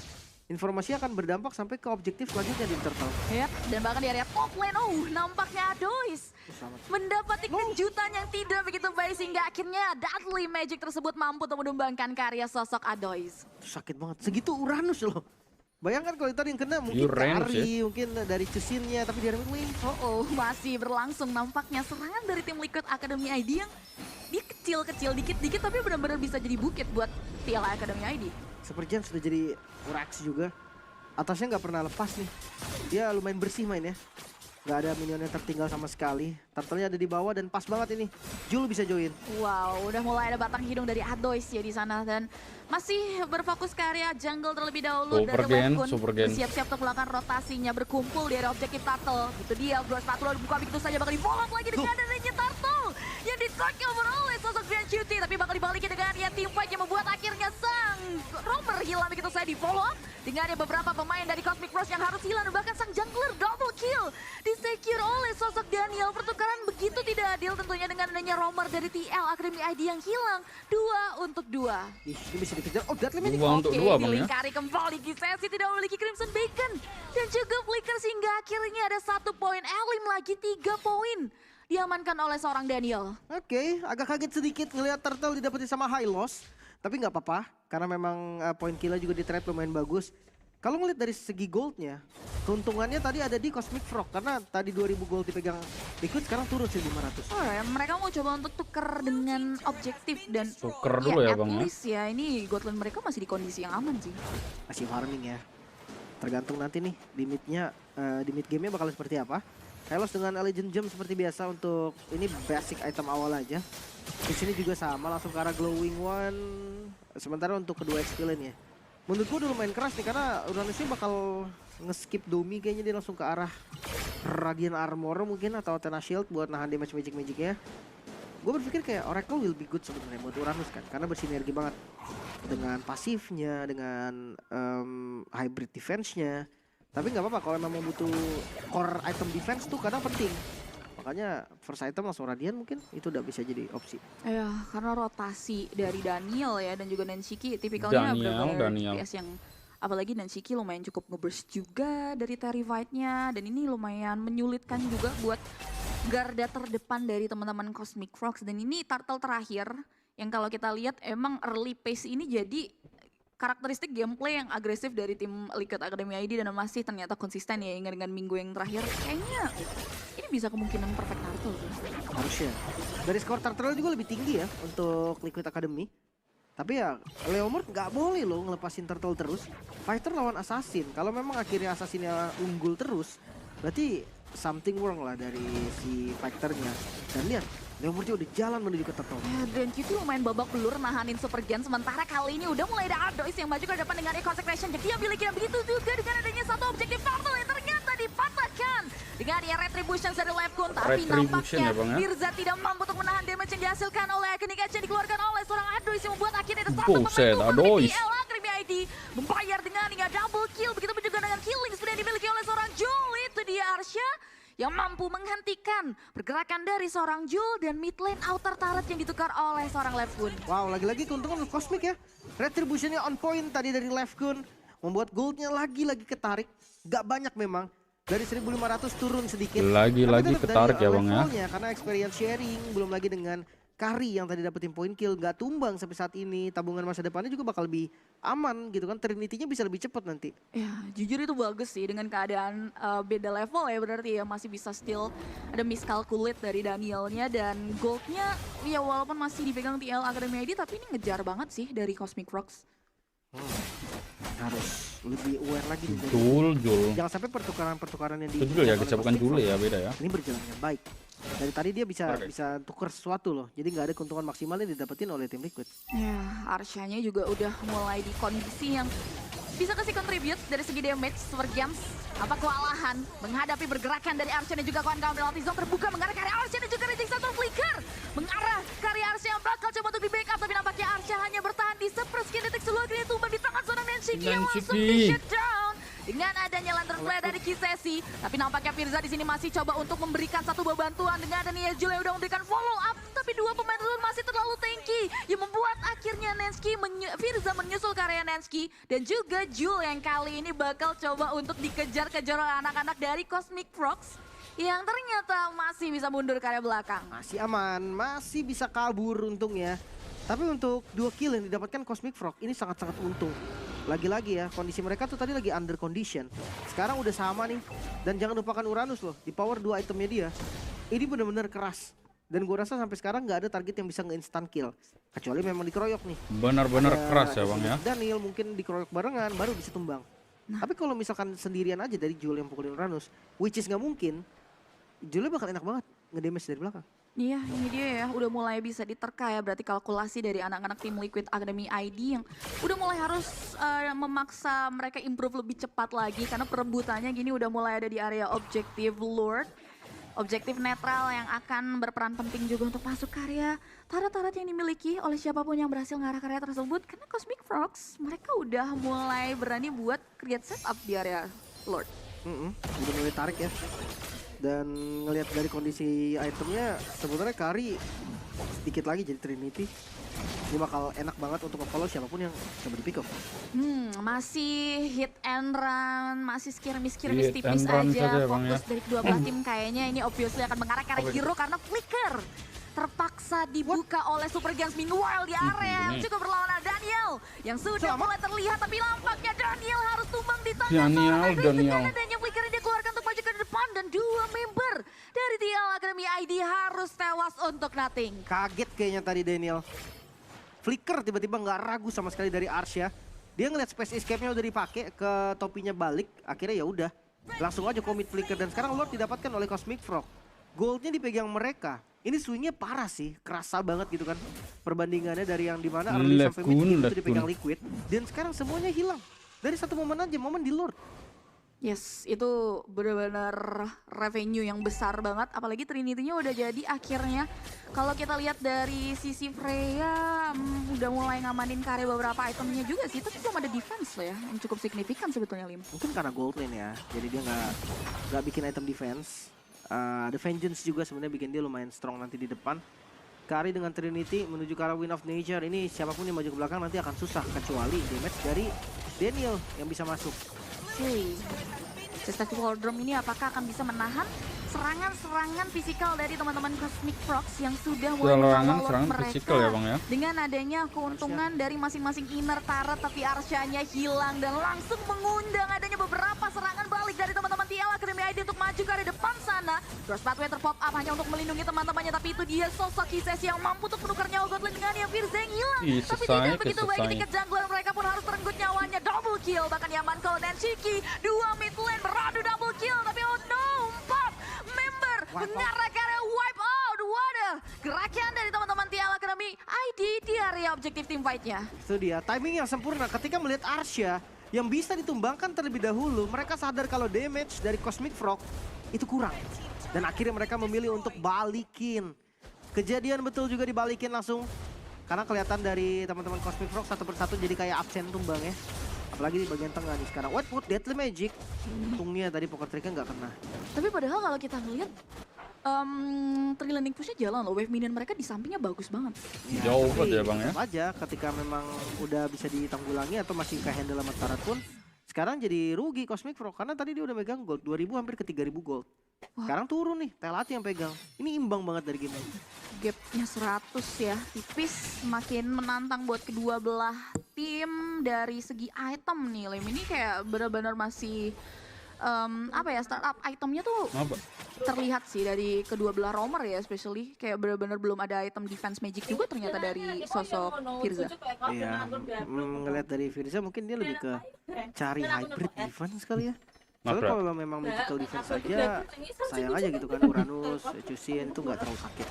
Apalagi ngelihat dari stack Cusin yang harusnya belum kelihatan banyak atau bahkan belum ada stacknya mungkin. Ditambah mereka butuh badan tambahan. Raging Sandstorm emang jadi skill inisiasi, tapi untuk nahan badan dia tetap nggak bisa. Quick Sand Guard tuh nggak bisa diandelin kalau lagi teamfight. Ntar dia tinggal di stun dan baik banget cancellationnya. Ada dari Hylos, ada dari Kise, ada dari Leomord juga. Makanya terlalu banyak cancellation ketika dia lagi Quick Sand Guard. Jadi pilihannya nggak banyak, lawan aja udah. high risk ya. Lawan itu aja ya, Bang, ya. Dari segi objektif sih kalau kita lihat tim Liquid Academy ID udah mulai berkerumun untuk mengambil ke area objektif dari Lord yang masih di posisi yang sama. Satu pemain dari show off di area bawah. Ada sosok Jul di sana, tapi ini expanding reverse, jadi masih bisa diatasi. Belum ada calling untuk masuk kayaknya ya, jadi kayak dia bisa fokus ke area turret. Ya, bawah terus Lordnya dipegang, ini pressure-nya jadi double kan buat teman-teman Cosmic Frog. Coba bujukin dulu biasanya. Masih aman sih, Romer ya akan tetap kuat. Di bawah pun udah kelihatan nih tanda-tanda akan ada yang defense, Adoy udah kelihatan di bawah. Jadi ya teman-teman Cosmic Frog harus mundur, nggak boleh sampai in and out-nya salah. Kalau di bawahnya tadi tiba-tiba muncul terus di Lordnya ditabrak, akan ada kerugian doang berarti untuk Cosmic Frog. Wise calculate ya, masih hold on position dulu. Sementara dari tim Liquid Academy ID juga melakukan hal yang sama ya, serupa di area top lane. Belum banyak hal yang bisa dilakukan oleh kedua belah tim, masih menerka-nerka, kecuali di area bawah Jul yang udah 1v1 situation dengan adanya sosok Adois. Cukup terasa ya damage-nya, tapi masih bisa diatasi karena Uranus big range. Nggak ada anti-regen sih untuk Jul. Dia agak susah memang ketika berhadapan dengan Uranus, tapi kalau lama-lama dipukulin terus sakit juga gitu kan. Hati-hati dari Uranusnya. Ya. Frey itu memang kelihatannya di awal poke damage aja, tapi lama-lama berasa lompat, wah itu udah jadi burst damage. Ya, babak belur ya dibuatnya, masih standby dari Jul di area bawah. Masih belum ada yang komit, tapi akhirnya ada satu buah burst pathway yang mengundang tim fight dan Daniel. Terlalu terbuka posisinya, tidak sempat untuk balik, membuat akhirnya Daniel dan Shiki dan again 3 player dari TL Academy ID harus tumbang. Dengan adanya objektif Lord yang kali ini terbuka lebar untuk anak-anak dari Cosmic Frog. Penalty zone yang udah bagus banget tadi dari Super Gems, tapi sayang sekali eksekusi yang kurang matang dimulai dari Daniel, yang dimana dia dikejar habis-habisan. Ngelihat dia langsung Battle Magic tadi ke depan, niatnya mungkin untuk nge-poke damage aja biar menangin darah. Tiba-tiba ada Glue Pathway digelar. Belum lagi dengan adanya Levkin yang langsung panggil Phantom State-nya.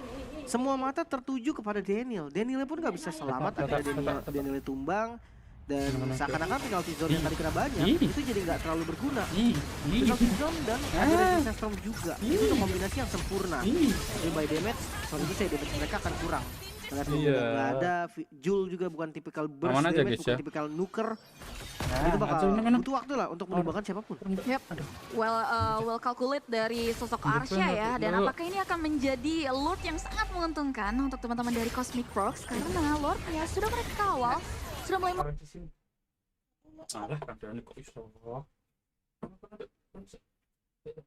menghancurkan karya 2 base turret yang dimiliki oleh TL Academy ID. 1 base turret sisa, masih coba untuk dicicil dan dikikis terlebih dahulu. Itu dia, kuda yang hanya menjadi distraction saja, tidak ditunggangi oleh pemiliknya. Dan nampaknya teman-teman dari TL Academy ID masih menerima gerakan-gerakan yang akhirnya dipilih untuk disiplin dari Cosmic Frogs untuk mundur secara teratur. Mundur dikit ya. Karena memang mereka bawa kari juga kok, nggak usah buru-buru. Late game apapun kari akan tetap bisa main. Mungkin bahayanya nanti di Daniel aja kan. Semakin Daniel nggak kelihatan, semakin overthinking tuh di mana Daniel. Kalau Daniel doang menurut gue sekarang bisa langsung mencapai ke Arsha dan bisa numbangin. Jangan sampai nanti terlambat dan akhirnya Arshanya udah jadi rose gold mungkin, atau dia bikin defensive item kayak Winter. Wah itu udah susah banget. Harley tuh kena Winter udah puyeng. Oh, tapi Adois hampir ya. Masih bisa survive harusnya.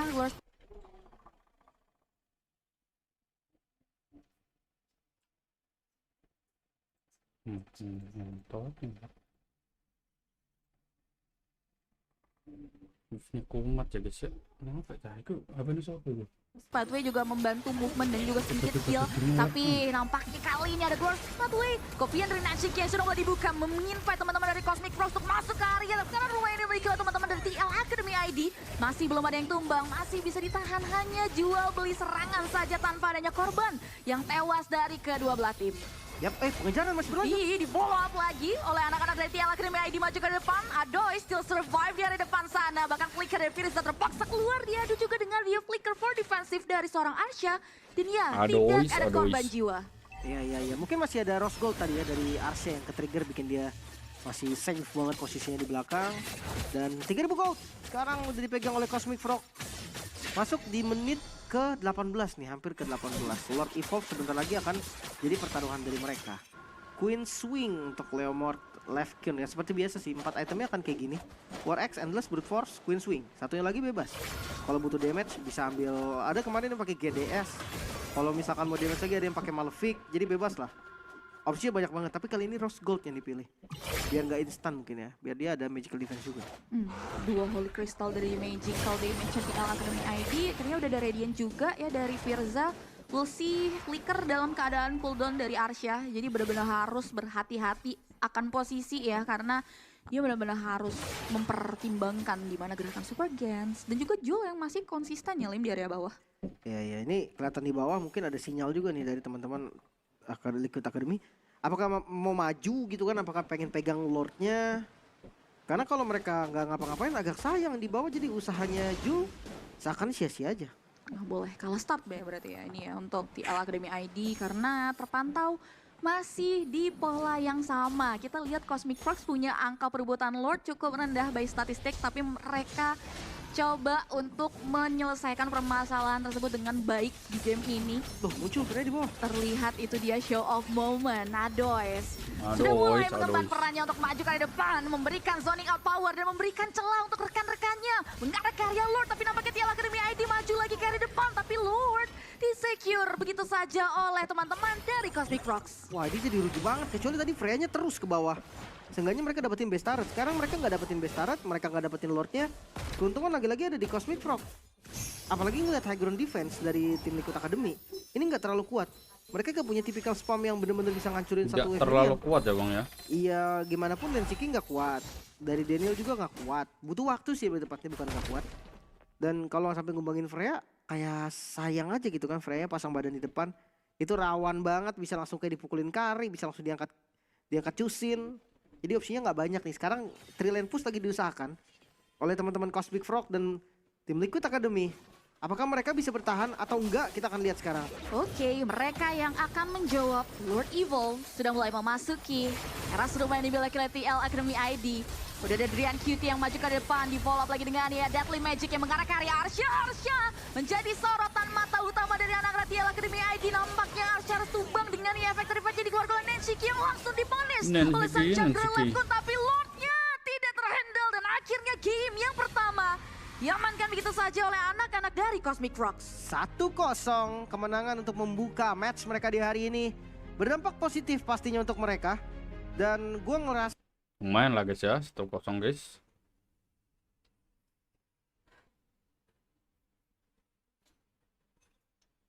Ngelag banget ya. Banget bahkan. Tapi ya ini balik lagi lihat dari kedua tim masih punya area besar. Jadi tergantung setup siapa yang lebih rapi.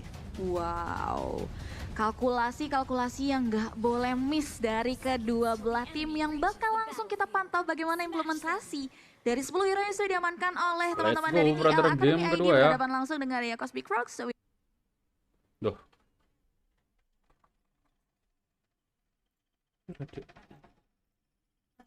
Without any further ado, let's get jump to the line of down. Masih ngelag tuh, aneh banget anjing. Turtle harusnya.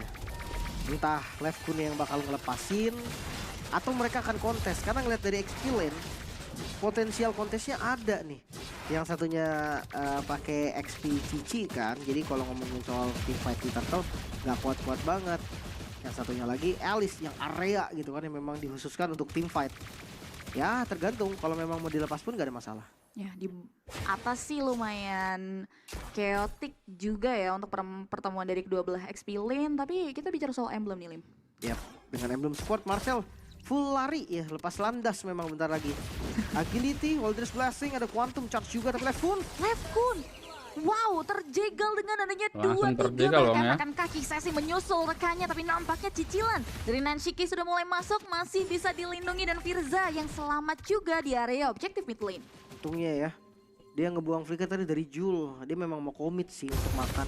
Wah, Arsya tidak begitu baik. Ini produktif banget TL Academy ID ya, seperti biasa di awal-awal. Cuman kayak mahal banget Levkun. Ada waktu yang terbuang. Daniel wah sakit juga tuh. Kena pukul.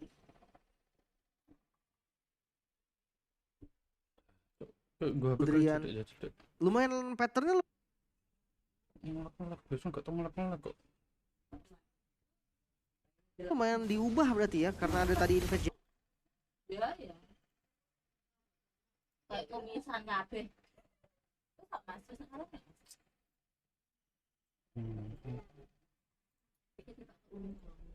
Season yang ke-13 dengan draft mereka yang quite kompleks nih. Gue rasa Uranus ini bakal menang jalan terus.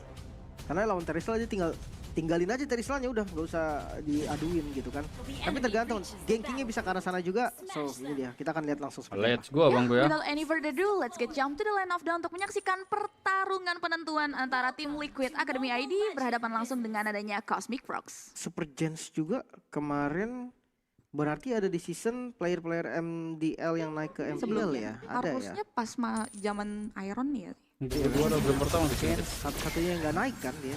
Karena Aran tetap di MPL waktu itu. Betul. Oke, tapi ini dia untuk mid lane. Seperti yang gue bilang, memang kuat banget Valentina dan Khalid. Tapi lawannya juga ini nggak gampang ditembus. Ada Chusin yang kuat banget first blood. Itu dia yang coba untuk dimaksimalkan oleh teman-teman dari tim Liquid Academy ID di area river. 4 hero ya. Even tadi kayak ada bantuan dari si Jul juga untuk menguasai area river tersebut. Wah ini Freya-nya pakai Vengeance ya. Biasanya kalau di gold lane dia kadang pakai flicker. Banget bahkan. Tapi ya ini balik lagi kelihat dari kedua tim masih punya area besar. Jadi tergantung setup siapa yang lebih rapi. Wow. Kalkulasi yang nggak boleh miss dari kedua belah tim yang bakal langsung kita pantau bagaimana implementasi dari 10 hero yang sudah diamankan oleh teman-teman dari TL Academy ID berhadapan langsung dengan area Cosmic Frogs. So without any further ado, let's get jump to the line of down. Ini bakal seru di Turtle harusnya. Entah Lefkun yang bakal ngelepasin atau mereka akan kontes karena ngeliat dari XP lane potensial kontesnya ada nih. Yang satunya pakai XP Cici kan, jadi kalau ngomongin soal team fight di Turtle nggak kuat-kuat banget. Yang satunya lagi Alice yang area gitu kan, yang memang dikhususkan untuk team fight. Ya tergantung, kalau memang mau dilepas pun gak ada masalah. Ya di atas sih lumayan chaotic juga ya untuk pertemuan dari kedua belah XP lane. Tapi kita bicara soal emblem nih Lim. Yap, dengan emblem support Marcel full lari ya, lepas landas memang bentar lagi. Agility, Wilderness full lari ya bang ya. Charge juga tapi Lefkun. Wow, terjegal dengan adanya 2-3 bahkan akan kaki sesi menyusul rekannya, tapi nampaknya cicilan dari Nanshiki sudah mulai masuk, masih bisa dilindungi dan Firza yang selamat juga di area objektif mid lane. Untungnya ya, dia ngebuang flicker tadi dari Jul, dia memang mau komit sih untuk makan. Wah, Arsya tidak begitu baik, ini produktif banget TL Academy ID ya, seperti biasa di awal-awal, cuman kayak mahal banget Lefkun. Ada waktu yang terbuang. Denili, wah sakit juga tuh karena pukul Drian. Lumayan patternnya lumayan diubah berarti ya, karena ada tadi invade jungle dari Lefkun. Dia coba untuk nge-punish yang ada dulu. Ya balik lagi sih, jungle tank memang untuk di awal nggak usah buru-buru 2 buff juga nggak ada masalah. Karena dia akan tetap kuat di turtle. Level 4 juga bakal dipegang di turtle yang pertama. Ngelihat dari patternnya Lefkun, ini bakal bentrok di turtle. Cuma ada opsi untuk lepas juga sih. Mereka bisa geng aja ke atas dan recall pindah ke bawah. Sejauh ini kita lihat ya, akan ada preparation kah yang bakal dimaksimalkan oleh anak-anak dari Cosmic Frogs. Lefkun udah ready untuk mengadu retributions-nya, sementara Daniel sudah diapit oleh 2 kawannya. Lebak Shield Unity diaktifkan begitu saja, setengah dari health bar lo. Turtle, sorry, udah mulai terbuka, tapi nampaknya kali ini Lefkun Restless-nya maju ke depan, di follow lagi dengan satu real world manipulation buat akhirnya Daniel. Terkikis begitu saja, Super Gens tidak tinggal dia menukar nyawa sang jungle di Garia. Drian Cutie tidak begitu adil, tapi 2 pemain dan bahkan double kill. Disecure Lefkun yang harus tewas di tangan seorang Firza. Jual beli serangan yang membuat akhirnya ada 3 pemain tewas dari kedua belah tim. Lagi-lagi pertukaran diungguli oleh tim Liquid Academy ID. Bahkan turtle-nya pun sekarang udah mereka setup lagi. Tanpa retribution, no problem. Masih bisa di-secure juga. Jul yang dapetin last hit. Iya, keunggulan dari Cosmic Rock cuma satu menurut gue. Mereka berani untuk tabrak tank jungle di awal. Mereka dapet kill-nya. Tapi kalau emang ujung-ujungnya rugi, itu tetap Oke, udah sudah ada golden hour, memberikan sedikit pot-pot karya Drian Cutie. Tapi ya, Drian Cutie ya tetap akan susah juga, dan kurasa ini bakal jadi kabungan juga buat Jul lah masalahnya. Nongki. Ya. Gue pikir tadi mau di burst, tapi Julnya nggak nembak ke situ. Karena golden hour di pinggir banget, tadi ada Kimi sama Granger, gue kira cukup damage-nya. Jadi buang skill ke Yudanya tadi langsung, ternyata nggak, targetnya beda. Dan sekarang temponya akan sedikit turun nih. Kecuali di arah mid lane mereka mau tabrak lagi atau cuma sebatas clear. Nah ini bedanya, dari tadi Jul tajir banget karena dia akan ikut clear di arah mid. Sementara kalau kita lihat dari Arsya kan enggak ya, dia akan sabar dulu. Wait, ini temporal rain dari Arsya. Iya. Ya, dia habis berubah, cooldownnya lebih cepat berarti. Betul, memaksimalkan apa yang sudah dikurangi di area patch note-nya juga. Cuma Bren tadi setelah kill 1 ini bakal dialokasikan seperti apa, karena benar-benar ikut banget dari Jul-nya ya, kemanapun 3-man move-nya TL Academy ID ini berangkat, dia bakal ikut juga dari Cosmic Fox. Ini game yang cukup slow sih, masuk ke menit-menit 4 kayak gini, nggak ada gerakan agresif balik gitu dari Cosmic Fox. Iya. Dua lane berarti farmingnya nih dari Granger nih. Ya udah dipastikan tajir kalau kayak Jadi gitu. top lane ada satu gerakan yang dimaksimalkan oleh Cosmic Fox mengarah ke area sosok Super Gens yang langsung tumbang dengan adanya dive involvement dari Adois yang menghindari menjuk dengan area flicker for defensive. Wah, itu dia. Flicker di waktu yang sangat-sangat sempurna. Akhirnya dia bisa dodge tadi ya dari tabrakan Baxia. Dan itu menjadi keuntungan tersendiri nih bagi Cosmic Fox. Mereka dapetin Alice, pas banget momennya juga mau setup ke arah Turtle. Dan lagi gue ngerasa memang kalau Cosmic Pro belum siap untuk kontes sekarang, lepas aja nggak apa-apa. Dia bisa ngambil planting mungkin di bawah tapi enggak kayaknya. Ya, udah mulai ada perjalanan yang cukup jauh juga nih yang dilakukan lah ya, perjalanan bisnis dari Arsya. Udah mulai show off juga di depan sana, Turtle-nya terkikis tapi nampaknya sang Exilin tidak mampu untuk bisa menahan dibayar dengan adanya satu objektif Turtle yang diambil oleh sosok Lefkun. Dan juga Daniel yang nggak mampu untuk bisa mensecure ke area objektif yang ada di area depan. Drian Kitty. Saya dengan dia Drian Kitty yang langsung tumbang flicker for defensive dari seorang Arsya. Selamat sudah dari serangan TL Academy ID nggak mau pulang dengan tangan kosong. Tapi ya kalau ngelihat dari keuntungan, lagi-lagi Cosmic Frog lebih untung. Mereka dapetin turtle-nya di kondisi lagi-lagi assassin lawan tank jungle. Ini bakal menjadi keuntungan berlipat ganda bagi mereka. GCC udah jadi nih item dari anti Regennya. Golden Hour itu udah dibuka, tapi gue nggak tahu kenapa teman-teman Liquid mereka kayak nggak mau fokus ke turtle-nya gitu, atau memang call-nya beda ya. Mungkin dari momen tadi call-nya adalah orangnya dulu, nggak ada yang tahu karena Lefkun yang tadinya terlambat seakan-akan jadi tepat waktu. Aman aja bang ya. Karena memang setupnya tadi diundur sama Liquid Academy. Iya, lumayan chaos ya tim fight-nya tadi. Dan masalahnya nih chain objektif dari anak-anak Cosmic Frogs dapetin turtle, tukar poin eliminasi, turret di area top lane juga tadi berhasil di-secure sama Lefkun. Dan kalau kita lihat memang goldnya ya signifikan di lead-nya tapi nggak begitu jauh ya, nggak ada gap sampai 3.000, 4.000, even hingga dengan di game yang kedua. Iya, tipis aja ya berarti dari mereka. Kayaknya memang tipe yang mirip deh. Mereka tipikal nge-punish atau kayak reaktif aja. Jadi ya nggak bakal emang beda jauh. Sama nggak ada resiko yang terlalu diambil gitu loh. Mereka nggak mau yang sampai ngelepasin objektif banget. Arsya. Kalau misalkan kayak gitu baru tuh rata-rata ada gapnya. Dari item aman buat Adoisnya ya. Endless Battle untuk Sambil dan di mid lane. Oke, udah real world manipulation. Wall respon yang cukup cepat dari anak-anak Cosmic Frogs yang membuat akhirnya Lefkun mampu untuk menumbangkan Nongki tanpa adanya pertukaran. Nongki. Ya. Dari real world manipulation itu di ujung banget, makanya langsung kena immobilize. Pas juga ada Mountain Shocker yang langsung dilepas tadi kapalnya. Damage-nya juga cukup, makanya ya instant kill lah dari Nongki. Wah, ini peluangnya besar buat memperluas rotasi ya, karena itu outer middle turret beberapa hentakan lagi hilang, dan ini turtle yang terakhir yang akan menjadi penentuan bakal bisa diambil Dani sama Daniel yang dari tadi susah loh kewalahan. Arsya-nya udah ada di posisi yang bagus banget nih. Vision kebuka dan akan ada setup. Oke, sudah mulai buka Restless dan oh my god, retribution dari seorang Lefkun mampu untuk bisa mengamankan carry objektif turtle yang terakhir dari Drian Kitty. Dikikis begitu saja. Di sisi lain ada Jul yang coba untuk bertahan, tapi Adois bakal coba untuk memotong juga pergerakan dari anak-anak DL Academy ID. Dipisahkan sang output damager yang membuat akhirnya Daniel again dan tumbang, dan what a great play dari seorang Adois yang membuat akhirnya ada 4 pemain yang harus hilang untuk nothing. Wah, ini dari retribution ya bagus, dari setup team fight-nya bagus. Lefkun, Arsya, belum lagi guntingan tadi dari Adois. Kisah juga di posisi yang bagus. Liquid, mereka dalam masalah yang cukup serius. Karena dari gold yang sama sekarang mulai hilang, mulai terjun bahkan dipegang oleh Cosmic Frog. Tadi nggak sampai 1.000 loh, sekarang udah hampir 5.000 gold. Dari satu tim fight aja, berarti kerugiannya tadi emang gede banget.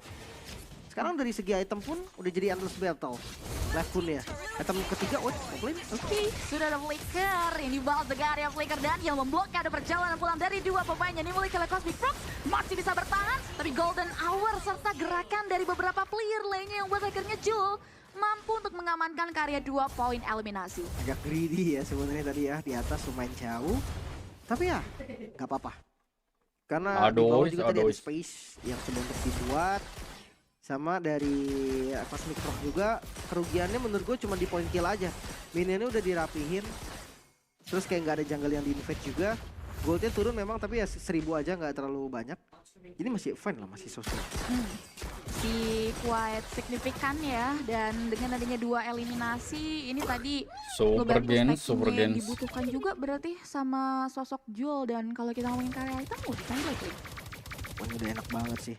Penetnya udah cukup, ada glowing juga, cuman nggak bisa sky jadinya Kiminya. Karena udah ada Granger. Ya. Dan Brian. Sudah mulai show off untuk mencari informasi, tapi melihat 2 detik lagi Lord berada di area yang cukup berlawanan. Mereka bakal coba untuk mengurungkan niat all-in karya Drian Cutie. Sementara itu, ini manajemen Super MDLMY tidak tersorot Mas Don. Atasnya rapi. Tapi ya itu gimana ya, peminatnya emang untuk agak kurang bro. Cuma kalau di Eldon sih harusnya 100 viewer masih bisa sih itu. Banget, 4 level cap dari segi experience-nya ini benar-benar dimaksimalkan banget sama teman-teman Cosmic Frogs tengah dari Contoh fokusnya ini aja. Lihat ada Adois di sana yang bakal coba untuk memblok, ada 2 pemain dari TL Academy ID, dan bahkan kali ini TL Super Gens mampu untuk bisa mengarah karya Arsya hilang begitu saja. Super Gens nampaknya masih bisa disecure dengan retributions dari seorang Lefkun yang kini langsung mengarah karya Super Gens dan bahkan double kill disecure begitu saja. Jul memotong perjalanan pulang sehingga akhirnya triple kill disecure begitu saja oleh seorang Jul. Gue pikir Lefkun tadi bakal ngeratain semua, tapi ternyata Jul hadir di waktu yang tepat. Sekarang Lord yang didapatkan oleh Cosmic Frog pun akan jadi Lord giveaway aja. Rugi jelas karena gold yang dipegang Cosmic Frog tadi 5000 gold sekarang mulai turun ke 1000 gold. Turret mereka di mid hancur, vision mereka akan sedikit berkurang dan dari tim Liquid Academy harusnya mereka akan semakin menggila dengan 50 stack dari Skypierce-nya Jul. Unexpected moment sih. Tadi padahal Adois tuh pegangin 2 loh, tapi masih lolos ternyata Adoisnya yang nggak bisa ya kewalahan nih untuk menghadapi Jul yang dari tadi dihimpit terus memang sama rekannya Lim. Iya. Sama di Lordnya agak bingung tadi. Apa pengen orang, apa pengen Lord. Mereka ngeliat Daniel yang maju jadi nggak pede kan. Tapi kalau pas pengen orang pun kayak kurang komit. Super Gens-nya masih bisa lari-larian, bahkan bisa dapetin point kill. Danielnya pun masih bisa ngebuka vision dan akhirnya semuanya nge-delay. Sampai Jul datang. Padahal tadi kalau ngomongin soal move, Jul udah kalah move. Di atas dia udah agak telat. Dan nggak bakal bisa nih sekarang. Cosmic Frog udah pasti main berlima terus. Ya, yang tadinya signifikan, lagi-lagi ini cukup turun bebas, perbedaannya hanya di 740 gold aja, dan ini masih dalam perhitungan juga ya dengan adanya banyak momen-momen yang bisa dibawa sama TL Academy ID. Lagi-lagi mereka mainin counter setup-nya dengan baik, dan satu turret damage dealt by Todak kita lihat Lefkun masih mengungguli ya. Aman Cuman saja, bro. Perbedaannya emang kekejar banget sih sama Jol. Iya. Wih, ditabrak. Golden hour. Alright. Sudah mulai mempotret ya 3 pemain dari anak-anak Cosmic Frogs, tapi nampaknya Jul terlihat terpantau dengan ya Lefkun yang terasa ke area depan. Firza akan menjadi korban selanjutnya karena nampaknya kali ini Arsya berada di area depan. Masih ada flicker for defensive, Arsyanya survive buat justru Super Gens yang harus tumbang di tangan Cosmic Frog. Jul beli serangan kembali tercipta dan 2 pemain yang hilang dari TL Academy ID tidak mengalami. Belum mencaraki di FJ di Mas Don yang lancarnya jadi sorotan karena itu seperti dilirik Pak Apes masih hero doang. Kayaknya bakal coba diusahakan dulu. Satu hero doang ya. Oh, itu dia. Masih Dulu pas MPL belum mulai gue udah sering banget itu replay GOTF. Cukup cepat sehingga gak ada harusnya kau tahu sih yang itu mau dibawa atau dipaksa ya. Mereka mundur lagi. Jul nggak boleh sih. Udah sampai bosen itu. Ketika tadi kita lihat Julnya hilang duluan, di situ gue sadar oke, ini sumber damage utamanya udah nggak ada. Makanya dari Cosmic Frog tuh nggak ada takutnya sama sekali. Ditabrak lagi semuanya. Skypierce juga jadi berkurang. Stack yang tadi udah dikumpulkan susah payah, sekarang jadi turun. Apalagi ngeliat dari kondisi gold yang tadi udah kepegang sedikit top lane.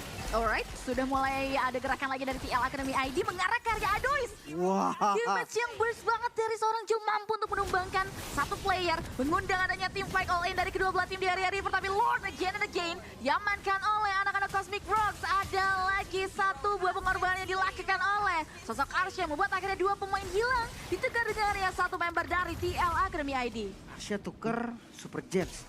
Tapi kondisinya 4 lawan 5, uset sakit banget di mananya ditabrak. Di blok ada pergerakan pula yang dimiliki oleh Cosmic Frogs dan nampaknya Drian GT nggak mampu buat nahan damage dari seorang Jul. Sehingga akhirnya 3 player in total. Tapi sayang kan, karena Lord yang sekarang muncul harusnya bisa langsung di-clear juga nih. Atau jangan-jangan enggak.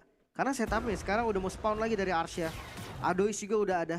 Mereka bisa nge-follow tengah, tapi untuk dapetin best turret jujur masih agak susah. Kalau kita lihat dari Players Gold by Todak, masih paling banyak di left pun. Cuma Jul mulai menyusul nih. Dari point kill dan minion-minion yang didapetin tadi.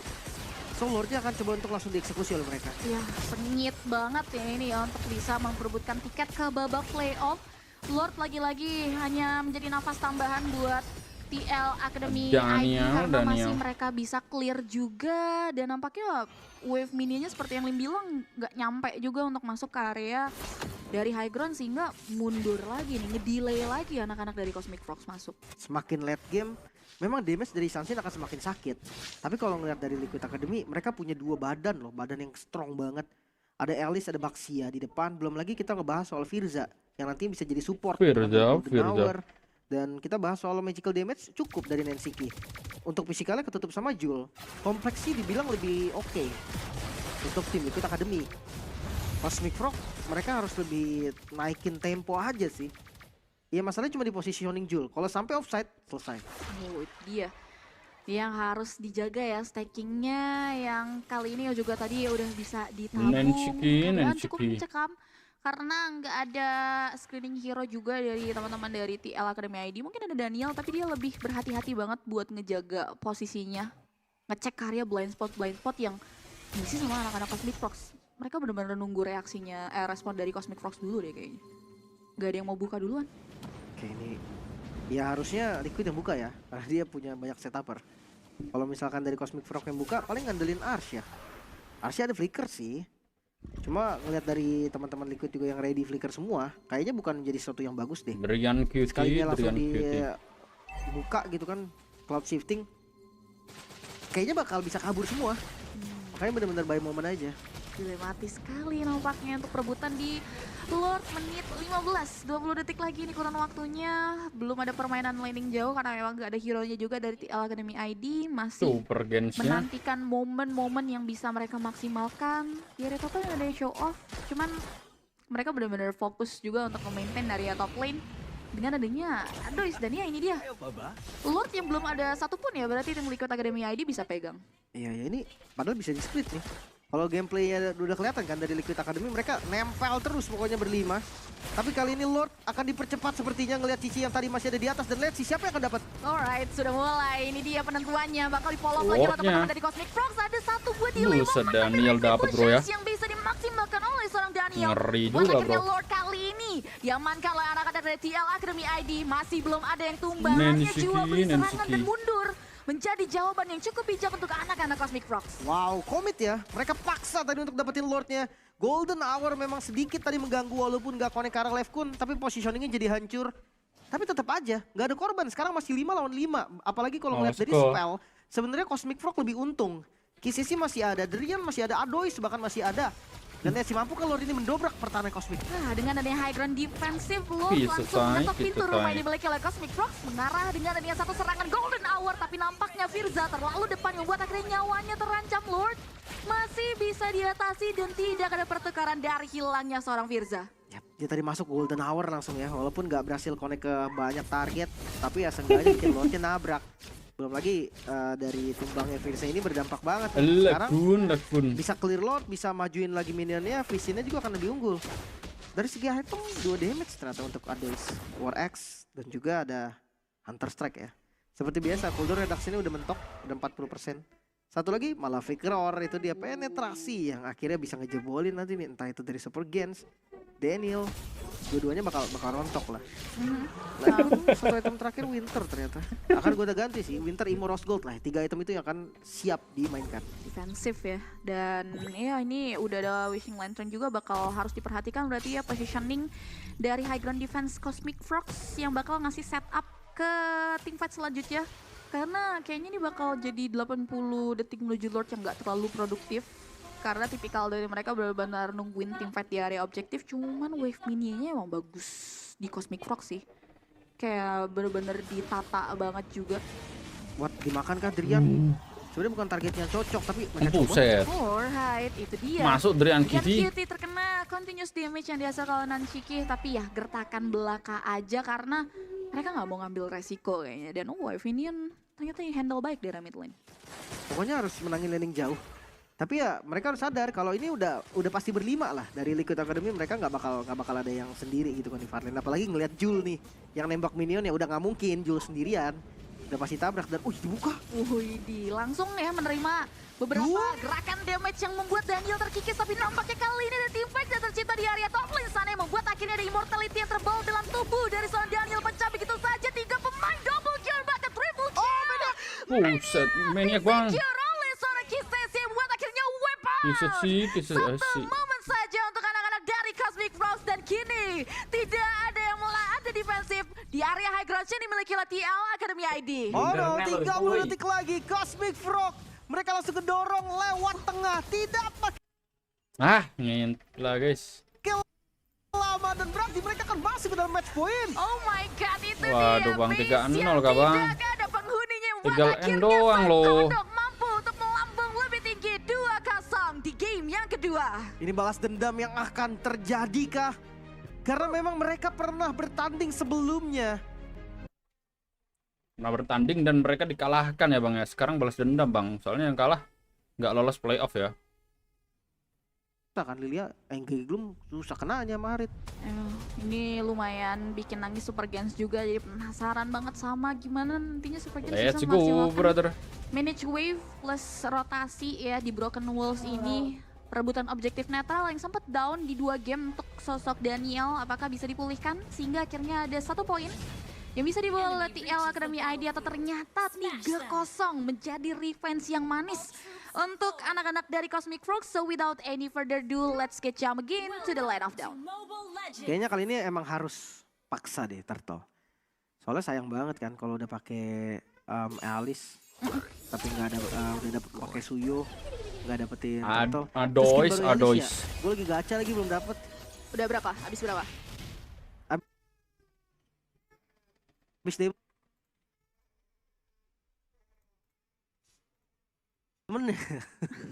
Habis demonnya. Jadi nggak dapet. Bisa ya sama dengan gerakan dari TL Academy ID nih yang udah mulai aman ya bang ya. Cukup keras ya dari Super Gens, cuman kayaknya dihindari soal Adois Slim. Iya dia nggak bakal paksa lah ya. Cuma dari Liquid gue ngerasa tetap rotasi kumpul di Rivernya tuh bagus tahu mereka. Dari game pertama kayak Security-nya tuh bagus. Walaupun barusan nggak dapet ya karena si Live-nya duluan. Masih hit and run, skirmish aja berarti situasi yang terjadi di early game kali ini. Gameplay dari Drian Cutie, dia masih coba untuk ngebaca jalur mana yang bakal dilewati sama Daniel. Belum show off, begitu juga dengan bawah ya. Bawah kayaknya nggak bakal banyak diajak main, tapi ini dia untuk emblem build-nya. Virza. Ya pastilah ya untuk Harit. Dari Arce yang belum fighter, dia nggak pakai inspire bakal talent pertamanya. Mananya cukup kok, asal nggak boros saja. Virza dengan emblem support, Walder's Blessing juga, Suyonya emblem marksman dari Daniel. Ya ada attack speed, farmingnya lebih cepat. Sementara untuk Uranus basic common bersama dengan Chusin, ya ini memang rata-rata pasti kayak gini lah, basic common emblem biar lebih sustain. Sebenarnya Uranus, gue pernah lihat juga ada yang pakai emblem support untuk regennya dia. Cuman kalau dibilang sustain banget nggak, mananya juga lumayan bocor. Tergantung ya playstyle dan karakter pemain yang kali ini. Kalau kita lihat tahap pertama udah ada setup dari TL Academy ID ya, langsung dibuka dengan adanya pokingan dari Daniel di sana. Dan Shinky, suara Super Gens memberikan pengawalan, dan kayaknya emang gak ada kontestasi yang dibawakan juga, yang ngelihat Harley yang lagi sibuk menukar Turtle dengan adanya purple buff. Dapatkah? Karena Redri belum dipakai. Oh nggak ada. Dapat, tapi bahkan kali ini bakal bakal coba untuk mau di-block dan ada kerugian yang harus dialami oleh seorang Lefkun, gak dapet turtle, nyawanya melayang dan bahkan Rian Cutie kali ini udah mulai terkena satu buah synchrovision tapi masih bisa mundur ke area belakang. Iya, mereka coba untuk tuker tadi ya. Tapi sayang banget nggak jadi dapat tuker. Soalnya masih banyak pasti darah purple-nya. Sementara Firzanya udah langsung lari kan untuk jagain purple-nya. Ya harus farming dulu sekarang dari Cosmic Frog. Justru Liquid nih yang bisa naikin temponya. Mereka bawa Suyo, kasihlah space sebanyak-banyaknya untuk Jewel. Biar Jewelnya nanti bisa farming dulu di awal. Jewel. Lawan Harit untuk last hit Kelomang kayak lupain aja deh. Di patch terakhir kan Harley dia nambahin dari Harit nambahin damage ke creep. Yes, itu makin susah. Bakal diuntungkan ya. Tadi juga dihindari di area bawah. Di area top lane ini masih bakal jadi Infinity War tipis-tipis aja ya buat awal-awal gini. Belum ada item mumpuni juga, masih starting up dari kedua belah XP. Sementara itu nggak ada gerakan agresif ya dengan adanya Chow kayak gini. Biasanya kan kalau ngeliat Chow sama Valentina udah aktif banget, cuman karena ini Lilia bener-bener turun dulu dari segi tempo bermainnya, cuman dia harus hati-hati sama Cosmic yang lagi megang keunggulan nih. Itu tadi gue bilang sih, soalnya Chow agak susah main sama Lilia. Dia Way of Dragon satu, Lilia nggak bisa burst juga. Jadi ya mainnya sekarang bawa farming aja, main santai aja, jangan buru-buru. Santai, jangan buru-buru ya Bang ya. Turtle nih nanti. Ini akan jadi teamfight yang serius. Ini bisa jadi 3-0 Bang ini Bang. Yang masih bisa bertahan ya, nggak harus terlalu main memakan hati-hati nih ya. Damage yang diberikan oleh Lefkun. Sementara itu kita lihat di sini sudah akan ada kontestasi harusnya di area objektif Turtle. Semuanya berkumpul, menggrouping satu sama lain. Udah mulai kembali dibuka oleh Daniel dan kawan-kawan dari TL Academy ID. Lihat bagaimana adanya gerakannya juga dimaksimalkan oleh Firza, tapi langsung direspon dengan adanya blessing duet dan juga Turtle yang di-steal oleh sosok Kisesi yang mengantipongin eliminasi. Firza hilang. Masih belum berhenti sampai di sana karena Kisesi masih bisa mundur dengan flicker for defensive. Meanwhile, ada satu member Sambil gak ada beras. Bukan dia mengunci satu player tapi enggak, ternyata masih bisa mundur. Ada beras lah Bang ya. Tadi ya. Tapi nggak dapat sih. By the way, iya Kisesi tadi yang dapetin turtle-nya. Karena memang dari Harley-nya dijauhin Uranus, dia terpaksa balik lagi ke topi, Daniel-nya juga dikontrol tadi, nggak bisa ngapa-ngapain jadi dari kedua jungle-nya, makanya Kisesi yang dapetin. Untuk saat ini memang bisa dibilang masih setara lah. Cosmic Frog atau Liquid Academy masih setara ya Bang ya? Beda tipis-tipis aja. Dan Siki Oke, kali ini masih bisa mundur dengan sangat baik dan nggak tumbang di tangan pemain-pemain dari Cosmic Frogs yang ini udah mulai berani ya hit and run yang membuahkan hasil lebih tepatnya untuk Cosmic Frogs. Ya bisa buka lagi rumputnya, dicicil lagi. Daniel udah jadi Sky Pierce. Nah ini udah boleh cari point kill sih, Suyo juga gitu kan. Dia bisa snowball dengan Sky Pierce yang dijadiin. Jangan Elise kayaknya, Elise susah banget. Keras, kecuali emang mereka mau komit kan dengan Badang mungkin dengan Chusin masih bisa lah kalau emang mau komit. Untuk sekarang kedua gold lane masih sama-sama farming. Dan ngelihat dari hero-nya mereka memang ini bakal jadi hero yang late game aja gitu kan. Tapi dia Kitty sudah mulai kena tis dan bahkan memaksa adanya flicker dari Firza keluar. Mampukah mengantongi carry point eliminasi dan itu dia Drian Kitty-nya tumbang begitu saja. Dan sayang sekali tidak ada pertukaran yang bisa diamankan oleh rekan-rekan Cosmic Frogs yang terpaksa harus mundur walaupun udah mulai dicicil-cicil dari area Nenshikinya tapi nggak bisa di all in oleh sosok Kisesi. Ya, satu selesai. Ya. Untuk clear juga sih tadi sama mukul mundur. Udah miss tadi kan dari Firza, flickernya. Tapi masih bisa di follow lagi, masih bisa lanjut lagi. Super Gens yang akan ngebuka. Ini dia yang gue bilang tadi, Uranus dia enak buat gangguin Harley. Dia bisa lari-larian, kartunya Harley nggak bakal masuk semua. Tapi kalau di kick, oke ya. Tempo aja ya dari ancaman.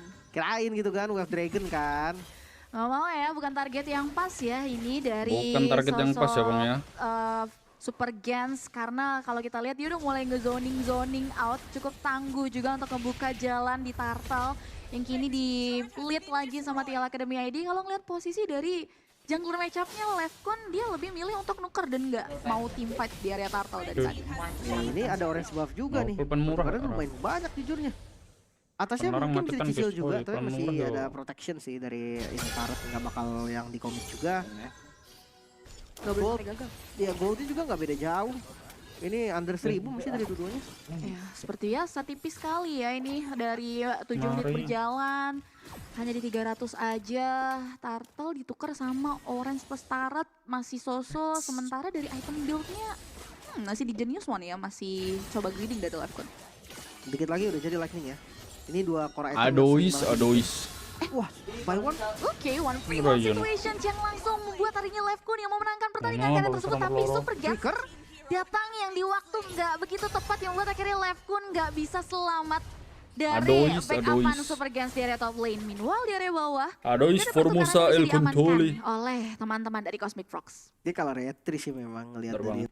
Bisa gak bang? Kalau gak bisa balik lagi bang nanti bang. Dari AKUN retrinya Flame Retribution, damage-nya akan lebih unggul. Ice Retribution dia akan unggul dari movement speed. Jadi kalau 1 lawan 1 kayak tadi, ya jelas lah yang punya damage yang lebih unggul kan. Apalagi lihat loh, di bagian bawah Driannya nemenin terus, Arsia-nya gak bakal dikasih kena shutdown. Gak boleh sampai tumbang lah intinya. Dari Gold tetap, walaupun tadi Daniel tumbang, tapi Gold masih dipegang Liquid nih. Gua curiga nanti Jul nih yang akan berdansa. Jul yang akan nge-carry dulu untuk mid to late game ya. Yep, masih belum ada aksinya ya, tapi ngomongin soal aksi Cosmic Frogs sudah mulai memberikan beberapa gerakan di area mid lane, tapi belum ada follow up lebih jauh. Deadly Magic mengarahkan Nongki, tapi kali ini Nongki masih bisa selamatkah? Dan lagi-lagi selamat dari lingkaran yang cukup mematikan yang dikeluarkan oleh seorang AKUN dan gak ada korban jiwa dari tim fight barusan. Ya, untung ya, Scarlet padahal tadi. Kartunya nggak kena semua. Tapi tiba-tiba dapetin turret di atas. Liquid sekarang udah mulai sedikit lebih unggul. Apalagi dengan stopper-stopper hero mereka. Cosmic Frog nih dari AKUN, dari Ars ya bukan masalah lah. Masih bisa ketangkep Wave Dragon. Wave Dragon langsung mengarah ke arah Super Gens. Masih ada Consecration maju ke arah depan sana. Tapi nampaknya Super Gens nggak bisa nahan serangan dari 4 pemain sekaligus. Sehingga akhirnya hilang. Dan nggak ada setup balik dari TL Academy ID karena Lord sudah mulai hadir. Ini atasnya dilepas nih. Berarti memang Lord adalah tujuan dari Cosmic Frog. Dia bonyok-bonyokin depannya dulu mungkin bisa. Karena menang jumlah nih. Tapi ngeliat dari setupnya agak susah. Mereka nggak bisa pegang Lord lama-lama. Bonyok semua yang bakal pegang Lord. Ya, lebih clearing dulu area dari Arsya. Bottomnya bakal pecah nggak tuh karena di backup cepat banget sama sosok Jul. Tapi Lordnya udah mulai dikikis. Perlahan tapi pasti belum tereset. Tapi lihat bagaimana Nongki maju ke depan terlalu cepat dari Crimson Beacon dan langsung diledakan begitu saja oleh Decisive dan Jul men-steal karya objektif. Selesai. Ya elah. Lord yang dibuka oleh Cosmic Frogs walaupun ditukar dengan ya double kill moment dari Kisesi. Apa ya guys ya? UV-nya sempak kok guys.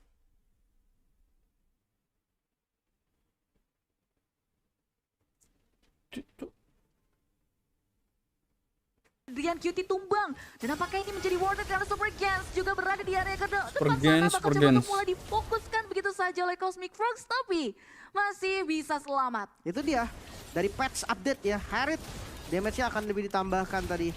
Tapi ya ngelihat dari objektif yang ditukar sebenarnya bagus-bagus aja untuk Cosmic Frog. Seenggaknya sekarang nih Lord ada di Liquid, gimana cara Liquid manfaatin Lord ini.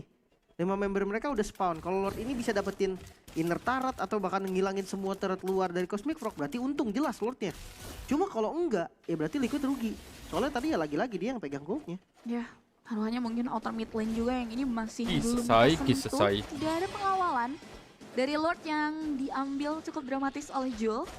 Sementara itu dari teman-teman Cosmic Frogs benar-benar produktif banget memberikan reaksi dari adanya Lord yang dicuri dengan adanya Deadly Magic yang lagi-lagi ya terus mengarahkan Nongki juga dengan adanya Dwarf Dragon menendang kembali mengarahkan Super Gens tapi di sisi lain Arsya satu aset dari Cosmic Frogs yang harus tumbang yang buat akhirnya ada shutdown double kill. Keuntungan diamankan oleh anak-anak dari TL Academy ID. Lagi-lagi ada Lantern Player yang mengarah ke area Adois yang masih bisa ditahan. Tapi 2 pemain hilang untuk nothing.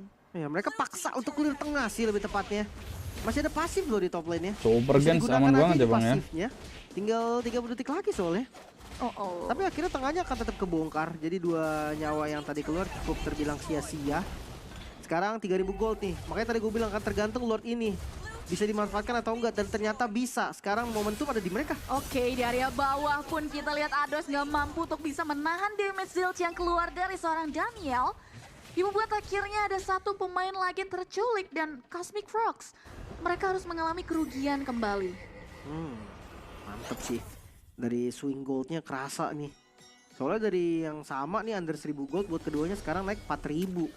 Tapi kalau dibilang contestable masih banget. Dari keduanya masih bisa Aman contest saja, bro, ya. dari Cosmic ataupun dari Liquid. Apalagi ngeliat dari setup nih, Liquid bisa pegang objektif nanti let's say Lord. Super Gens bisa pegang mau seberapa lama pun kuat Super Gens.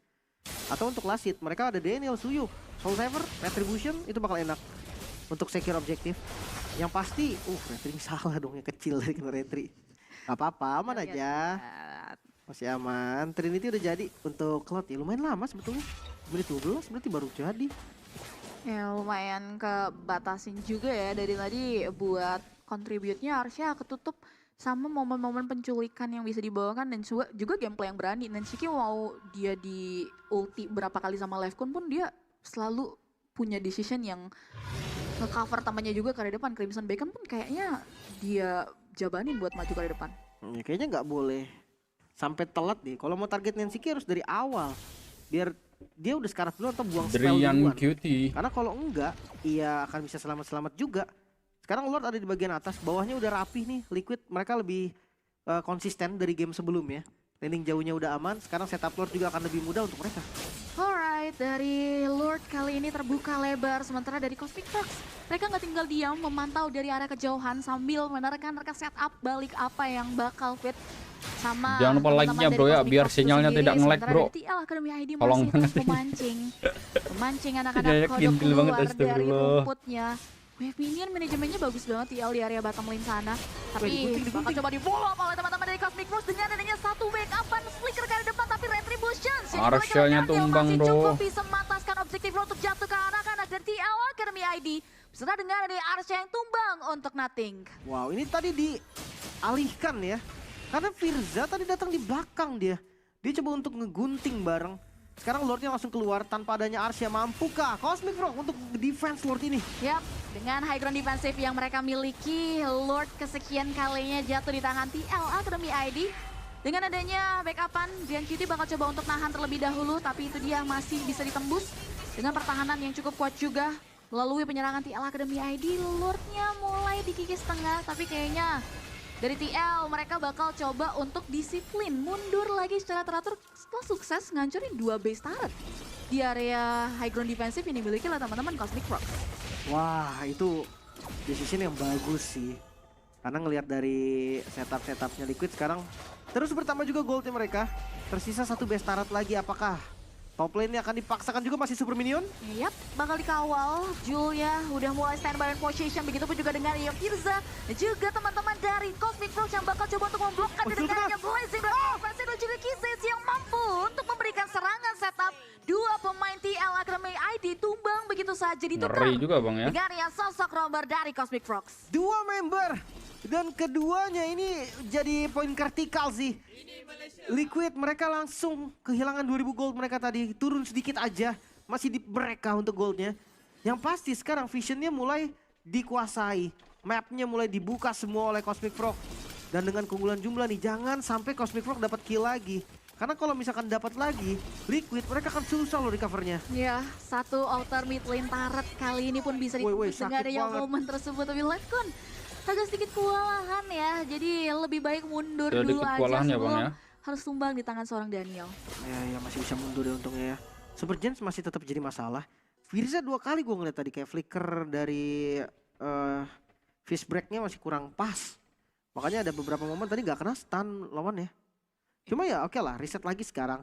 Players Gold by Todak ini ternyata ada di Daniel dan juga Jewel. Lefkun menyusul bersama dengan Arsha. Tapi ya balik lagi yang kayak gue bilang, untuk gold segini masih contestable.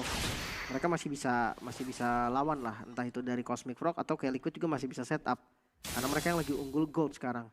Landing jauh pun enak, karena ada Super Chance kalau memang dia mau. Atau kalau enggak dari tadi Jul ditempel sama Firza juga jadi dynamic duo yang bagus.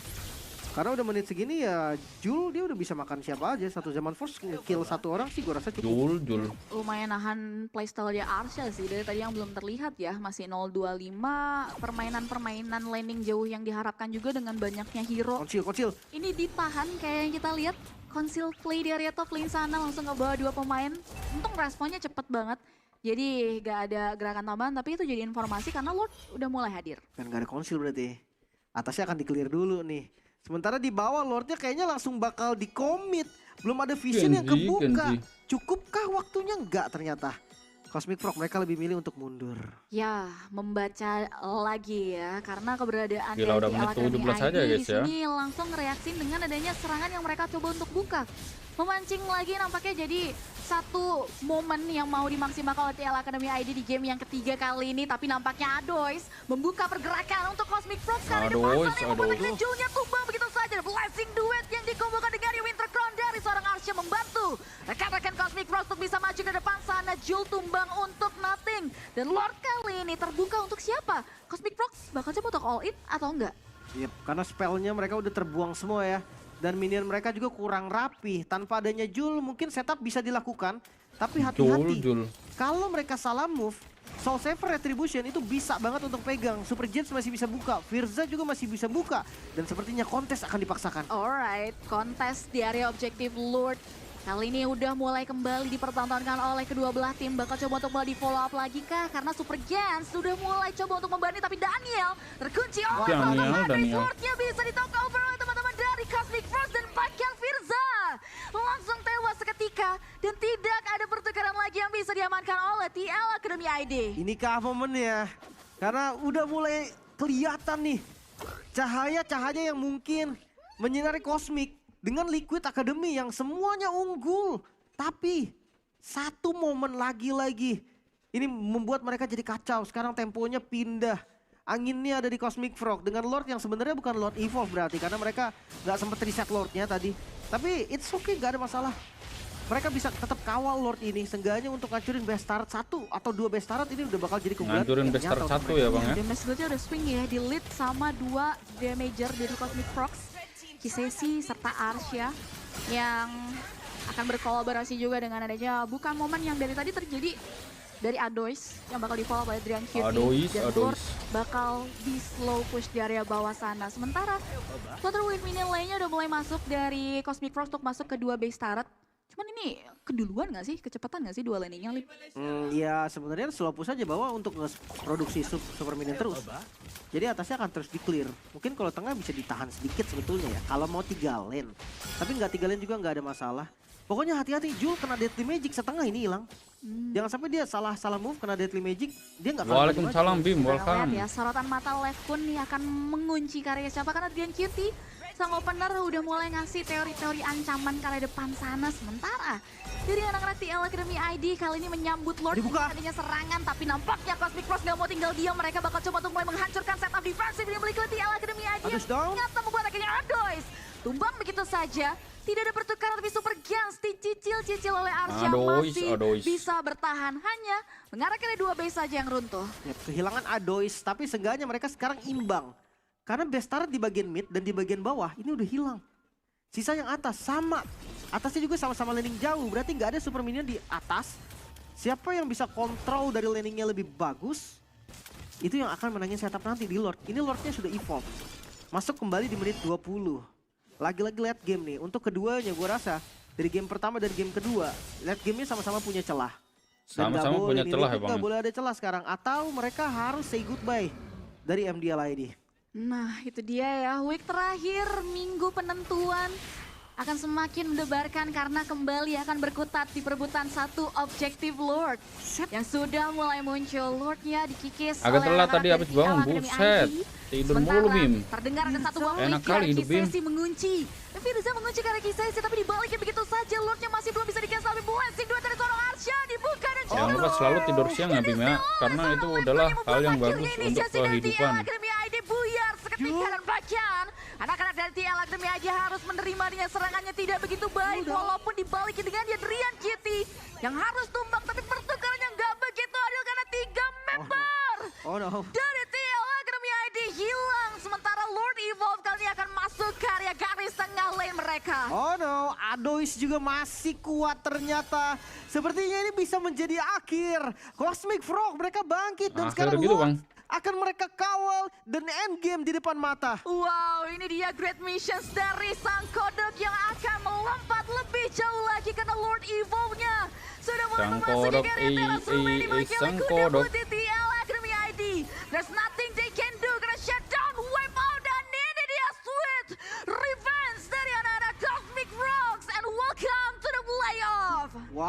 Itu dia. Gila, play Clean off sweep, gitu, Bang. 3-0. Mereka membalaskan Liquid Academy ID. Gendra. Untuk game ini Kak Gendra. Oke, untuk game ini gua ngelihat Kalau aja poke timnya. Oke ya Bim ya.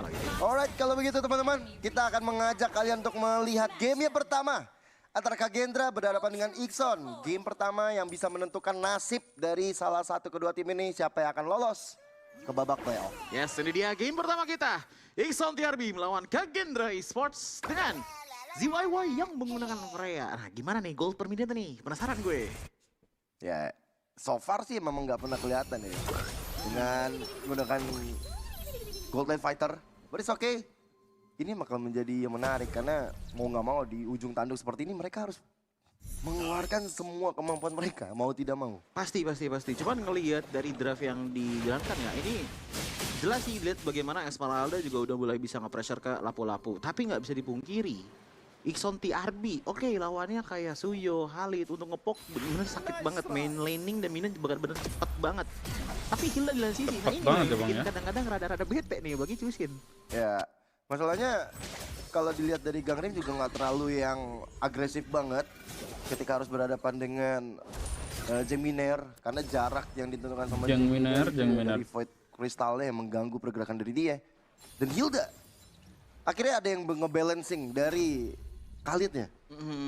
Dan ini ngebuat Frenzy pun hitungan nggak bisa frenzy banget ya dari early game. Melihat bagaimana kalau misalkan dengan lawan Suyo kayak gini udah jelas sih kayak ngepok tuh udah enak banget bagi Ixon TRB. Makanya untuk kayak turtle pertama si YY itu dia udah mulai ke pressure dari Zen. Bahkan kali ini ada Uziver yang mencoba untuk menolong pergerakan dari si YY tersebut, tapi damage dari Zen udah lumayan sakit. Itu loh kuatnya dari Carry Fighter. Iya, Carry Fighter tambah dengan Festival of Blood. Sebenarnya sama ZYY dengan Festival of Blood, tapi ya udah jelas dari segi range dan juga ngepoke ZYY akan sedikit kalah dibandingkan dengan Zen. Jadi yang bisa benar-benar ngebantu menurutku adalah Uziver untuk di game kali ini dengan Hildanya gitu loh. Ya butuh level 4 juga, tapi di atas sudah mulai ada Falling Star yang dibuka oleh Gizao. Sementara Turtle bakal coba untuk dipegang oleh Kak Gendra. Mereka coba untuk melakukan setupnya. Klavis dibuat mundur. Yang kita tahu bahwa Suyo dengan Soul Saver dan Retribution itu bakal ampuh mata di arah belakang. Lancetnya ketahuan. First Blood berhasil diciptakan. Lantern Flare menuju ke arah Iko. Turtle di take over begitu saja oleh Ixon TRB. Ya nggak bisa dipungkiri dengan membawakan 3. Oh no! Zen! Yang langsung ke expose di arah tengah. Reward Manipulation melaju ke arah depan. Tapi di arah yang berbeda. Iko. Gelo guys ya. Di tangan Esmeralda Gizao. Wah, tetap sih menurutku keuntungan tetap di Ixon TRB jauh sih. Tetap dilanjutkan. Wah, Gizao terlalu gegabah melawan 2 orang. Gak bisa bang kayak gitu bang. Cepet banget, masalahnya yang bener-bener untung ya menurutku di sini adalah trio midlane dari Ixon TRB. Kalian coba lihat deh untuk KDA dari Roamer dan juga jungle-nya ini sama-sama memegang 2 poin. Ada Frenzy yang coba untuk di poking saja, aman. Ternyata emang karena counter-meng-counter ya dari midnya. Memang udah oke banget sih counter ya bang Khalid kan. Tapi ketika munculnya Hilda dan tadi di pick ketiganya Decisive, itu udah tanda banget sih. Sementara Onyx Shocker dibuka, Valkyrie ke arah belakang, namun ada Lucifer yang gak bisa lagi menelan nyawa. Lantern Flare dibuka, ZYY termakan 2, ditukar 1. Yes, ini dia power of Chushin kalau misalkan Zan dikeroyok betul bang. Power, ngepok tipis-tipis, Zan masih bisa untuk memenangkan team fight. Tapi melihat dari bagaimana Ixon memainkan gamenya untuk di game kali ini, mereka benar-benar tahu banget dari konsep draft yang mereka jalankan. Kalau misalkan kalian sadar, ini 4 fighter berarti yang dibawakan oleh Ixon TRB. Lapu-Lapu, Suyo, Hilda, dan juga Freya. Makanya, sekalinya mereka rotasi dan komit kepada something, itu mereka benar-benar all out banget. Di belakang Gangrim bakal coba untuk dihantam, masih ada Crimson Bacon. Walaupun tadi ada follow up dari World Manipulation dari Miner ya. Walaupun nggak ada flicker, dia masih punya Crimson Bacon. Balik lagi, itu dia salah satu keunggulan dari Jushin lah ya, nggak benar-benar harus banget fokus ataupun dependent dengan spell yang dia miliki. Nah, ini akhirnya menunjukkan pertanyaan juga. Dengan Kak Gendra yang udah lumayan di-press dari early game-nya, Berarti mereka harus pinter-pinter main kiting kalau kayak gini. Tapi siapa yang mau nge-kite? Oke, tadi Hunter Strike jadi item pertama dari Nanjat juga ya. First item priority. Untuk Shocker dibuka. Uziver bakal coba untuk dicicil. Valkyrie dari ZYY. Tertolnya terlepas untuk Levis. Sementara dari Nanjat di pressure. Habis-habisan. Frenzy dalam keadaan tidak baik-baik saja. Tapi ZYY kali ini mencoba maju kembali. Levis. DBC benar-benar menyakitkan. Zen dipaksa mundur. Karim juga sama. Dan Gizao cukup terlambat untuk menolong. Again and again, Nixon TRB tahu bahwa main kiting adalah power dari Kagendra. Makanya sekalinya mereka komit, bener-bener komit banget. Nggak usah pakai lama buat komit ya bang ya. Dan juga nge-press Tanjet agar tidak bisa memiliki space yang dibutuhkan untuk kontes. Dengan 2000 gold lead untuk sekarang. Ngelihat bagaimana dengan teknik jepit. Masing-masing laning sepertinya Nixon TRB akan memegang untuk 7 menit pertamanya. Karena sejauh ini kita masih belum ngelihat bagaimana reaksi dari Esmeralda yang seharusnya secara teori menjadi counter di teman-teman Ixon TRB. Tapi ya kalau skala rotasi dibandingkan dengan trio mid lane yang jalan oleh Ixon TRB. Ada 2 War X barusan ya. Dari Glavis dan juga Iko. Tentu saja untuk jadi spell farmnya bakal enak banget. Ada cooldown reductionnya juga untuk Iko dan juga Glavis. Sementara keadaan dari Frenzy yang harusnya bisa megangin tengah semua terhambat. Rotasi mereka dari Kagendra lumayan ke pressure abis-abisan. Tapi jawaban bagi Kagendra, gue rasa sih late game sih, Ji. Iya, late game masih ada power banget untuk Kagendra. Apalagi dengan glowing udah mulai jadi juga kan di tangan dari Gangrim ya. Dengan fast item berarti ke arah sana. Setidaknya menutup spell fam yang emang kuat banget lah ini dari Ixon TRB. Ingat 4 fighter ini spell famnya berarti emang bener-bener bakal gede banget. Anti-regen 1 udah jadi pegangan, tapi kalau misalkan kita ngelihat ke Halidnya Frenzy, ini langsung fokusin ke arah Thunderbelt terlebih dahulu dengan lanjutannya. Golden Staff ngebuat damage, udah mulai ada dari Kagendra, tapi apakah cukup? Kayaknya masih belum dibandingkan dengan Nixon TRB yang udah leading 2000 kayak gini sih. Thunderbelt di menit ke-6. Jujur agak lumayan terlambat ya. Monster Shocker dibuka. Namun kenyataannya Uziver yang bakal coba untuk dihantam. Bisa-bisa Valkyrie kembali dari ZYY. Terakan letter play di follow up dengan reward manipulation. Tapi ternyata aman aja bro. Yang dimakan dengan Brave Fighter bersama dengan Flicker dari Iko. Damage-nya udah sakit sekali. Walaupun 2 ditukar 2 sekarang. Wah ini gila sih dari Ixon TRB, mereka main mode turbo banget. Mereka coba untuk maksimalin detik per detiknya untuk something. Ada team fight, ada turtle. Polistar pun coba untuk diantarkan karena Jengminar. Masih ada Flicker untuk menyelamatkan dirinya. Tapi ada perfect turtle juga tadi yang didapatkan oleh Ixon TRB. Iya kan kayak saat-saat mereka kanan kiri masih dapat keuntungan loh ini. Yang ngebuat akhirnya mereka nggak cuma megangin satu hal aja. Tapi 3 aspek yang berbeda udah kepegang semuanya. Team fight oke, laning oke. Beserta dengan objektif yang bukan cuma oke, tapi sudah perfect loh. Perfect turtle. Dan mereka juga udah dapetin 1 outer turret dari bottom lane. Tinggal gimana caranya mereka maju ke arah depan. Gangrim. 1 pressure dihasilkan oleh Clavis. Hampir membuat dia tumbang. Dia masih minimal flicker juga. Monster Shocker dibuka. Jengminer bakal coba untuk dituju begitu saja.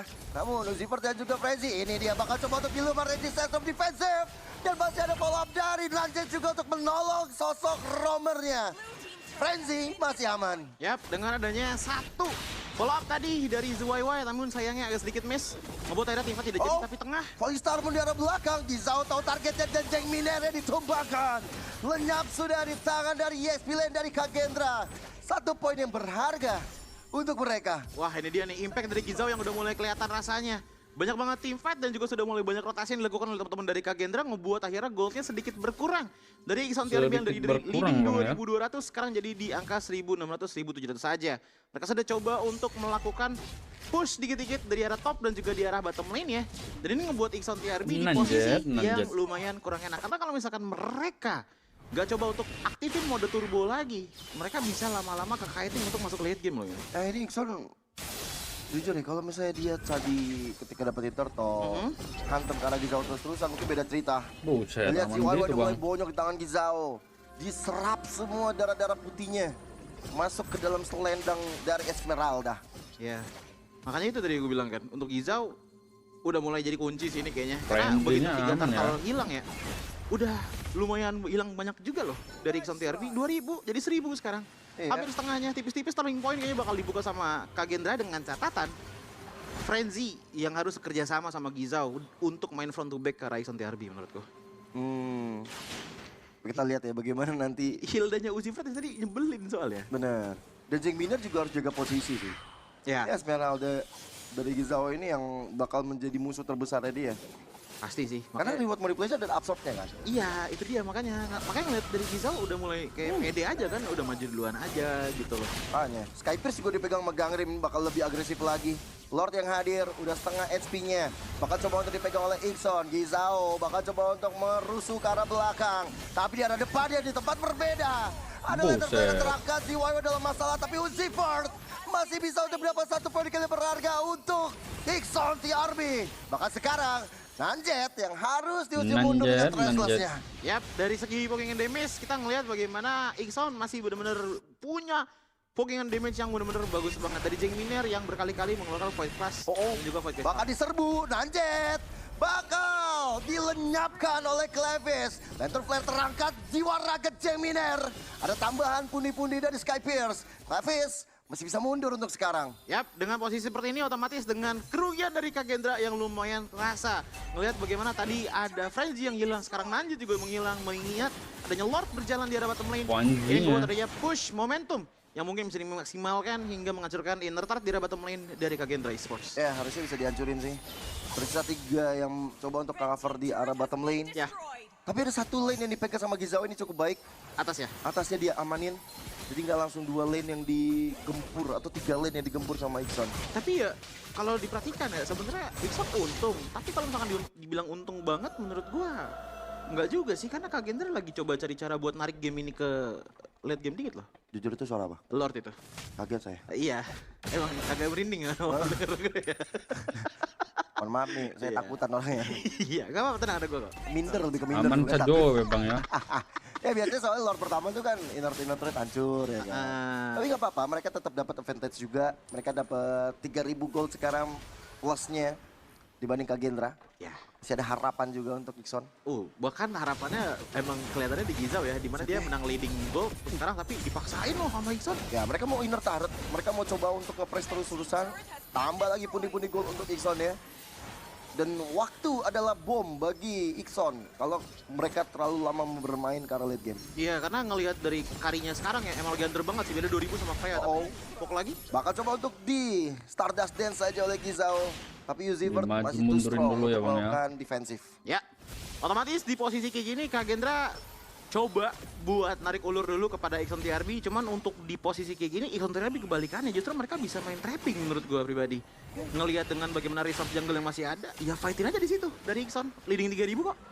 Zen udah jadi corrosion, berarti artinya di menit 12 ini Trinity harusnya udah jadi. Udah siap, ya. Udah siap untuk bertarung, udah siap untuk menjadi garda terdepan bagi Kagendra itu sendiri. Tinggal ngejaga posisi aja, karena Zen dari tadi tumbang 2 kali nih. Jujur ini bukan nilai yang baik ketika Golden tumbang 2 kali. Ya. Di menit yang baru berjalan 12 menit ini. Ya, cuman lihat deh. Dari Gold yang emang lagi under ya dibandingkan dengan Freya, terus udah 2 kali tumbang juga. Sebenarnya damage-nya udah ada. Gizao sendirian. Ternyata dari Ixon juga nggak mau all in untuk Gizao karena begitu tebal. Falling Star Moon yang bakal coba untuk lebih agresif menuju ke arah Clevis. Lebih agresif ya Bang ya. Dan Clevisnya bakal coba untuk dituju karena pemegang retribution yang nggak ada. Lord didapatkan secara cuma-cuma oleh Kagendra. Tapi lihat follow up dari Ixon. Reward manipulation men-shutdown ke arah Gangrim. Dengan ada ke arah depan. Masih ada rest untuk mundur. Frenzy juga demikian. Gizao lagi yang bakal coba menjadi penolong, menjadi superstar bagi Kagendra. Ya, salah satu distraction maker ngebuat Clevis akhirnya benar-benar jauh banget dan nggak bisa nge-lord, tapi teamfight tetap dijalankan. Walaupun lordnya masih bisa di-defense, tapi lihat pergerakan dari Gizao yang nggak mau pulang sama sekali. Falling Star Moon-nya sih udah bikin sakit ya, karena Minernya juga Clevis. Sakit banget ya Bang ya. Nggak begitu lama untuk berdiri. Merinding lagi. Itu suara lord tumbang. Itu suara lord tumbang. Jujur, merinding. Emang fightnya agak-agak gelap aja dikit, cuman ya wajar. Minggu kelima soalnya. Makanya agak gelap aja. Jantungan loh. Zen namanya aja ya Zen ya. Dalam tim fight. Oh my god. Nah kan, itu. Udah ada tanda-tanda guys emang. Tai emang.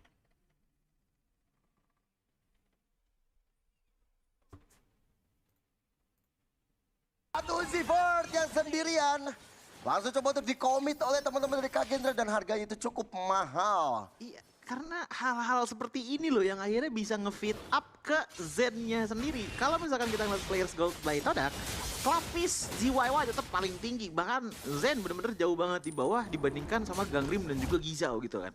Tapi Swift Trinity yang udah ada, biasanya abis dari dapetin Swift Trinity, Golden naiknya cepet tuh karena banyak assist yang bisa didapatkan loh. Ya, dan kembali ya GYY mau pakai Marksman kayak, fighter, kaya mah kaya ya dia.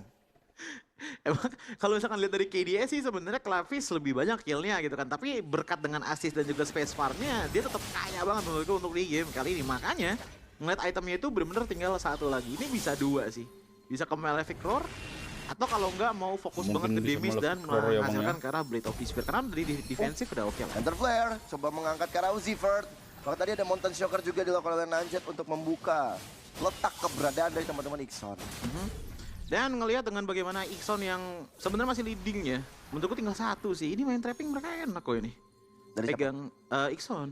Mereka pegang boost 1 gitu loh. 2 orang 3 orang aja di dalam situ. Kasih slow dikit sama Jeng Miner atau kalau nggak sama Uzi first. Itu developnya bakal cepet banget. Karena Kagendra untuk kena trapping kayak gitu, apakah punya high chance untuk tumbang? Ya nggak juga. Tapi setidaknya itu udah bisa pakai resource penting mereka, yaitu Flicker. Si YY perlu si Halberd sih. Kalau emang mau trapping biasanya kan Esmeralda sendirian tuh. Iya. Kalau emang mau trapping ke arah Gizao kayak sekarang nih, minimal udah punya si Halberd lah. Atau ada yang bawa Domi di depannya. Karena kalau enggak ya Gizao akan jadi Gizao yang tebel aja begitu. Berani maju-maju ke depan. Berani lebih agresif. Kuncinya di situ sih, karena menurut kalau misalkan di bawah tim fight 5 lawan 5, Gizao ini udah punya ancaman yang cukup besar bagi Ixon TRB. Even though masih ada perbedaan 3000 gold ya, tapi ya ingat ya 4 player. Ini masih ada, 3 player masih ada power dari absorbnya. Kaget lagi. Wandalord kaget. Sumpah lah. Ini kita jadi kaget. Sumpah nggak bohong gua. Deg-degan. Tapi Lordnya udah langsung dipegang, udah setengah. Bahkan udah tinggal 1/4 lagi untuk Ixon. Sementara ke arah belakangnya udah ada Registration on New Sandfish. Tapi ternyata Clavis dapetin ke arah dari Lord tersebut. Reward manipulation dibuka. ZYY maju terus. Pantang mundur untuk menjar ke arah Gangrim. Sementara lihat di tempat yang berbeda ada Frenzy yang udah sekarang maut. Dan 3 menuju notifikasi dia sudah slain di tangan Jeng Miner. Lihatlah bagaimana betapa cermatnya Ixon melakukan teamfight, memotong 2 tim yang berbeda dan menjauhkan Gizao-nya. Gizao-nya akhirnya nggak bisa nge-protect teman-temannya dan 3 orang langsung menghilang. Dan best turret menjadi target terlagi dari Ixon. Gizao yang bakal coba untuk melakukan defense Gangrim yang dituju. Tapi sekarang lihat Gizao-nya dikeroyok, dihabiskan. Dipukulin sampai boyok dan akhirnya menghilang. Menyisakan Gangrim sendirian. Gangrim lenyap pula dan best turret untuk Ixon. Dan mengamankan game yang pertama. Melihat dengan adanya satu counterplay yang dijalankan dengan adanya power dari Esmeralda. Namun ternyata main menarik di tangan dari Dewa United HK karena otomatis dari segi power jungle dan juga rotasi ini akan lebih diuntungkan. Tapi ini dia pembukaan untuk di match yang kedua di game yang pertama. Kita akan segera menyaksikan antara Dewa United HK dan juga Pegatron Academy. Let's go to lane of down. Ngelihat dari matchup ya bakal santai dulu aja dari XP ataupun dari goldnya ya. Gak bakal ada yang krusial banget. Sementara ngelihat dari tengahnya mungkin ini bakal sedikit kasar ya. Gak boleh diturunin temponya. Apalagi Parsi ini kan mengandalkan rotasi. Nggak boleh sampai rotasinya patah. Ya, apalagi ini dia match-up-nya sama Cusin ya. Otomatis harus agak sedikit bersabar di awal-awal. Karena jarak dari segi lantern flare-nya Cusin ini akan menjadi salah satu sumber masalah juga untuk di early game. Ditambah lagi ketika memang ngelihat dari segi rotasinya, BOY ini udah ngebukain sumber rumputannya. Tapi itu nggak menjadi salah satu sumber masalah.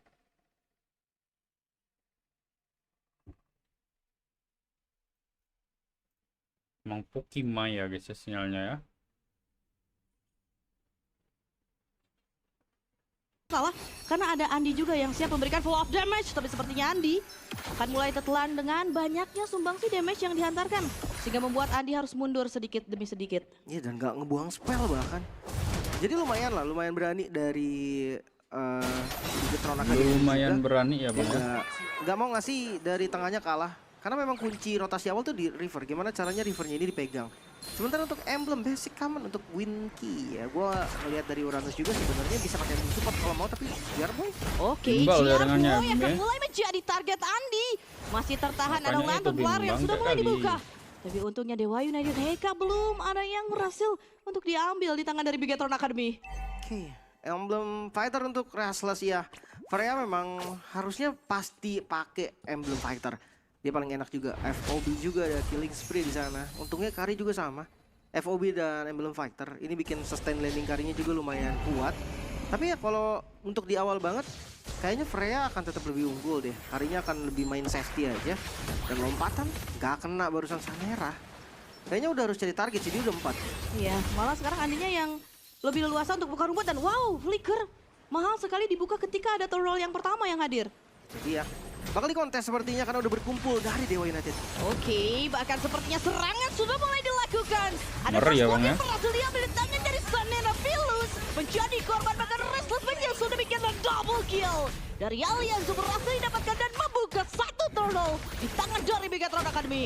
Itu setup yang bagus banget pastinya. Dari Anzo, dia bener-bener kuat dan ngeliat dari turtle yang pertama didapetin oleh Bigetron. Ini langsung nge-boosting goldnya 2000. Iya, 2000 ini ya. jadi makin meningkat lagi ya dari segi perolehan gold yang berhasil untuk didapatkan di tangan dari Bigetron Academy. Terpantau bagaimana mereka memanfaatkan tidak adanya flicker dari Andi, tidak akan adanya serangan kejut yang berhasil untuk dilakukan. Dan sementara ini dia dari segi item build-nya. Mungkin menurutku ini menjadi kekalahan awal yang fatal ya untuk Dewa. Freya-nya join dan malah ngasih point kill. Di satu sisi karinya farming, turtle-nya dapat 2.300 ya 2.000 lah ya di awal ini. 2000 lah ya. Yang masif banget sebenarnya. Jadi jangan sampai nih untuk Dewa United nggak tahu ternyata caranya untuk ngebalikin, untuk recover dari goldnya mereka. Apalagi hero mereka nih hero mid game loh, bukan hero late game banget. Let's say iya dari Bigetron punya kari yang benar-benar late game, Trinity Swift. Kalau dari Dewa paling Freya ya 2 item udah bisa join gitu kan. Harley juga sama di late game banget, paling cuma in and out, gak bisa yang carry banget sampai kayak Marksman lah. Iya, dengan gak adanya Goten dan Marksman kayak gini ngebuat dari Dewa United Heka mau gak mau mereka harus bisa manfaatin potensial di early game-nya. Harus. Terutama dengan bawain Khalid dan Farshin bisa jadi salah satu kombinasi yang optimal. Asalkan memang mereka berhasil untuk mendapatkan timingnya. Tapi Fedor Strike sudah mulai dibuka. Ciarboy yang harus menelan begitu banyaknya damage yang dihantarkan di tangan dari Exile. Wah ini tercuri nampaknya. Oh tapi dimajuin. Oke, Sanera datang kembali. Philus menjadi target. Kapan terhadap Guardian meleset sudah. Tapi Philus berhasil dieksekusi 2 kali tumbang untuk sosok jungler dari Dewa United Heka. Oh no, ini nggak bagus sih untuk Harley di awal. Yang dimana kita ekspektasi Harley pasti bisa gank ke arah XP atau ke arah gold. Siapapun match up-nya dari XP atau gold itu Harley pasti bisa datang. Apalagi kayak Freya gini nih, enak banget. Freya tinggal bantu pakai knock-up-nya sedikit. Tapi dari top lane lagi. Oke, kembali lagi Ciarboy yang masih akan menahan, tapi untungnya masih ada Queen Key yang coba untuk memancing, dan ini nggak jadi salah satu masalah tersendiri untuk bisa menghadapi Jusin. Dan turtle yang kedua akan mulai di setup. Tapi sepertinya dari keduanya mereka masih ragu dan flicker langsung saja Storm Beam. Connect kembali, ada beberapa pemain yang sudah mulai low HP. Tapi sepertinya BOI menjadi target dan Philus berhasil lagi dia mendapatkan turtle, tapi flicker dikejar sudah dan ternyata Restless berhasil menjadi korban. Di sisi yang lain ada Alianzo yang berhasil juga untuk ditelan. Tapi secara garis besar Dewa ngebalikin nih. Goldnya memang belum langsung kebalik, sengganya udah mulai turun dari Bigetron. Setupnya tadi udah bagus, tapi kayak beda target sih. Ada yang ke depan, ada yang ke belakang juga, dan perfect. Jadi top 2 best most kill ya. Untuk 46 kill banyak juga sebenarnya. Banyak ya. Untuk mid lane ya lumayan lah, top 2 dia. Di week 3 MDLI di season 13 ya, 46 lumayan loh ya. Lumayan lah, kalau dia 31-31 berarti 7 ya. Iya segitu ya. Banyak sekali ya. Tapi dengan team fight yang tadi berhasil dilakukan sama Dewa United Heka, akhirnya sekarang goalnya tersalip lagi nih Ciarboy. Langsung kelihatan di area rumputan dan untungnya itu hanya gertakan aja. Ya turtle juga dapat soalnya tadi. Kalau mungkin team fight dapetin killnya doang, masih ya udah lah gitu kan. Kalau turtle dapat juga killnya juga menang, ya sama aja lah kayak turtle pertama dari Bigetron tadi kan langsung unggul jauh. Makanya langsung ke Bayar lunas juga nih. Sementara untuk match up-nya udah gantian sekarang. Freya-nya naik ke atas, bawahnya di Uranus. Iya, ini di bawah cukup lumayan ramai. Fedor Strike Dibuka kembali Wide GR right, Boy. strike ya. Akan menjadi sumbang si badan di lini bagian depan. Tapi untungnya datangnya EBOY membuat akhirnya setup yang dibuka oleh Dewa United HK. Akhirnya mereka mau gak mau harus narik lagi. Yap, turun lagi temponya. Karena memang mereka kekurangan Battle Magic. Oke, Battle Magic sudah mulai dibuka.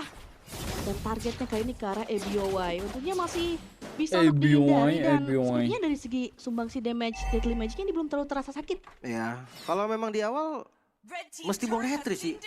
Flame Retribution, Pocket Tricknya juga harus kena semua baru bisa dapetin kill. Dan di atas dilepas. Mereka nggak boleh nih untuk nahan dari vision yang belum kebuka juga. Dewa harus bermain lebih hati-hati sekarang. Turtle udah muncul, bisa di setup lagi tapi pasti di kontes Bigetron sempat untuk datang. Oke. Tapi sepertinya sudah mulai ada penjagaan flicker Raging Sunstorm.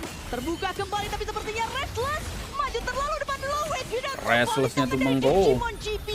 Bahkan 3 pemain yang lainnya mereka harus mundur perlahan. Tidak ada Restless, otomatis membuka lagi Turtle di tangan dari Bigetron Academy. Ini shit yang sebenarnya udah oke dari Andy.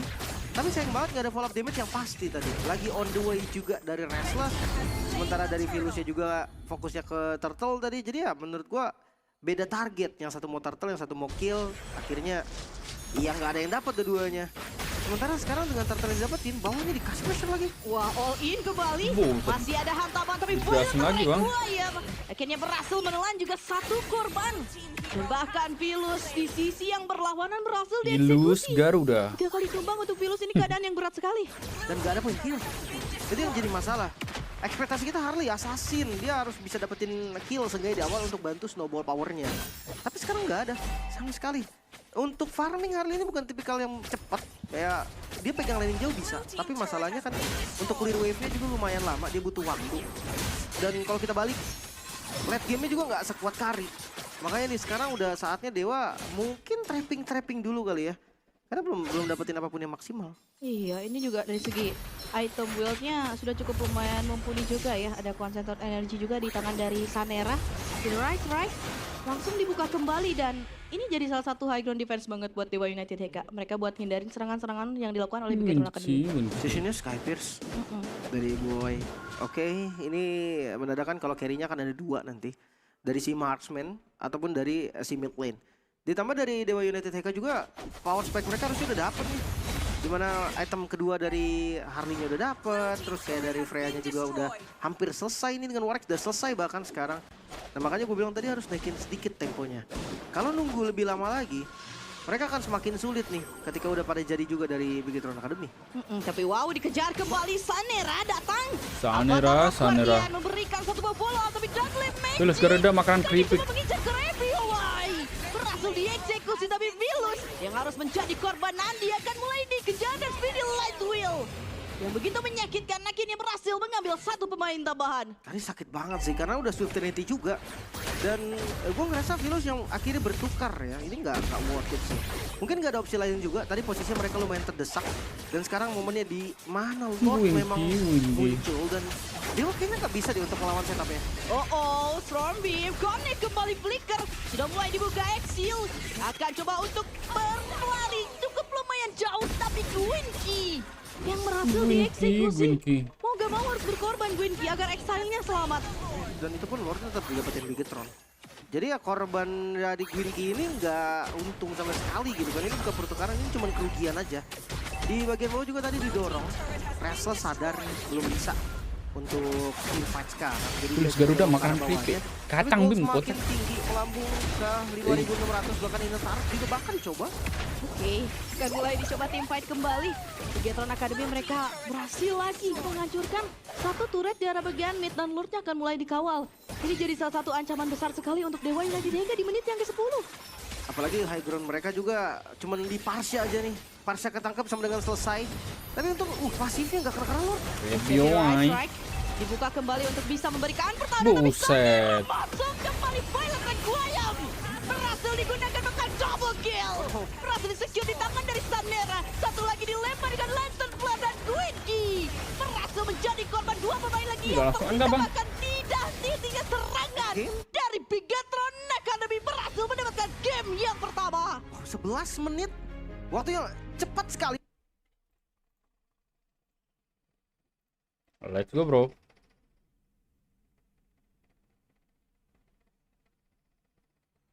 itu kalah, tapi mereka mau coba lagi hari ini. Iya. Mungkin sekarang udah lebih matang nih. Kemarin dia udah dapetin selaannya. Di mana nih? Oke, kita kalah.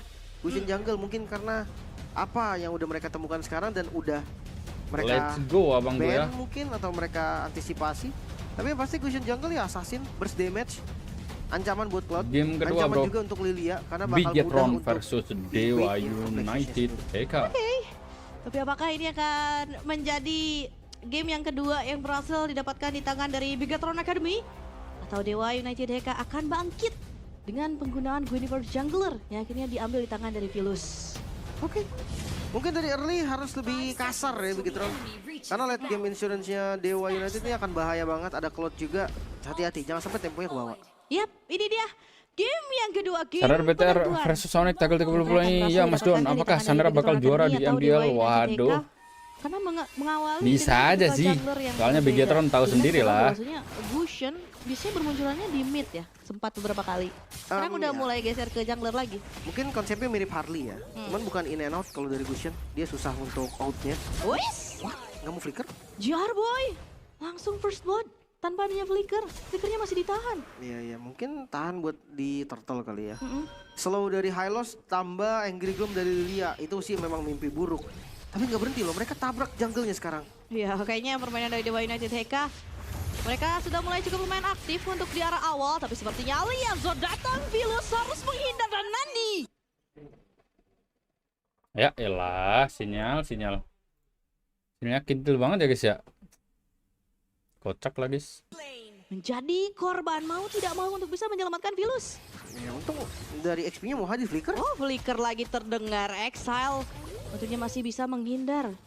Dan nampaknya targetnya belum bisa terlalu jauh dari JR Boy. Oke, sama-sama ambil factor di... Kayaknya Sandra bakal diri Pak Ape itu Mas Don. Itu dari Cloud dan juga Isanzin sama-sama. Tergantung sih menurut gua. Pak Ape tuh gak terlalu doyan gitu loh jungler MDL. Tahu sendiri lah kemarin si siapa namanya? Kayak dia mau mungkin karena memang defensif. Si Anu itu kan sama aja ini. 18 secara Sandra enggak sih, kelihatannya feeling gua enggak sih. Bisa adu poke damage di tengah bareng sama. Harusnya agak trauma dikit gak sih? Lo lihat aja tuh Bigetron apa? Tuperkan apa enggak mantan Bigetron? Dia cuma ke gol. Kali aja trauma gitu guys. Flicker lagi sudah mulai terdengar. Tapi sepertinya kali ini akan ada serangan balasan JR Boy. Berhasil dieksekusi di tangan dari Exile. Alianzo dan juga Sanera tidak bisa melakukan banyak hal. Keempat pemain dari Dewa United Heka, mereka berhasil mengambil 1 poin eksekusi dan throw yang pertama akan langsung berhasil untuk di-setup di tangan dari Dewa United Heka. Wah ini beda nih dengan game sebelumnya nih. Apa karena Gusion jungle jadi tempo mereka mereka gak bisa montek betul Bim. Jauhnya juga level 4 jadi sekarang reward. Oh reward manipulation sudah mulai dibuka. Philus berhasil ditarget sudah di tangan dari Sanera. Andi kali ini akan coba untuk ditahan pergerakannya. Ada Infernal Pursuit yang sudah mulai dibuka. Tapi Andi untungnya masih bisa menyelamatkan diri. Kalau Sanera masuk tadi dia risiko banget sih. Udah ada Gwinki juga kan ya siap untuk nyambut. Ya. Sementara ini debut untuk Gwinki pakai Sora. Wow. Dia nggak pernah pakai Sora berarti selama ini. Iya. Baru sekarang berarti ya. Di tangan dari Gwinki dan apakah mungkin ini akan menjadi awal yang manis juga untuk penggunaan Sora. Tapi raport yang kurang bagus untuk Restless ya. Dia kalah sekali pakai Cloud dan belum pernah menang berarti karena ini pick kedua untuk Cloudnya. Sementara ya karena ada 2 respect spell, Exile dan juga Restless ini sama-sama Purify. Berarti memang PR berat untuk JR Boy ini. Siapa yang mau ditarget? Langsung ke arah Philus susah. Kalau memang mau mungkin pancing dulu Restless pakai Purify. Entah itu dengan turtle ship-nya di Jumon JP atau dari Gusion nggak bisa nge-bait Purif sih. Nah itu gue bingung juga kenapa kan tabrak. Oke, Stormim sudah mulai diaktifkan kembali ada Infernal Pursuit. Tapi sepertinya sayang sekali hantaman sudah mulai dilakukan di tangan dari Bigetron Academy. Gwinki berhasil ditelan dengan langsung 4 pemain dari Bigetron Academy yang datang. Flame Retribution dari Sanera. Gusion tuh damage sudah sakit tapi tambah lagi. Flick kedua Bregan kembali dilakukan. Philus yang harus tertelan bahkan Exile akan mulai menjadi target. Masih ada Black Sauce. Tapi sepertinya kali dari Exile tidak dapat lagi menghindar. Akhirnya tumbang sudah di tangan dari ABY. Mereka masuk 1 per 1 loh. Dan ini bakal jadi bahaya. Lagi-lagi mereka udah pegang temponya. Makanya kayak sekarang udah harus reset dulu. Nggak boleh absen lagi nih. Nggak boleh datang 1 per 1. Nggak boleh absen lagi ya. Itu jadi core item juga sih untuk GS ya. Ini first item. Nextnya bisa langsung Holy Crystal kalau mau. Lightning Trenchant juga nggak masalah di Wolf Dragon. Kombinasi yang sempurna Samnera. Ini menjadi ancaman sekali untuk Winky. Ini stun kill sih. XP aja instan, berarti sekarang siapapun bisa ditarget. Dengan catatan yang nggak punya Purif. Makanya kayak Axel juga sekarang bisa jadi target lagi nih. Genius sudah jadi.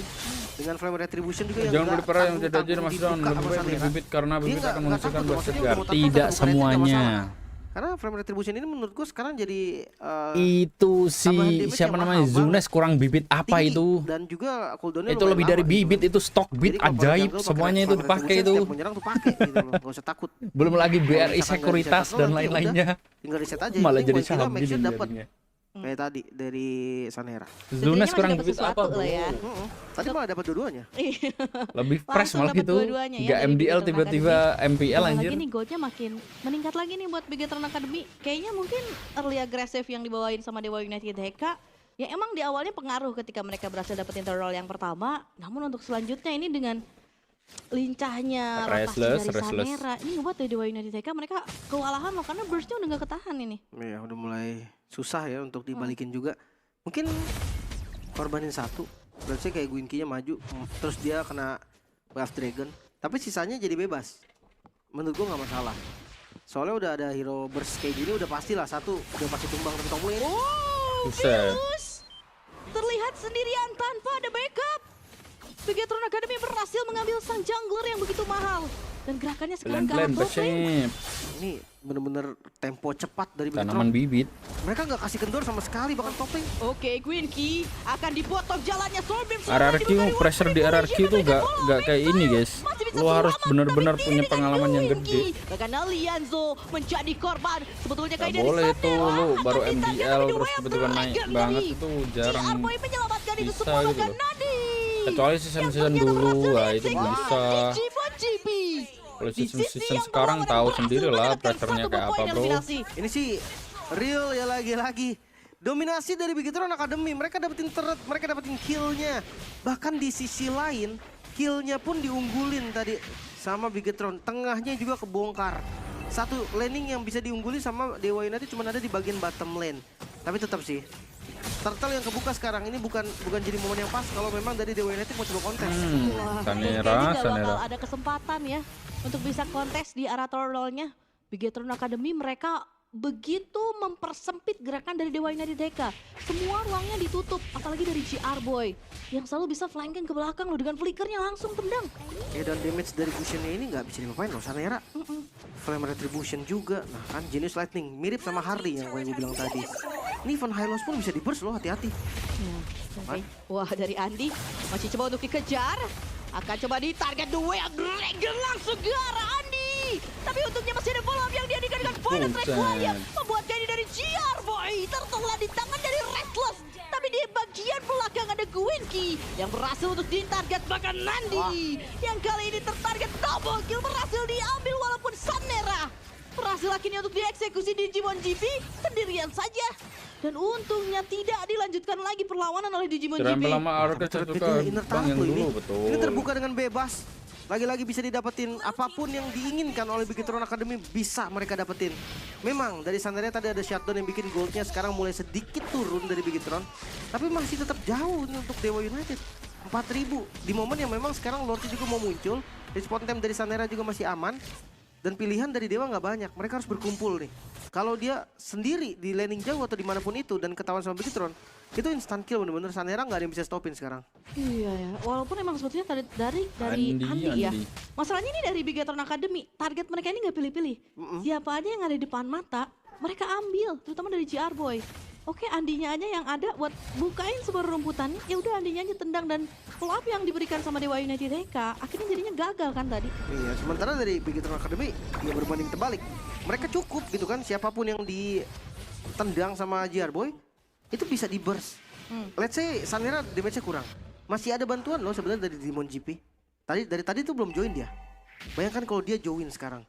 Turtle ship, pasifnya itu bakal cukup banget sih pasti untuk burst siapapun yang ada di depan. Dan gak cuma hanya dari Digimon GP-nya ya, tapi dari EBY-nya ini loh yang selalu aktif buat nyumbangin reward manipulation. Aman aja bro. Yang sudah mulai dibuka, tapi Lord yang pertama akan mulai menjadi target. Andi kembali lagi terkena tendangan duel Dragon. Tapi ada Glorious Pathway yang dibuka. Namun hanya pada Drake yang akhirnya berhasil menabrak Quinski. Ternyata berhasil ditarget. EBOY datang. Masih ada 4 pemain. Violet Drake yang kembali diangkat. Untungnya Philus masih bisa untuk menghindar. Cancellation yang begitu baik tadi dari Anzo.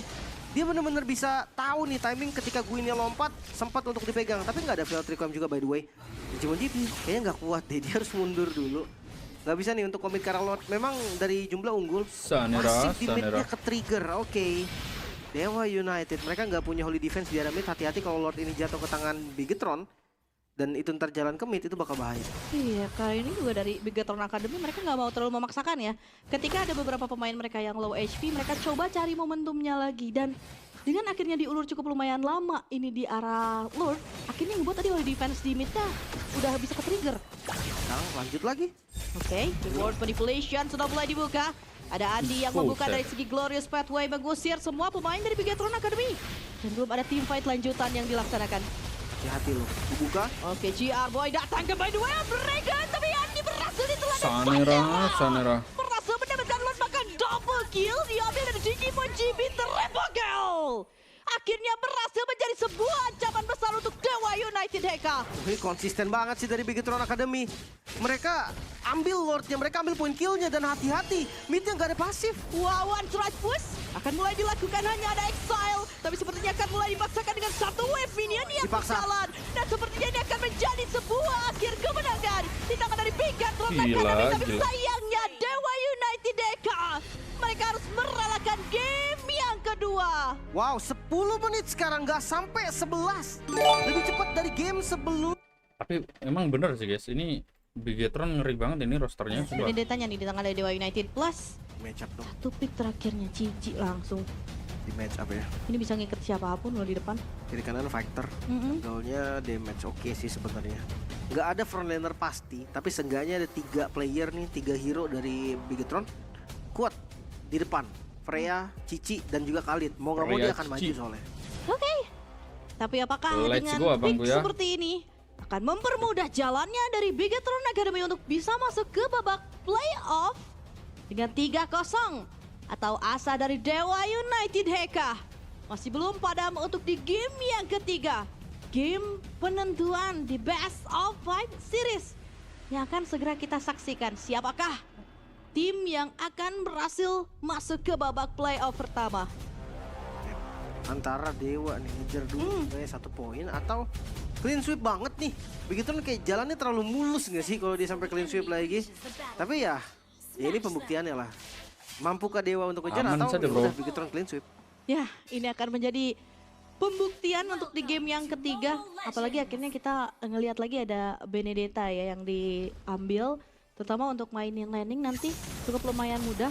Tapi ngelihat dari segi jungler yang berbeda lagi nih yang diambil di tangan dari Philus, yaitu Baxia. Ini kayaknya perlu waktu ya, tapi sebenarnya dari segi rotasi udah cukup lumayan nyaman ya. Justru dia dipaksa gimana caranya rotasi cepat. Kalau rotasinya telat, iya pick Baxianya ini jadi rugi. Ini enaknya Cetian, dia di tengahnya tuh nggak kalah. Iya, ini exile-nya juga mau nggak mau harus agak sedikit jaga jarak ya. Karena range dari Cetian ini cukup lumayan jauh loh, tapi poking yang sudah mulai dilakukan kembali. Ada satu pemain yang terperekan, Boy. Masih bisa untuk bertahan. Dan tentunya dibalikan lagi keadaannya dibalikin dari Andi. Dikejar flicker dibuka. Untungnya belum ada burst blood. Tapi ya sama-sama ngebuka spell berarti. Flicker dibalas dengan flicker. Untungnya invade jungle-nya jadi gagal. Ntar lihat di arah bottom lane. Sakit banget poke damage dari Gwynki. Tapi ya Cici juga bisa ngedamage menurut gue. Jadi Gwynki harus hati-hati. Benedetta flicker ya.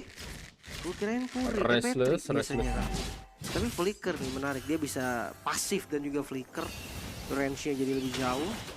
Di arah tengah, rotasi. Oke, ada satu lagi yang sudah mulai tertarget. First blood.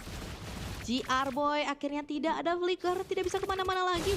Dan tentunya di arah bagian top lane Restless sudah mulai ditekan keberadaannya dengan Digimon GB, bahkan Deadly Magic yang nampaknya tidak bisa dihindari sehingga membuat Restless berhasil dieksekusi. Oke, rotasinya jadi 1-1 ya. Karena ada kill, ada dibalas kill juga.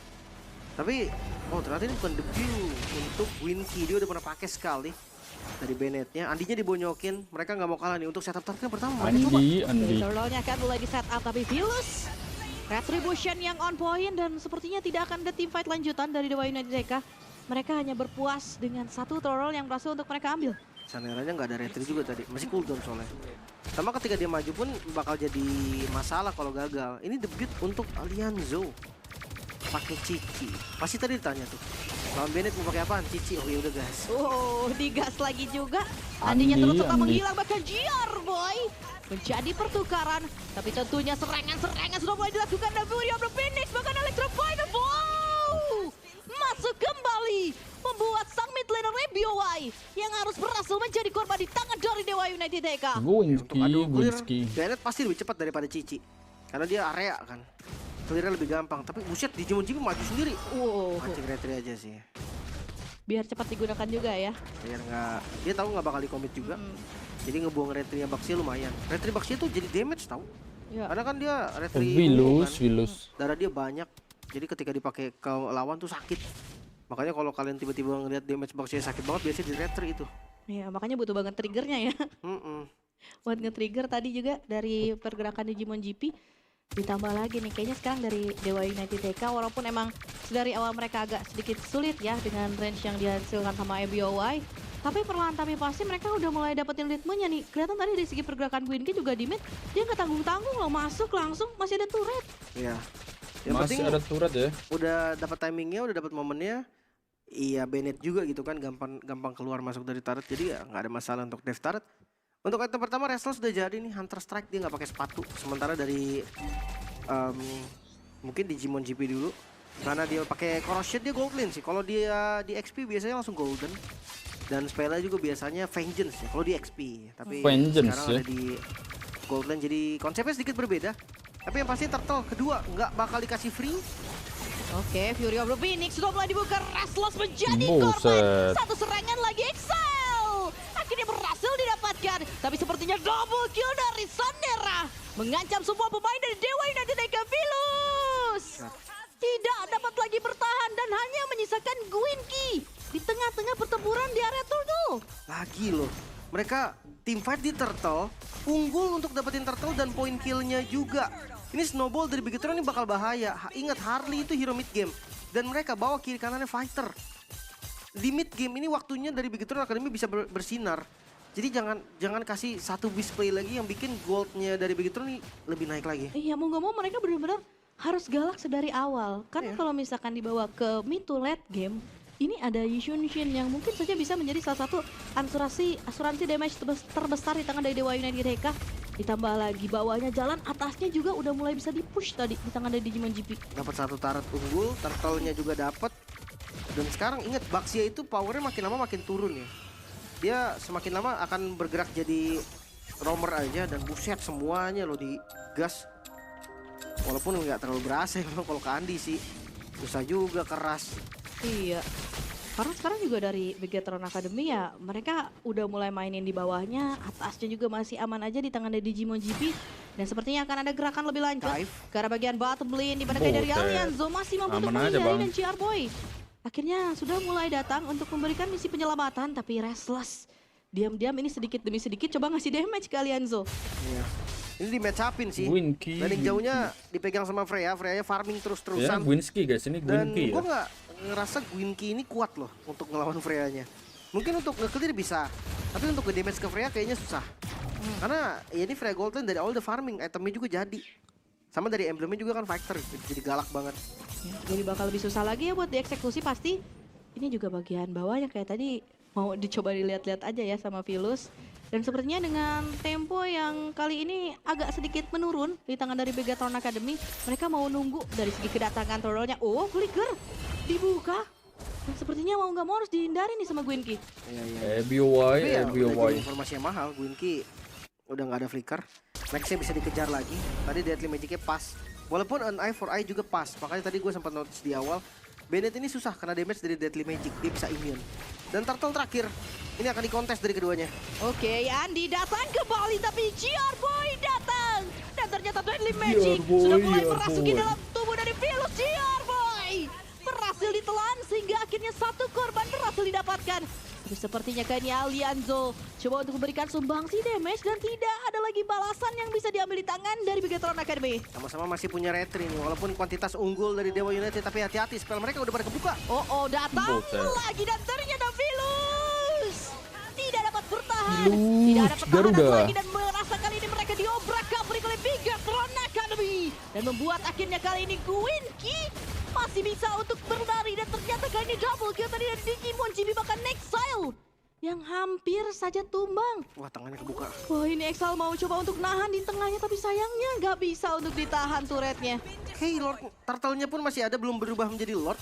Jadi bisa nih, mereka punya pilihan ambil Turtle-nya sekarang untuk memaksimalkan lagi keuntungan dari Bigetron Academy. Baxia pick dan hanya dapat 1 Turtle. Ini udah menjadi kerugian yang terlihat sangat nyata untuk Dewa United HK di awal. Bahkan sekarang lihat rotasinya, mereka lebih condong untuk memaksakan loh.